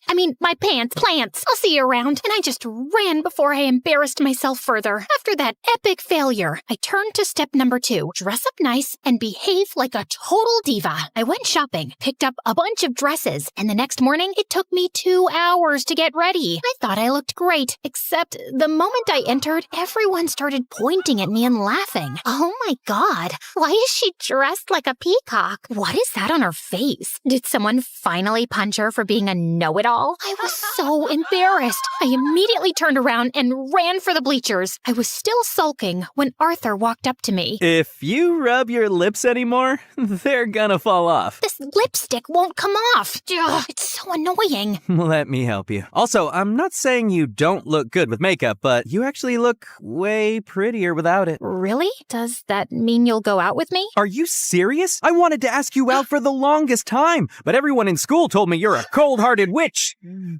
cold-hearted girl who hates people. That's not true. I hate dumb people. There's a difference. So, you and I, dinner tomorrow? I'd love to. My first date with Arthur was perfect, and he told me that his parents were divorced like mine, and he lived with his mom and 9-year-old brother Charlie. We started dating soon after, and spent all our time together. People in school were also nicer to me since I was Arthur's girlfriend, and even Dad liked him a lot. Life was just better with him in it, until things started getting weird. Some days he would come to school looking like a half-dead zombie, and other days he would skip school altogether. His grades were slipping, we were barely seeing each other, and I knew something was wrong. So one day when he canceled our date, I went to his place with his favorite ice cream. But when I knocked on the door, some kid opened up. Hi, you must be Charlie. Is your brother around? Is that ice cream? Give me it. Hey, that's not very nice. Say, ma'am, could I please have that tub of ice cream? Repeat after me. Sure.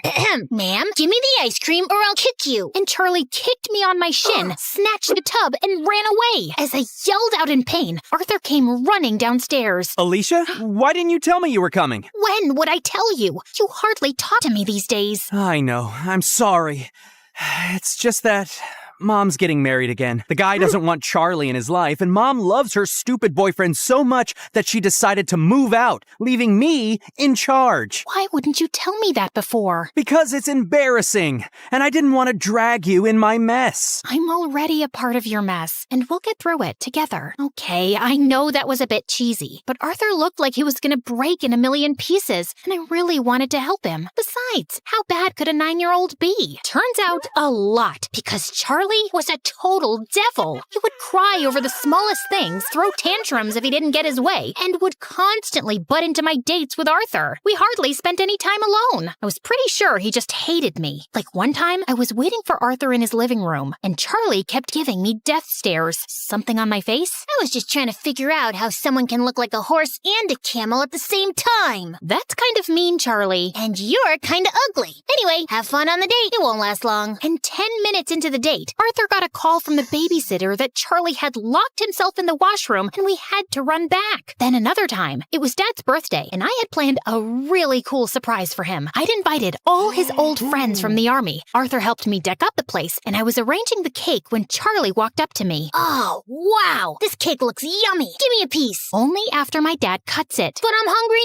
now! Then eat something else. There's a whole pizza on the counter. Are you stupid? I said I want the cake! Charlie tried to get the cake, but I got in his way. He shoved me away, and I accidentally knocked into the cake, which crashed to the floor. Whoopsie. Guess no one gets to eat it. What happened? I heard some noise. Your brother ruined my surprise. I just asked her to give me some cake. And I asked you to wait. Relax, Alicia. We'll get a new cake. I'm sure your dad won't know. That's That's not the point, Arthur. Your brother is a spoiled brat. He needs some discipline. You put that kid on a leash, or I swear I will. He's my brother, not some dog I can put a leash on. I know he made a mistake, but he's just a kid. You know what? We'll just leave. We wouldn't want to ruin your evening any more than we have. Perfect. Arthur took Charlie's hand and they left. I wanted to stop them, but I was too mad. Later that night, when I calmed down, I realized I might have been too rude and called Arthur up, but he didn't answer. He didn't even show up to school the next day, and neither did Charlie. So I went to his place to talk to him and saw Charlie crying on the porch. What's wrong? Arthur wasn't here when I woke up this morning,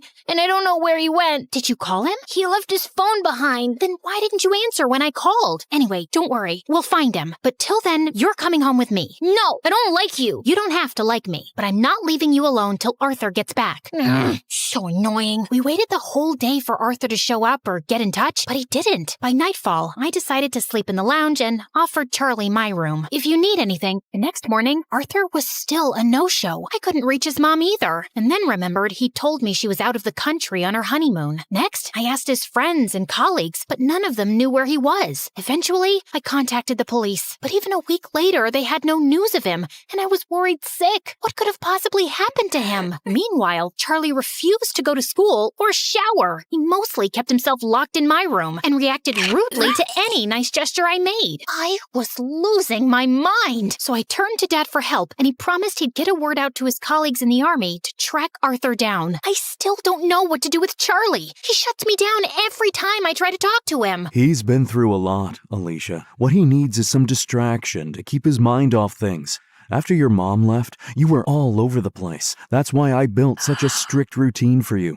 so you wouldn't have time to think about her. Maybe you should do something similar. I decided to give Dad's advice a shot, and the next morning, I walked to Charlie's room and woke him up. Get up. We're going out. Is Arthur back? No. Then let me sleep and go away. Nope. You're getting up right now. Charlie resisted, but I dragged him out of bed, and somehow we made it to the bus stop. He kept cursing me the whole way, but I didn't care. And minutes later, we were at our destination, the paintball arena. I'm not going in there. Why? Too chicken to lose? As if you're on. Charlie and I had a great time at the paintball game, and it was the first time I actually heard him laugh. Afterwards, we went to a trampoline park and jumped our hearts out. By the end, he was so tired he could barely walk, so I called a cab and took him to my favorite burger joint, but he just stood at the entrance and stared. What, you don't like burgers? No, it's just that this was my favorite place to come with my mom. Every weekend, we'd come here and play our favorite songs on the jukebox machine. And now, she doesn't even call me, and Arthur's left me too. Arthur will be back in no time, I promise you. He loves you a lot, Charlie, and no matter what, we'll always be here for you. You too? Yes, me too. Charlie cried and hugged me tight. For the first time, I saw him as a heartbroken kid who just wanted his family back. Since then, Charlie warmed up to me. We'd have breakfast together,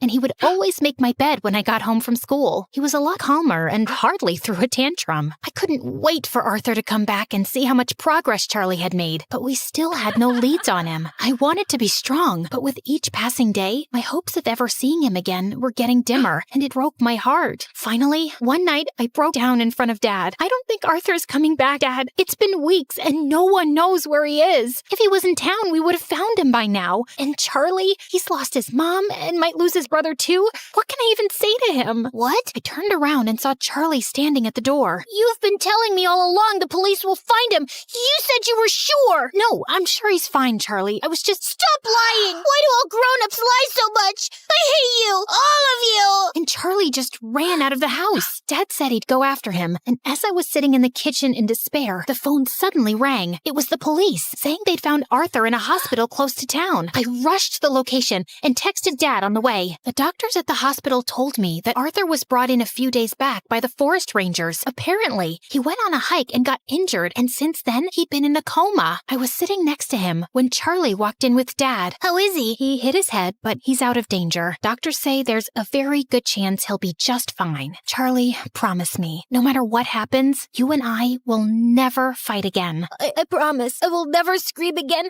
and I will always be a good brother. He will wake up, right? What do you think?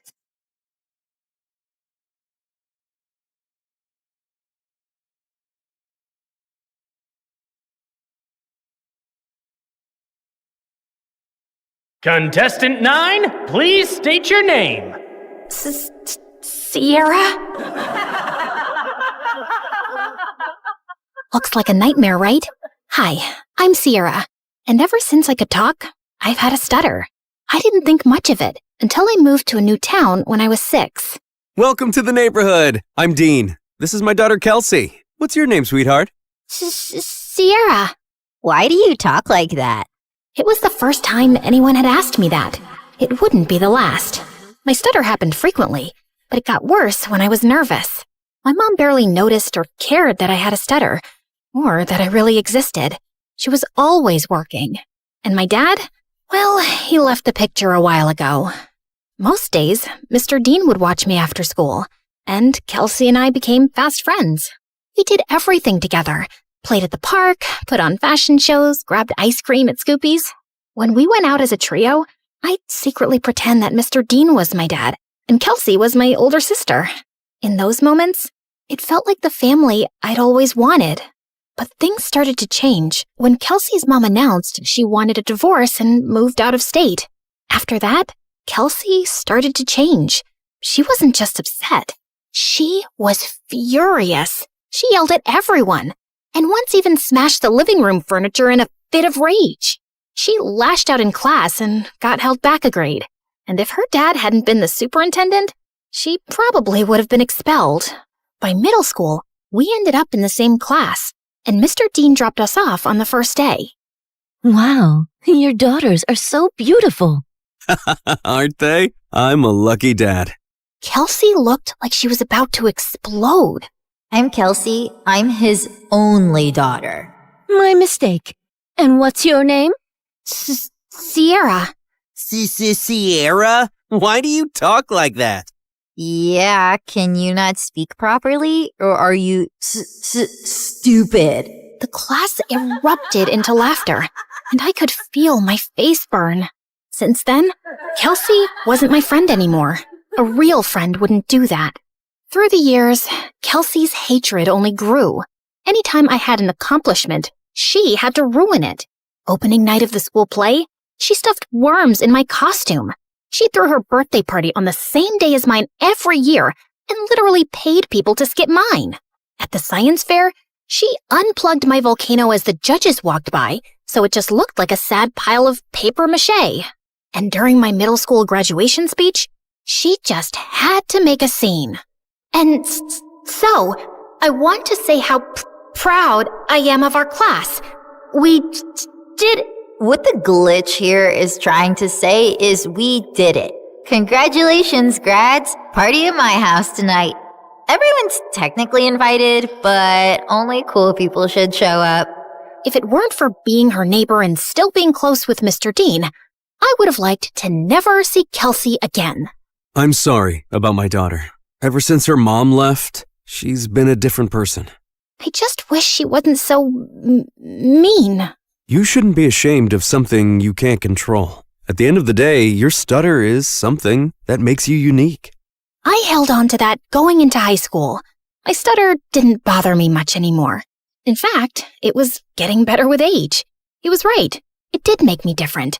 And I liked that. One Friday in English, we were doing a vocabulary spelling exercise, and I was totally killing it. ESOTERIC. Esoteric. QUERULOUS. Querulous. VACILLATE. Vacillate. Everyone was surprised at how well I was doing. And honestly, so was I. Who knew I was that good at spelling? Sierra, there's a regional spelling bee in a few weeks. You should join. Who knows, you may make it all the way to nationals. That night, as I sat in my room looking over the spelling bee brochure, loud music suddenly rattled my walls. Kelsey was throwing a party in her backyard. A few classmates waved me over. Fine, just for a little. The party was fun, but I couldn't stop thinking about the spelling bee, and I decided I would sign up. I was about to leave when... What's this? She snatched the brochure out of my hand. A spelling bee? Oh, please. Like you could ever win one of these. In case you didn't know, you trip over your words. Give that back. Not so fast. I'll help you practice for your big day. She pulled out her phone and turned the flashlight on as if it were a spotlight. Some other people gathered around and did the same. I felt blinded by all the lights in my face. Why don't you show us what you got? Nothing screams fun like watching you butcher the alphabet live on stage. Your word is quiberate. That's not even a word. Okay then, your word is pathetic. I'm sure you're quite familiar with that. IRRELEVANT. Irrelevant. I'll use it in a sentence. Kelsey is irrelevant. Now give me back my brochure. But she ripped it into pieces and threw it up like confetti. I took a small step in her direction. Kelsey took a step back and fell into the pool. Ugh! You pushed me! Yeah, right. I didn't push you. Your attitude just slipped. She climbed out and stormed over to me, and I bolted. As I ran, I saw her shoving people in her way into the pool. I made it home and locked the door just as she started kicking and clawing at it. My heart was racing. By Monday, the whole school was talking about it.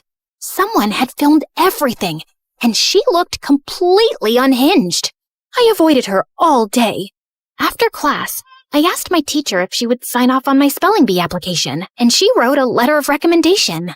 That night, I was recording myself practicing when I heard Mom come home early. I rushed downstairs to tell her about the bee, but she really wasn't listening, as usual. Sierra, that's great and all, but I'm working and I don't need any distractions tonight. And the Mother of the Year award goes to... Feeling annoyed, I went back upstairs and found Kelsey sneaking through my bedroom window. What are you doing here? Get out! Relax, Miss Broken Record. I'm just here to apologize. Apologize? Yeah. I saw the video from the party over the weekend. I looked crazy. It wasn't okay how I was treating you, so I'm sorry, okay? Thanks? I'm not really sure what to make of this. Yeah, well, we used to be friends or whatever. I think it's time to put the bad blood between us to bed, right? Trust doesn't just snap back into place, not after everything that's happened between us. I understand. I intend to prove it to you. Do you mind getting me some water? Climbing up the vines was harder than I thought. Uh-huh. Sure. This certainly wasn't on my bingo card for how the night would go. I brought her water, which she downed in one gulp. Thanks. I'll see you tomorrow. Maybe we can sit together at lunch? Maybe. Also, never sneak into my room again. Then she climbed out the window. What a strange interaction. But maybe we really were turning over a new leaf. The next day, I walked into class feeling good about the new era I was in, where I tried new things and made up with old friends. But that confidence vanished when I found my teacher waiting for me, looking pissed. Sierra, you will not be attending class today. I've contacted the spelling bee and pulled my recommendation for your application. What? What did I do? You should be ashamed of yourself. The principal is waiting for you in his office. What was going on? It has come to our attention that the English exam answers were sent to your entire English class yesterday. I'm sorry. I have no idea what you're talking about. That's strange. Given the exam answers were sent from your email address, you'll be suspended for 3 days. Your mom is on her way here to come get you. What? This wasn't possible. I didn't do it. When Mom showed up, the veins in her forehead were practically bursting. I begged her to believe me the whole way home, but she didn't say a thing. When we pulled up to the front of the house, she told me to get out of the car. I can't believe I missed an hour of work for this. You're grounded. Then she just drove off, and I burst into tears. I was wrongly accused, suspended, banned from the spelling bee, and all my mom cared about was missing work. Over the next few days, I stayed home and studied, and I kept practicing spelling words anyway. Failure. Failure. Dismay. Dismay. Okay, maybe I was leaning into the drama a little. When I finally got back to school, everyone basically hated me. A bunch of students had used the answers sent from my email, so the teacher failed the entire class, and now everyone was blaming me. Next few weeks were so lonely. I walked straight out of school one day and went to get an ice cream cone from Scoopy's, and Mr. Dean happened to be passing by. I told him everything that happened. Let's go talk to the principal right now. It was nice to have one person who actually listened and seemed to care. Back in the office, Mr. Dean demanded answers. It was sent from her email account. My hands were tied. Steve, you're talking like you weren't the biggest troublemaker back in school. Honestly, I'm shocked you became a principal. Mr. Dean insisted on seeing the email with the timestamp. It was around the time I was practicing spelling. Wait, I had recorded myself doing that. I pulled out my phone to prove it. We watched me spelling, then leaving when Mom got home. Then Kelsey climbed through my window and went for the laptop, but I walked in. Once she sent me away for water, she sat down and typed out the email. She did this. They called her into the office. Dad, what are you doing here? You framed Sierra for stealing exam answers when she's completely innocent. I did not. He showed her the video. Of course you go to defend her. She's never been completely innocent, Dad. What had I ever done to her? The principal and I had front row seats to their screaming match. Kelsey got suspended for a week, and the principal and teacher apologized to me and reinstated me in the spelling bee. That night, I heard a commotion outside.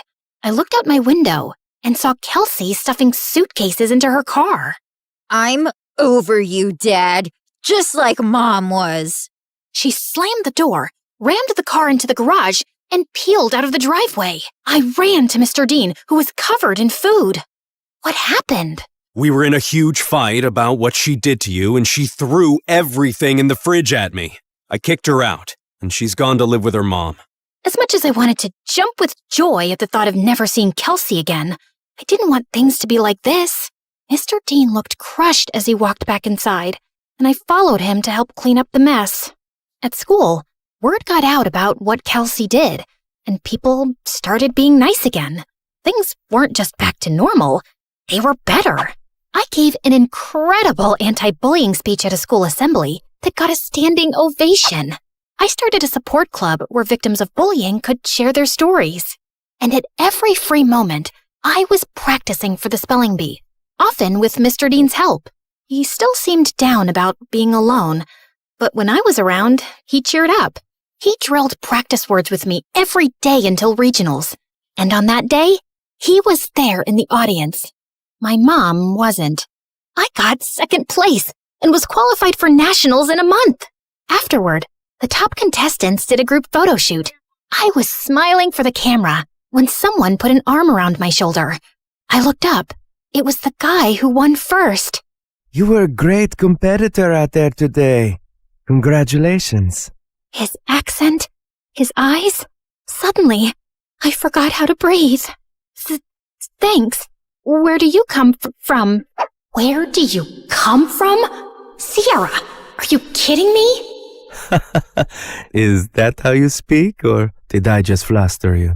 Oh, no. I just have a stutter.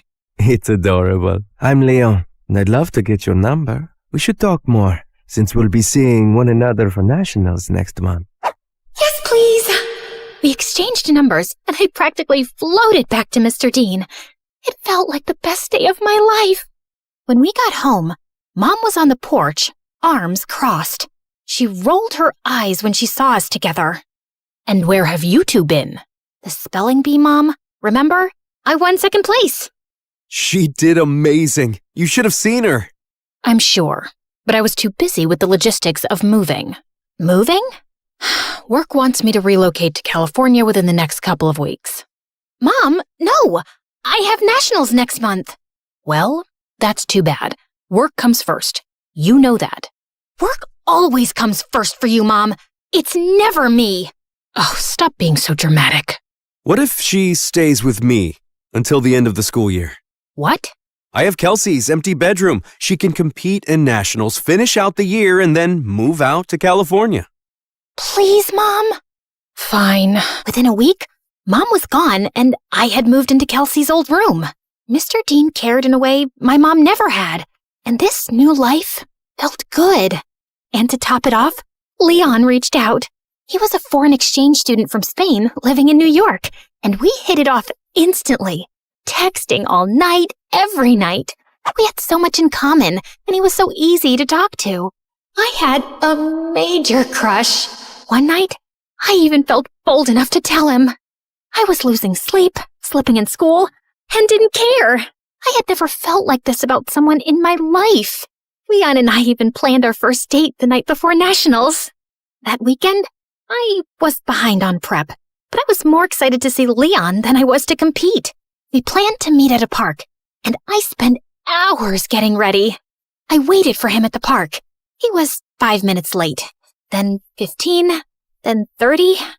After 2 hours, unanswered calls, and 20 unread texts, I gave up and walked home. I got in bed and cried. Had something happened? Had I been stood up? I barely slept that night. The next morning, I was exhausted. Mr. Dean and I headed to the B. I checked in and looked for Leon. Nothing. When it was time to go on stage, I scanned the crowd. No Leon. But then backstage, I heard whispered voices. I turned and saw Leon talking to someone behind him. No, I can't keep doing this. Leon, come on. It's not that hard. He pulled away, and I gasped. Their heads snapped towards me. Kelsey laughed, while Leon froze like a deer in headlights. Was this all just a setup to mess with me? Sierra, wait! My ears started ringing, and I don't remember anything else that happened until... Contestant 9? Contestant 9, please step forward! A contestant sitting next to me tapped on my shoulder, and I walked up to the mic, trying to steady myself. Sierra, why do you talk like that? Yeah, can you not speak? Are you stupid? You should be ashamed of yourself. Like you could ever win one of these. In case you didn't know, you trip over your words. Contestant 9, please state your name. Sierra? Your word is vicissitude. Vicissitude. VICISSITUDE. That is correct. And just like that, my first round was over. With every ring of the bell that told me I got the word correct, my confidence rose. I shut Kelsey and Leon out of my mind. Contestants were dropping like flies, but I stayed strong. Until it was just Leon and I. Your word is appoggiatura. Appoggiatura. A-P-P-O-G-I-A-T-U-R-A. Appoggiatura. I'm sorry, that is incorrect. Sierra, if you can correctly spell the word, you will be our national spelling bee champion. Appoggiatura. A-P-P-O-G-G-I-A-T-U-R-A. Appoggiatura. That is correct! I did it! The audience went wild. I got my huge new trophy and went to the lobby to find Mr. Dean. But I heard Leon's voice behind me. Wait, Sierra, please! Leave me alone! Sierra, please, let me explain. It was all Kelsey. She put me up to this. She wanted to get in your head so you'd lose. Wait, don't go to the lobby. I walked through the doors, but Leon lunged at me and pushed me out of the way. The doors had buckets of slime and feathers on them, which all fell on Leon. Why did you push me away? I was trying to save you from this. Listen, Kelsey moved to my school and found out I was going to regionals for the spelling bee. She said she'd pay me to flirt with you and distract you from studying. I'm so sorry. I was just a game to you? I only agreed because I really needed the money for my mom's treatments. That's why I'm even competing in the bee.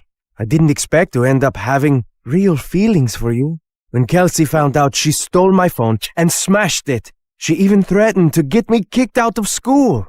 Just then, my mom and Mr. Dean walked up. Mom? What are you doing here? Mr. Dean convinced me to attend, and I had no idea you were so talented at this. We're so proud of you, Sierra. And then Kelsey walked in. Of course my dad is here to support perfect little Sierra. And Leon, I see you've betrayed me too. Guess your mom isn't going to get any better. Why are you so evil? What did I ever do to you, Kelsey? You stole everything from me. Everything! She didn't steal anything from you, Kelsey. Oh, really? Because I remember the night you and Mom screamed at each other when she found out about your little affair, when we both found out Sierra is your daughter. What? Oh, yeah. My neighbor was actually my half-sister. The girl who ruined my family and took my dad away from me. Is this true? Yes, it is. Even though this was the craziest day ever, the news warmed my heart. I'd seen Mr. Dean as my dad since I was a kid. You didn't lose your dad to me, Kelsey. You lost him because of you. You could have told me the truth. You could have been my sister. But you chose to be a liar, a bully, and a sad little lowlife who only feels powerful when someone else is hurting. I may stutter, but I never had to hurt people to be heard. And why didn't you guys tell me sooner? I'm sorry. He didn't know until I told him once we moved in next door. I wanted to tell you right away, but then my wife left me and Kelsey took the news really hard and started lashing out. We thought it would be best for you to not know. For your sake, and Kelsey's. I was planning on telling you. I figured since we live together now, it was the right time. You live together now? She screamed, grabbed my trophy, and hurled it through the convention center's windows. She got arrested for property damage and spent some time in juvie before going to live with her mom. I told my mom I wanted to stay with Mr. Dean for the rest of high school, and thankfully, she allowed it. I gave the prize money to Leon to help his sick mom, but I refused to date him even after all his apologies. My self-worth wouldn't allow me to be with someone who thought it was okay to play with my feelings for any reason. I'm so proud of you, Sierra. Thanks, Dad.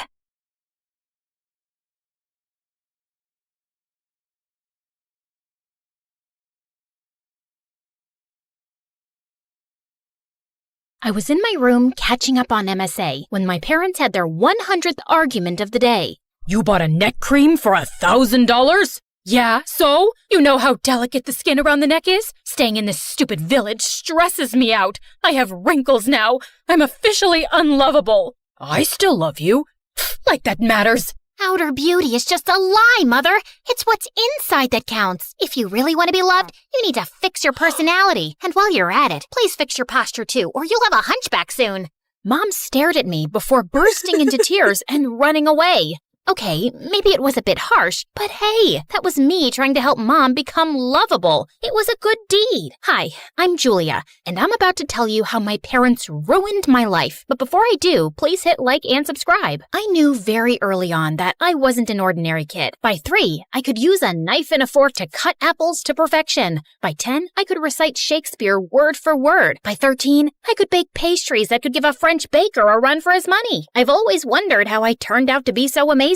Maybe my great-great-grandma or grandpa was an extremely responsible, talented, sophisticated person, and I got my unique genes from there because my parents were a total mess. Dad owned a vineyard, and every year he would struggle to create a new wine variety, and every year he'd fail. Mom was a self-involved ex-beauty queen who kept complaining about how she gave up everything for her marriage. Now her only talent was blowing up money we didn't even have on makeup and skincare. Like this one time when I was 16, Mom bought some anti-aging cream off the internet that gave her a bad reaction, and Dad had to pay a lot for her skin treatment. My face looks like a swollen monkey's butt. This is all your fault. If only you were rich and I could afford plastic surgery. If only you were smart enough to read the label, darling. Did you just call me dumb?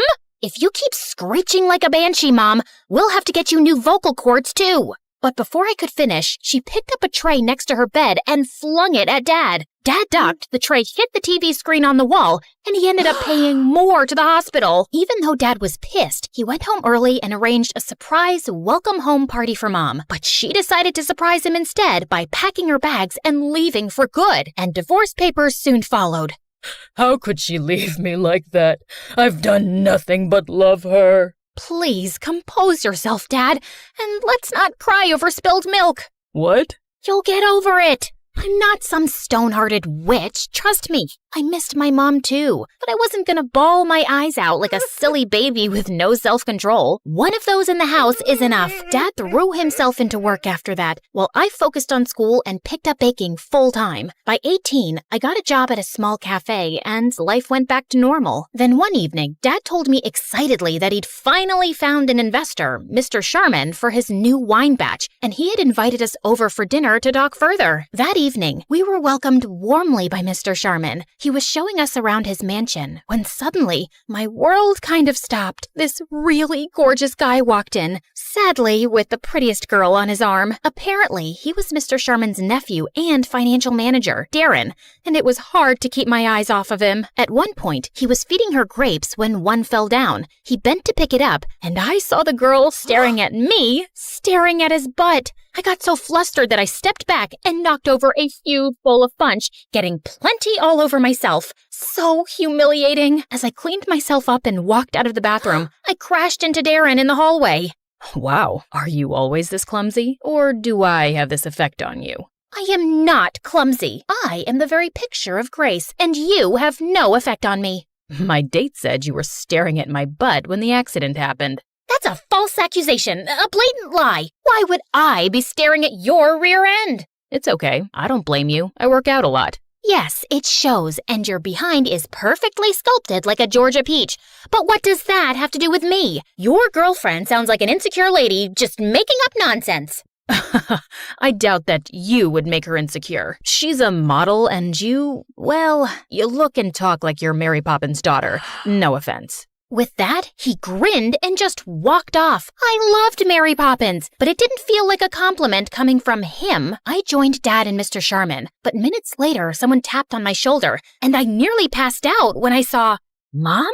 Surprise! What is happening? Mom told us how she'd met Mr. Sharman on a cruise and they'd fallen in love. They'd been dating for a few months, and she only recently moved back to the city. I went to the house and saw that your dad was still poor as a street rat, so I thought of investing in his business and helping him out. Am I not the best ex-wife ever? This is certainly unexpected, but calling yourself the best ex-wife is an exaggeration, Mother. My father and I have something called self-respect, and we'd like to keep it, so please excuse us. I grabbed Dad's hand and we left. We were still reeling from the shock of meeting Mom, but the next evening she showed up at our door begging us to hear her out. I wanted to turn her away, but Dad gave her a chance. I know I left you too abruptly and hurt you, and I'm really sorry. But despite everything, you're still my family. I have a chance to make things right by getting your father the break he deserves, and I'd love to reconnect with my only daughter too. I wanted to be less cynical and believe this was an unselfish act, but I wasn't convinced. Dad, however, was staring at her with stars in his eyes, and he agreed to take Mr. Sharman's investment. After she left, I turned to Dad.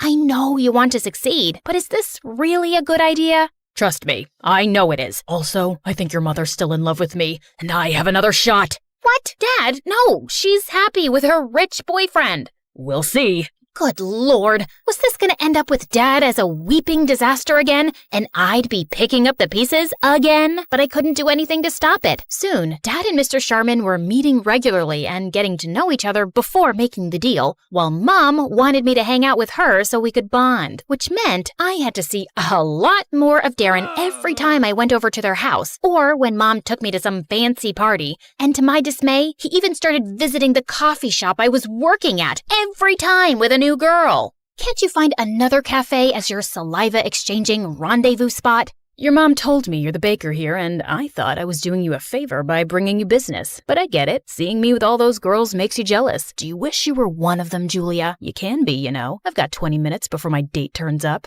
As if I'd ever want to date an insufferable Neanderthal who thinks he's God's gift to women.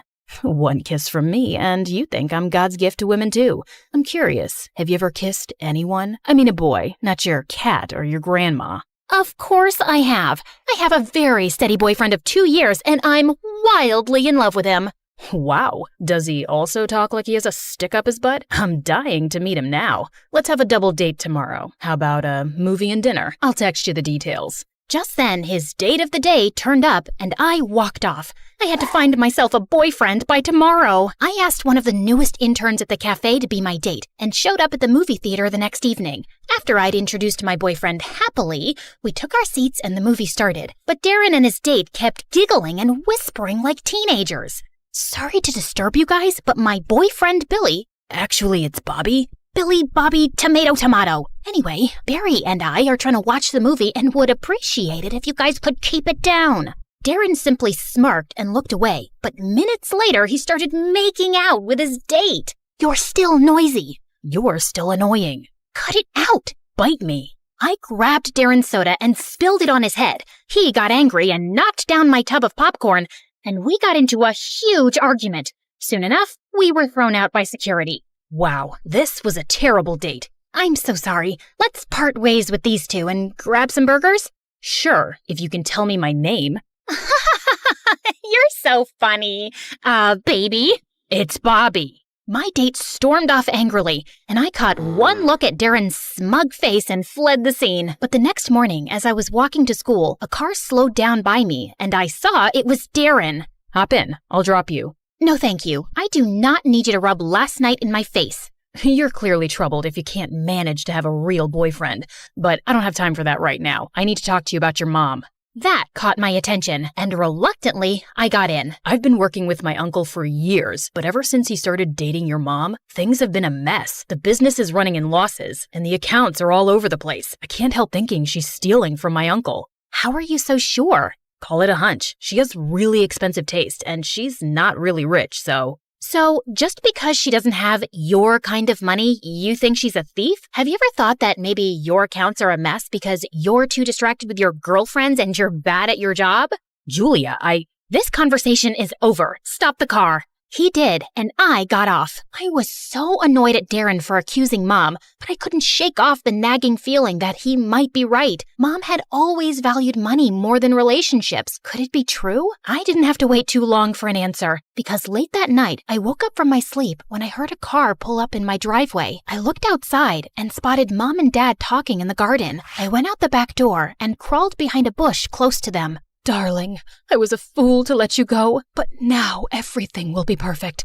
Once we have the money, we can leave this place and go anywhere. But what if we get caught? My boyfriend's an idiot. I've been stealing money from him for months now, and he has no idea. By the time he realizes it's me, we'll be long gone.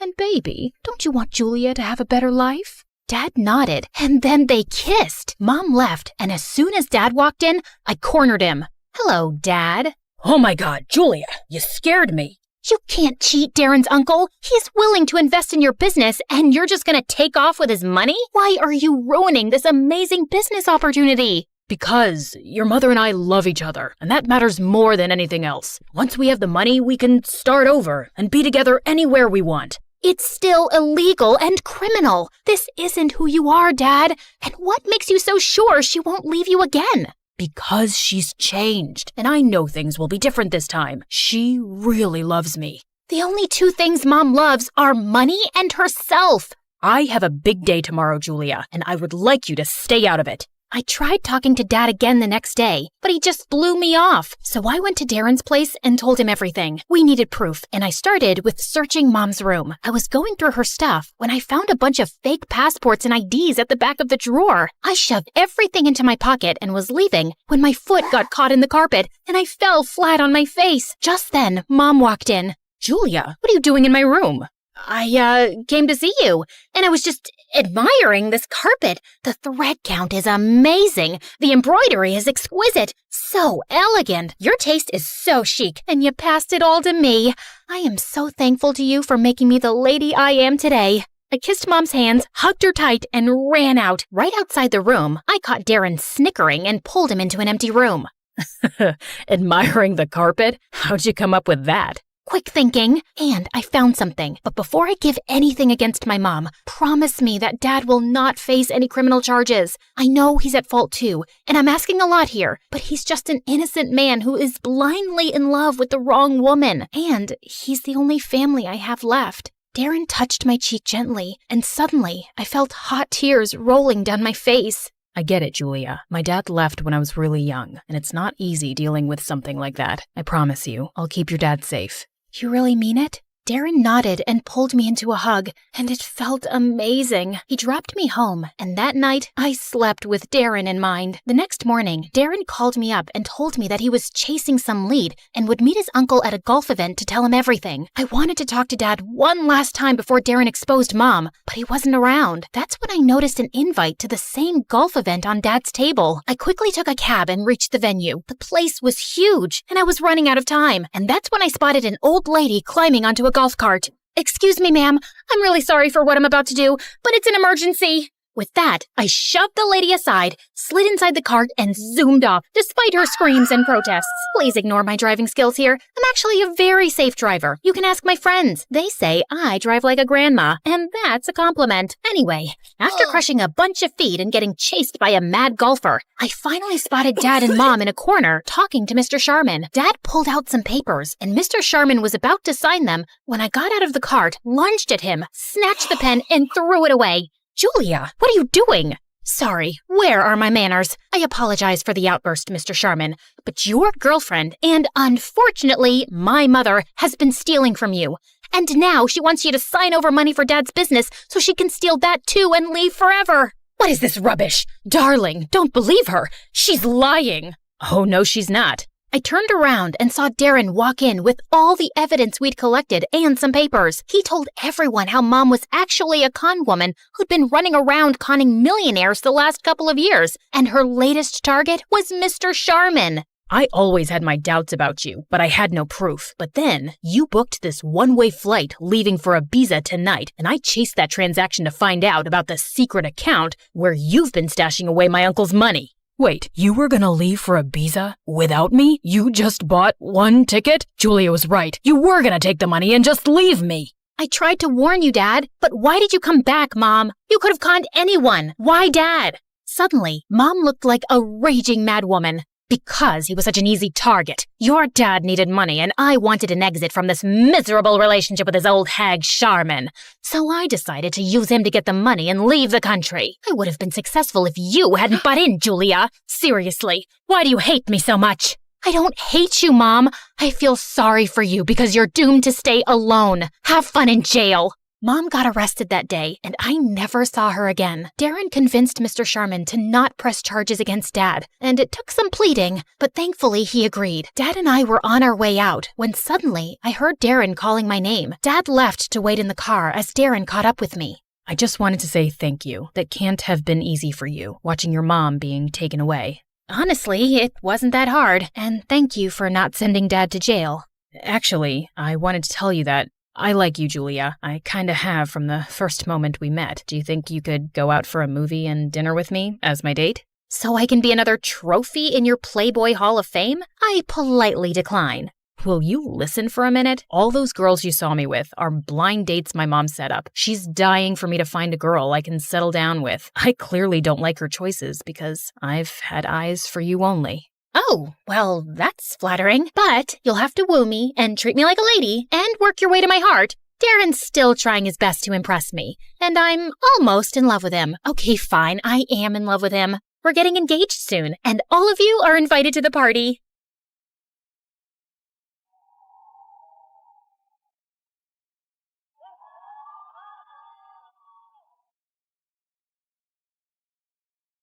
My best friend Amy and I were staring at my laptop in shock. If you don't do something, your channel will die faster than the plant I got yesterday.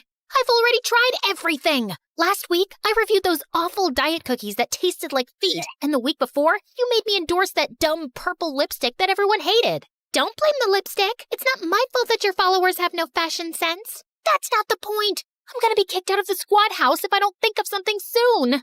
Hi, I'm Lola, a 17-year-old YouTube star, And at this point in my life, I was hoping to keep my spot in the Squad House, a place where world-famous influencers come together to make videos for money. Please like and subscribe to MSA. Staying in the Squad House was a big deal for me because, unlike most influencers here, I didn't come from a rich family. My dad was a farmer, and even though he worked hard, we were barely scraping by. Things got worse when Dad fell sick and couldn't work for months. Mom tried helping, but she was just bad at everything. So I decided to work as a part-time waitress. Then one day at work, a colleague of mine introduced me to vlogging, and I was hooked. I spent hours watching people on YouTube live their best lives. And when I found out the kind of money they made, I had to give it a shot. So I saved up, bought a secondhand camera, and started recording. Hola, I'm Lola.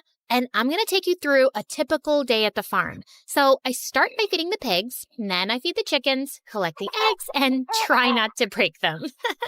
Follow me for more such content. I posted a bunch of videos, but I didn't get a lot of followers. Until one day, I was recording a live video of the farm when I accidentally slipped and fell into a pig pen. I got out, but then tripped and fell into a haystack, making a complete fool of myself. Everything was streamed online, and I was super embarrassed. But to my surprise, people loved it. I didn't think much of it until a few days later when I was shooting a video, this chicken flew into my face, and I fell into a tray of eggs. And that clip went viral too. People loved watching me do stupid things around the farm. So that's what I gave them. I made videos on being chased around by goats, almost getting kicked by a cow while milking her, cleaning horse poop, and then slipping right into it. And I got really famous. Soon I was doing advertisements and brand endorsements, making enough money to support my family. 6 months later, I moved into the Squad House, where I met my best friend Amy. We were roommates, and even though her dad was rich, she was pretty grounded. She also gave me advice on how I could make my vlogs better. It's time you move on from being the goofy pigpen girl and focus on something bigger, like fashion and lifestyle. You're in the big leagues now. You gotta step up your game. Amy was a very famous vlogger, so I took her advice. I bought designer clothes, started doing a bunch of makeup tutorials, and completely transformed my channel. Life was great until a few weeks later when I joined my new school, and everything changed. It was my first day when I was rushing to class like a headless chicken and crashed right into this tall guy. And boy, was he cute. Is it fate or just your good luck that you ran into me today? I'm so sorry. I wasn't looking. Don't be sorry. It's not every day that you fall into Brett's arms. Hey, you're the girl who made videos about chickens and pigs, right? I love your stuff. Huh? But I think it's missing something. Like what? Me, of course. You and I should hang out. I'm sure your followers would love to see a handsome new stranger on your channel. Think about it. Brett gave me his number, winked, and left. And I couldn't stop smiling. Later, I found out that he was a year senior and one of the most popular guys in school. That evening, when I got home, I called him and he invited me to a party. I was just getting ready when Amy walked in. Where are you off to, looking like that? To a party with Brett. Brett? Like Brett from school? Why him? Because he asked me and because he's cute. Is he cute, or was he just flexing his muscles? Is he cute, or did he tell you that you have really pretty eyes? Is he cute, or is he just the guy whose arms you happen to fall into? All of the above? What's your point? Brett's a total jerk. Just last week, he was dating the head cheerleader, and the week before that, he was dating a chick from my drama class. He's a player, Lola. Relax, it's just a party. It's not like anything will happen.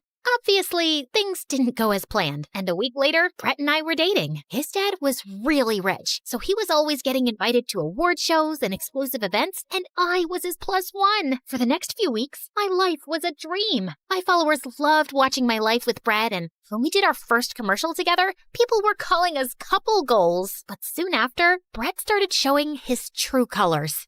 Are you seriously gonna eat that burger? Shouldn't you order a salad or something? But I'm hungry. I've been shooting all day. I'm saying it for your own good, babe. No one would want to see you if you get chubbier. And trust me, you're well on your way. He even started taking over my vlogs. No one was interested in my life anymore. All everyone wanted to know was what Brett ate, how he did his hair, how he clipped his nails. So, my mom used to make this mud mask for me back home. I'm going to take 1 scoop of this and apply it in an anti-clockwise direction. Yeah. Everyone knows how to apply face cream. Why don't we just show them something they actually want? More Brett. Here's a shot of my perfect abs. And look at my forearms. You like it, don't you? Let's try another angle.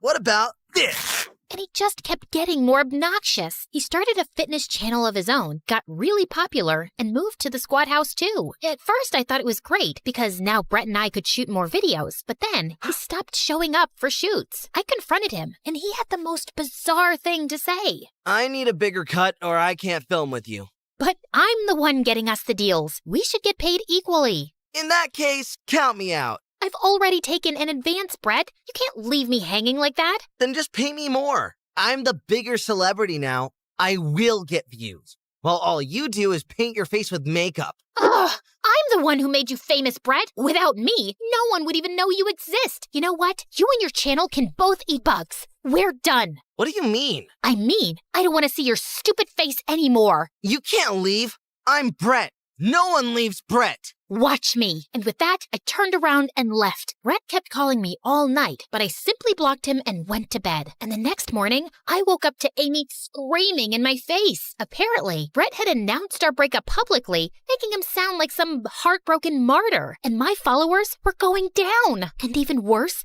I was getting calls from my sponsors saying they were pulling out their campaigns if Brett was no longer filming with me. I tried calling Brett, but he had left for a month for some fitness boot camp, and I couldn't reach him. I always knew that boy's trouble, but you were so happy with him, I didn't say anything.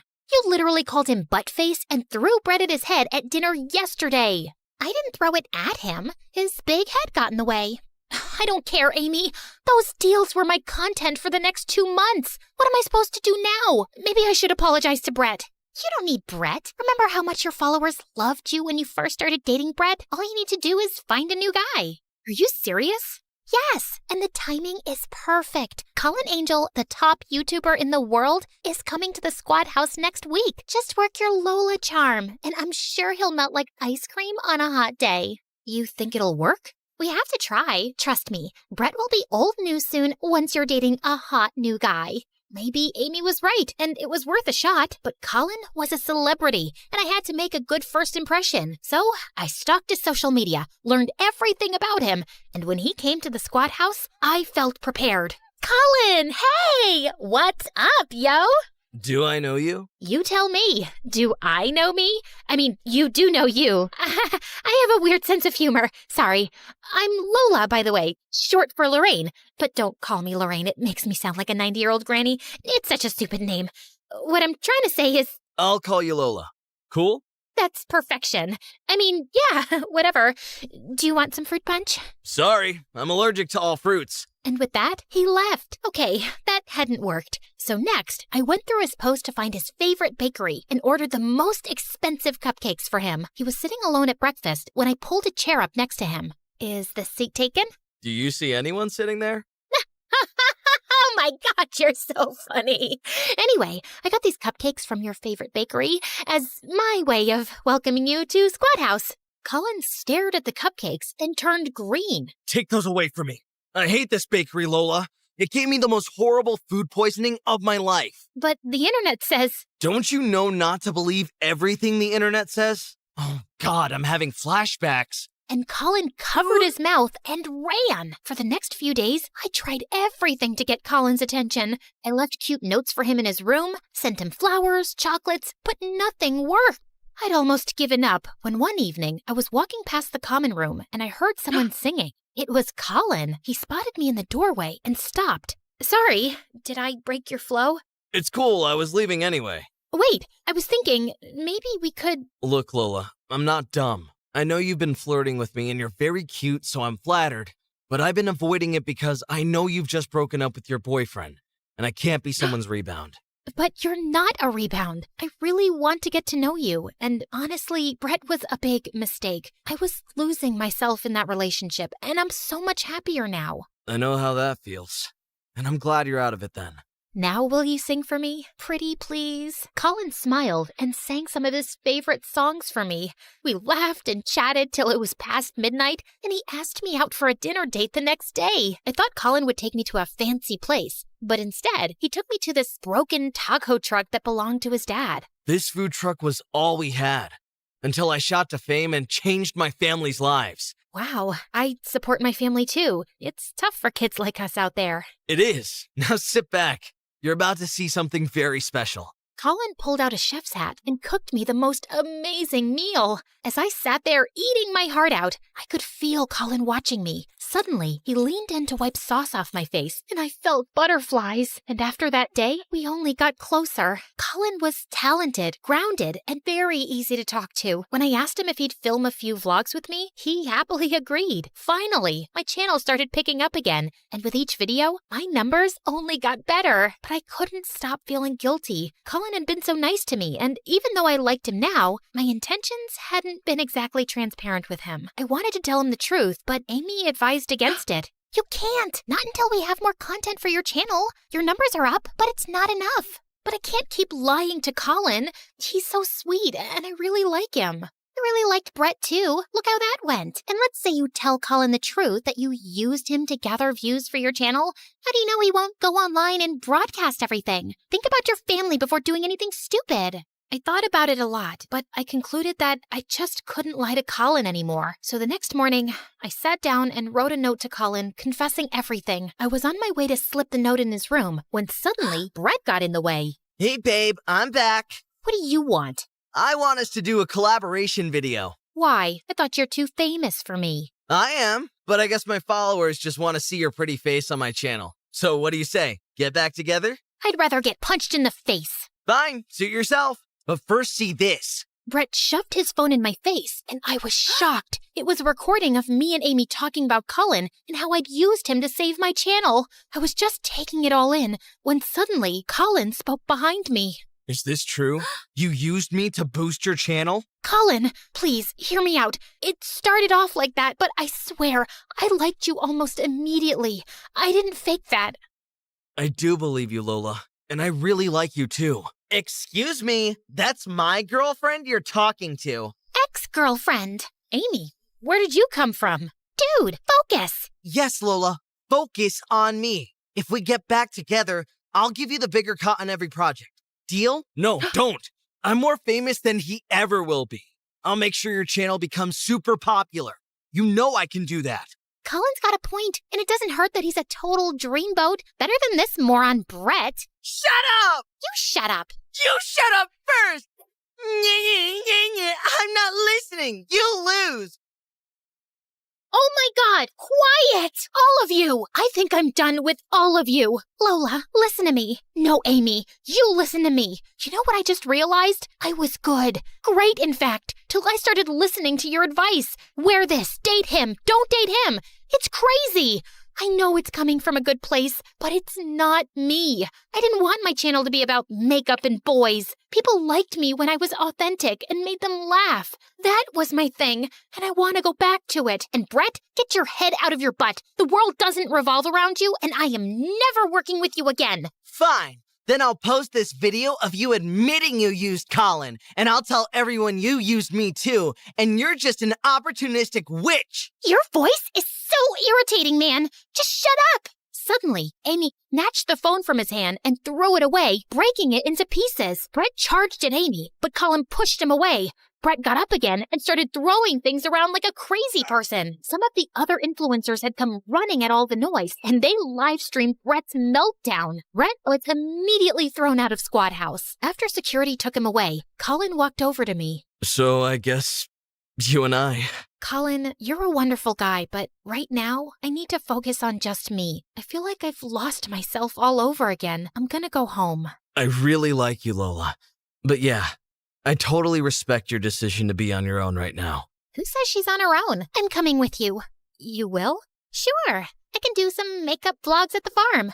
Also, I owe you an apology.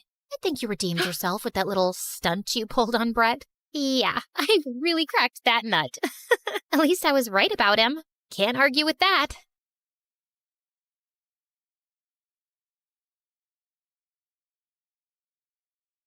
Hey everyone, I'm Sophie from France. If you think you've had some misfortune in love, well, I promise my story will make you think your romantic life isn't so bad. But first, please like and subscribe. I was born in a super rich family, and our mansion by the beach looked like a fairy tale castle. I used to play hide and seek in the garden maze with our maids, and my dad bought me a stunning white pony, which I rode all over the huge grounds. Princess, your smile lights up my world, and I will never let you down. He lied. Big time. When I was in 4th grade, his company was accused of financial fraud. Dad managed to avoid being jailed, but we lost everything. My pony was sold, and we moved to an ordinary house in an average neighborhood. After that, my parents argued every single day, and soon they got divorced. Dad left us and never looked back. He never even sent a card on my birthday. Mom started a new life and started dating another man. I had no choice but to move on too, and I quickly made friends with kids in my new neighborhood. Although I enjoyed playing with them, I struggled to come up with ideas for games, so I preferred to follow the rest. One of the kids, Tom, was a natural leader. He often told us what to do, playing an admiral, a king, or even my future husband.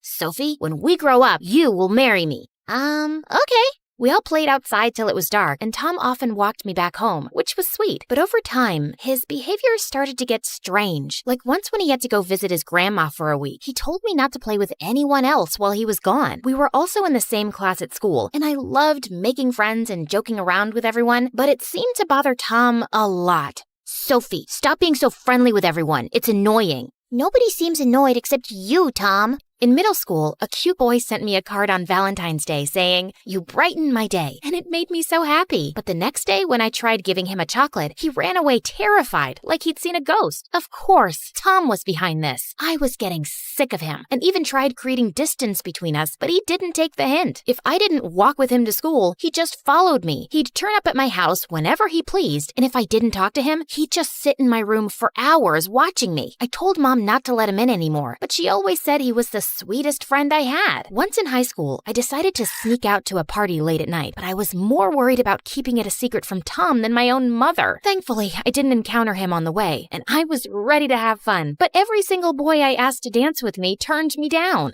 Okay, can someone please explain what's going on? I'm pretty and cool and yeah, pretty. Why don't you boys want to dance with me? Because your boyfriend isn't gonna like it. I followed his sideway glance to see freaking Tom watching me from a corner. Tom, are you stalking me? And stop telling people you're my boyfriend. It's dangerous for you to be out alone so late, so of course I followed you. And I never said I'm your boyfriend. I'm your fiancé. You accepted my proposal, remember? We were 9 years old. Listen, we are not dating or engaged, and I don't need your protection. You need to back off. I'm warning you. I should have stopped this nonsense a long time ago, but to be honest, I was a bit scared of Tom. But now, I really needed to send him a clear message that I was not his property. So the next day, I asked the strongest guy in school to date me. It started out well, but on the third day, my boyfriend disappeared. He broke up with me on the phone and didn't come to school. And soon, I heard he'd left the city. Now, I was officially untouchable. Although I was furious with Tom, I still cared about him and he obviously needed help.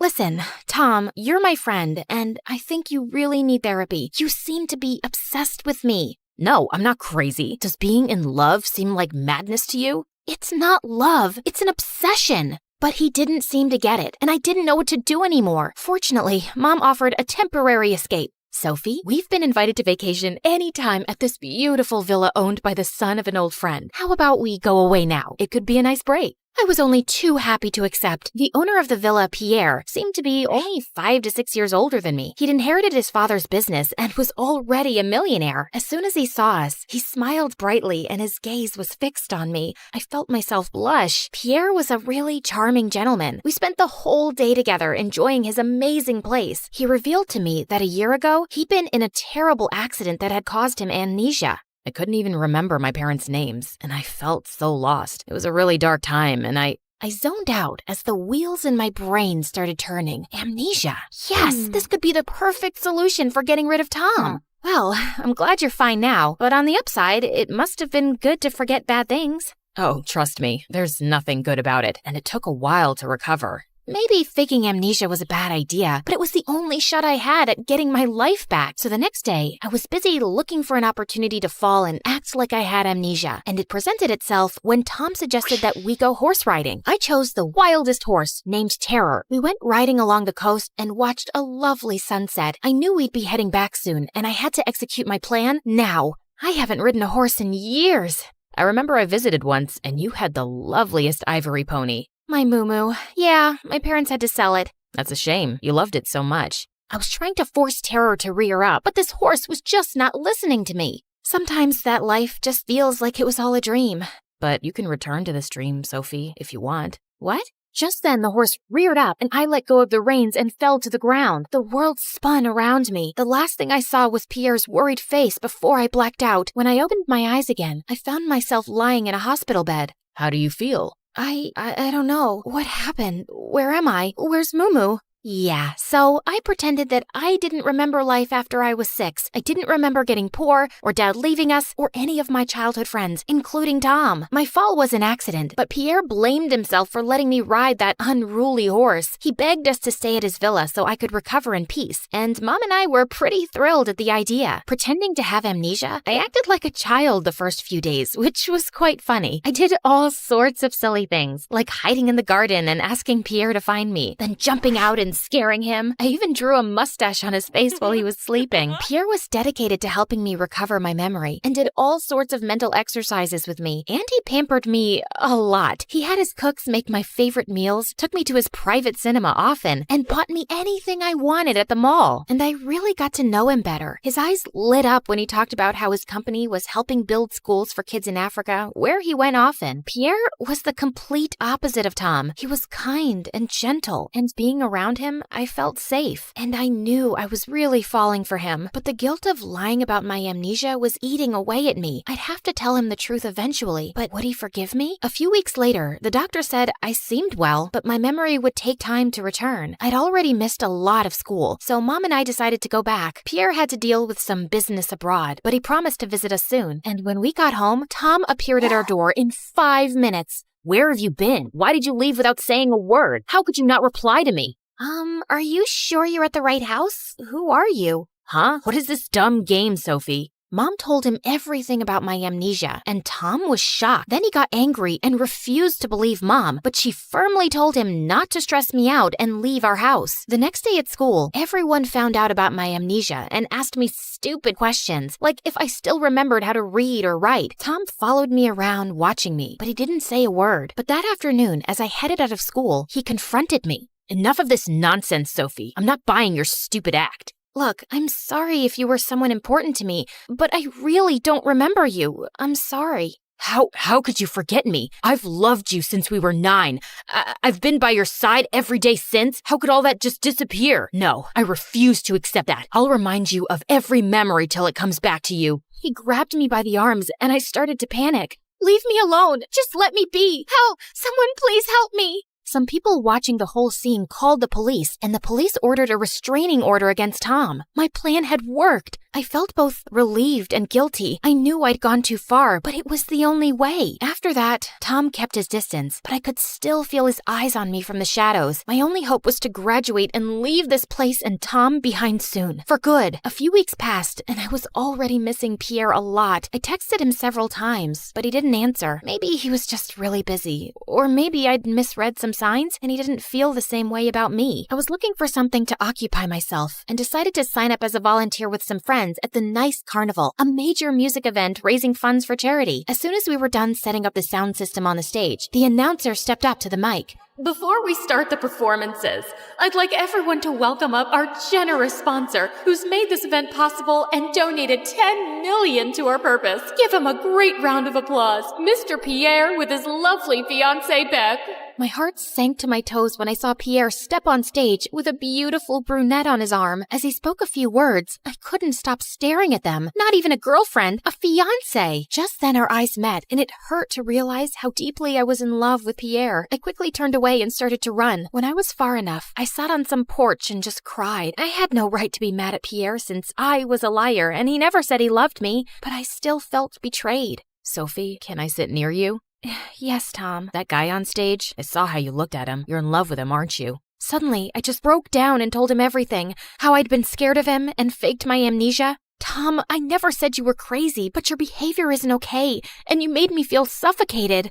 I know I've been a little intense, but it's only because I care about you so much, Sophie. I've loved you since the first time I met you. But caring about someone doesn't mean not respecting their boundaries, and you can't force someone to love you back. You can't hold on to an obsession for years and expect it to turn into a healthy relationship. I know you're right, but I don't know what to do, Soph. I can't help how I feel. That's why I think therapy could help you, Tom. You really deserve to be happy, but it can't be at the expense of someone else's well-being. You need to learn to let go and move on. Tom promised that he'd try therapy, and I felt like someday we could be friends again. Pierre's calls and texts were endless, but I refused to answer them. But one day, a strange sound caught my attention. It was a helicopter landing in the field behind our house, and Pierre came out of it. What are you doing here, Pierre? Fighting for the love of my life. That's you, in case it wasn't clear. Those are strange words for a man with a fiancé. Please, I just need a few minutes to explain. Pierre then told me that his dad had laid a condition on him to find a girl to marry before he could take over the family business. So Pierre had proposed to a girl he wasn't in love with just to please his father. But the pressure to settle on a date for marriage had been too much for him, and he'd escaped to his family villa for a break. That's when I met you, Sophie, and everything changed. I realized that I'd made a huge mistake. When you left, I went back and ended things with my ex-fiancé. We had committed to the nice carnival as a couple, so we decided to go through with it together. I know I should have answered your texts or told you earlier, but I was scared of losing you. I wanted to explain everything after it was over. Pierre, I don't know what to say. Say you'll forgive me, Sophie, and give me a chance to make it up to you. Before that, I need to tell you something too, and you may not want to talk to me after this. I told him the plain truth about Tom and my fake amnesia. The worst part is that I knew you really suffered because of amnesia, and faking it was completely out of line. I'm so sorry, Pierre. Is that stalker still bothering you? No, I've dealt with it. He's going to get therapy, and wait, why are you laughing? I can't believe you put on an act for weeks. You should look into a career as an actress. We both burst out laughing like crazy. When we finally caught our breath, he took my hand and kissed me.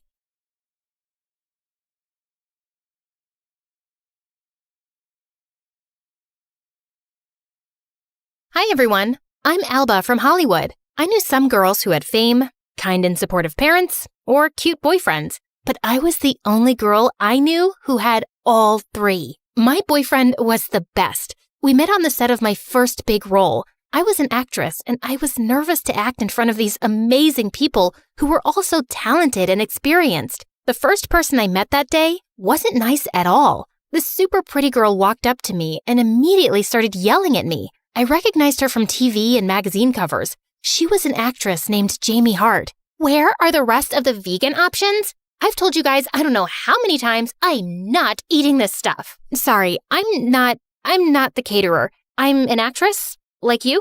Oh, sweetie, there's no one like me. I'm one of a kind.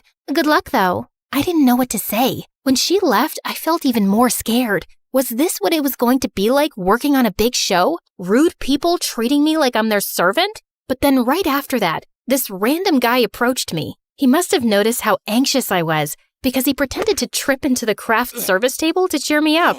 Everyone else looked over like he was crazy, but I couldn't stop laughing. First day? Yeah, I'm a little nervous. I was too when I first started. How did you get over it? Oh, I didn't. I'm terrified right now. He grinned at me, and I could tell he was joking. I was having a hard time imagining him ever being scared. He was so comfortable and at ease with himself. I wondered what his job was on set. Just remember, you're here for a reason. You wouldn't have gotten this job if you didn't nail the audition. You'll be great. I'm Malik, by the way. And then right after that, I found out he was an actor too, and my co-star on the show. We became close really quickly. And then things turned romantic, and he asked if I wanted to make it official. He got along with my parents, and even my dog was obsessed with him. So my first day got off to a bit of a bumpy start, but things were great now. I felt so much more comfortable on set. It took me some time, but I realized that Malik was right. I was there for a reason. The only person still rude to me was Jamie.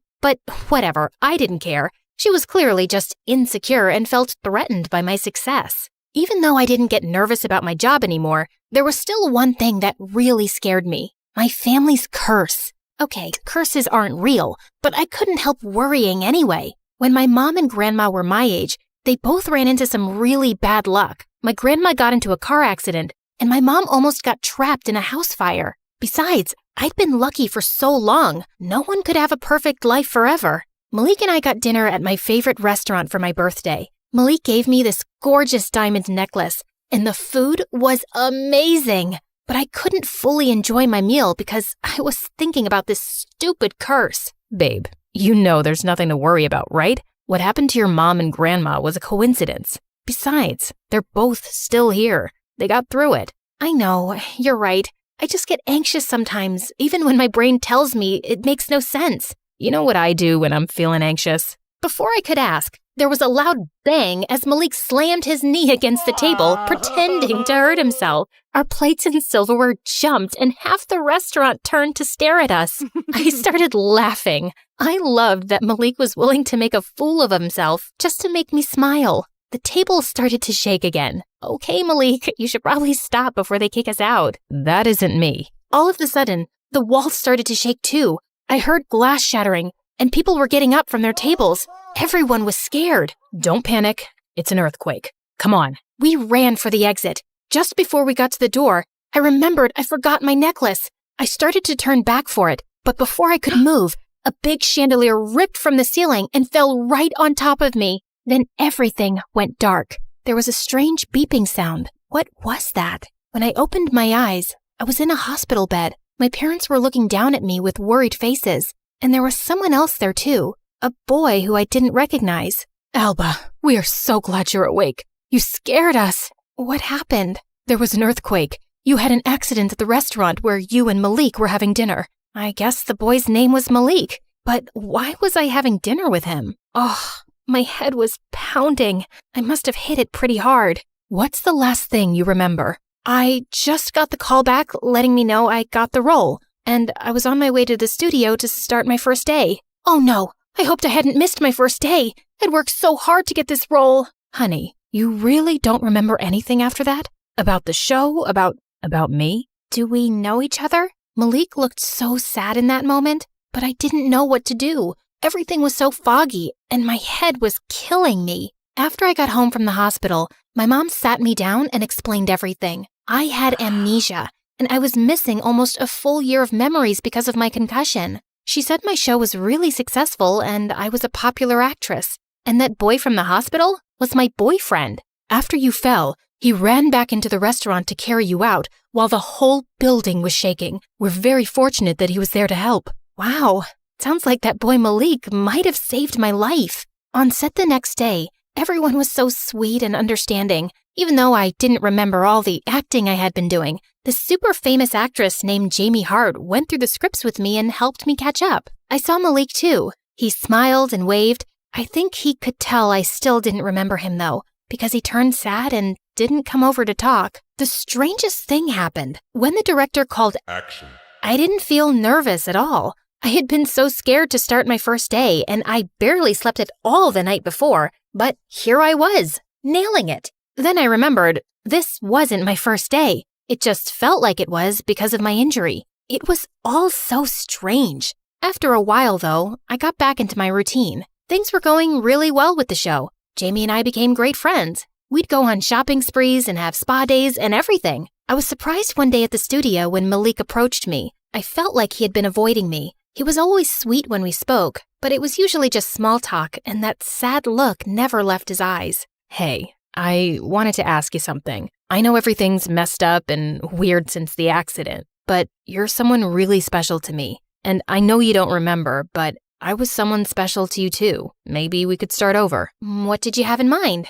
Something casual, no pressure. There was a smoothie place you really liked. Maybe we could hang out there. That I hadn't forgotten. Strawberry banana was my favorite. That would be nice. Malik and I got smoothies later and strolled around the park. The way the sun shimmered on the pond was so pretty. And Malik was so nice and funny. I could see why I must have liked him. I felt bad though because he seemed to know so much about me, but everything he told me about himself was brand new information. I tried really hard to remember, but I just couldn't. Ugh, stupid earthquake. On set the next day, Jamie came up to me after she saw Malik and I talking. Look, I don't know if I should say this because I don't want it to seem like gossip. What is it? You can tell me. Jamie glanced around and lowered her voice. It's about Malik. I'd be careful around him. He's one of those people who only talks to successful people because he's trying to boost his own career. It's pretty gross. I was shocked. That wasn't the vibe I got from Malik at all. But Jamie knew him much better than I did, and she'd been such a good friend to me since my accident. We were best friends before that too. At least, that's what she told me. Malik and I were supposed to hang out again that day after we finished filming, but I told him I wasn't feeling very well. I could tell he was disappointed. It made me doubt myself for a second. Was this really the right decision? We had fun getting smoothies. And my mom said he saved my life. But then I remembered what Jamie told me. Hollywood was full of fake people. You had to be on guard to protect yourself. What if he had lied to my mom about saving me? Jamie came over one night so we could practice lines. I had a huge monologue the next day, and I wanted it to be perfect. Jamie was so generous with all the time she put into helping me. Suddenly, my dog Rocco started to growl at her. Rocco! I couldn't believe it. Rocco was such a sweet and lazy dog. He loved everyone. What's his problem? Sorry, he must have smelled one of your pets. He's not usually like this. I don't have any pets. The next day, Malik approached me while we were getting ready to film. Hey, is everything okay? I tried calling and texting, but you never answered. Yeah, I've just been really busy. Okay, Alba. Have fun with your new best friend, I guess. What's that supposed to mean? You blew me off last week, and now you're giving me the cold shoulder. And you spend all your time with Jamie, who you don't even like. Of course I like her. And Jamie has really been there for me since my accident. You barely even talked to me until a few days ago. I was trying to give you space. I'm sorry, I didn't know how to handle you forgetting me. It was like we were strangers again, except I still had all these great memories of us together. I didn't ask to get a concussion. You're acting like I did it on purpose. That's not what I meant. I'm sorry. I'll leave you alone from now on. I thought my day couldn't get any worse, but just then, the director came up to me and told me that my monologue had been given to Jamie. I was devastated. I found Jamie getting her hair and makeup done for the big scene. Hey, what happened? They just told me that you're doing my monologue instead. Oh, I told them that you were still feeling really tired from your accident and weren't up for such a big dramatic scene. I thought you'd be happy. Thought I'd be happy? You knew how important this was to me. Why would you do that? I thought you were my friend. That's how things work here, sweetie. It's really not a big deal. And if you don't mind, I need to get ready for my monologue. I spent the rest of the day trying not to cry. I felt like Jamie had taken a mask off and I'd finally seen the real her. A selfish monster who'd been using me this whole time. At the end of the day, I snuck onto an empty set and finally cried and let it all out. Everything was so messed up. My accident had ruined my life. It was that stupid curse. I knew it. My mom might not believe in it, but how could she say it wasn't real now? I stared at the set. It was this huge, dark sky filled with galaxies and stars and comets. The door opened. Malik saw me and started to head over, a little bit hesitant. Suddenly, he tripped over an electrical cord and almost fell. I burst out laughing. He was such a goofball. He smiled and sat down beside me. Hey, so I know I said I'd leave you alone, and I still will if that's what you want, but I wanted to give you this first. I went back for it after the accident. Then he took out this beautiful necklace. It looked oddly familiar. When he handed it to me, our fingers touched, and suddenly, everything came rushing back to me like a flood. Malik and I were playing with my dog Rocco, the two of us cuddling while we watched a movie. On the red carpet together getting our photos taken. I remembered it all. Malik. I took his hands. He looked at me with a puzzled expression, and then he saw it in my eyes. That I remembered him. That I remembered us. He leaned in and kissed me in front of the galaxies and stars. A moment later, a security guard came in. Hey, you guys can't be in here. Malik and I laughed and then raced off the set holding hands. The next day, I found out that Jamie had been fired. It turned out that she was only acting like my best friend because she had heard a rumor that her character was being written off the show. I would have tried to help her if she'd just been honest with me, but now it was too late. Anyway, things went back to normal. Eventually, I stopped thinking about the curse. It wasn't real anyway. The only real thing was life's ups and downs, and I couldn't control that. All I could do was be here in the moment. In this moment, I was enjoying a strawberry banana smoothie with my boyfriend. And it was perfect. Malik grinned at me. You know what would make this moment even more perfect? If more people liked and subscribed to MSA, he said with a knowing wink. I couldn't help but laugh at his suggestion.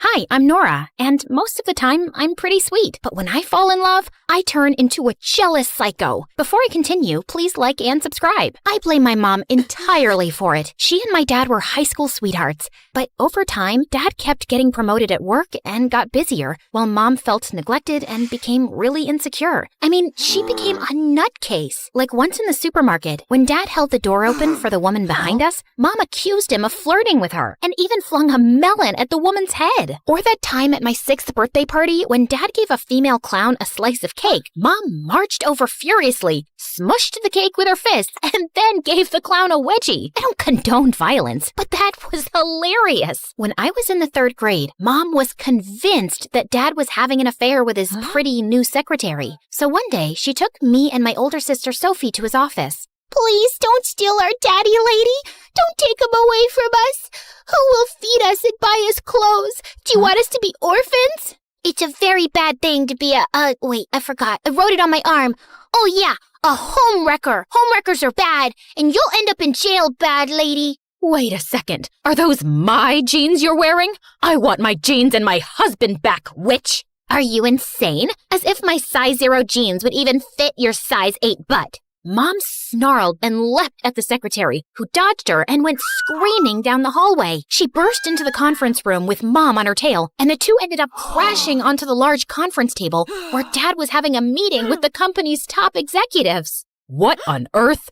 You cheated on me and gave this bimbo my favorite jeans. Mom threw a stapler at Dad, which missed him and hit his boss instead. Needless to say, he was fired. And that was the day he left us for good. Sophie and I were devastated. Wipe your tears, girls. He wouldn't have left if he wasn't cheating on me. Take it from me. All men are garbage, and we're better off without them. Well, that didn't stop me from having my first crush in the 7th grade. His name was Adam, and he was our neighbor. One day, Sophie caught me staring at him from my window. Adam and Nora sitting in a tree. Kissing. Shut up, Sophie. I don't even like that boy. Yes, you do. You want to brush his hair and hold his hand and have his babies. I read it in your diary, see? I snatched my diary out of Sophie's hand and pushed her out of my room. She was so annoying. A couple of weeks later, a super pretty girl named Becca joined my class, and we quickly became friends. Once, when we were hanging out at my place, Adam showed up at my door. Hi. I brought you some cookies I baked myself. You free to hang out? Oh, yeah. Why wouldn't I be free? Wait, I have another guest over, but yeah, I don't think she'd mind. Come in. You smell so good. I mean, the cookies smell so good. I wanted Adam to have a good time, so I logged on to Ask Brain 2 and asked about fun game ideas. The three of us played Truth or Dare, charades, and hide and seek. A couple of times, I caught Adam smiling at me, and when he brushed cookie crumbs from my cheek, my heart skipped several beats. The next day at school, I was at my locker and I saw Adam staring at me from across the hall. Suddenly, he winked at me and blew me a kiss. The butterflies in my stomach went into a frenzy. I raced down the hall ready to jump into Adam's arms, but I slipped on a banana peel and fell face first right at Adam's feet. I thought he'd sweep me up, but instead he stepped over me, hugged Becca, and gave her the most romantic kiss I'd ever seen. I wanted the ground to swallow me whole. That night, Mom and Sophie caught me crying in my room. Boys are like that, sweetie. They'll lead you on, make you think they love you, then tear your heart out, just like your father. Not only was my heart broken, now I was totally paranoid when a boy even came close to me. Hey, Nora, you want to go to the movies? I'd rather eat a bag of worms. Would you be my Valentine? Stay away from me, or I'll dunk your head in a toilet. Nora, you're the most beautiful girl I've ever seen. Liar!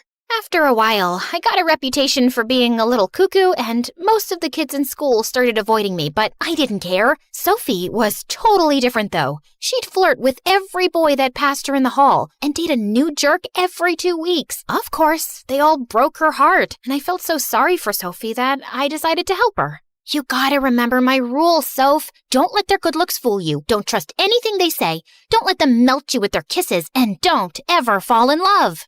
Sophie listened attentively and took notes, but a week later, I caught her kissing a boy named Clive in her room. You're breaking all the rules. Your rules are dumb. All boys aren't bad.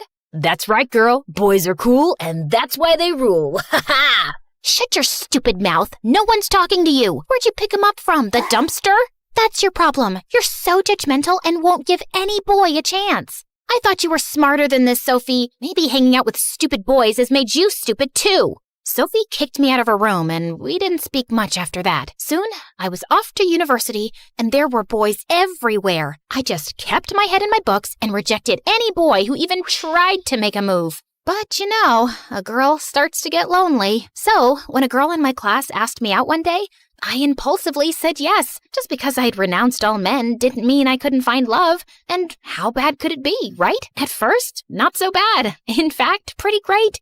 She loved to cook, she braided my hair, she gave me the best pedicures, and we were the same shoe size. But then, she started acting like I'd adopted her. She would never leave my dorm, and I hated it when she used my towel and my hairbrush. She was clingy and needy, and constantly needed validation that she was the most important person in my life. So, if your mother and I were hanging off a cliff, holding on for dear life, and you could only save one person, who would it be? My mother, obviously. Seriously, I've known you for a month. Mom carried me in her womb for 8 more months than that. I thought it was a reasonable answer, but she totally lost it. She broke half the things in my room and threw the other half out the window before she stormed off. Then she started stalking me everywhere I went. I tried talking to my other friends about how unsafe I felt, but they all laughed it off. Yeah, if you're dating a guy and complain about him, everyone shows you sympathy, but no one comforts you if it's a girl. Now come on, she's barely 5 feet and she looks totally harmless. What could she possibly do to you? Only after she tried kidnapping me did anyone take things seriously. She was expelled from the university and I got a restraining order. And after that, I swore off girls too. Then in my junior year, Sophie showed up at my dorm one day with the worst news. Clive proposed to me.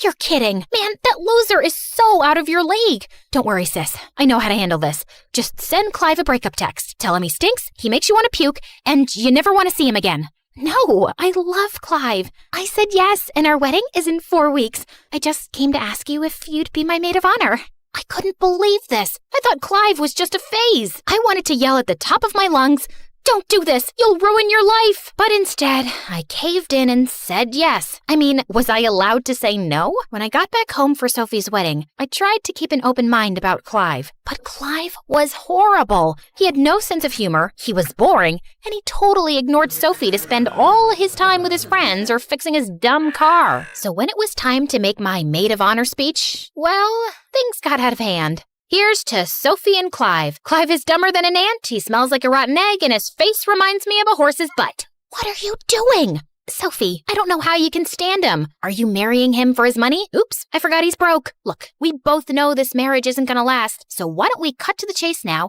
and I can get you out of that tacky wedding dress Clive bought you from the dollar store. Sophie got so mad that she threw the wedding cake at me. Clive's mom cried, and the rest of the bridal party chased me out of the building. The next day, I was packing my bags to leave when Sophie came to my room. I thought she'd punch my face, but instead, she took my hand. Listen, Nora, I'm not like you, okay? I'm not bitter, I'm not angry, and I don't hate men. I chose Clive, and if you want me in your life, you'll have to respect that. Okay, but you're making a huge mistake. You're the one making the mistake. Love is real, and one day, I hope you'll understand. I was only trying to do the right thing, but clearly Sophie was too blind to appreciate it. But when I got back to my university, my life turned upside down. My friends and I went to a restaurant to celebrate my birthday, but when we got there, the waiter told us our table was booked. 3 dumb guys were sitting there laughing and joking. But I booked this table a week ago. My apologies, ma'am. It was our mistake. Maybe you could come back tomorrow? Just as I was about to snap at the waiter, one of the guys from the table walked up to us. His name was Chris. He had movie star hair, a $1 million smile, and a perfect body. Why don't you girls join us? There's plenty of room, and we won't bother you. That's a horrible idea. Don't mind Nora. She's just kidding. The next thing I knew, we were sitting at their table, and Chris talked to me all night. To my surprise, he wasn't the absolute worst. He worked in a private security firm as a bodyguard, and all his crazy stories made me laugh. At the end of the evening, he even asked me for my number. Don't get any ideas. I'm not interested in a relationship. Neither am I. I was thinking we could be friends. After that, Chris and I talked and texted every night, and soon we started hanging out almost every day. No, we weren't dating. We were just, okay, fine, it's true. Every time he was close, his cologne made me dizzy, and when he looked at me, my stomach did that weird thing that it does after I eat too much cheese. and if his hand brushed against mine, I started having acid reflux. Yeah, I let my guard down and fell in love, okay? And I wasn't the only one. I know we're supposed to be friends, but I love you, Nora, and I think we're meant to be together. Like the moon and the night sky, like the bees and the flowers, like water in a well. Just shut up and kiss me. Soon after I'd graduated and moved in with Chris, he got a job as a bodyguard to protect this beautiful pop star Sasha. Yeah, I know y'all have heard about her. Sasha, the gorgeous singing sensation who ended up dating her ex-bodyguard Damon? Yeah, that one. Sasha was going on tour, and for months, Chris was off traveling from city to city, and it got kinda lonely. Then one day, Mom and Sophie came to visit. Oh, Nora, my poor baby.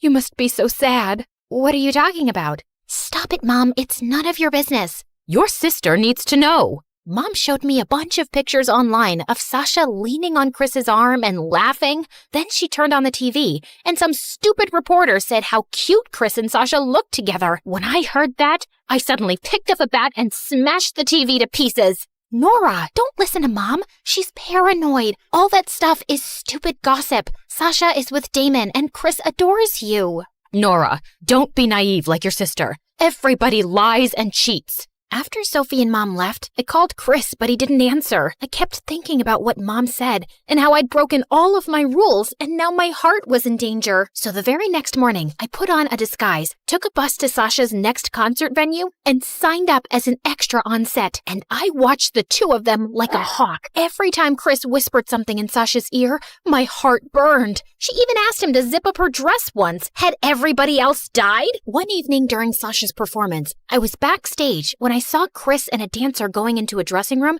and closing the door behind them. What the heck? I quickly ran after them and burst in. Aha! Caught you! Just then, I saw the girl's arm was bleeding and Chris was bandaging it. Caught you? Wait, who are you exactly? Oh God, I couldn't let him recognize me. I turned around and ran for it, with Chris sprinting right behind me. In my frenzy, I found myself heading straight for the stage. Red alert, red alert. A snake is headed towards the eagle. I found myself crashing into the dancers on stage, and just as I was about to run into a horrified Sasha, 4 men pinned me to the ground while the audience gasped. I was immediately carried away and found myself facing Chris backstage. Nora? I realized my wig had come off. Sasha's performance was ruined, and her manager insisted that Chris be fired. What were you thinking? You compromised my client's security, and you cost me my job and my reputation. Oh, I don't know, Chris. I was thinking how my hunky boyfriend hangs out with beautiful pop stars and dancers all the time and is never home anymore. Can you blame me for being paranoid? Yes, I can. I haven't given you any reason not to trust me.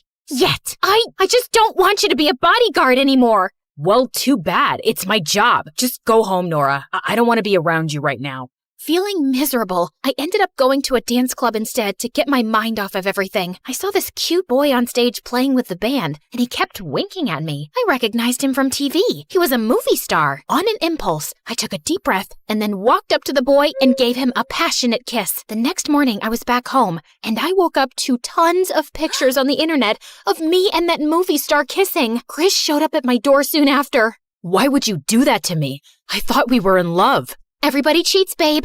Welcome to the real world. I know you'll cheat on me one day if you aren't already.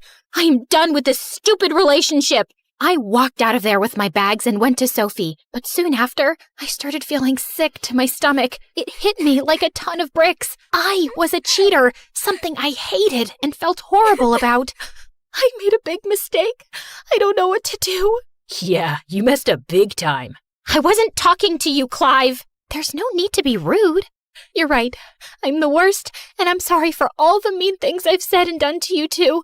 I don't know who I am anymore. I never wanted to hurt Chris, but something came over me. You let Mom get into your head, Nora. She says she's better off alone, but all I see is a bitter, paranoid woman who can't be happy and can't stand anyone else's happiness either. You deserve to love and be loved in return. And yeah, sometimes love can hurt, but sometimes it can also be amazing, like what Clive and I have. I really don't understand how that's possible with Clive. Okay, sorry. You're right. I decided to see a therapist and learned to deal with my insecurities and trust my heart. I even wrote Chris a letter apologizing for hurting him. I didn't get a response, but that was okay. One day, I went to eat at the cafe where Chris and I had our first kiss. Then someone walked up behind me. You're sitting at my table. I looked up to see Chris looking down at me. He smelled like an ocean breeze. My heart melted, but I tried to play it cool. I don't see your name on this table. You're right. Do you mind if I sit with you?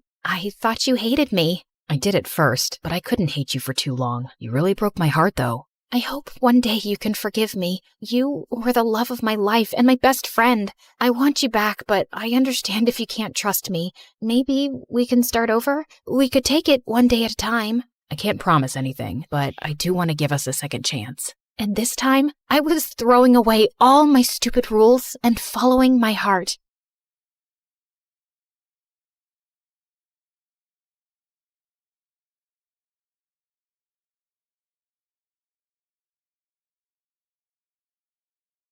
Musical sensation Cameron Cassie has gone bananas. She's turned the stage into a scene from Jumanji. And if you don't stop talking, I'll turn you into a scene from The Walking Dead. Yep. That's me, crazy old Cameron. But I wasn't always like this. There was a time when I was the most patient, quietest person around. Want to know what happened? Then stick around. And yeah, like and subscribe to MSA. I grew up in a big family. And by big, I mean I was the oldest one among 10 siblings. You don't believe me? Okay, team, let's go. This is Lana, this is Rose. These are my twin brothers, Brad and Pitt. My twin sister, Hala and Lala. Another sister, Ava, and that's Thanos. Don't ask me why. My parents are huge Avengers fans, and they thought this might be a good idea. Of course it's not. You forgot about me. Again. Just like you forgot me in that park last year. I didn't forget you, Liam. You pooped your pants, so I asked you to stay where you were while I looked for an extra pair of diapers. You were the one who ran behind the squirrel. She was cute. And why didn't you just carry an extra pair of diapers? You were 7. You were supposed to be potty trained by then. My parents worked as hospital nurses, so they didn't have a lot of time, and I had to step up and look after the house and my siblings. They also didn't make much money, so whatever little we had was shared between everyone, and because I was the oldest, I was made to sacrifice the most. I didn't mind that, though. My parents were already working hard enough, so I did what I could to help them out. But sometimes, I wish I could just get a little space of my own, where I could play my guitar in peace. It was a rusty old thing, but I loved it. In this world so big, give me a place oh so tiny, with nobody screaming or acting whiny. Ah! What the heck was that, guys? Sorry, Pitt started it. No, I didn't. Brad threw his lunch in my face. I didn't throw it at you. I was just throwing it away. Why? Because it's tasteless. I want pizza. I want pizza too. Did someone say pizza? No one's getting pizza. Go inside and finish your veggies or no TV for a whole week. So, yeah, things weren't peachy at home, but school was worse. Between house chores and studies, I had no time to make friends and grew up to be an introvert, which somehow made me the perfect target for bullies like Bailey. We'd been classmates all our lives, but ever since her family struck it rich, she became this mean, hostile person with a personal vendetta against me. It didn't make sense. She was the lead drummer of the school band, really popular, and even had her own YouTube channel where she did covers of famous songs. So I just never understood why she was so obsessed with me. Like this one time in high school, I was casually singing my favorite songs when Bailey barged in. Hi, everyone. So in this episode of Off-Key Talents, we have Cameron Cassie. She thinks she sings well, but she sounds like someone stepping on a squeaky toy. Maybe it's because she's always screaming at her horrible siblings. How many are there again? Can you get that off my face? I'm not comfortable, and I don't care. Anyway, I got what I wanted. You can go back to whiny singing now. You're not gonna post that, are you? Bailey just gave me an evil grin and left. I wanted to scream in her face, but I knew she'd only make my life more difficult, so I kept my head low and went on with my day. But the next morning, I was still in bed when my sister Lana came running into my room and told me that the video Bailey posted had gone viral. What? Why would she post that? That's it. I will bite Bailey's head off and then use her hair to mop floors. What are you talking about? People are loving you. You're famous. Lana shoved her phone in my face, and I was shocked to see that she was right. People were calling me inspiring, adorable, amazing, and all sorts of great things. Within a few hours, it had more than 1 million views, and I was famous. You got pipes, girl. Would love to take you you out sometime. You have the most beautiful voice in the world. Will you sign my pizza?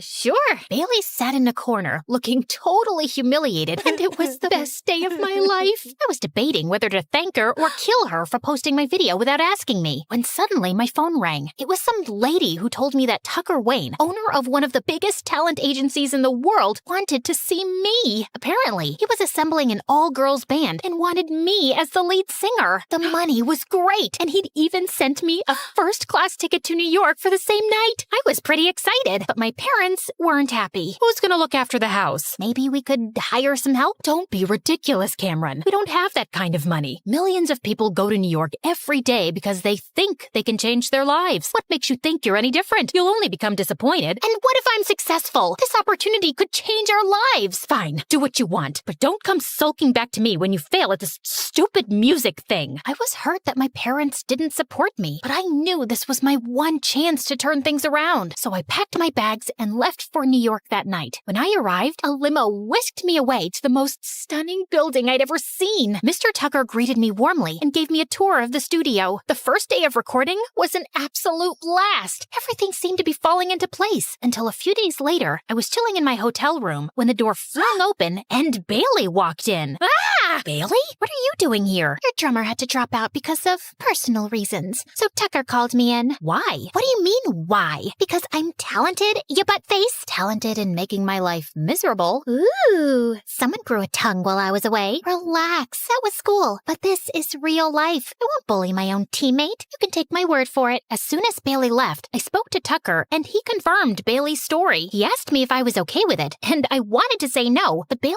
was insanely talented, so I let it slide. But the next day, I regretted every bit of my decision. Not only was Bailey somehow more annoying, she was also really controlling. She gave me notes on my singing and would stop the recording every 2 seconds because she wasn't feeling the music. Then one time, in the middle of a performance, she changed the notes to my solo on the spot. What are you doing? Improvising? No, you're messing up my solo. And what are you gonna do about it? Bailey just laughed, and at that moment, something snapped inside me. I closed my eyes, focused on the notes, and sang. When I opened my eyes, the crowd stood still, and then they burst into a massive applause. Everyone was chanting my name, and Bailey looked like someone had pulled her kidneys out. From that moment forward, my life was an absolute whirlwind. We were getting more live shows, doing interviews, talk shows, and I was truly famous. I even got the first ever call from my mom, but it wasn't what I expected. Hey, Mom, I'm so glad you called. Your sister plays the oboe, you know. Lana? Yeah, I know. So let her in your band. But I thought you hated the idea of getting into music. I do. But Lana will be going to college soon, and playing oboe professionally will look good on her application. Now, will you help her or not? I wanted to say no, but Mom was talking to me after weeks, and I didn't want to disappoint her. So I agreed, and a week later, Lana joined me. But I had no idea how to fit an oboe in the band. And Lana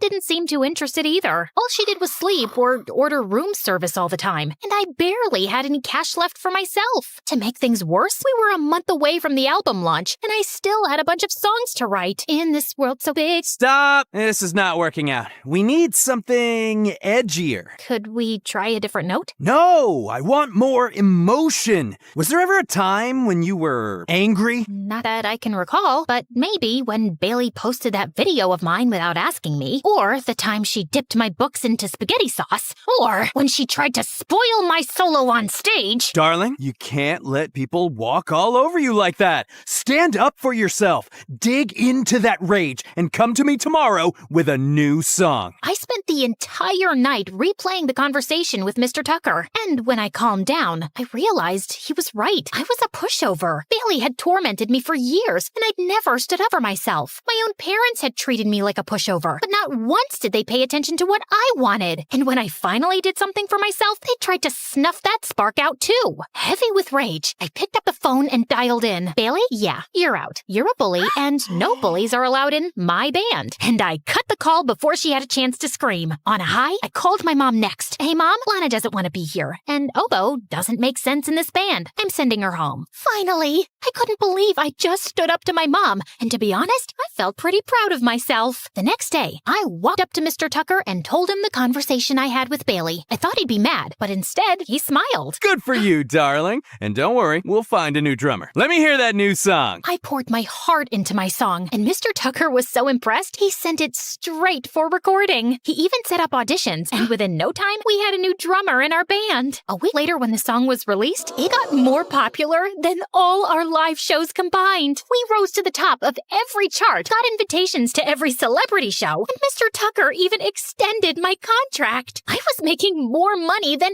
ever, and life was pretty good. But the more I leaned into my emotions, the angrier I got, and pretty soon I was lashing out at everyone. I ordered this salad with ranch. This is blue cheese. What are you doing? Trying to make me fat? I'm sorry, ma'am, I forgot. Did you forget to brush your teeth? Did you forget to take a bath? Did you forget to sleep? No? Then how can you forget to follow simple instructions? The waiter ran away crying, and I felt a bit bad. But with the amount of money I was spending, I deserved better service. But the next day, I was making waves on social media for being rude and mean. Apparently, someone from the restaurant posted a video of me screaming at the waiter, and now everyone was out there to get me, including the paparazzi. Have you always been this spoiled, or has success gotten to your head? Have you always been this stupid, or did you fall on your way here and damage your brain? That's inappropriate. Your face is inappropriate, Jane. You are a terrible interviewer. You should switch jobs because I don't think this one's gonna last that long. I was mad with power, and no matter how much people called me out for it, I just didn't care. I partied like there was no tomorrow, shopped like a crazy person. I was finally living my life the way I wanted to. I didn't even care about showing up at work, and my bandmates tried to warn me, but I was the star of the show. No one would replace me. I thought I was untouchable until one day I walked into the studio and saw Bailey in the recording room. What is she doing here? Oh no, this is awkward.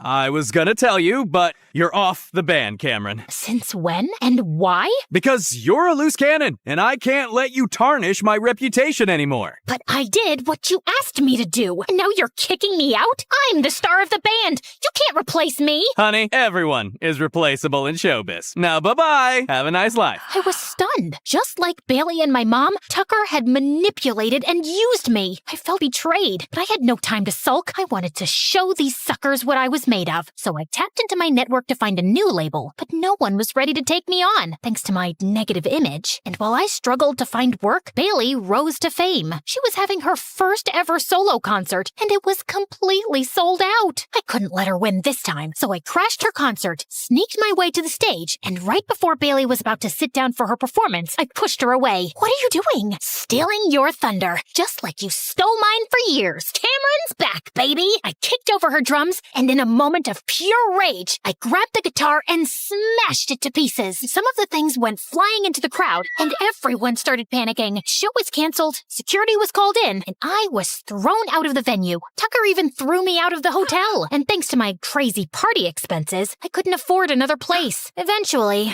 I had to move back home, but I was so messed up in the head, I hardly ever came out of my room. All day, I would watch TV and see Bailey's rise to fame, and it only made me realize the things I'd lost. Then one day, I was sitting in my room when Mom walked in. You know you can't stay cooped up in here all day, right? I don't know what else to do. It's not like anyone needs me anymore. That's not true, Cameron. I was angry at you for moving out and then sending Lana back home. Then I realized that we'd been really tough on you. You were just a teenager, and you deserved to have a life of your own. So you're not angry at me now? Of course not, sweetie. We love you. We always will. My mom hugged me tight, and I felt better than I had in days. With my family by my side, I slowly started picking up my life again. I got back to music and even joined my old high school again. I had to repeat a year, but that was okay. At least I had something to look forward to. One day, while playing in the backyard, one of my sisters recorded a video of me and posted it on YouTube. It went viral again. People were amazed by my transformation and started requesting my old songs. So I played them. Soon, I started getting calls from agencies. One of them asked me if I could perform my singles at their show. The pay was good, the venue was close to home, so I agreed. As I got ready backstage, someone tapped on my shoulder. Mr. Tucker. Great to see you, kid. You've been doing well. Ever thought about coming back? Aren't you working with Bailey now? Yes, but she's boring. You're so much better. I will double your pay if you want. Think about it. As tempting as it was, there was one thing I'd learned in my time in New York. Never let anyone walk over you. So I immediately called Bailey and gave her a rundown of what had happened. Why should I believe you? Because Tucker is a manipulative worm, and I don't want him to ruin your career like you ruined mine. You don't have to believe me, but just watch your back. Wait, thanks for letting me know. It's no excuse, but I'm an only child, you know? And my parents put this insane amount of pressure on me, and your family just seems so big and fun, and I was just jealous. Life's not always as it seems, but we can be a bit kinder to each other. Anyway, glad we had this talk. Same. You know, I really did like your new album. Bailey and I never stayed in touch after that, but I heard she quit and started her own band. As for me, I'm still singing in the backyard and making my own music. That's the best kind.